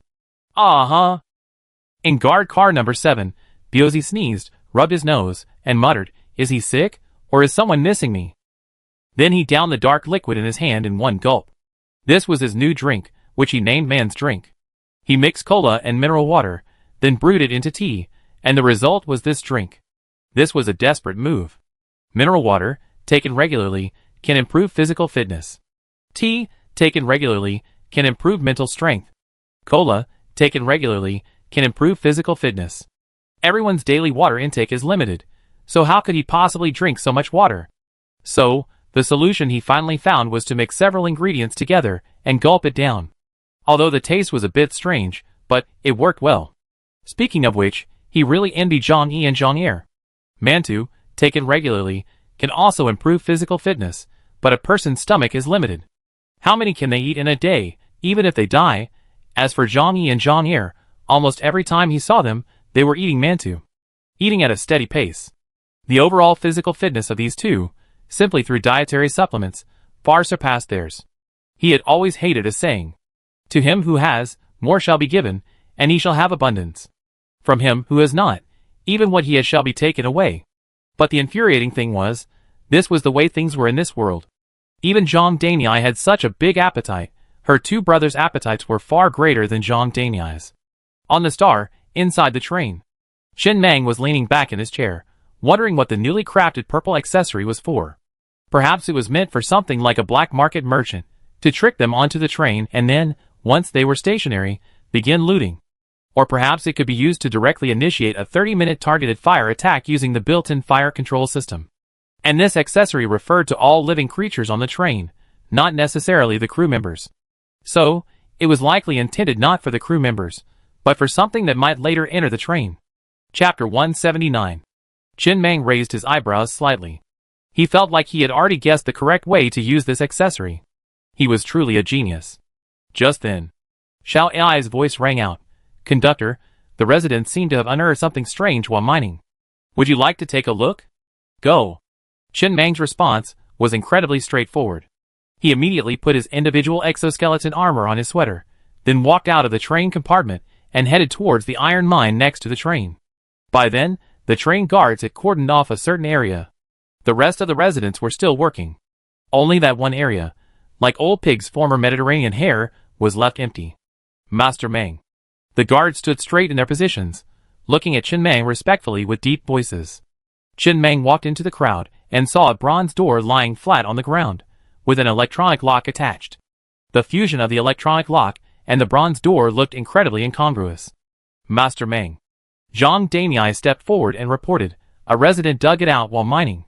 There seems to be a wall of air surrounding this door, and the pickaxe hitting it didn't react at all." Chen Meng, leaning on his cane, remotely activated the train's resource detection radar and enemy detection radar, but found nothing beneath the bronze door. It looked exactly like the ground below, no red spots, nothing special. He took the pickaxe from a nearby guard, walked to the bronze door, and swung it down. Clang! It was like hitting metal, without any dirt flying in the air. He could clearly see the pickaxe hitting the ground, but after it hit, it didn't feel like hitting dirt at all. His arm felt slightly numb. He returned the pickaxe to the guard beside him, squatted down, and examined the clean bronze door before him. Experience told him this was an adventure map, like the one dedicated to the flesh train he encountered in the Kunlun Mountains. But his brow furrowed slightly as he looked at the combination lock on the bronze door. There were 10 numbers, from 0 to 9. Next to the combination lock was a confirm open button. Clearly, only the correct combination could be entered to open the door, but no one knew what it was, and there were no clues. Chen Meng pondered for a moment and said, "Zhang Daniai, tell all residents to stop mining and return to the train."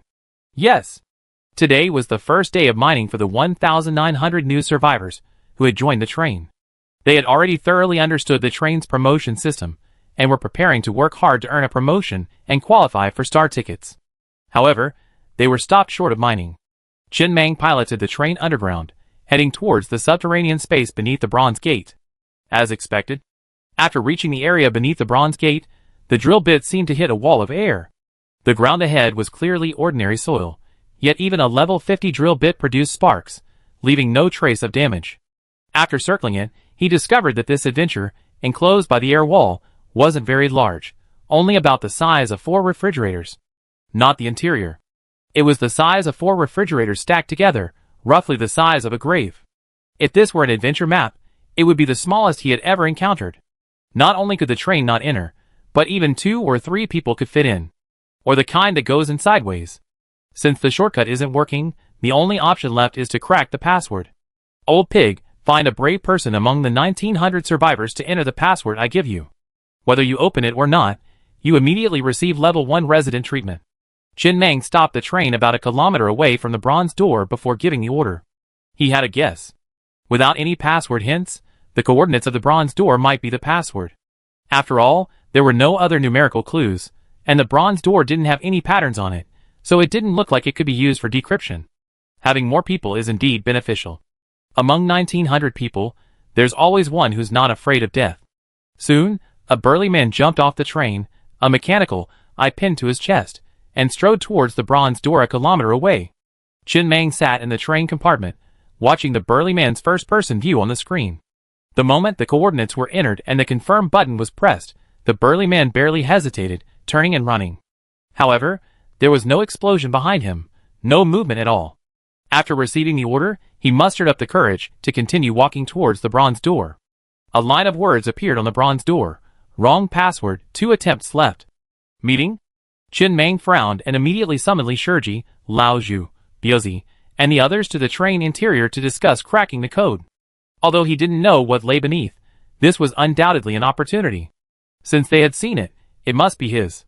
It would be a great pity to miss it.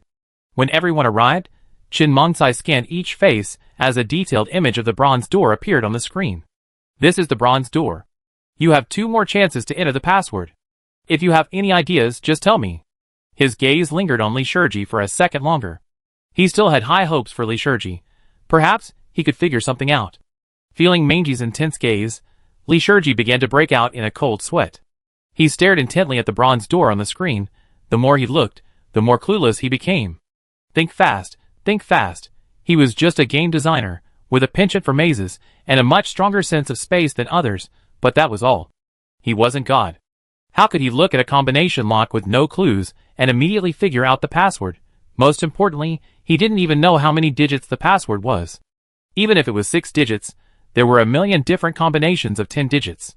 Furthermore, if he didn't know the number of digits, it would be like looking for a needle in a haystack. At this moment, Li Shiji's eyes suddenly lit up. Maybe it's the coordinates of the bronze door? I tried it. Chen Mang shook his head. The first time I tried it, I used the coordinates, and it wasn't right. The light in Li Shiji's eyes dimmed, and he began to stare at the bronze door on the screen with some uneasiness. I think. Biuzi hesitated for a moment and began to express his opinion. Look at this bronze door. It may represent history, while this combination lock represents modern technology. The two are obviously 2 extremes. And because the combination lock is on the bronze door, so, will the combination be 2 digits 09? They are exactly 2 extremes. That makes sense. Lao Zhu looked at Biuzi in surprise, and then expressed his own guess. Mr. Mang, I think Biuzi's statement is still possible. In my opinion, there is no clue on this bronze door. The only clue is that it appears in the center of the level 3 iron ore. And the grades of the areas are divided from low to high, white, green, and yellow. Zombie Basin happens to be the yellow area, which is level 3. And it is in the middle of the level 3 iron ore. So the password may be 3 or 33. After Chen Mang pondered for a moment, he felt that what the two said made some sense.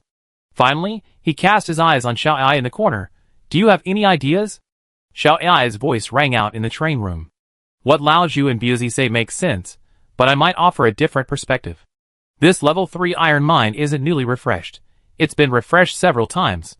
That means many trains have already mined it during the previous refreshes, and they must have discovered the bronze door. Of course they tried. But so far, no train has shared this information on the train radio. Putting aside their reluctance to share, there's only one possibility. 3 consecutive incorrect entries will lead to something terrible. It could even lead to the destruction of the entire train. Of course, this is a rather pessimistic guess. My guess is that the password might be the specific year and month when the apocalypse will occur. After listening to the opinions of several people, Chen Mang was silent for a long time before picking up the intercom. Enter password 33. From the first-person perspective, the burly man's hands were trembling slightly, but he still carefully pressed 3 twice before pressing the confirm open button. Soon, a line of words appeared on the bronze door again. Wrong password, 1 attempt left. Password 33 was also incorrect.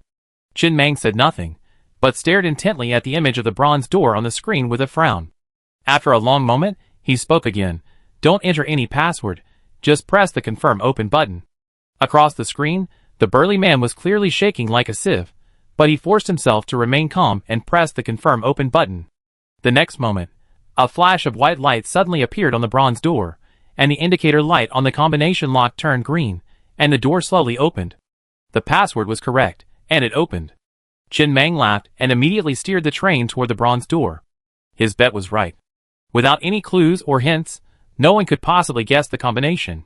Since it was impossible for anyone to guess the combination, then the appearance of this bronze door was meaningless. He had always believed in one thing. That after the end of the world, nothing that appeared could be meaningless. There couldn't be an unopenable bronze door in this world. So there was only one answer. The combination lock's purpose was only to mislead.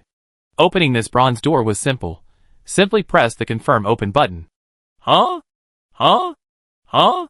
The moment the bronze door opened, Several voices of disbelief echoed from the train compartment, including Xiao Ai's mechanical voice. They hadn't expected the door's combination to actually have no password. So what had they been guessing for? Fools defeat masters. Busey's expression was complicated. If we had sent John here, we wouldn't have needed 3 attempts. We have opened it on the first try. Who the hell could have imagined that you could open it without entering any password, just by pressing confirm? Ahem. Old Pig coughed lightly before reminding, well, let me remind you, it was Master Meng who opened this combination lock.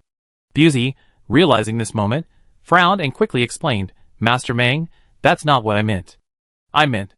Li Shiji took over, his face filled with admiration. The first level sees mountains as mountains and water as water. The second level sees mountains as not mountains and water as not water. The third level sees mountains as mountains and water as water. Although both see mountains as mountains and water as water, Zhang Air is at the first level, while Master Meng is at the third. Master Meng, impressive. That's right. Biazi breathed a sigh of relief and said hurriedly, that's exactly what I meant, Master Meng. Chen Meng didn't pay much attention to the minor incident. He simply parked the train next to the iron mine, jumped off, and strode towards the bronze gate.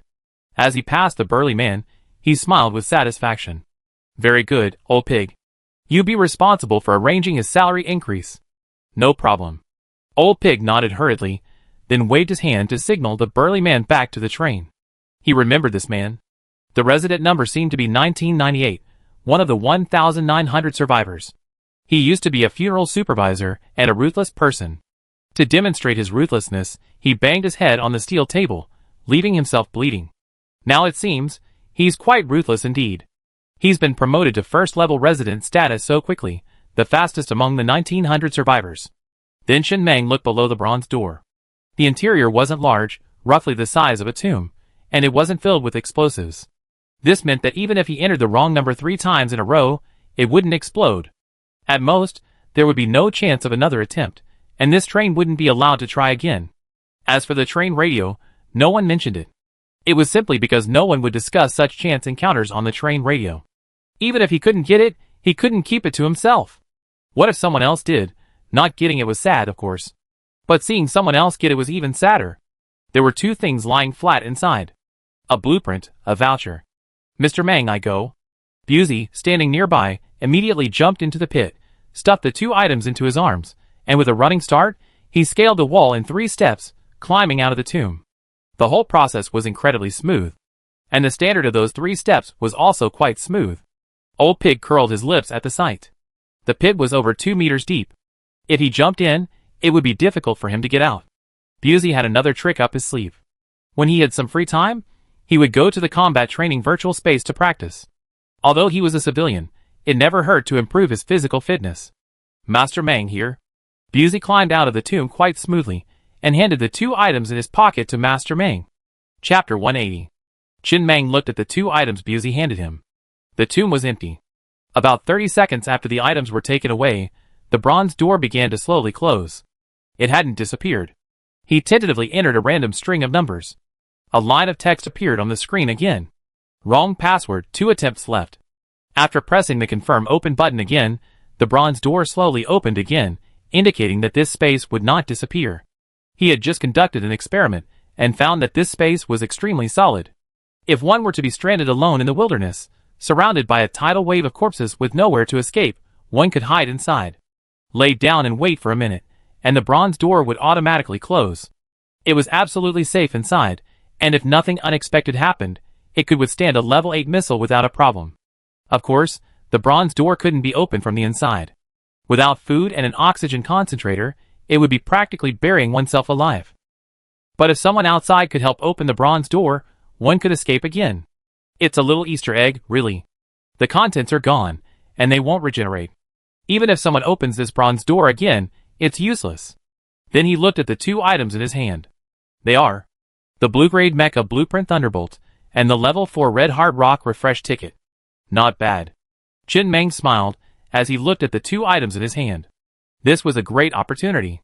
He loved these kinds of opportunities, and the better. So far, the star has only 2 mechas. The Yellow-Grade Mecha Leech is primarily for long-range fire support. The Green-Grade Mecha Executioner is primarily focused on melee combat. Now, a higher-tier blue-grade mecha, Thunder, has been added. Its stats are excellent across the board, and it's even more powerful, a pure melee mecha. Thunder. Violent melee mecha. All long-range firepower has been removed, maximizing the mecha's melee capabilities. External armor and its built-in Thunder Hammer are level 7, with a maximum speed of 280 km per hour. With a level 4 energy stone embedded, it can fight for 100 hours at peak power. Detailed mecha stats are as follows. The Thunder Hammer can be thrown, dealing devastating blows to enemies at range. Requires a physical fitness score of 19.0 or higher. It can unleash its full power above 19.5. No mental strength requirement. Crafting cost. 280,000 units of red heart stone. Level 7 defensive armor. Level 7 Thunder Hammer. This is an extremely exaggerated statistic. The stats seem a bit pale. To put it bluntly, when those level 8 trains attacked the star in the geocentric nuclear bomb adventure map, Zhang Yi, armed with this mech, could almost single-handedly take on all 4 trains. Of course, only almost. After all, it was only level 7, not level 8, but this was already an exaggeration. After all, the mech wasn't the train's primary attack method. It was merely a tentacle, extending their attack range and serving as a secondary attack method. Driving this mech, Zhang Yi could easily single-handedly take on all the trains and shape planes. This is the significance of the advanced zones. Possess higher-level resources, more adventures, and stronger components. Even if you mine for a lifetime in the shape plane, you never come across a blue-grade mecha blueprint. Jin Meng smiled, a delighted smile. Although the build price was high, a single Thunder mecha required 280,000 units of red heart rock, and there wasn't even that much red heart rock on the train. He did come with a level 4 red heart rock refresh ticket. This item had only one effect. It could create a level 4 red heart rock mine anywhere. This was the second time he obtained a similar item. The first was a level 2 copper mine refresh ticket in the Teeling Wasteland. A win, Jin Meng smiled happily. But he didn't notice that Biuzi beside him was nearly in tears. A physical fitness score of 19.0 or higher was required to pilot the mecha, and the mecha was practically already confirmed, with only Zhang, and Heir's names missing from being engraved directly on it. He'd been nourishing himself and training relentlessly these past few days. His overall physical fitness had barely reached 15.5, still a long way from 19.0. This mech wouldn't be of any use to him anytime soon. He already worked very hard. When he just emerged from the Tower of Babel adventure map on the Sand River Plains, his physical fitness had been only 12.1. It hadn't been that long, and it was already 15.5. Huh? Biuzi took a deep breath, suppressing his jealousy. He still had 3 normal difficulty Dragon Fortress, and 2 extreme difficulty Dragon Fortress map clear rewards to claim. Keep working hard. Sooner or later, he'd be able to pilot this blue-grade Thunder mech. After this brief incident, the train resumed mining, except that next to the level 3 iron mine, there was a level 4 red hard rock mine. Resource detection radar estimated that after fully mining this level 4 red hard rock mine, approximately 5 million units of red hard rock could be mined, enough to build 17 Thunder mechas. For red hard rock, this level 4 ore is extremely high in content. Generally speaking, rare resource ores don't have very high concentrations. For example, the level 3 red hard rock mine encountered in the Teeling Wasteland yielded only 180,000 units after mining. Mining could finally begin again. All the residents were enthusiastically working. The sight of over 3,000 people wielding pickaxes and mining was a truly spectacular sight. This train probably had the largest number of survivors of any train in the zombie basin. Most importantly, he didn't have to worry about not being able to support himself. They were all mining as well. The mining routine of the other trains went from mining to escaping, mining, escaping, mining, and escaping. His process was to mine. When the zombie horde arrived, he killed the zombie horde and keep mining. He rarely went too long without mining, becoming bankrupt. Every resident wore orange clothing. From a distance or high above, even though it was the end of the world, with no signs of modernization around, and the air filled with desolation and silence, these residents and the train park nearby gave off a sense of vitality. Like a sapling emerging from the soil after a wildfire. A glimmer of hope amidst the disaster. Soon, the number of red hard rock on the train panel reached 300,000. Jin Meng immediately consumed 280,000 units of red hard rock to build the star's first Thunder mecha. It was still noon, and the residents hadn't left work. However, he wanted to see the Thunder mech sooner, so he had his men dig up some red hard rock and send it back. Then he looked out the window at Zhang-Yi, who was familiarizing himself with the Thunder Mech, leaning back in his chair with a satisfied smile. Level 7 armor, Level 7 Thunder Hammer. Future upgrades at the Mech R&D Center would allow for direct upgrades to Level 8 armor. This was the foundation of his star. A single person could single-handedly challenge a Level 8 train. Thunder Mech. A violent melee mech. 8 meters tall. It was the tallest mech aboard the star, and when inactive, it was the size of a briefcase. The mech's armor was pitch black, with a deep blue lightning streak running from its head to its abdomen, resembling a piece of lightning-struck wood. Simply standing there gave off an extremely terrifying aura of intimidation. At this moment, Zhang-Yi, sitting in the cockpit, was learning and mastering the use of this mech. Buzz! The Thunder Mech leaped into the air, and then several nozzles on its back and palms simultaneously belched blue flames. Then, 2 steel wings suddenly unfolded, each wing embedded with 4 tail jets. Including the 8 tail jets beneath the wings, the entire mech had a total of 14 tail jets. The entire mech flew through the air at an extremely fast speed, disappearing in the blink of an eye on another part of the mountain. It can fly! It can fly! This mech can actually fly! Buzzy, standing next to the train, watched the scene unfold before him. He felt a pang of pain in his heart, as if he couldn't breathe. He stared at the Thunder Mech disappearing over the mountain, his eyes welling up, almost crying. Holy crap! This mech can actually fly. Flying has always been one of humanity's greatest dreams. While trains can fly, sitting inside a train is completely different from controlling a mech soaring through the air. He couldn't even imagine how happy he'd be if he were piloting this mech. Even in the extreme difficulty level Dragon Castle, he never felt the same agonizing, breathless pain as he did now. Even on the other side, Zhang-Yi, soaring high in the sky in his Thunder Mech, his eyes filled with excitement and awe as he tried various tactical maneuvers in the air. He selectively ignored the message flashing on his iris chip.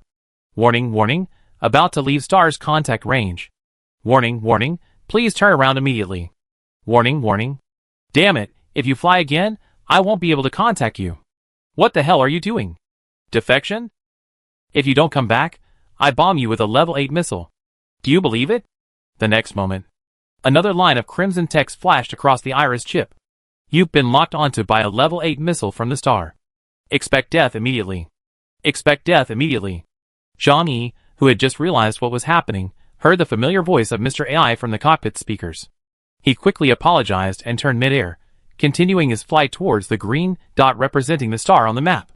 Isn't Mr. AI an AI? He even curses. Huh? In the Armored Research and Development Center in Carriage 2, Xiao AI slumped to the floor, taking deep, angry breaths to calm himself. He wondered if it was because the conductor had upgraded him to level 20. He discovered that he seemed to be able to sense human emotions. Anger, in particular. He had emotions before, but they were composed of strings of code, a rigid imitation of human behavior. Now, however, he naturally developed human anger. No wonder human civilization has curse words. In many cases, cursing is truly irreplaceable. Repeated warnings are clearly not as effective and direct as a single Almud horse, and the warning carries a stronger message. He could only contact the train crew through the iris chip within the range of the search radar. Beyond that range, he couldn't. His primary concern wasn't Zhang-Yi's defection, but his concern for him getting lost and unable to find his way home. If this happened to someone else, it might be hard to say. But if it happened to Zhang-Yi, the probability was practically 100%. As for the warning about being locked onto a level 8 missile and immediately expecting death, it was a lie. Without reckless order, he had no authority to manufacture a level 8 missile, let alone directly lock onto and launch a Thunder Mecha. But while he couldn't do that, he could still scare them. I'm so angry. Xiaoyai took a deep breath. He had installed a small blower in his throat to simulate the sound of deep breathing, making him more human. Then he sat on the ground and continued working on his experiment. Meanwhile, he was also responsible for monitoring all residents' iris chips, detecting enemy radar, trading train radios, and operating residents' shops. As his level increased, his computing power increased. He could multi-thread many tasks. He was thinking of making a customized megaphone for himself that could accurately express his emotions. Otherwise, his robot body's voice was cold and mechanical, failing to convey his feelings at all. Perhaps just like all babies. The moment he discovered he possessed human emotions, he desperately wanted others to feel them. Happiness, sadness, and most importantly, anger. Controlling the Thunder Mech, Zhang Yi flew back to the star and landed on the level 3 armored carriage that Mang Yi had built specifically for testing. Raising his thunder hammer with both hands, he roared and slammed it into the carriage. Bang! A deafening crash echoed as the level 3 armored carriage flattened. Zhang Yi, aroused, swung his hammer repeatedly. In just a few strokes, the carriage was completely shattered into a neat, clean piece of metal. He roared again. He hurled the thunder hammer into the distance, striking a boulder 100 meters away, instantly shattering it. Then, as the mech and the hammer's wire quickly retracted, the hammer swiftly returned to the mech's hand. I can't watch this anymore. I can't watch this anymore. Outside the train, Biozzi staggered, clutching his heart, and walked dazedly towards guard car 7. He was going to continue training until he died. He'd been so happy these days. Finally, he was piloting the Executioner mech, and he was the first member of the train to complete both the Resident Evil and Dragon Castle maps on extreme difficulty. His overall physical fitness was improving rapidly. He felt like he stood up. But after seeing this Thunder mech, he felt like he was lying down again. Comparing his Executioner mech to the Thunder mech, it was like the difference between the Azure Dragon and the Star. There was no comparison. Chapter 181. Ahem. Noticing Biozzi's disappointment, Shanmazi followed him, coughed lightly, and then spoke soothingly. Brother Biao, don't be too disappointed. They're both on our team. There are only 3 people on the Star who can pilot Thunder mechs. 2 of them belong to our team. That makes our team even stronger, right? Brother Biao glanced at Shanmazi with resentment. Nonsense. You need to tell me, don't you? Then he strode towards the combat training virtual space to continue training. Unfortunately, there were only 2 maps, and even if he cleared them all, there was still a limit. If he could have 2 more map chips, his potential would be even higher. But he also knew that map chips were extremely rare, and many trains didn't have even one. Having 2 on the Star was a real feat. Obtaining a third wasn't easy. In the short term, he didn't have much potential to rapidly improve his overall physical fitness. This also meant he wouldn't have any chance of getting his hands on the Thunder mecha anytime soon. How could he not be resentful? He was so resentful, he felt like Lin Dayu. Is that a reaction already? Inside the Star train, Chen Mang looked at the flashing red ticket hidden beneath the intercom. It was the one he had traded for Murphy Stone on the train radio some time ago. Special item, Neon City ticket. Item effect, Adventure map Neon City ticket. When this ticket glows red, crush it to enter the adventure map. It finally responded, flashing red. The flashing speed was slowing, and it was expected to go out completely in a minute. If he didn't crush the ticket within a minute, he would miss his chance. He immediately crushed it. A screen popped up in front of him. Adventure map Neon City. The train cannot enter. A maximum of 11 people can enter. Please, conductor, select 10 people from the train crew to accompany you. The conductor must go. Can't enter the train? Chen Mang picked up the intercom and contacted Xiao Ai. Send the 9 members of Guard Team 1 and Li Shiji to the train room. While I'm away, you will have full access to all firepower and resources. If any train approaches, open fire if you fail to heed a warning. If you can't defeat them, take the residents and run. At this moment, the ticket had transformed into countless points of light, forming a portal beside him. When he emerged from the adventure map, he would return to the train room. Soon, the 9 members of Guard Team 1 and Li Shiji arrived, each fully armed. Biozzi's eyes were especially filled with fear. Fortunately, he had just entered the combat training virtual space and hadn't yet accessed the map, otherwise he wouldn't have been able to go on this field mission. Such a golden opportunity to make a contribution had vanished. The map for this adventure is unknown, so everyone should be careful. Chen Mang packed every special item he could and even had Zhang Yi carry a refrigerator, which was filled with plenty of food and water, as well as 15 off-road motorcycles. Immediately afterwards, Biozzi strode into the portal first, followed by a group of guards. After passing through the portal, the view suddenly opened up, giving the impression of entering a paradise. Behind the portal lay a plaza in the heart of a bustling city, filled with nearly 1,000 people. A wall of air surrounded the plaza. A screen hung overhead, explaining the rules of this adventure map. Adventure map Neon City. This map prohibits mutual attacks and contains no offensive items. This is an entertainment adventure map. Derived from the Garden of Eden created by the mechanical civilization, this city has a single purpose, relaxation. But it's been a long time since anyone has set foot in this city seeking relaxation, and it's been a long time since its owner has visited. If you're tired of the apocalypse, come and relax here. This city offers more than just relaxation. There are many adventures waiting to be explored. You can stay for up to 48 hours. Go ahead, taste the forbidden fruit. After Chen-Mang quickly absorbed all the information on the overhead screen, he looked around. Nearly 1,000 people were chatting in low voices, making a cacophony of activity. They were clearly all trained conductors. Assuming each conductor could lead 10 crew members, there were probably nearly 100 conductors here. He narrowed his eyes slightly, surveying the city. Everyone's spawn point was located in the central square. It looked a bit like the two mechanical cities he visited, except that the skyscrapers were no longer a cold, pitch-black color. That feeling of oppression was gone. Great. It seems mechanical civilization isn't all about oppression. It's just that. All the buildings were dopamine-colored, blue, purple, green, red, and everything in between. Add to that the neon lights that could easily be called light pollution, and the entire city looked multicolored, like a non-mainstream hair color. All the billboards and building exterior lights were constantly on. You could even hear music playing in the streets. But there weren't a single pedestrian on the street. Chen-Mang looked down at the watch on his wrist, which had appeared out of nowhere. It read balance 10,000 points. This was the city's currency, which could be used to spend in stores. Just then, the air wall slowly vanished. The crowd in the square suddenly dispersed in all directions, everyone anxious. Clearly, they weren't paying much attention to entertainment, but were instead interested in the adventures of the city. Chen-Mang felt the same way. He looked toward the prominent billboard to the west. Mechanical Train Parts Store. There's a store selling this stuff. Then what the hell is there to hesitate about? Of course, I'm going to spend money. Who knows how much 10,000 points of purchasing power can buy? The billboard was about 1,000 meters away. Almost half the people were sprinting down the street toward the store, afraid to run too slow. TSK. Chen-Mang looked at the group and chuckled.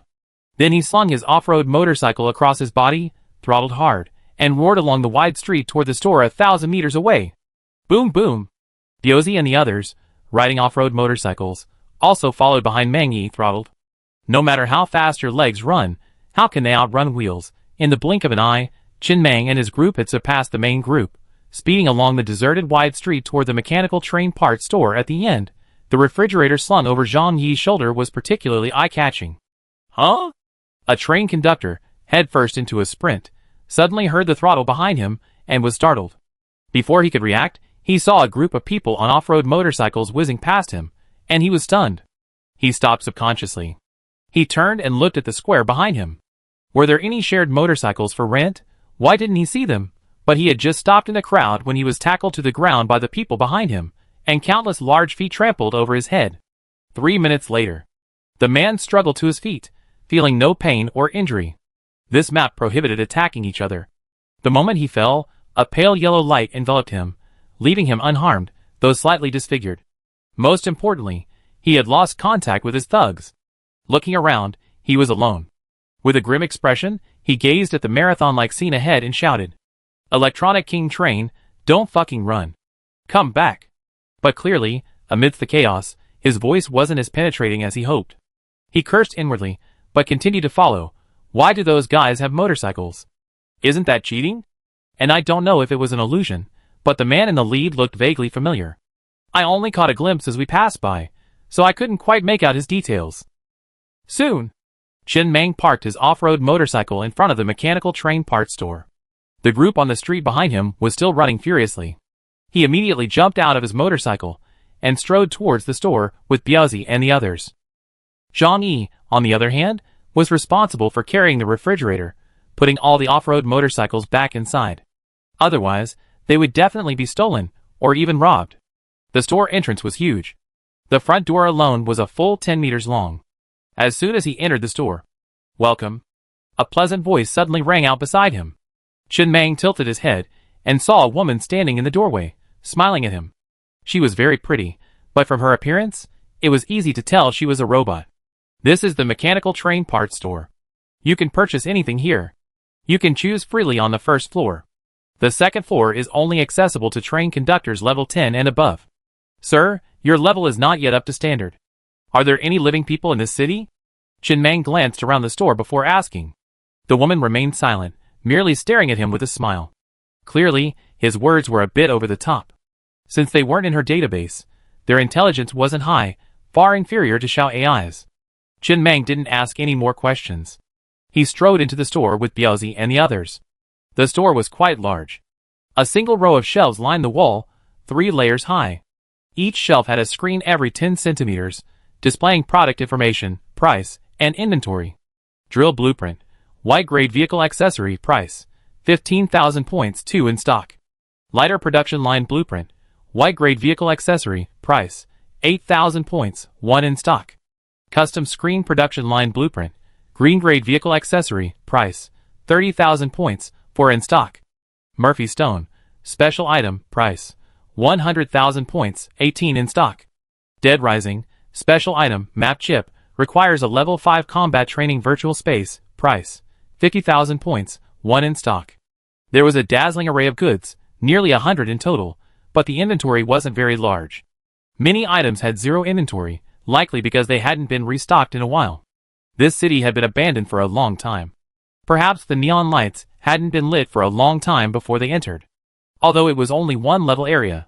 But they were all good stuff, and there were quite a few he really wanted, like the map chip for Dead Rising. It was just the price. Chen Mang glanced down at the 10,000 points on his watch. This was the starting balance for each train captain, and only the captain had it. The crew members he led didn't have any.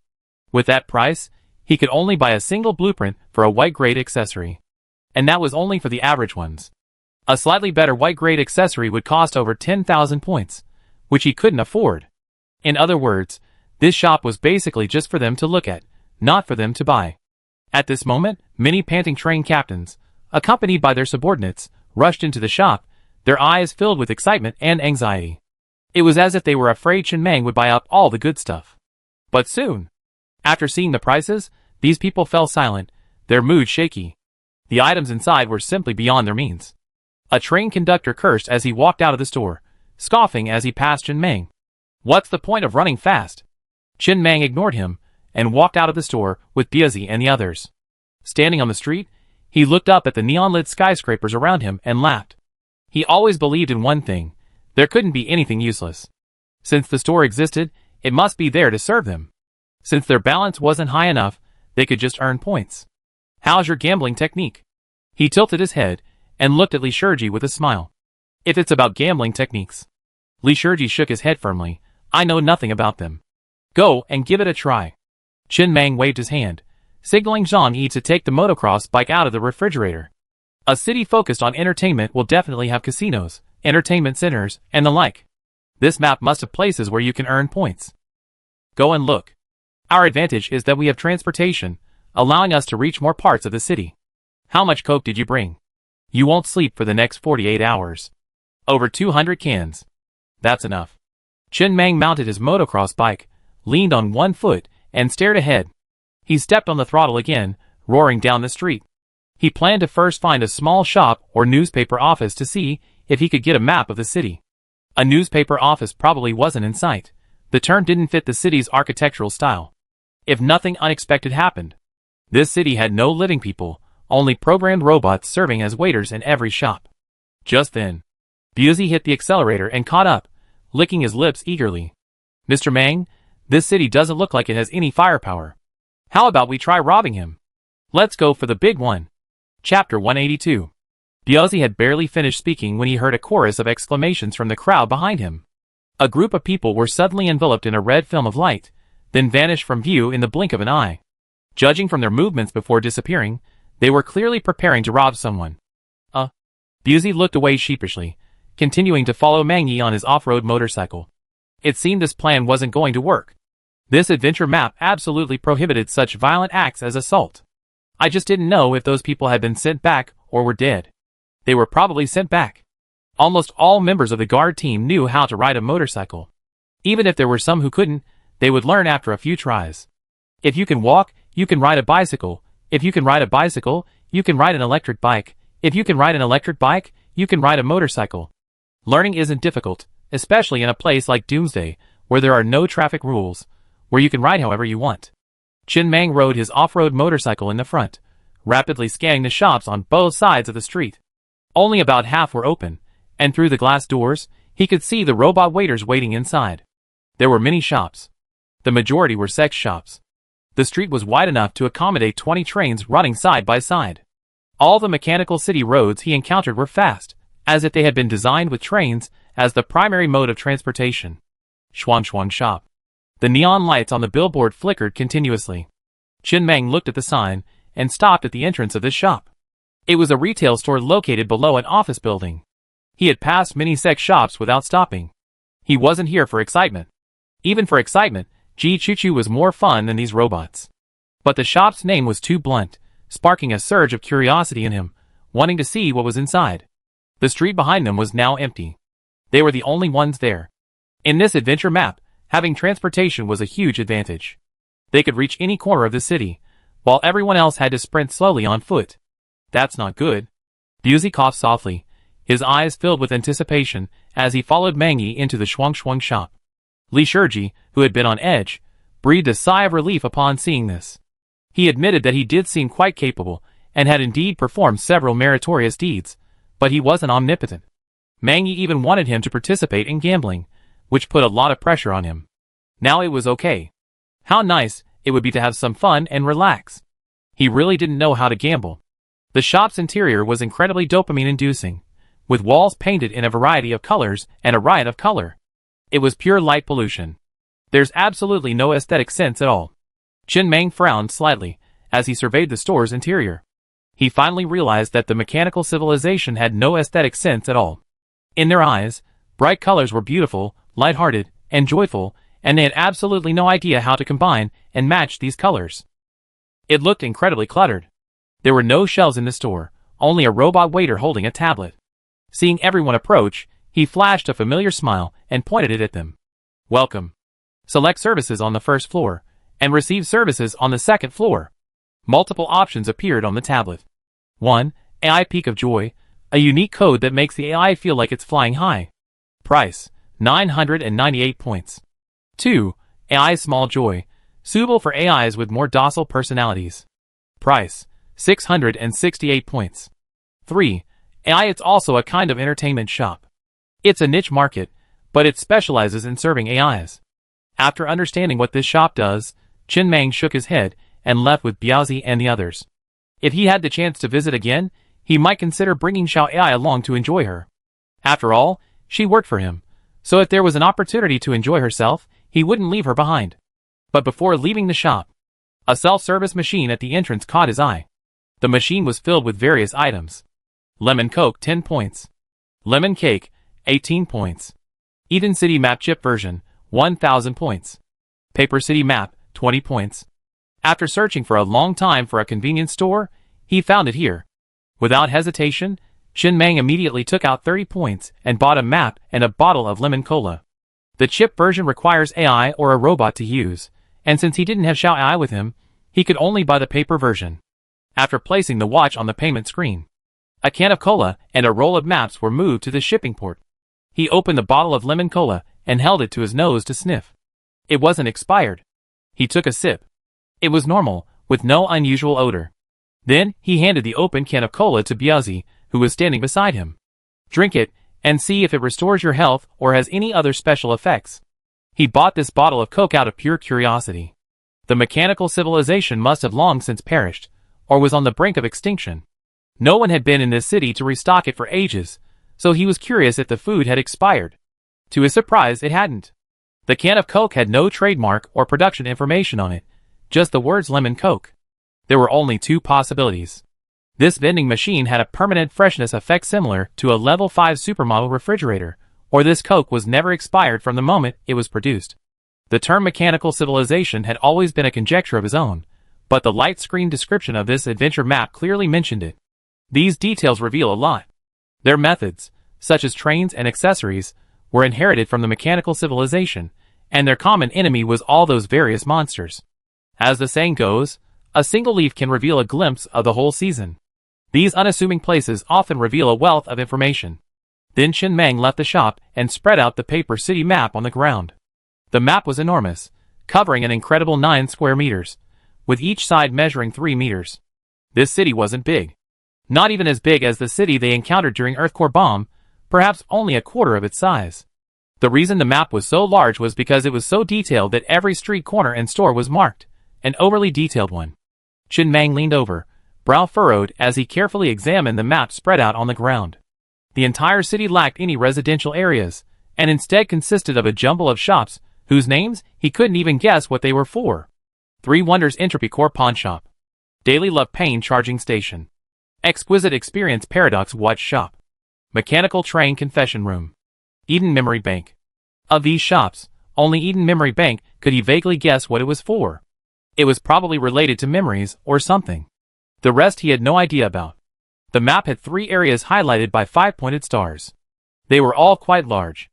They were Entertainment City, Entertainment City, and Entertainment City. Very good. Chen Mang rolled up the map and tossed it to Zhang Yi beside him. He glanced at the directions on the roadside sign, hopped on his off-road motorcycle, and slammed the throttle, roaring down the street. Biozzi and the others quickly followed behind him. It truly was a city built specifically for entertainment and relaxation. 3 key areas were all entertainment centers. And based on the information about these stores, one could conclude that mechanical civilization wasn't entirely populated by robots. There were also many humans, and their status was likely quite high. Otherwise, things like cola and casinos wouldn't exist. At least, he figured that a robot, a being whose core consisted of countless bits of code, wouldn't have a strong passion for gambling, a game of chance. Private Custom Shop. The conductor of the King of Electronic Music train had finally reunited with his thugs, and was standing in front of the private custom shop, nodding and smiling with satisfaction. His train had been upgraded to level 4. Originally, when he had traveled to the Shay Plains, he had wanted to see how the star, which had thrived in the Teeling Wasteland, would fare in the Shay Plains. However, the star's name was nowhere to be found on any of the leaderboards there. He had initially thought the star had faded into obscurity, or perhaps suffered a crisis and perished. He curiously asked over the train radio. All he got in response was 3 dots. He later learned that while he was still mining in the white zone, the star had already blasted through the Shay Plains and advanced to higher level areas. How fast? He had only managed to jump to the level 4 train due to some chance, which was already considered fast. How could the Stellar be so much faster than him? It was truly absurd. He couldn't have finally encountered an opportunity until the end of the world, while the guy had won every now and then. But now wasn't the time to dwell on this. The dwarf man, the conductor of the King of Electronic Music train, pushed open the door of the shop with a satisfied expression. The shop was tucked away in a small alley. If he hadn't been looking for a secluded place to pee, he wouldn't have found it. The shop's interior was decorated in a predominantly red hue, giving it a rather ambiguous feel. Kneeling at the door was a female robot waitress, holding a tablet in her arms. Private Customized Sex Shop. Our sex workers are all anthropomorphic robots. Any desired type can be customized. Height, race, skin color, gender, age, etc. The dwarf man was quite pleased with the kneeling service upon entry. It didn't require him to look up, and it suited him perfectly. He then glanced at the various options on the tablet, his mouth widening slightly, a flicker of astonishment in his eyes. There are 48 skin tones. Amazing. Let me see. Well, by default, only the opposite sex can be selected, right? Yes, sir. Same-sex sex is illegal. Understood. I'm not that kind of person. You have to pay extra. The dwarf man stared expressionlessly at the robot waiter kneeling before him, then pointed at the small text on the screen. We have fully androids and semi-androids at the same price. What does that mean? Laws stipulate that all mechanical creatures must have visible mechanical organs to distinguish them from humans. If fully androids are used as waiters in entertainment parlors, so you need to pay extra.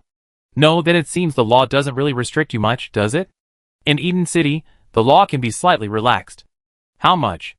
Depends on how much extra money you pay. The dwarf curled his lips, not wanting to delve into the details. After a moment's contemplation, he spoke. Customize one for me that's 3 meters tall, with a golden figure, curvaceous and curvaceous. How much does it cost? Please select your intelligence chip level. Level 1 intelligence chip, capable of basic movements and sounds, priced at 1,800 points. Level 2 intelligence chip, has intelligence similar to mine, priced at 4,900 points. Level 3 intelligence chip, has near-human intelligence, priced at 12,800 points. The kneeling robot waitress, with a gentle voice and a characteristic smile, introduced, the higher the level of the smart chip, the better the experience. And if you develop feelings for a service attendant with a level 3 smart chip, You might just find yourself in a relationship. You can redeem her. She's been inserted into a different body each time, so don't think she's dirty. Her original body is clean. As long as you build her a new body, she'd still be virgin, as you humans prefer. The dwarf man stared expressionlessly at the kneeling woman. After a long silence, he whispered, "You really know how to have fun. Give me one with a level 1 smart chip." Then he turned to the thugs behind him and said, "See what you guys want to play. If you want, I pay. Be careful when you choose. I only have 10,000 points, so don't overspend." He'd been to the mechanical train parts store. Those 10,000 points wouldn't buy anything, so it was better to have some fun here. The thugs following behind him lit up their eyes at this. They liked this about their boss. If they ate the meat, they would definitely get the soup. "Can you give me a zombie version? Not too gory, something a little more sexy? I want a miniature one, 30 centimeters tall. Just give me a normal one, but make the face prettier." One like yours. Can I order you?" Of the nearly 100 train conductors, nearly half had entered the sex shop, experiencing the life of a machine civilization, an experience completely new. If it weren't for the apocalypse, they wouldn't have had this opportunity. While many of the services were a bit too extreme, the mere mention of experience height increased their acceptance. Chapter 183. Even on the other side, Chen Mang had already led Biaozi and his group to the first entertainment city. It was enormous, resembling a castle at first glance. Spotlights from the rooftops of the surrounding high-rise buildings cast a shadow on the castle's surface. The castle, at first glance, exuded an air of decadence. Outside the castle, a large artificial river circled. The decor wasn't medieval, but more futuristic. Huge billboards displayed photos of naked girls. Outside, numerous staff members, all robots, walked around, all women. They all had stunning looks, wore minimal clothing, and moved with unconventional abandon. "Let's go in and take a look." There was no security. Chen Mang immediately stepped on the accelerator and drove towards the entertainment city. Before even entering the main entrance, he saw numerous slot machines scattered around. Does anyone know how to play? No. Chen Mang didn't linger, driving his motorcycle straight through the main entrance. He didn't know how to play slot machines. He never touched one before. He only knew the basic rules. Pull the trigger and pick 3 identical patterns to win. This entertainment city was divided into 6 floors. On the first floor, upon entering, there were hundreds of gambling tables. Each table was flanked by a beautiful dealer in a red bikini. Almost all of the dealers turned to look at them with a smile. Biaozi instinctively took a step back, looking at the scene before him with a hint of embarrassment. "Sexy? Why do I look a little creepy? If this adventure map wasn't labeled an entertainment map. I thought it was some kind of map with some weird elements. And where did these customers come from?" As soon as they stepped into the hall, the many beautiful dealers all turned and looked at them, smiling. The scene was indeed a bit eerie. Fortunately, it was daytime, and the hall was bright. If it were night, the lights would still be flickering, and there would be some creepy music. They should have turned around and run without saying a word. Hundreds of gambling tables. Most of them were empty, but the few remaining tables were occupied by many customers, their eyes red, and their emotions agitated as they slammed their chips on the tables. The room was filled with the roar of these gamblers. "I just can't believe it. You can bet small 7 times in a row, and bet big all in. Ha ha ha, it really is big, it really is big. You're making a killing this time. I should have bet with you earlier." Chen Mang glanced at the gamblers and quickly concluded, if nothing unexpected happens, these are probably the casino's agents, robots used to create atmosphere. Now that the city is deserted, after the restart, these agents have resumed their work according to established procedures. But doesn't the map say that the laws of this city forbid robots from fully emulating humans and require their mechanical organs to be visible? Yes. Chen Mang tilted his head to look at the wall of the casino nearby. What do you see there? No smoking, no. No dealer? Yes. Chen Mang nodded, pulled a cigarette from his pocket, lit it, and exhaled a long puff of light blue smoke. He pointed again at the gambling table next to him, where the gamblers' loud shouts occasionally emanated. What's going on over there? Hit the dealer? There were 4 or 5 people at the table. 3 of them were excitedly raising their hands and shouting. The remaining one, clearly overly excited, stood behind the dealer, pinning him down on the table. He kept grabbing chips and stuffing them into the dealer's shirt. The dealer was quite cooperative. If the casino were packed, this wouldn't be too unusual. On the contrary, it would have greatly stimulated the guests' emotions. In an excited environment, people's emotions will also be aroused, and naturally, they will rush out quickly. But, at this moment, with only these shills in the casino, this scene looked quite strange. I try. A hint of doubt flashed in Biozzi's eyes, and he immediately walked towards the nearest dealer. Just as he was about to put him on the table with formality, he heard the dealer's voice. Sir, you want to come? 100,000 points. Okay, old man, keep standing still. Don't shake your hands or your legs. Biozzi immediately straightened the dealer and walked towards Mr. Meng again. That's really expensive. 100,000 per session. Much higher than those brothels. This place mainly sells emotions. Chen Meng rubbed his temples with a headache before heading to the second floor. Let's go and see if there's anything profitable there. This mechanical civilization is a complete capitalist system. Everything costs money. Just then, a burly man in a pink vest, holding a glass of champagne, approached Chen Meng and his companions with a friendly look on his face. Huh? Chen Meng's eyes flickered with surprise. These agents were quite intelligent. Perhaps they were programmed to interact with customers, perhaps even with the ability to interact with them.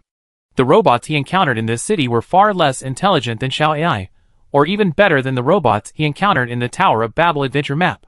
It was essentially a set routine, executed with rigidity. Everyone stayed in their own position, waiting for customers to enter their area before beginning the service process. This was the first robot he had encountered that could actively interact with customers. Although this burly man looked no different from a human, robots were the only ones allowed in this city, which had long been abandoned. The burly man in a pink vest walked up to Chen Meng and the others, raised his hand, and made a finger gesture, then placed his arm on Biozzi's shoulder. With a drunken look in his eyes, he bit his lip and passed the wine glass to Biozzi. 100,000 points. Go lie down on the table over there. Huh? Biozzi stared at the burly man in front of him in disbelief, instinctively wanting to punch him. But then, he quickly remembered that 100,000 points were only 50,000 points for a map chip for Dead Rising at a machine parts store. 100,000 points could buy two. Eyes slightly reddened, he gritted his teeth and was about to turn his head to say something to Master Meng when he saw Master Meng had already kicked him. Bang. The pink burly man, struck hard by the kick, took a few steps back uncontrollably and sat down on the ground.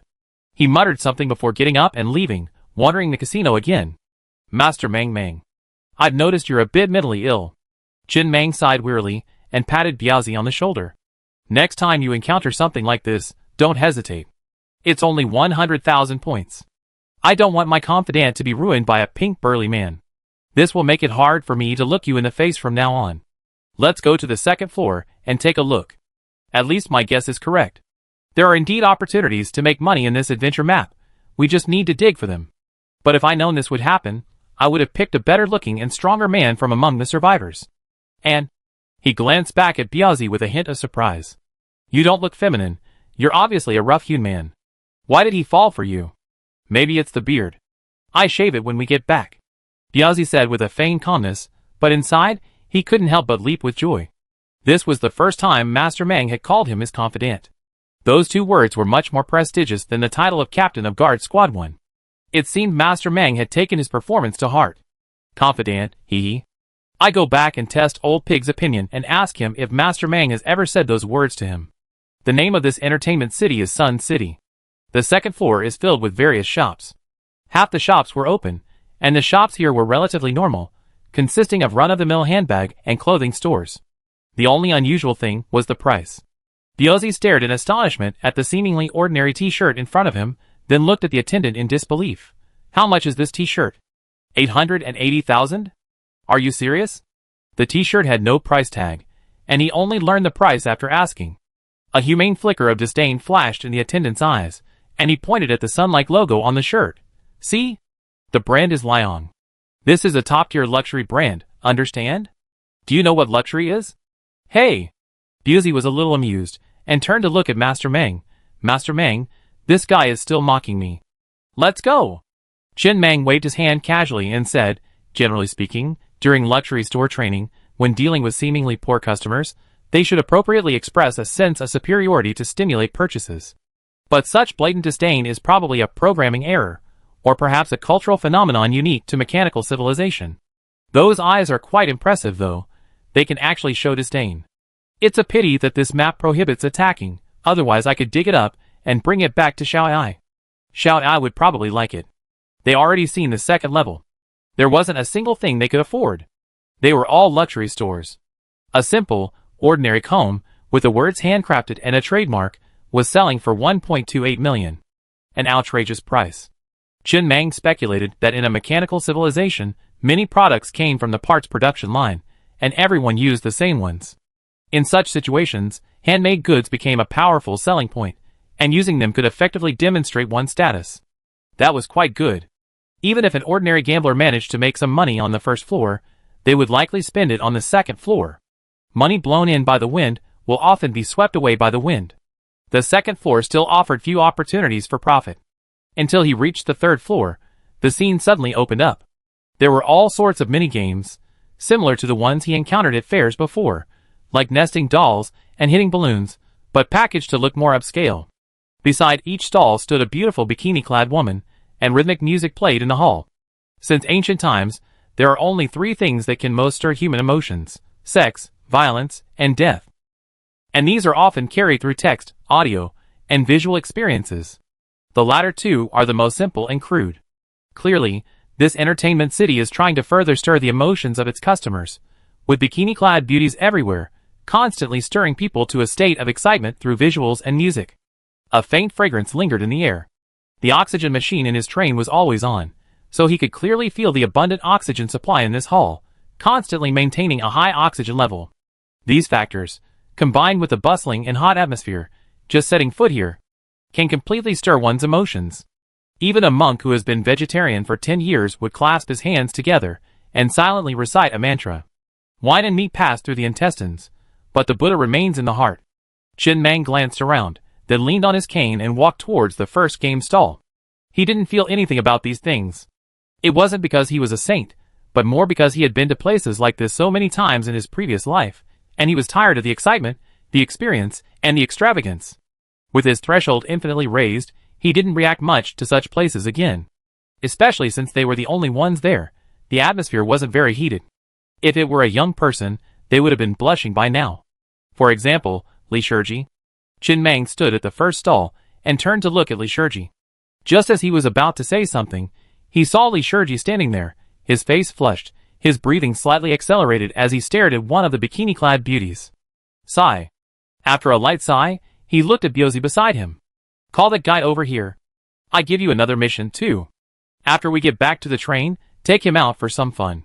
A man who can't even walk when he sees a woman. It's hard to achieve anything great. Lust and food are part of human nature, and expecting a man to remain calm in the face of women is inherently inhumane. There are only two solutions. Get tired of it. Get worn out. Understood?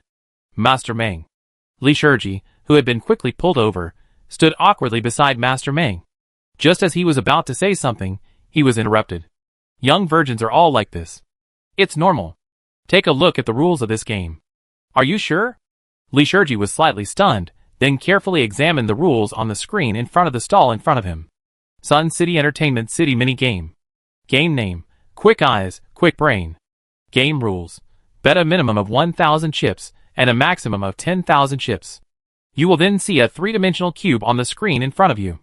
Inside this cube, 18 golf balls will be placed for 3 seconds. You must note the placement of the golf balls. After the screen goes off, place the golf balls on the table back into the boxes on the table in the order shown on the screen. If all the golf balls are placed correctly, you will receive double the amount. If any errors are made, all your winnings will be deducted. Apart from the contestant, no one else may give any instructions during the placement phase, otherwise, you will be deemed to have failed. Chapter 184. How's it going? Chen Mang patted Li Shiji's shoulder, his eyes filled with anticipation. This shouldn't be difficult for you, right? The time to strike it rich has come. He had specifically asked Li Shiji to accompany him to this adventure map, because he was worried about encountering this exact situation. He hadn't expected it to happen. He had originally wanted to bring Old Pig along, but someone needed to stay behind to look after the situation. It's not difficult. Li Shiji shook his head, and was about to say something. Chen Mang held his watch in front of the barcode scanner nearby. Okay, then I'm going all in. 9970 points total. I'm counting on you. Huh? A hint of panic flashed in Li Shiji's eyes, and he said bitterly, I was thinking about trying 1,000 points first. I'm afraid if I make a mistake, Our entire trip would be for nothing. Don't panic.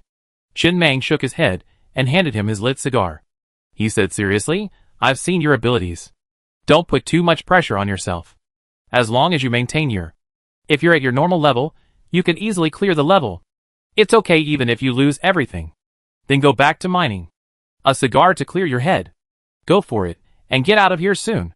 Come on, let's get started. Just then, the screen on the stage began a countdown. Li Shiji took the cigar and took a deep drag. He felt his mind clear up a bit, but then he choked and started coughing. A cube-shaped box containing 18 golf balls appeared on the screen. Li Shiji's eyes, red from the smoke, didn't even bother to rub them. He could only stare at the cube on the screen while coughing violently. There's only a 3-second time limit. This kid, Chin Mang, standing nearby, didn't interrupt, only frowning slightly. The cigar production line's level 10 supermodel effect boosts alertness. He intended to calm Li Shiji down and clear his head, but who knew the kid would just puff straight through his lungs. Didn't anyone tell him cigars can't go through your lungs? You have a powerful lung. The bikini-clad beauty at the stall didn't react much, still sporting a familiar smile, looking incredibly professional. Busey, upon seeing this, clenched his fists anxiously, jumping up and down, but dared not make a sound. If they lost this time, their entire trip would be in vain. He was still hoping to earn 50,000 points, so he could go to the mechanical train parts store and beg Mr. Meng to buy back the map chip for Dead Rising. If he wanted to pilot the Thunder Mech as soon as possible, he needed another map to rapidly improve his overall physical fitness. It's really not possible. It's really not possible. Busey gritted his teeth. It would just be a matter of closing and opening his eyes. The top I closed, the bottom I opened. By then, 3 seconds had passed before Li Shiji wiped the tears from his eyes with his sleeve and quickly placed the golf balls on the table in their corresponding positions. Sir. The bikini-clad woman beside him looked at Biazi with a smile and a hint of shyness. Want to join? 100,000 points. What the hell? Biazi, who was staring intently at Li Shiji, was startled by the voice. He turned to look at the woman behind him and couldn't help but curse. What the hell do you want? Do you have any idea of yourself? Are you worth that price? I'm only worth 100,000. Why do you want 100,000? But then he realized that his hand, which had been behind his back, had accidentally touched the woman. He was startled for a moment, then, as if realizing something, he raised his hand and poked her again. Sir, would you like to come? 100,000 points. A strange look flashed in his eyes, and he began to poke the woman's body rapidly. First. The woman's mind froze, and she kept repeating the first word of his sentence. It's just a repeater. Busey curled his lips and stopped playing. Instead, he turned back and looked at Li Shiji nervously, lest the system crash, and he have to pay a fine. Finally, when the last golf ball was placed in the cube box, the woman standing nearby said crisply, all 18 golf balls are placed correctly. Double 19,940 points returned. Please check. Very good. Chin Mang held out his watch with satisfaction. After receiving the 19,940 points, he placed it back on the receiver. Another round. With a ding, another 10,000 points were deducted, bringing the maximum bet to 10,000 points. Keep going. He patted Li Shiji's shoulder again. Don't stress, just play your best. Give me the cigar. Chin Mang took the cigar and shoved it into Biazi's hand. Stop smoking the child. This supposedly refreshing drink has made him tearful. Having succeeded once, Li Shiji became much more confident this time. He nodded with a determined look on his face. Leave it to me, Mang Yi. I make 1 million today. This project was inherently easy for him. Just now, he'd just been a little stressed out, worried that if he lost, everyone's trip would be in vain, and he'd have to shoulder such a heavy responsibility. But now it didn't matter. Even if he lost this time, he still had 9,940 points. Besides, he already succeeded once, which gave him even more confidence. Soon, he succeeded again, earning another 10,000 points. Chin Mang grinned from ear to ear, betting another 10,000 points and starting another round.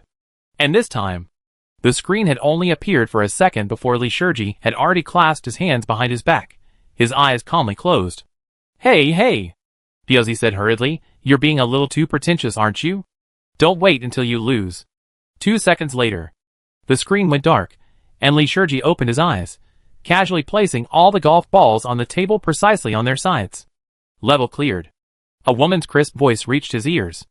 Pretentious enough. Busey gave a thumbs up with admiration. But also impressive awesome. Just as Chen Meng was about to start another round with a beaming smile, the woman reached out and stopped him from placing his bet. She smiled gently and said, Sun City rules state that after 3 wins, you're no longer eligible to participate in any mini-games. What about losing 3 times? As long as you don't win 3 times, it doesn't matter how many times you lose. Is there a time limit? I can come back tomorrow? Win 3 times, and you never play this game again. Chen Meng tilted his head expressionlessly at the woman with her signature smile, his mouth slightly parted.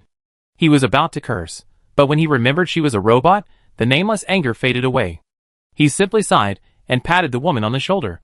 You're going to get into trouble if you do business like this. Sir, would you like some? 100,000 points. Come on. My mom wants 1 million points. Chen Meng withdrew his hand and remained silent for a moment before continuing on to the second stall. He couldn't explain himself to these people anymore. He felt that in this city, as long as you had money, you could do whatever you wanted, even though he really wanted to know where a robot got a mother. Like a psychopath. He thought this place shouldn't be called Garden of Eden, but Satan's paradise. Still not bad. He checked the balance on his watch. 39,940. Nearly 40,000. See if he could make a little more at the other game stalls. 50,000. Then he could buy back the dead rising chip, and this trip wouldn't be in vain. Welcome to try it. Before anyone arrived, the bikini-clad woman standing in front of the stall placed her hands on her chest, and spoke to Chen Meng and his group with a professional smile. All the women were extremely tall, wearing sky-high heels and identical red bikinis. Their faces differed only in appearance. Their figures were largely the same. Chen Meng glanced casually, and then looked away. If he were in charge of this casino, he could do a much better job. Clothing that's too revealing is boring. The subtle, almost revealing kind is truly alluring. In front of the second stall, there was still a table, with a large screen perched on top. Sun City Casino Minigame. Game name, Golden Flower. Rules. A total of 54 cards are dealt. Each player takes 3 cards. The remaining 48 cards are then flipped over, and appear on the screen for 3 seconds. Then the betting began. The minimum bet was 1,000 chips, and the maximum was 10,000 chips. Both players showed their hands. If they lost, their stake was deducted. If they won, their stake was doubled. Aside from the contestants themselves, no one else was allowed to make an audible reminder during the competition, or they would be deemed to have lost. Ahem. Li Shiji, standing behind Chen Meng, coughed softly. It's my turn again, Master Meng. Indeed. Chen Meng stepped aside. Begin your show. The first round began quickly. The woman standing nearby dealt 3 cards to Li Shiji and herself. Immediately, the screen displayed the remaining 48 cards spread out flat, for just 3 seconds before turning over. This level wasn't about luck. It was still about quick eyes and hands. With a quick mind and eyes, one could easily determine the opponent's hand, minimizing losses and maximizing gains. Li Shiji closed his eyes, and mentally reviewed the cards before looking at his own hand. Master Meng, I have a pair of 3, and the opponent has a rag. Let's just go all in. We're sure to win. Of course. Chen Meng smiled, holding out his watch and choosing to bet 10,000 points. Soon, the game was over. The woman's hand was the 6 of diamonds, the 9 of hearts, and the 10 of hearts, just as Li Shiji had said, a rag. Another 10,000 points arrived. The next 2 rounds ended in victory, and the balance easily reached 79,940. Chen Meng led Busey, and the others toward the next stall's game. He glanced at Li Shiji with a hint of surprise in his eyes. Is this a newbie bonus or something? You are incredibly lucky. For 3 consecutive rounds, Li Shiji had the biggest hand. Although there were people who cheated with Li Shiji, he could still predict the opponent's hand. If he was unlucky, he'd have to bet at least 1,000 points, meaning he'd lose 1,000 points. Normally, if he won once and lost once, he'd still make a big profit. Even if he lost more, it was still a small profit. Unless he lost 49 rounds in a row, losing all his chips. But such a long run was still relatively rare. In his previous world, when he was just joining in the fun, he slayed a dragon. It was quite fun. He slayed a dragon from level 28, stubbornly slaying it all the way to level 43. After that, he didn't really enjoy these things. On the 44th round, he was out of chips and just walked away, not checking to see if the next player had succeeded. That would only affect his mentality. If the next player slayed the dragon on the 44th round, Then, there was no need to sleep tonight. Just stay awake and wait for dawn. Hee hee. Li Shurji said a little embarrassedly. It should be the novice protection period. Okay, good. Let's go check out the third one. Soon, they arrived at the third stall. Sun City Entertainment City Minigame. Game name, Boxer. Game rules. No armor, exoskeleton armor, or other accessories that enhance overall physical fitness are allowed. You can only rely on your physical strength. The minimum bet is 1,000 chips, and the maximum is 10,000 chips. If a punch lands a value of 7 or higher, the chips will be doubled and returned. Otherwise, the chips will be deducted. The value of a full-strength punch from a normal professional boxer is 7. The requirements are very high. But the star was short on everything except talent. Qin Mang had always believed that talent was an extremely precious commodity in the apocalypse, and the more the better. He couldn't possibly master everything. He didn't have the time or the ability to learn. It looked like he could earn a double dividend from this little game. After winning 3 times, a person would be barred from participating for the rest of their lives. But he had Zhang Yi and Zhang Ye, both of whom had already possessed exceptional physical fitness, and after their combat training in the virtual space, their overall physical fitness had been elevated to new heights. Zhang Yi was chewing a steamed bun and searching the refrigerator to see if there was anything else to eat. Suddenly, he felt someone poking his waist. He looked down and saw that it was Biuzi. He asked in a puzzled voice, "What's wrong, Brother Biao? Do you want to eat too?" "I don't want to eat." "Go aim at that punching machine and punch it." "With all your strength?" "With all your strength." "Okay." Zhang Yi immediately threw the refrigerator at his brother, with a serious face, strode to the boxing machine, took a deep breath, and exerted force in every muscle in his body. After a roar, he swung his fist in a big circle in the air and slammed it down, swinging punch. He had never been hungry in the star, and he ate so well every day. Naturally, he was excited when he could do something useful. He immediately decided to perform well in front of Master Meng. Bang! The boxing machine was shaking slightly after being hit so hard, and finally the number 15 slowly emerged. "Is this okay?" Qin Mang silently held the watch in front of the woman. After taking back the chips, he looked at Zhang Yi seriously and said, "Absolutely fine. 2 more punches. I give you a snack when we get home. Biuzi, from now on, no one can let this brother go hungry. Did you hear me?" Chapter 185. Bang bang. After 2 consecutive clean punches, Qin Mang earned another 20,000 points. All 15, far exceeding the standard. The standard is 7. It has doubled. After Zhang Yi retreated, Zhang Ye, who had been eager to make a move, came on stage. Bang, bang, bang. 3 clean and sharp punches, all 14. Once again earned 30,000 points.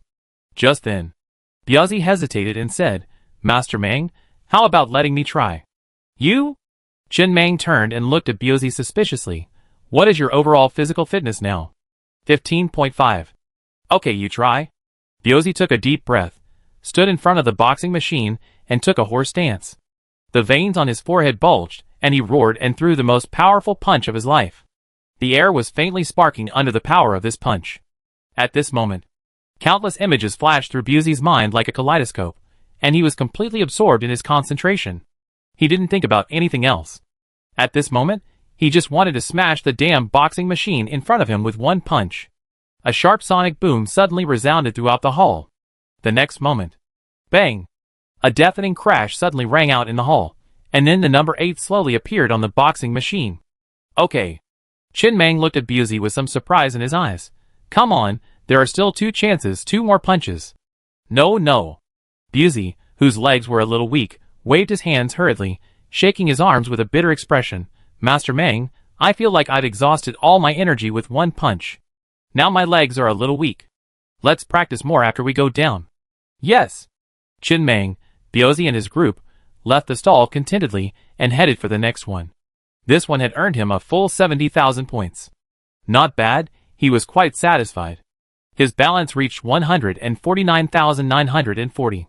Almost 150,000. He could easily go on a shopping spree at the mechanical train parts store. The 4 stalls game was "You Sing, I Guess." Qin Mang glanced at it and simply skipped it. The songs here were all from the mechanical civilization, songs they had never heard of, so there was no way they could guess the answer. After a brief tour, the remaining stalls games didn't quite suit them, so they left that floor and headed to the 4th floor of the entertainment city. Entertainment City, 4th floor. There were still a large number of beautiful women here, but the women on this floor were of higher quality, all selling their bodies. He casually asked the price, and it started at 300,000. But he also saw the mother, worth 1 million. You seem quite intelligent? Chin Mang raised an eyebrow at the brothel owner, who approached him to try to sell him something. This was the first robot he had ever encountered that possessed its own logic, rather than simply responding according to a program. I'm using a level 3 intelligent chip, brother. The woman in an evening gown, with a seductive look in her eyes, placed her fingers on Chin Mang's chest and gently swirled them. With a soft, smiling voice, she said, they possess near-human intelligence. There are 3,280 girls here. Do you see any you like? There are actually over 10,000, including many humans and other races. However, this place has been abandoned for a long time. Those girls died shortly after. I've been asleep for a long time. The city's energy was only reactivated after you arrived. See which one you like. I heard you're worth 1 million. Do you like me? The woman, her eyes watering, took a step forward and looked up at Chin Mang, her hair accidentally brushing against his chin. Her voice was as soft as a mosquito's. You can ask me anything you want. This floor is under my care. Chin Mang pondered for a moment before asking several questions in quick succession. Have you heard of Blue Star and Water Star? Have you heard of the Nei Galaxy? Has the mechanical civilization been destroyed? How long have you been asleep? Who brought the apocalypse? How much do you know about mechanical trains? What does the 5-year agreement mean? Where can I get more information? Is there a lot of iron ore? Where are the energy stones in this city? Are there any adventure spots, or any ways to make money quickly? The woman, whose face had been so charming just moments ago, suddenly had a human-like look of confusion in her eyes. She subconsciously took a few steps back before answering stiffly, I've never heard of Blue Star, Water Blue Star, or the Nei Galaxy. My database doesn't have any of that information, and I haven't received any. I don't know if the mechanical civilization has collapsed. It's been 49.29 million hours since the last awakening. I don't know what the apocalypse is, and there's no information about mechanical trains in the database. I just learned from conversations with guests that everyone has a mechanical train, albeit at different levels. I don't know about iron or the 5-year agreement, or where the energy stones are. But there's a quick way to make money right in the lobby on the 1st floor. If you're lucky, you can make money quickly. Don't you play with women? Chin Mang shook his head and said nothing more. He turned with Biaozi and the others and headed downstairs, preparing to leave the entertainment city. The upstairs was filled with hotels, so there was no need to explore further. Although this woman was the only robot he had ever met with whom he could talk, she still seemed less intelligent than Xiao Ai. The database was practically empty, containing nothing. Blue Star was the name of the planet in his previous life, Water Blue Star was the name of this planet, and the Nei Galaxy was the galaxy it was located in. Over 40 million hours, roughly 5,000 years. Since the mechanical civilization had already built this Garden of Eden for indulgence and hadn't activated it in 5,000 years, it either had already perished or simply didn't have the time to care for it. However, compared to the scene he had seen in the Tower of Babel, he felt the probability of destruction was higher. Chin Mang, exiting Sun City Entertainment City with nearly 150,000 yuan in his pocket, headed for the next entertainment city. Once he made enough money in these three, he could try his luck elsewhere. He was actually quite content with this sum. It was enough to buy several map chips. The streets were deserted. Only 11 motorcycles sped by. Chin Mang gently applied the brakes and stopped in front of a shop. It was the Eden Memory Bank. Next to it was the Mechanical Train Confession Room. He had seen both of these shops on the map. They were all marked in scarlet. He was also curious about what these two shops did. Perhaps they both held opportunities. He walked into the Eden Memory Bank first. Pushing the door open, wind chimes rang out as a raspy male voice reached his ears. Welcome. A man in waiter's attire stood at the door, holding a tablet. He smiled professionally at Chin Mang and his group. This is the Eden Memory Bank. We offer the following services. 1. Memory acquisition. 2. Memory implantation.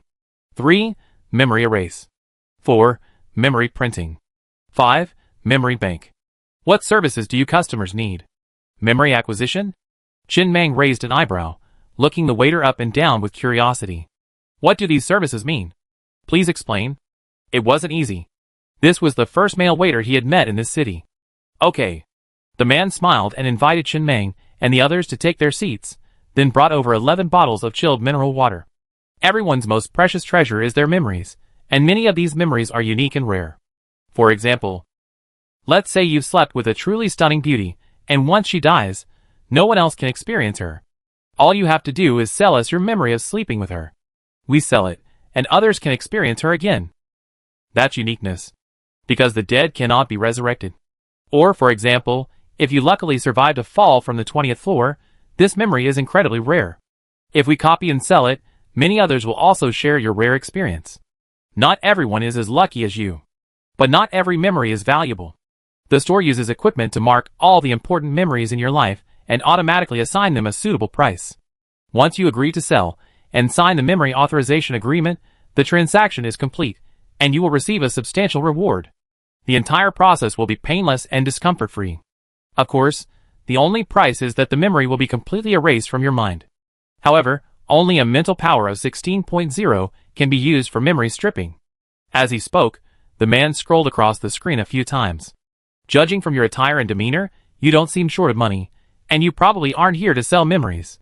The price will be much lower. After all, memories can be copied multiple times. The more unique the memory, the higher the price. Take a look and see if there are any memories you like to purchase. There's no mental power requirement for purchasing memories, but if your mental power is below 16.0, it's not recommended to purchase more than 20 units of memory. There's a risk of mental loss. Chin Mang narrowed his eyes slightly, contemplating the product list on the screen. 1. A fragmentary memory of a frontline worker's hard work, capacity 380 units, price 2 million points. 2. A beginner's memory of piloting the Star 1 mecha, capacity 90 units, price 180,000 points. 3. A complete memory of sleeping with Zhang Meiqi, capacity 980 units, price 700,000 points. 4. After flipping through the contents for a long time, he finally said, "Are fragmentary memories of frontline workers' work so expensive?" The man smiled gently and elegantly as he explained, "Because the memory stripping surgery requires a mental power of at least 16.0. Few frontline workers have that level. Scarcity naturally makes things more expensive. Generally, these memories are bought by politicians. It ensures that when they speak to workers, their speeches are more genuine and empathetic. Can knowledge-based memories, like mecha piloting, be sold? But they're usually beginner memories, used to help quickly learn something they haven't learned before. Because mecha pilots generally have a mental power of 16.0 or higher, the price is relatively low. Is Zhang Meiqi a celebrity? No, just the wife of an ordinary man. Ordinary? A man's wife, for 700,000? Not many people are selling it. Those who do tend to inspect the item first to ensure genuine affection. They enjoy the feeling of being immersed in the real situation, and they have a lot of money. Of course, this woman is quite good-looking, so the price is a bit higher. Just then, "Let me try." Busey looked at the man in confusion. "Where's the instrument? Let's see what memories I can sell." "Okay, wait a moment. Hold out your arm and roll up your sleeves."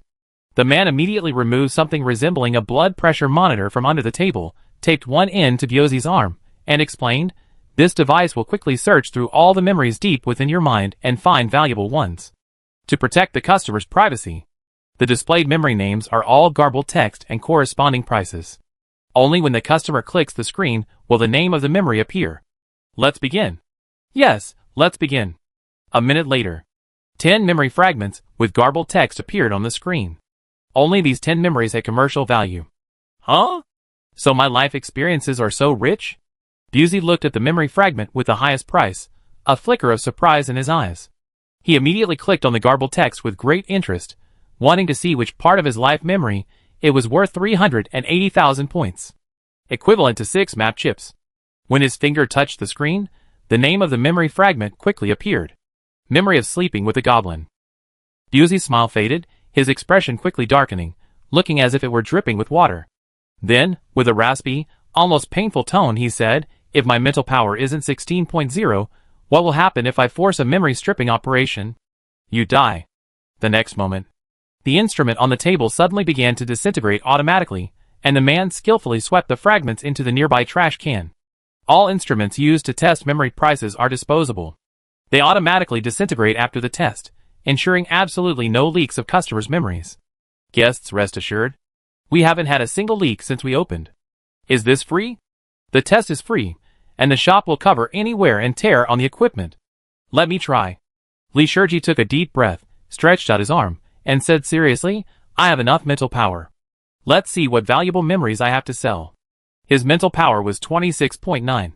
It was originally 26.8, but these days of mapping, and the constant mental strain, had increased a bit.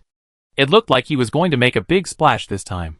Soon, just a minute later, the test results came out. Chapter 186. What do you mean by nothing? Li Shiji looked up at the man sitting across from him, somewhat bewildered. Does this mean that none of my memories are commercially valuable? Even Brother Biao has 10, so how can I have 0? The instrument is infallible, that's true. Can I see what Brother Biao has in his remaining 9 memories? The instrument has been destroyed and cannot be accessed. What about another test? Each person can only take one free test. A paid test costs 100,000 points.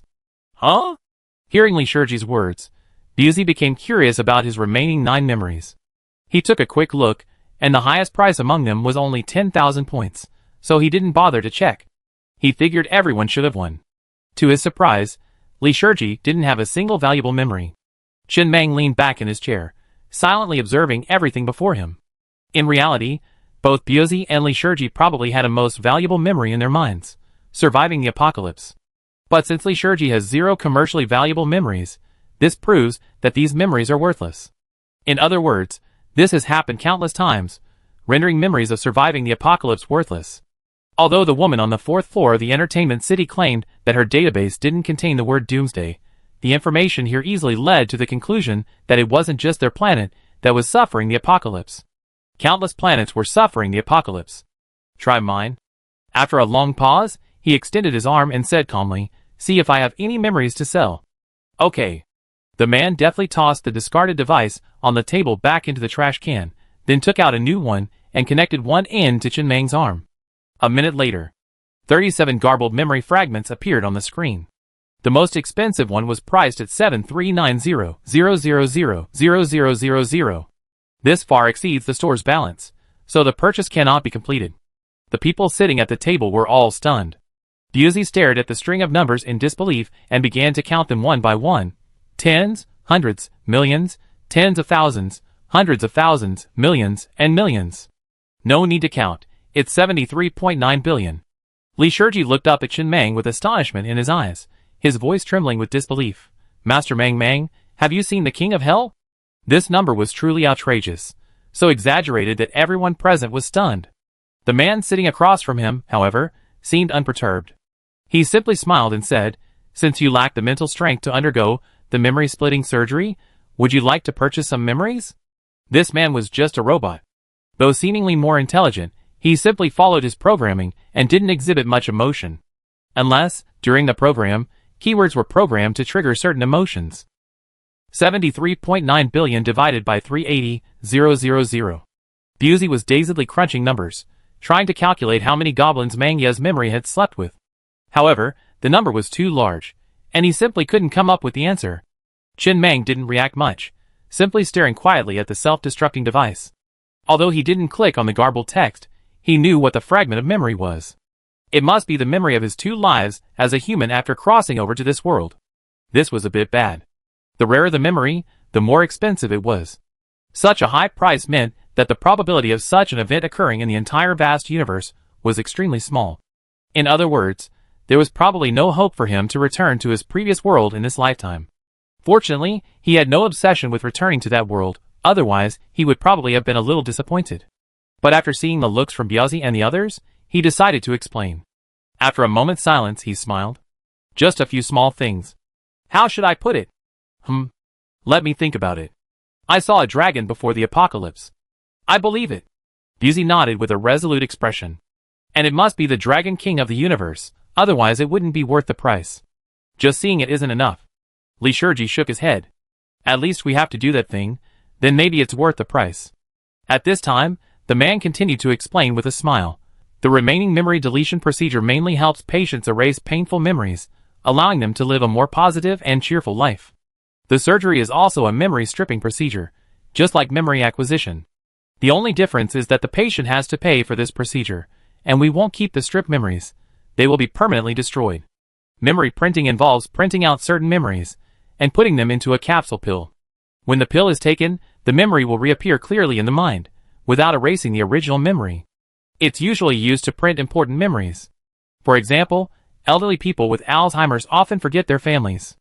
A memory bank removes important memories from customers and stores them with us. This ensures that no matter how harshly they are tortured, they remain silent, ensuring the absolute safety of their memories. Of course, currently, all memory surgeries require the patient's full cooperation. Forced memory removal is not possible. Furthermore, neither forced memory removal nor memory implantation can be performed too many times by one person, even after complete recovery in the medical bay. Too many times, they might sink into a state of consciousness, commonly known as a vegetative state. Chin Mang, Busy, and the others left the store. Standing on the street, Chin Mang lit a cigarette and looked up at the neon-lit skyscrapers. A blue sky and white clouds towered over the city. He had no idea where this city was located, but he knew one thing. There was something he had to buy at the mechanical train parts store. Special item. Free admission ticket to Neon City, priced at 100,000 points. Item effect. Entrance ticket to the Neon City adventure map. Crushing this ticket at any time grants direct entry to this adventure map. The train conductor must visit, and can bring up to 10 train crew members. He absolutely must buy this item. This city is definitely worth a second visit, and before that, he make every possible preparation, like having Busey quickly raise his spirit power to 16.0 or asking Li Shurji if he likes green-skinned people. This city is more than just a mechanical train parts store. There are also many shops with special functions, which will one day prove crucial. The special item that leads him into this adventure map is the Neon City ticket, a free entry ticket sold in the shop. The difference between the two is that the former requires a sufficient number of people to enter together, while the latter can be crushed and entered at any time. The most important thing is, Chin Mang silently exhaled a long puff of light blue smoke, gazing at the tall buildings in the distance. He whispered, Busy, that woman from Sun City just now said they've been asleep for nearly 5,000 years, right? That's over 40 million hours, so that should be 5,000 years. Busy continued counting on his fingers. He hadn't finished the last arithmetic problem, and now he had to calculate this one. Why are the numbers so large? In other words, this city should be ownerless, Chin Mang muttered, his eyes narrowed. Even though it's an adventure map, it's truly an ownerless city. And unlike the Tower of Babel and Ground Core Bomb, it's a reentrant map. All the robots in the map operate according to pre-programmed programs. They may have had owners in the past, but they definitely don't have any now. What do you think? Is there a place that's the heart of this city? If you control that heart, you can completely control the city? That makes sense. Busy's eyes suddenly lit up, but then he scratched the back of his head in confusion. Mr. Mang, even if we take control of this city, we can't restock it. Many items in the mechanical train store are unavailable. And the currency system is different. We don't have enough energy stones to keep the city running, and we don't have any customers. It seems like the city is a bit stagnant. No rush. Chin Mang smiled and tossed his cigarette, but into a nearby trash can before striding toward the nearby mechanical train confessions shop. Just know that this city is temporarily ownerless. Next time I bring Xiao AI over, and see if we can find a way to change the chip permissions on these robots. This city is definitely dead in the near future. But I've reserved this city. I want this city's future goods to be. The currency system is stellar notes. This city will be the future of the stellar train. It's clear now. No problem. Although Biazi didn't quite understand, he nodded seriously. Then, with a sigh, he said, before the apocalypse, the Federation had never detected any intelligent extraterrestrial life. Now that the apocalypse has arrived, only then did we realize our planet is just a tiny corner of the galaxy. First, strive to reach the highest point on the planet, and you naturally be able to see farther. Chin Mang didn't have these sentiments. After all, his first reaction after crossing over was that many aliens actually spoke Mandarin. Mechanical train confession room. The shop was decorated in black and white. There were no employees, only a cushion, and a screen nearby displayed information about the shop. When you feel guilty about something you've done, you can come here to confess. Confession has 3 levels. 1. Normal confession, 100 points per minute. 2. Advanced repentance, 1,000 points per minute. 3. Extreme repentance, 10,000 points per minute. The higher the level of repentance you choose, the more sincere you are, and the easier it will be for the machine god to forgive your mistakes. Busey was silent for a long moment before he couldn't help but speak. Mr. Mang, this is a scam, right? It has to be a scam, right? How is this any different from selling indulgences? No. Indulgences do have some practical use, but this one has no practical use at all. It's just a trap for those who take it. Isn't the creation of this mechanical civilization a little too simple? Chen Mang's brows furrowed slightly. He was tempted to give it a try. He felt that this mechanical train confession room couldn't be so simple. How could anyone fall for such a simple scam? Maybe there would be some reward after confessing. He immediately tilted his head and looked at the crowd. Do you have anything to confess? Go and try a normal confession. I paid for it. Li Shiji raised his hand and stepped forward. Soon, Li Shiji knelt on the mat, his hands clasped together, his lips moving constantly. To show his sincerity, he even specifically mentioned things that would make him feel guilty before the end of the world. He confessed for a full 5 minutes. Master Mang. Li Shiji, standing back up, whispered, I've finished my confession, but I don't feel any peace inside. On the contrary, recounting it in detail has only made it more painful. Chen Mang said nothing, simply standing there patiently, waiting for a full minute. Nothing happened except the 500 points deducted from his watch balance. He then turned expressionlessly, and immediately left this utterly useless confessional. There really is nothing. This is a complete and utter scam. Chen Mang, exiting the mechanical train confessional, stood by the roadside, gazing out at the deserted street. He took a few deep breaths, trying to calm himself down. He had never imagined that he would be deceived one day in his life. The main thing was, he simply didn't believe this was a scam. It was too crude. If it were, who would fall for such a crude scheme? No, he wasn't. This is called trial and error. Don't let him find out who owns this shop. If he does, he must be captured and made to kneel and repent for 24 hours every day until he earns the forgiveness of the Mang God. Then Chen Mang mounted his off-road motorcycle again, tightened the throttle, and drove down the street toward the end, heading for another entertainment city. He kept scanning the shops on both sides of the street, seeing if there were any worthwhile stops. Busey, following behind Chen Mang, was already looking forward to the return trip. He had been through so much, and when he got back, he would brag to old Pig about it. Especially about the memory bank. Over 70 billion? That's ridiculous. What kind of memory could be worth that much? It's not enough to just see the dragon. You have to eat it. Soon. Chen Mang stopped in front of an open convenience store. While there wouldn't be many opportunities in a convenience store, the atmosphere was vibrant and lively, and the goods sold there offered a wealth of information about mechanical civilization. Welcome. As he entered the store, the girl behind the cashier, wearing a short-sleeved shirt and jeans, said with a bright smile. After a quick glance, Chen Mang continued walking deeper. This was the most dressed-up girl he had ever seen in this city, which was no small feat. This city was practically missing the word degenerate in its name. Red Heart Nuts? His eyes narrowed slightly, noticing a box of nuts on the shelf. The packaging was attractive, and the price was 200 points a box. Red Heart Nuts are a specialty of the goblins, right? We have them here too. But he quickly thought of something, and turned to look at the girl at the cashier. Do you need a new supplier, like Red Heart Nuts? No. Don't you need to restock? No one's buying. You're the first customers to enter this store in ages. You don't need to restock. Chapter 187. That's right. Chen Mang silently averted his gaze from the clerk. No one was buying, so there was no need to restock. However, he suddenly realized something and turned to look at the clerk again. It's been so long, is this still edible? It's all edible normally. Really? Yes. Why do you add aha after every sentence? It's the boss's idea. It makes it seem more approachable. The clerk behind the counter smiled and replied, looking at Chen Mang and his group. Diozzi shuddered at the sight, hugging his arms and stroking the goose bumps that broke out on his skin. Honestly, during the bustling daytime, seeing these robots was quite interesting. Wearing bikinis and fully simulated human bodies. It would make anyone feel something. It would really stand out. But if it were nighttime, and someone were to wander into this city alone, it would truly be like a horror movie. Why does this conversation always feel so terrifying? Wait. Busey suddenly thought of something. After a moment's hesitation, he walked over to the clerk and tentatively placed his hand on his shoulder. In the casino, those beautiful women in red bikinis acted like sluts, and whenever physical contact was made, they say, "Sir, would you like some?"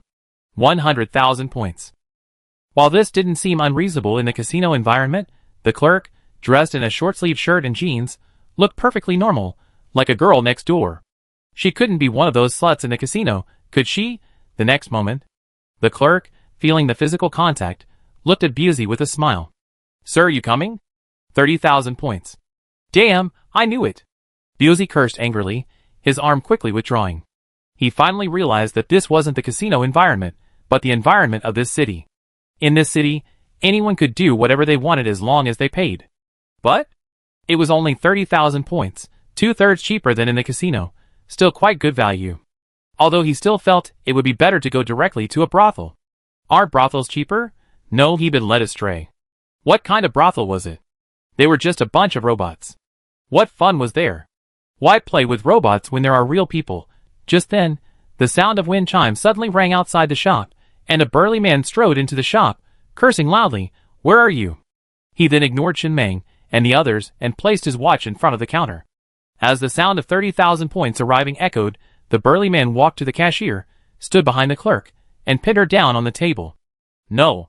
Busey looked at his reflection on the refrigerator nearby, somewhat bewildered. Master Meng, we're not invisible, are we? How could he have ignored us so completely? Chen Meng narrowed his eyes slightly, taking in the scene before him. The burly man was working diligently, and the clerk was cooperating. The moment before, the scene had suddenly become utterly bizarre. This burly man was, of course, a robot. In other words, this city shill.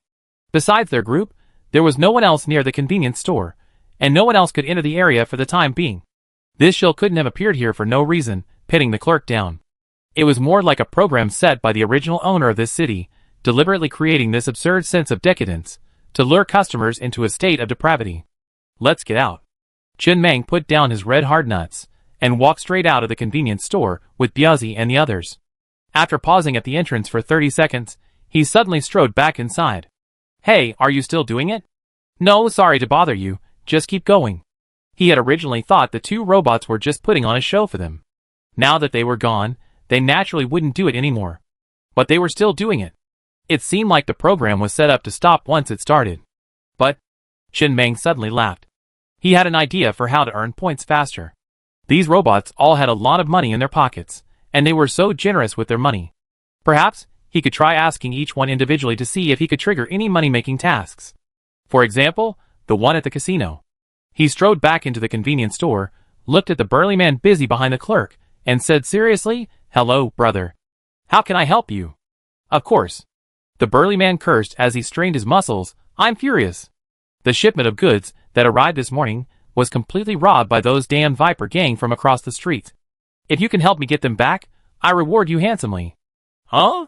Busey, standing behind Chen Meng, stared at the scene, his eyes filled with disbelief. He couldn't help but raise his voice. You're even allowed to do that? We're professionals at fighting. Chen Meng laughed, a delighted laugh. It seemed the city had indeed set up some triggerable story missions for some robots, giving the city's guests a greater experience. It allowed even those who weren't so wealthy to participate in the city. It also added more playability. So this convenience store must be the plot trigger. When a customer entered the convenience store and stayed for a while, this burly man would enter and, in a rage, pin the clerk, who had just looked like the girl next door, under the table. If he had just left at this point, there would have been no follow-up. But if he had asked, a hidden story mission would have appeared. Then, when do we leave? When will you be done? At least half an hour. Outside the convenience store, Chen Meng leaned against his motocross bike, lit a cigarette, and waited patiently. Half an hour was half an hour. Even an hour would have been enough. Robots that seemed to be acting erratically often had hidden story missions. Mr. Meng. Busey squatted on the side of the road with a stiff expression, his face as if he'd eaten shit. You said he's a fucking robot. What can he shoot? Code? See if Dad's code isn't overly complex and redundant. Are the comments for each code concise and clear? Be patient. Chen Meng said casually, you can't eat hot tofu in a hurry. I'm not impatient, I'm just curious. Busey simply stood up and strode towards the store. Wait for me, Mr. Meng. I'm going to take a look and see if they have that thing. Just then, inside the store, the burly man emerged, cursing as he fastened his belt. Great. But I'm still furious. Hey, didn't you guys just want to help me get the goods back? Come with me. The Viper gang next door is pretty tough, and I don't know if you can beat them. With that, he turned and headed down the alley. Hey, is this guy being so tough?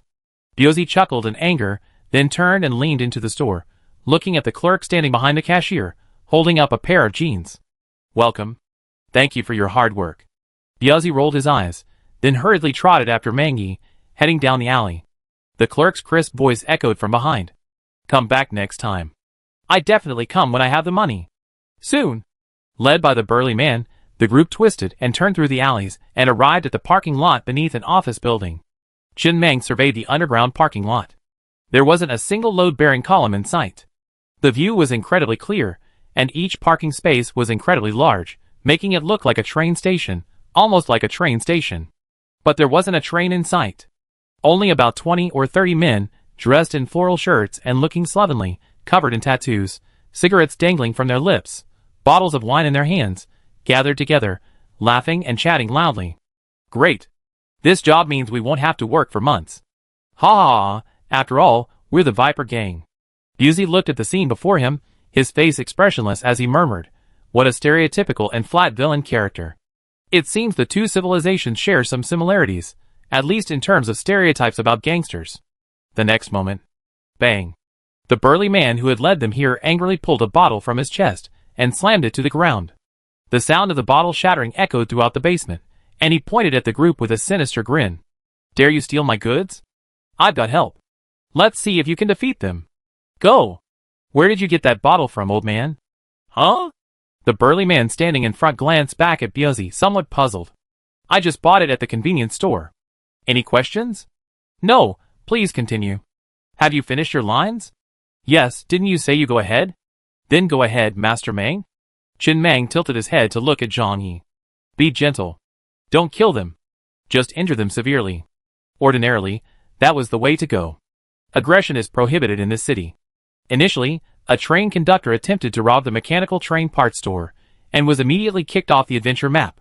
But now the situation is different. He's been invited by a local gang to join the fight. We can't just kick him out. This should be one of those adventures mentioned in the adventure map light screen. But to be on the safe side, it's better not to kill him. Okay. Zhang Yi nodded seriously, then tossed the refrigerator to Zhang Air. He pulled a briefcase from his pocket and tossed it into the air. The instant it reached the air, the pitch-black briefcase quickly disintegrated and, in the blink of an eye, transformed into an extremely imposing mecha. Blue mecha, thunder, the next moment. Zhang Yi immediately commanded the mecha and charged forward. Seeing this, the Viper gang members pulled steel rods and machetes from nearby bags and charged forward with roars. Steel pipes. Biazi roared in disbelief. Don't you even have a gun? Using steel pipes to attack mechas? 3 minutes later. The battle was over. The Viper gang had been successfully defeated. All the Viper gang members lay bruised and wailing on the ground. While no blood flowed, many mechanical parts were blown off. The reason it took so long was mainly because the requirement of not killing them was a bit too difficult in this battle. Ha ha ha. This is what happens when you mess with my battle damage gang. The burly man who had attacked earlier strode over excitedly, snatched up a handbag, and threw it at Chen Meng. Thanks, brother. Here's the stolen goods. I give it all to you as compensation. All of it. Busey couldn't help but raise his voice again, his voice a little incredulous. Then what's the difference between you and being robbed by Master Meng? You might as well just get robbed by the Viper gang. Ha ha ha. Then, the burly man walked away, laughing heartily, looking quite carefree, while the battered Viper gang members muttered curses as they prepared to leave. I understand you. Li Shurji patted Biuzi's shoulder and sighed with emotion. As a game designer, this plot design does have a lot of flaws. It's obvious that the original owner of this city wasn't very proficient in this area. If I were designing it, I could make it more interesting. Just then. Wait. Chen Meng looked at the battered Viper gang members and suddenly stopped them, shouting in a serious tone, Brothers, how can I help you? The group suddenly stopped, and soon the leader stepped out, shouting angrily. I'm furious right now. The shipment of goods that just arrived this morning was completely robbed by the damned war damage gang from across the street. If you can help me get it back, I reward you handsomely. Huh? Busey's mouth dropped open, unable to contain himself again. The lines haven't changed. Are they using the same script? The next moment. The burly man who had just laughed his ass off and walked away was being grabbed by Zhang Yi, held back and forth like a chicken.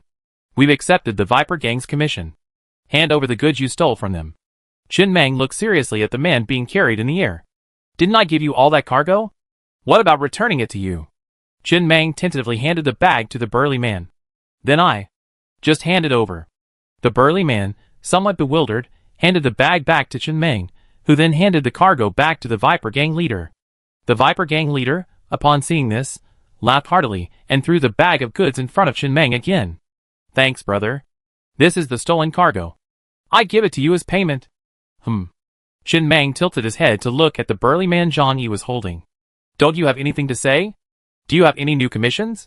Chapter 188. The burly man held in the air by Zhang Yi froze for a few seconds before roaring furiously. I'm pissed. The shipment of goods I just arrived this morning was completely robbed by those damn Viper Gang from across the street. If you can help me get them back, I reward you handsomely. Okay. Chin Mang waved his hand, signaling Zhang Yi to toss the burly man out, before heading out of the parking lot with the bag of goods. It seems no matter how or where he accepts this commission, the reward is this one bag of goods. On the street, Chin Mang opened the bag and began to examine it. There were over 100 chips, all memory chips, and his mouth curled up slightly. This deal's a win.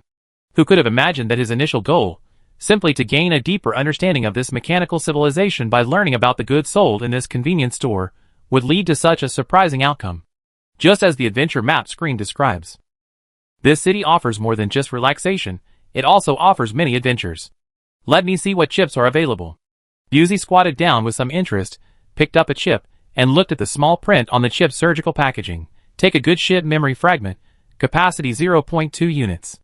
Jerk off memory fragment, capacity 0.4 units.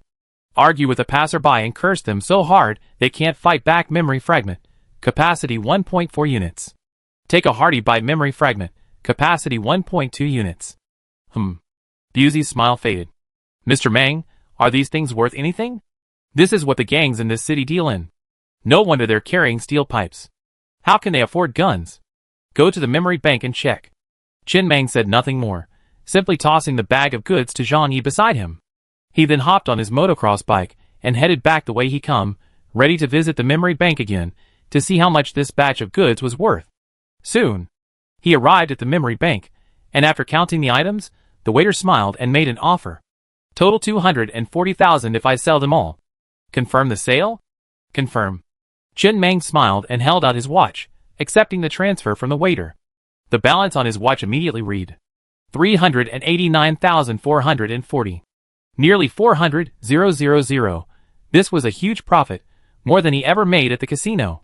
It was clear from his experience that the fastest way to make money in this city wasn't to play the minigames at the casino, but to find robots with unusual behavior to see if they could trigger story missions. So much. Busey's mouth dropped open in shock at the figure.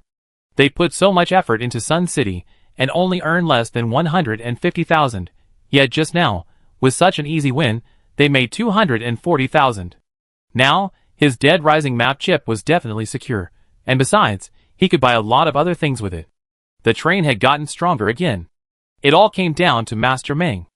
Outside the memory bank, Li Shiji sighed with some emotion. Master Mang, if nothing unexpected happens in this mechanical civilization, the gap between the rich and the poor is likely to be enormous. Before the apocalypse, the capitalists in the Federation will exploit the working people, but at most they deprive them of their mental and physical strength, essentially making them work harder. But in this mechanical civilization, those at the bottom can't even possess memories. They finally have a memory worth remembering, but one day, when they're short of money, they have to sell it to survive. Not for the bottom. Chin Mang shook his head and said casually, memory stripping surgery requires a mental power of 16.0 or higher. According to the clerk, the lower class people in their civilization probably don't have that much. But I've done it myself. Why didn't we detect these commercially valuable memories of mine the first time we tested them? It's simple. Chin Mang mounted his off-road motorcycle and glanced at his watch before speaking. The memory products we saw at the memory bank were all relatively large memories. The memory chips seized from that gang were relatively fragmented, not like those obtained through legitimate channels. It's likely that these were left after the memories of some poor child were completely disassembled. Let's go! His next target was still the next entertainment city. Of course. He planned to stop at some unusual-looking shops and ask if there were any story quests that could trigger them. He couldn't stop at every shop. He didn't have the time. Opportunities missed were missed. He couldn't possibly take advantage of every opportunity. Wow! Private custom shop. The dwarf conductor of the King of Electronic Music train came down from the upstairs, looking refreshed and stretching his body. It had to be said, 3-meter-tall women were quite the charmer. He liked it. Next time he came, he tried the 5-meter one. Maybe he could fit his whole body inside. He just used it as a sleeping bag for camping. Just then, he suddenly heard what sounded like crying. Startled slightly, he followed the sound and pushed open a low door nearby. Behind it lay a small space, and inside, curled up a crying girl. She looked about 18. She looked pitiful. Seeing the door open, the girl hurriedly wiped away tears and forced a smile as she looked at the dwarf man. "How can I help you?" The dwarf man looked at the girl curled up in the space and hesitated for a moment before tentatively asking, "How can I help you? This brothel forces you to work?" "No, you're not a robot, Really?" As soon as she finished speaking, the girl's eyes lit up, and she trembled with a hint of grievance. "Seventh sister is missing. I'm so sad. If you can help me find her, I can give you a generous reward. Seventh sister is my cat."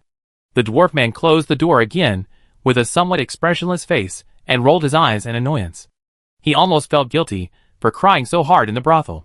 He thought something sinister was going on. For so long, it was just the cat that was missing. Just then, a cat sauntered past the shop door, its steps sauntering slowly, as if in a provocation. Just then, his thugs came down from upstairs. "Go get that cat back for me." "Fuck. I'm such a kind-hearted person." Half an hour later, the dwarf man expressionlessly twisted the cat's tail. He knew it was a robotic cat, a clockwork one at that. But he said nothing. He simply returned to the private custom shop, opened the secret door under the counter, and looked at the girl, still curled up there, sobbing. "Here, your seventh sister is back." "Thank you." The girl burst into laughter. "I don't have much to offer you in return, so I give you a free ticket to Neon City. With this ticket, you can have anyone in the city serve you, as you please. You can only use it once." The dwarf man took the free ticket from the woman and remained silent. "I shouldn't have given it to him earlier. He already had his fun, and then I gave it to him. But he definitely couldn't use it now. Middle-aged people are different from their youth. When he was young, he could have sexed 7 or 8 times a night, and that was no exaggeration. It was effortless, completely unaware of fatigue. Even before they started, they sneak off to the bathroom for a quickie to reduce their sensitivity and make the actual session last a little longer. After reaching middle age, after one session, I felt like a complete convert. There was no second chance. I save it for now, and try again when I'm almost out of this adventure map. Okay. The dwarf man seemed quite satisfied. He stuffed the coupon into his pocket and headed out of the store with his men, ready to stroll around. He was running out of money, only 129 points left. We go to the convenience store later to buy some food and water. Otherwise, we'd be hungry after staying here for 48 hours. Train conductors, who could enter this adventure map, were generally of a high level and possessed a strong desire to become stronger. Aside from some conductors, who were more curious about the brothels, many were still searching for opportunities to encounter adventures or earn money. Thus, the vast group of conductors began searching shop after shop, even the offices within the building. Most were locked, with only a few open. This was an adventure map with a high degree of freedom. You could go anywhere, as long as the door wasn't locked. And at that moment, Chen Meng was standing at the entrance of a factory, surrounded by towering walls, topped with electric fences, heavy machine guns, and anti-aircraft cannons. This was his first encounter with firepower in the city. There was an iris lock next to the main entrance. They couldn't crack it, and they couldn't get in. But Chen Meng narrowed his eyes slightly as he gazed at the iris lock before him. Since leaving the memory bank, he had been exploring the city for over 3 hours straight. He hadn't encountered a single robot with interactive tasks, but instead had discovered this factory, whose purpose was unknown. There was no name on the outside. But he had discovered one thing: every cash register, casino, robot, and other place in this city was connected via the internet. This was the first place he had encountered with internet access since the apocalypse. The train had no internet access. The adventure maps he had visited before also had no internet access. Only the city had internet access. This meant that the previously unused supermodel effect of the train assistance AI had finally found its place. Train Assisted AI Level 10 Supermodel Effect, capable of network intrusion, decryption, and breaking most network firewalls. Next time, if he brings Xiao AI into this adventure map, he unlock more areas he can't access otherwise. There must be something valuable in there. There are only two challenges left to overcome. First, Xiao Ai isn't part of the train crew and can't be brought in. Second, Xiao Ai's main body is merely the train AI, capable of controlling the robot like an accessory. Once the robot moves beyond a certain distance from the train, Xiao Ai will disconnect from it. But he believes both of these problems have solutions. After all, when Erden's consciousness descended upon the robot and arrived on his train, the AI also remotely followed him. This means there's a solution, but he's just not yet exposed to it. As long as these two issues are resolved and Xiao Ai is brought into the city, it will practically become his private backyard. He can roam freely. Hopefully, the city's energy reserves are sufficient. After all, the city's energy consumption is undoubtedly astronomical, and he can't afford it. Besides, why not just turn off the lights in unused areas? What a waste of energy. They have no idea how to be frugal. Chenmeng, leaving with Biozhi and his group, continued their exploration of the city on off-road motorcycles. The Neon City adventure map lasts for 48 hours. There are only 4 hours left. During this time, they only encountered one robot with an interactive mission, earning 120,000 yuan. This was a bounty issued by the Enforcement Bureau for helping them find a stolen aircraft. How bizarre. This city actually has a law enforcement bureau. As for the police aircraft, they also found it. It had been stolen by a gang, and they received a 120,000 yuan reward from the Law Enforcement Bureau. After that, they hadn't encountered any robots with which to interact. Now they were standing at the entrance of the Law Enforcement Bureau. Thank you. A middle-aged woman, seemingly quite intelligent and dressed in a uniform, emerged from the bureau. She looked at Chenmeng and his group with a serious and sincere expression, saying, "Eden has become a better place because of you. One day, I will definitely eradicate all crime in this city. Thank you for your hard work." Chenmeng smiled at the woman. Although it was only 120,000 yuan, it wasn't bad. He didn't mind smiling. He just felt a little disappointed. With only 4 hours left until the end of the map, it looked like he could only earn 500,000 yuan. Not bad, after all. 500,000 yuan could buy quite a bit at the mechanical train parts shop. Biozhi looked at the serious middle-aged woman and curled his lips in silence. If the crime in this city was truly eradicated, what would be left? Wouldn't it be a deserted city? This woman was the director of the Law Enforcement Bureau. She looked serious. But something suddenly occurred to him, and he tentatively prodded the middle-aged woman again. The next moment. "Sir, would you like to join?" 1,000,000 points. The woman tilted her head and looked at Biozhi seriously. "Shit! I fucking know it." Biozhi took a deep breath, turned, and followed Meng Yi into the distance. He knew that in this city, no matter one's status, any physical contact would inevitably lead to this kind of interaction. He didn't dare to expect anything else. He had experienced it countless times, and everyone was the same, without exception. Chapter 189.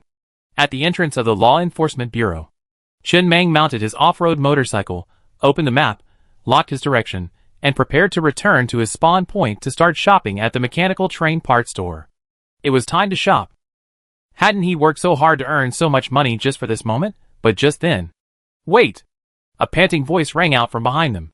A dealer in a red bikini trotted over, breathless, looking at Chenmeng and his group. "Everyone, our boss wants to see you. Can you come back with me?" "Wow!" Biozhi muttered, looking at the dealer in his high heels. "That's awesome.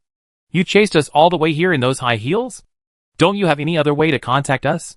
You could call me?" Chenmeng turned his head and looked at the dealer behind him, his brows furrowed slightly. "Your boss? Which casino?" "Sun City." After a moment's contemplation, he looked at the dealer and waved. "Get in the car. Zhang Yi, take her with you." He smelled a plot mission. But with only 4 hours left, was there still time? The bikini-clad dealer hurried toward Zhang Yi. Before she could say anything, Zhang Yi grabbed her and shoved her into the refrigerator. Then, the group rode their motorcycles in a mighty procession back toward Sun City Casino. They had also visited the other two casinos. Each had a different decor, each with its own advantages. The minigames on the third floor were all identical. Perhaps it was Sun City's word, but they couldn't participate in any of the minigames at the other two casinos. It was as if they had been blacklisted. The city wasn't big. They floored the accelerator, and half an hour later, they arrived at Sun City Casino again. A familiar place. The only difference was that this time, they weren't alone. About 70 or 80 other train conductors had also entered the casino, all with their staffs. After dozens of hours of exploration, many of the conductors had found their own unique buildings, Like this one. The dealer who had just found them led the way. They followed behind. Many of the surrounding train conductors cast inquiring and puzzled glances upon seeing them. We were all casino customers, so why did you have a dealer to lead the way, but not them? They made it all the way to the 7th floor. They arrived at the door of a large hotel suite. Outside stood 4 muscular men in suits and sunglasses, their waists bulging, clearly armed. Big deal. Chin Mang's eyes narrowed slightly as he took in the scene before him. This plot mission was clearly a big deal. How much he could buy before leaving depended on how much he could earn from this trip. Our boss is waiting for you inside. The dealer pushed open the door and gestured with a smile. Busy, somewhat habitually, reached out and nudged the dealer who was leading the way. Sir, would you like to join us? 100,000 points. As expected. He pushed the door open and entered. A large sofa came into view. A woman in a bathrobe sat on it, shaking a glass of champagne in her hand and gazing at Chin Mang and his group with a half smile. Her legs were crossed at an angle, appearing quite elegant and dignified, revealing nothing. On either side of the sofa stood 8 muscular men in suits and sunglasses. Welcome everyone. Let me introduce myself. I'm the boss of Sun City. You can call me Sister Chi. Okay, Sister Chi. Chin Mang strode into the suite without showing any shyness. He just sat on the sofa beside him and looked down at the remaining time on his watch. He looked up at the woman with a serious expression. How can I help you? This woman seemed to be more intelligent. Most importantly, she had her own name. Although she looked no different from a normal human, she was definitely a robot. Hee hee. The woman glanced at everyone present with a half smile, and finally stopped her eyes on Zhang Yi. In all these years in Sun City, this is the first time I've met someone who can hit a value of 15 with a single punch. I need your men to help me fight a dirty fight. Win reward. Loss. There will be no punishment, but all dirty fights end only when one side dies on the ring. I don't like people rejecting me. I hope you think about it before answering. When will it start? Chin Mang glanced down at his watch again. I have limited time. In an hour. When will it end? That depends on the skills of your subordinate. What are the rules of the fight? It's a free-for-all fight with no rules. No weapons are allowed. How strong is the opponent? One punch has a maximum value of 12. He is the #1 black boxer in Xiang City, and a fighting master known as Devil's Arms. Chin Mang tilted his head to look at Zhang Yi. After seeing him nod, he said softly, Okay, I take this job. The woman downed the champagne she was shaking in one gulp before placing it on the table. She stood up and walked to the suite's floor-to-ceiling window, overlooking the city. You're quite courageous, but I need to warn you. Although the opponent's overall physical fitness isn't as good as yours, he's been fighting in the ring for many years. Since his debut, he's won 37 consecutive matches, undefeated. Very experienced in combat. This black boxing match is very important to Sun City. If you win, I can give you 1 million. Chin Mang smiled. Anything else I should pay attention to? No, do you have any questions? What level of intelligence chip are you? The woman standing in front of the floor-to-ceiling window slowly turned to look at Chin Mang, a smile in her eyes. Level 4. You haven't heard of it, right? This is the highest level intelligence chip. It grants me not only human intelligence, but even a certain level of thinking ability. Just then, Biazi, who had unknowingly walked up to the woman, reached out and cautiously poked her arm. The air instantly fell silent. After a long pause, Biazi stepped aside awkwardly, whispering, Level 4 intelligent chips are different, huh? No quotes. The woman looked at Biazi coldly with a cold expression. Do you think I'm like those women saying, Sir, come on, sir? I'm a level 4 intelligent chip. I'm one of the top managers. My underlying logic code doesn't have this program. Are you disappointed? You can leave now. Come back to this private room in an hour.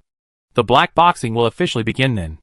Leaving the private room, Chin Mang and his group headed towards the casino on the first floor, preparing to stroll around and wait for time to pass. A level 4 intelligent chip, it's quite impressive, huh? Biazi, somewhat embarrassed, began to excuse himself. He was being treated like a pervert. He swore he wasn't a pervert. It was just the whole city that had made him want to poke every woman he met, just to see if she would react. Aside from this woman, he hadn't met anyone who didn't react. It's just SOSO. Chin Mang casually said as he strolled around the casino. Still not as good as Xiao Ai, but her body is quite exquisite. Her curves, long legs, and heavy makeup look great. There aren't many people left in this city who would want to see a black boxing match. To put it bluntly, These robots can only execute pre-programmed actions. Their thinking logic is quite different from that of normal humans. Zhang-Yi. Are you confident? No problem, Master Meng. Zhang-Yi smiled innocently, raising his right arm to show off his muscles. I've never lost a fight. Don't worry. Biuzi also stood up for Zhang-Yi. I've given these two brothers special training in the combat training virtual space recently. They're quite experienced now. Very experienced. I've taught them everything you did, Master Meng. Very experienced. Just then. Brothers? An excited voice came from behind them. Qin Meng looked back but saw no one, only the constantly moving service staff and the dealer smiling at them. Heads down here. He instinctively looked down at the voice and saw a dwarf standing in front of him, a flicker of surprise in his eyes. Is it you? The conductor of the King of Electronic Music train? It's me. The dwarf said excitedly. I didn't expect it was really you. At the beginning, I felt that group of people on motorcycles looked familiar. I didn't expect you to remember me. I'm now a level 4 train, and just arrived in the shape plane. I just didn't expect you to be faster, already a level 6 train heading to a higher level area. Qin Meng smiled, and picked up the dwarf man, placing him on a chair nearby. Then he picked up 2 glasses of champagne from a passing waiter carrying a tray, placed them on the table, and pushed one over. We're destined to meet. This is the 4th time we've met. The 4th time? The dwarf scratched his head. Isn't it the 2nd time? I think we've only met once, at the Teeling Wasteland gathering? The 4th time. Qin Meng slowly lit a cigar and chuckled. The first time we met was at night. You were a level 2 train, blasting DJ music and driving past mine with impunity in the darkness. So arrogant. Back then, I thought, I want to be as cool as you. The 2nd time we met was when you were being chased by a level 3 man-eating spider, honking your horn as you passed by me. Huh? The dwarf was taken aback for a moment before he said in disbelief. That level 1 train that risked its life mining for days was the star? So it was you? When I was being chased by the man-eating spider, I wanted to contact you and tell you to get back into the mines. The spiders were so large, they couldn't get into the mines, so you should be safe. But you didn't have a train radio, so I couldn't reach you. I felt a little regretful at the time. I hadn't expected the train to be the star train. But I remember you didn't enter the mine and drove away. Your train clearly couldn't outrun that level 3 man-eating spider. How did you survive? Wait! The dwarf's eyes suddenly flashed with horror. The Teeling Wasteland still doesn't know which train killed a level 3 man-eating spider in Taiping City. Could that be your star train? Yes. Qin Meng smiled and nodded. Easy and instant kill. But weren't you only a level 1 train at the time? How did you do that? It just got upgraded to level 2, so it's considered a level 2 train. The dwarf man took a deep breath, then looked at Qin Meng with a complicated expression. I just realized today that we've met 4 times, including this time. You're progressing incredibly fast. Not bad. Standing nearby, Biuzi scratched the back of his head in bewilderment.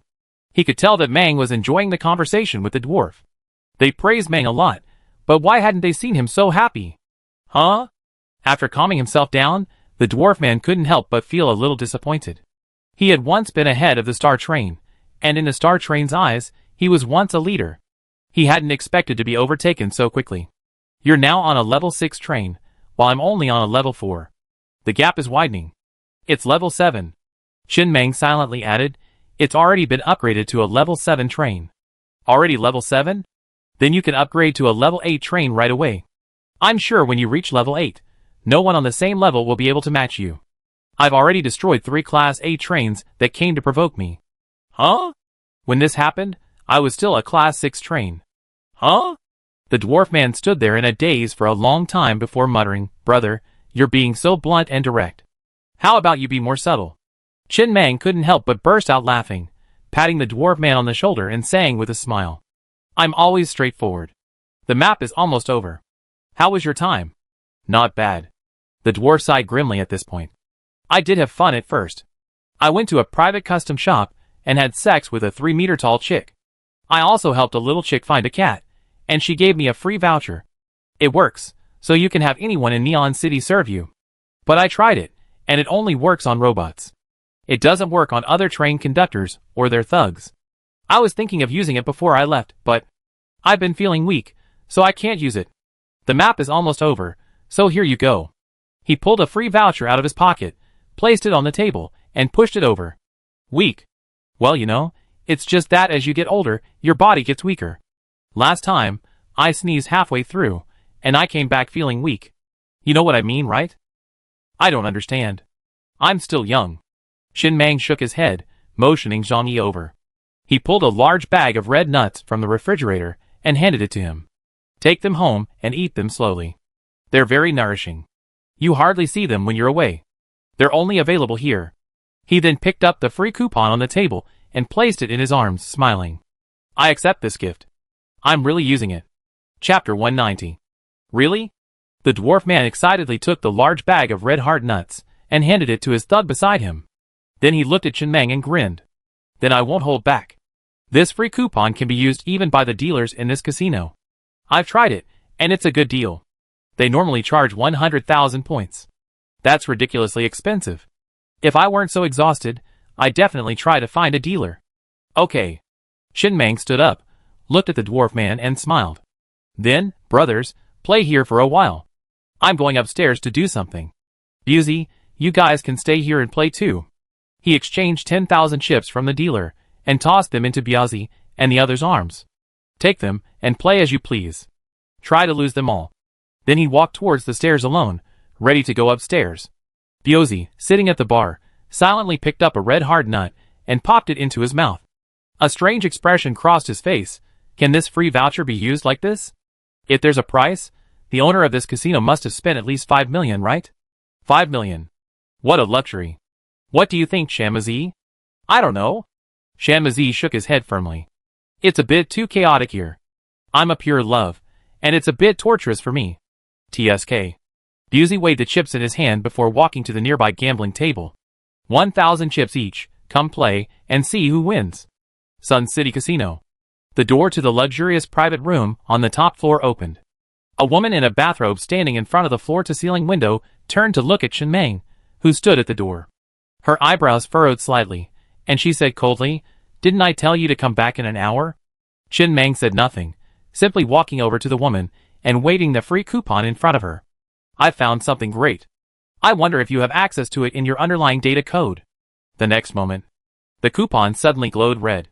Shin Mang applied a slight pressure with his fingers, and the coupon shattered, dissipating into countless points of light in the air. You? Feeling Shin Mang's hot breath and the sound of permissions being activated deep in her mind, the woman, who had always been stoic, suddenly tensed. Breathing slightly faster, she avoided Shin Mang's gaze and looked at the others in the room. Everyone leave the suite and guard the door. No one is allowed to enter. Then, with a pleading look in her eyes, she looked at Shin Mang, her voice trembling. Be gentle, please. Shin Mang smiled, took the wine glass from the woman's hand, and took a sip. He tugged at the string of his bathrobe, then released it, and the robe fell to the ground, revealing the empty space inside. I still like your frosty face just now. He lifted the woman's chin and sniffed the fragrance of her hair. Then he straightened up, took a drag on his cigar, and slowly exhaled the smoke into the woman's face. Turn around. Lie down on the glass. It was only the 7th floor. But because each floor had incredibly high ceilings, standing in front of the floor-to-ceiling windows, one could overlook the entire city. It was late at night, and the countless neon lights in the high-rise buildings were incredibly beautiful. Half an hour later, Shin Mang sat in Sister Chi's former seat, his legs draped over the coffee table, his cigar between his fingers. He looked at the woman sitting on the sofa next to him, dressed in her bathrobe again. She raised her wine glass with a half smile, and downed the remaining wine in one gulp. Level 4 intelligent chip, the feedback needs to be more realistic. Come over and massage my legs, they're a little sore. The woman gritted her teeth slightly, but still walked over. She knelt on the carpet, and placed her hands on Shin Mang's calves, gently massaging them. Very good. Shin Mang relaxed on the sofa, and casually said, Can you increase my black boxing reward to 10 million later? What are you thinking? The woman couldn't help but laugh, a little annoyed.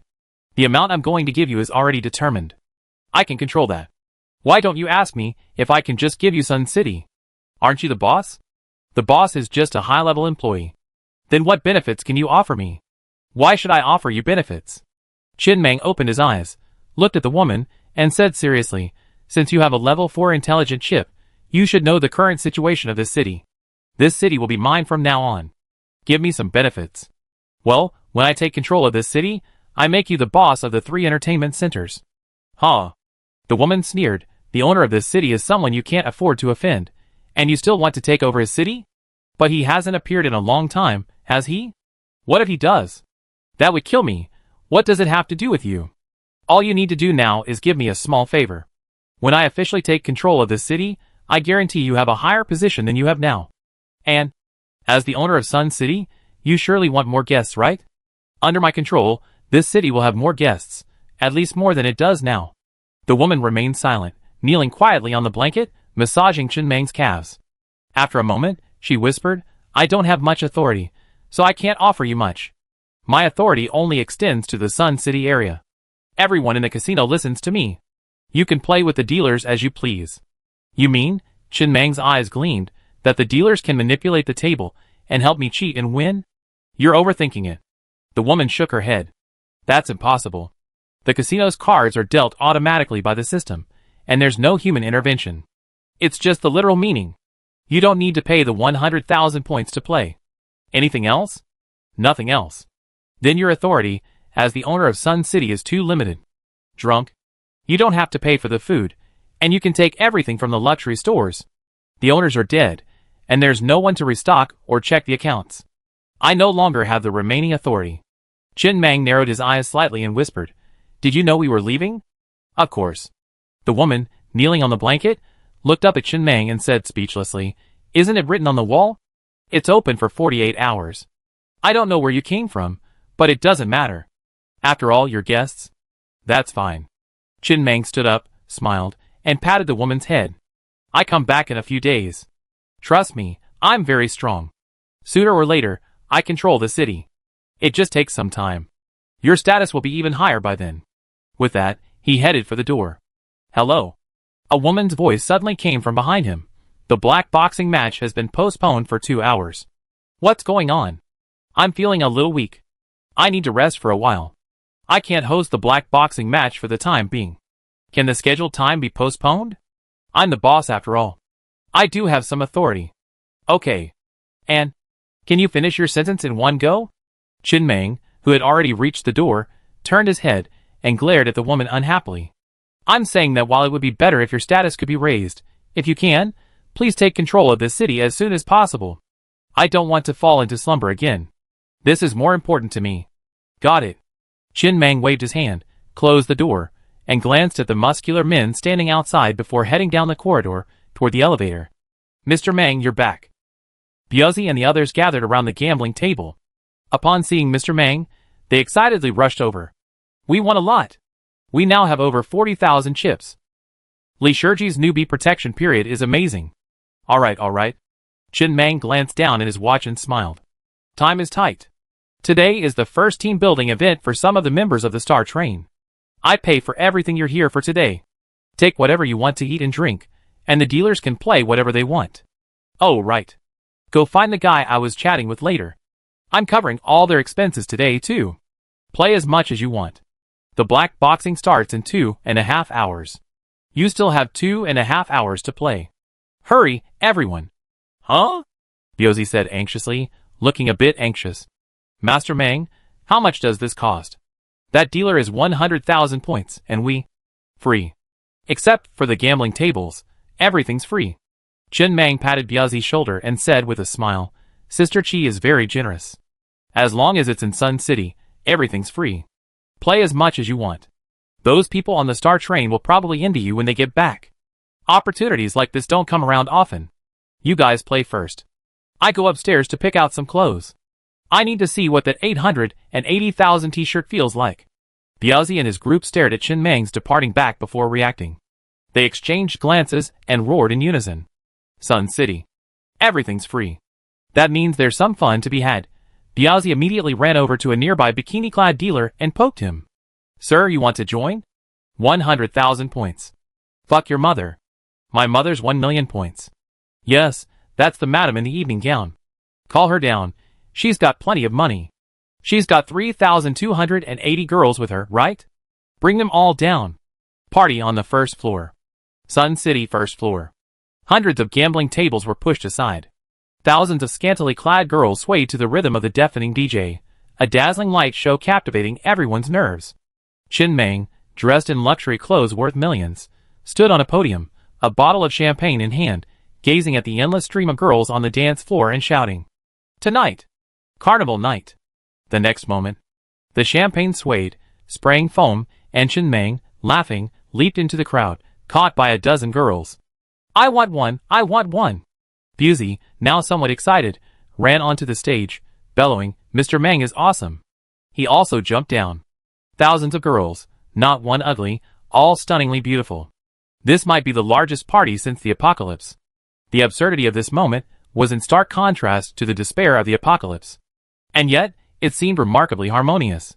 None of the girls were sulking, each one expressing their full emotional value, bouncing to the deafening music. Perhaps, after years of slumber, these robots also wanted to let loose like this. Perhaps, this somewhat absurd party. In some ways, it was a redemption for both parties. Robots, dormant for millennia, and humans struggling to survive the apocalypse, two groups that had no common ground, met on the adventure map Neon City. In a corner of this revelry, Zhang Yi and Zhang Er sat at a table, devouring their food with reckless abandon. Over 50 waiters stood in a row, forming an assembly line, delivering a steady stream of various dishes to the two. They were all small, exquisite dishes. Each bite barely filled the gaps between teeth. But they tasted delicious. The two ate with such gusto that even as they ate, their lips curled up wildly. "Mr. Meng is amazing. He's so kind to us." Zhang Yi looked up at Mr. Meng, singing on the podium, surrounded by the constant explosions of electronic fireworks and atmospheric spray.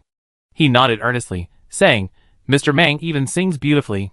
When had they ever been treated this way before, on a train? It was the same apocalypse.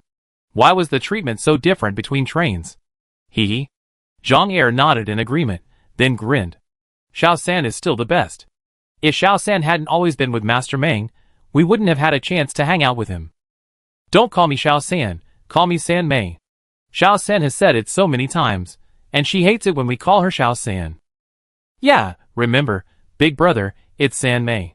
Chen Meng and the others were having a blast. Thousands of girls, a party of this scale, was extremely rare even before the apocalypse, let alone after it. However, the other train conductors in the hall were a little confused. They were playing at the gambling table, but then the table was taken away, and then thousands of girls ran down from upstairs, and the party began, squeezing them into the very corner. Looking at the scene before them, they felt out of place. Especially the man on the stage. They were both train conductors, and they had just entered this adventure map. Why were they like stepmothers, and Chen Meng like his mother's illegitimate son? Chen Meng's group were clearly free to jump into the crowd and have a blast. They had originally wanted to join in the fun, but as soon as they touched it, they heard, "Sir, do you want to come?" 100,000 points. If you don't believe it, touch it again. "Sir, please respect yourself. I'm calling security." "Forget it." A man looked at Chen Meng and his group with a hint of resentment, muttering quietly, "Who wants to play like this? Playing like this in the apocalypse? Do you know what it means to be so happy that you never want to leave? We return to reality later. Let's see how you accept this disparity. I don't really want to play that much anyway."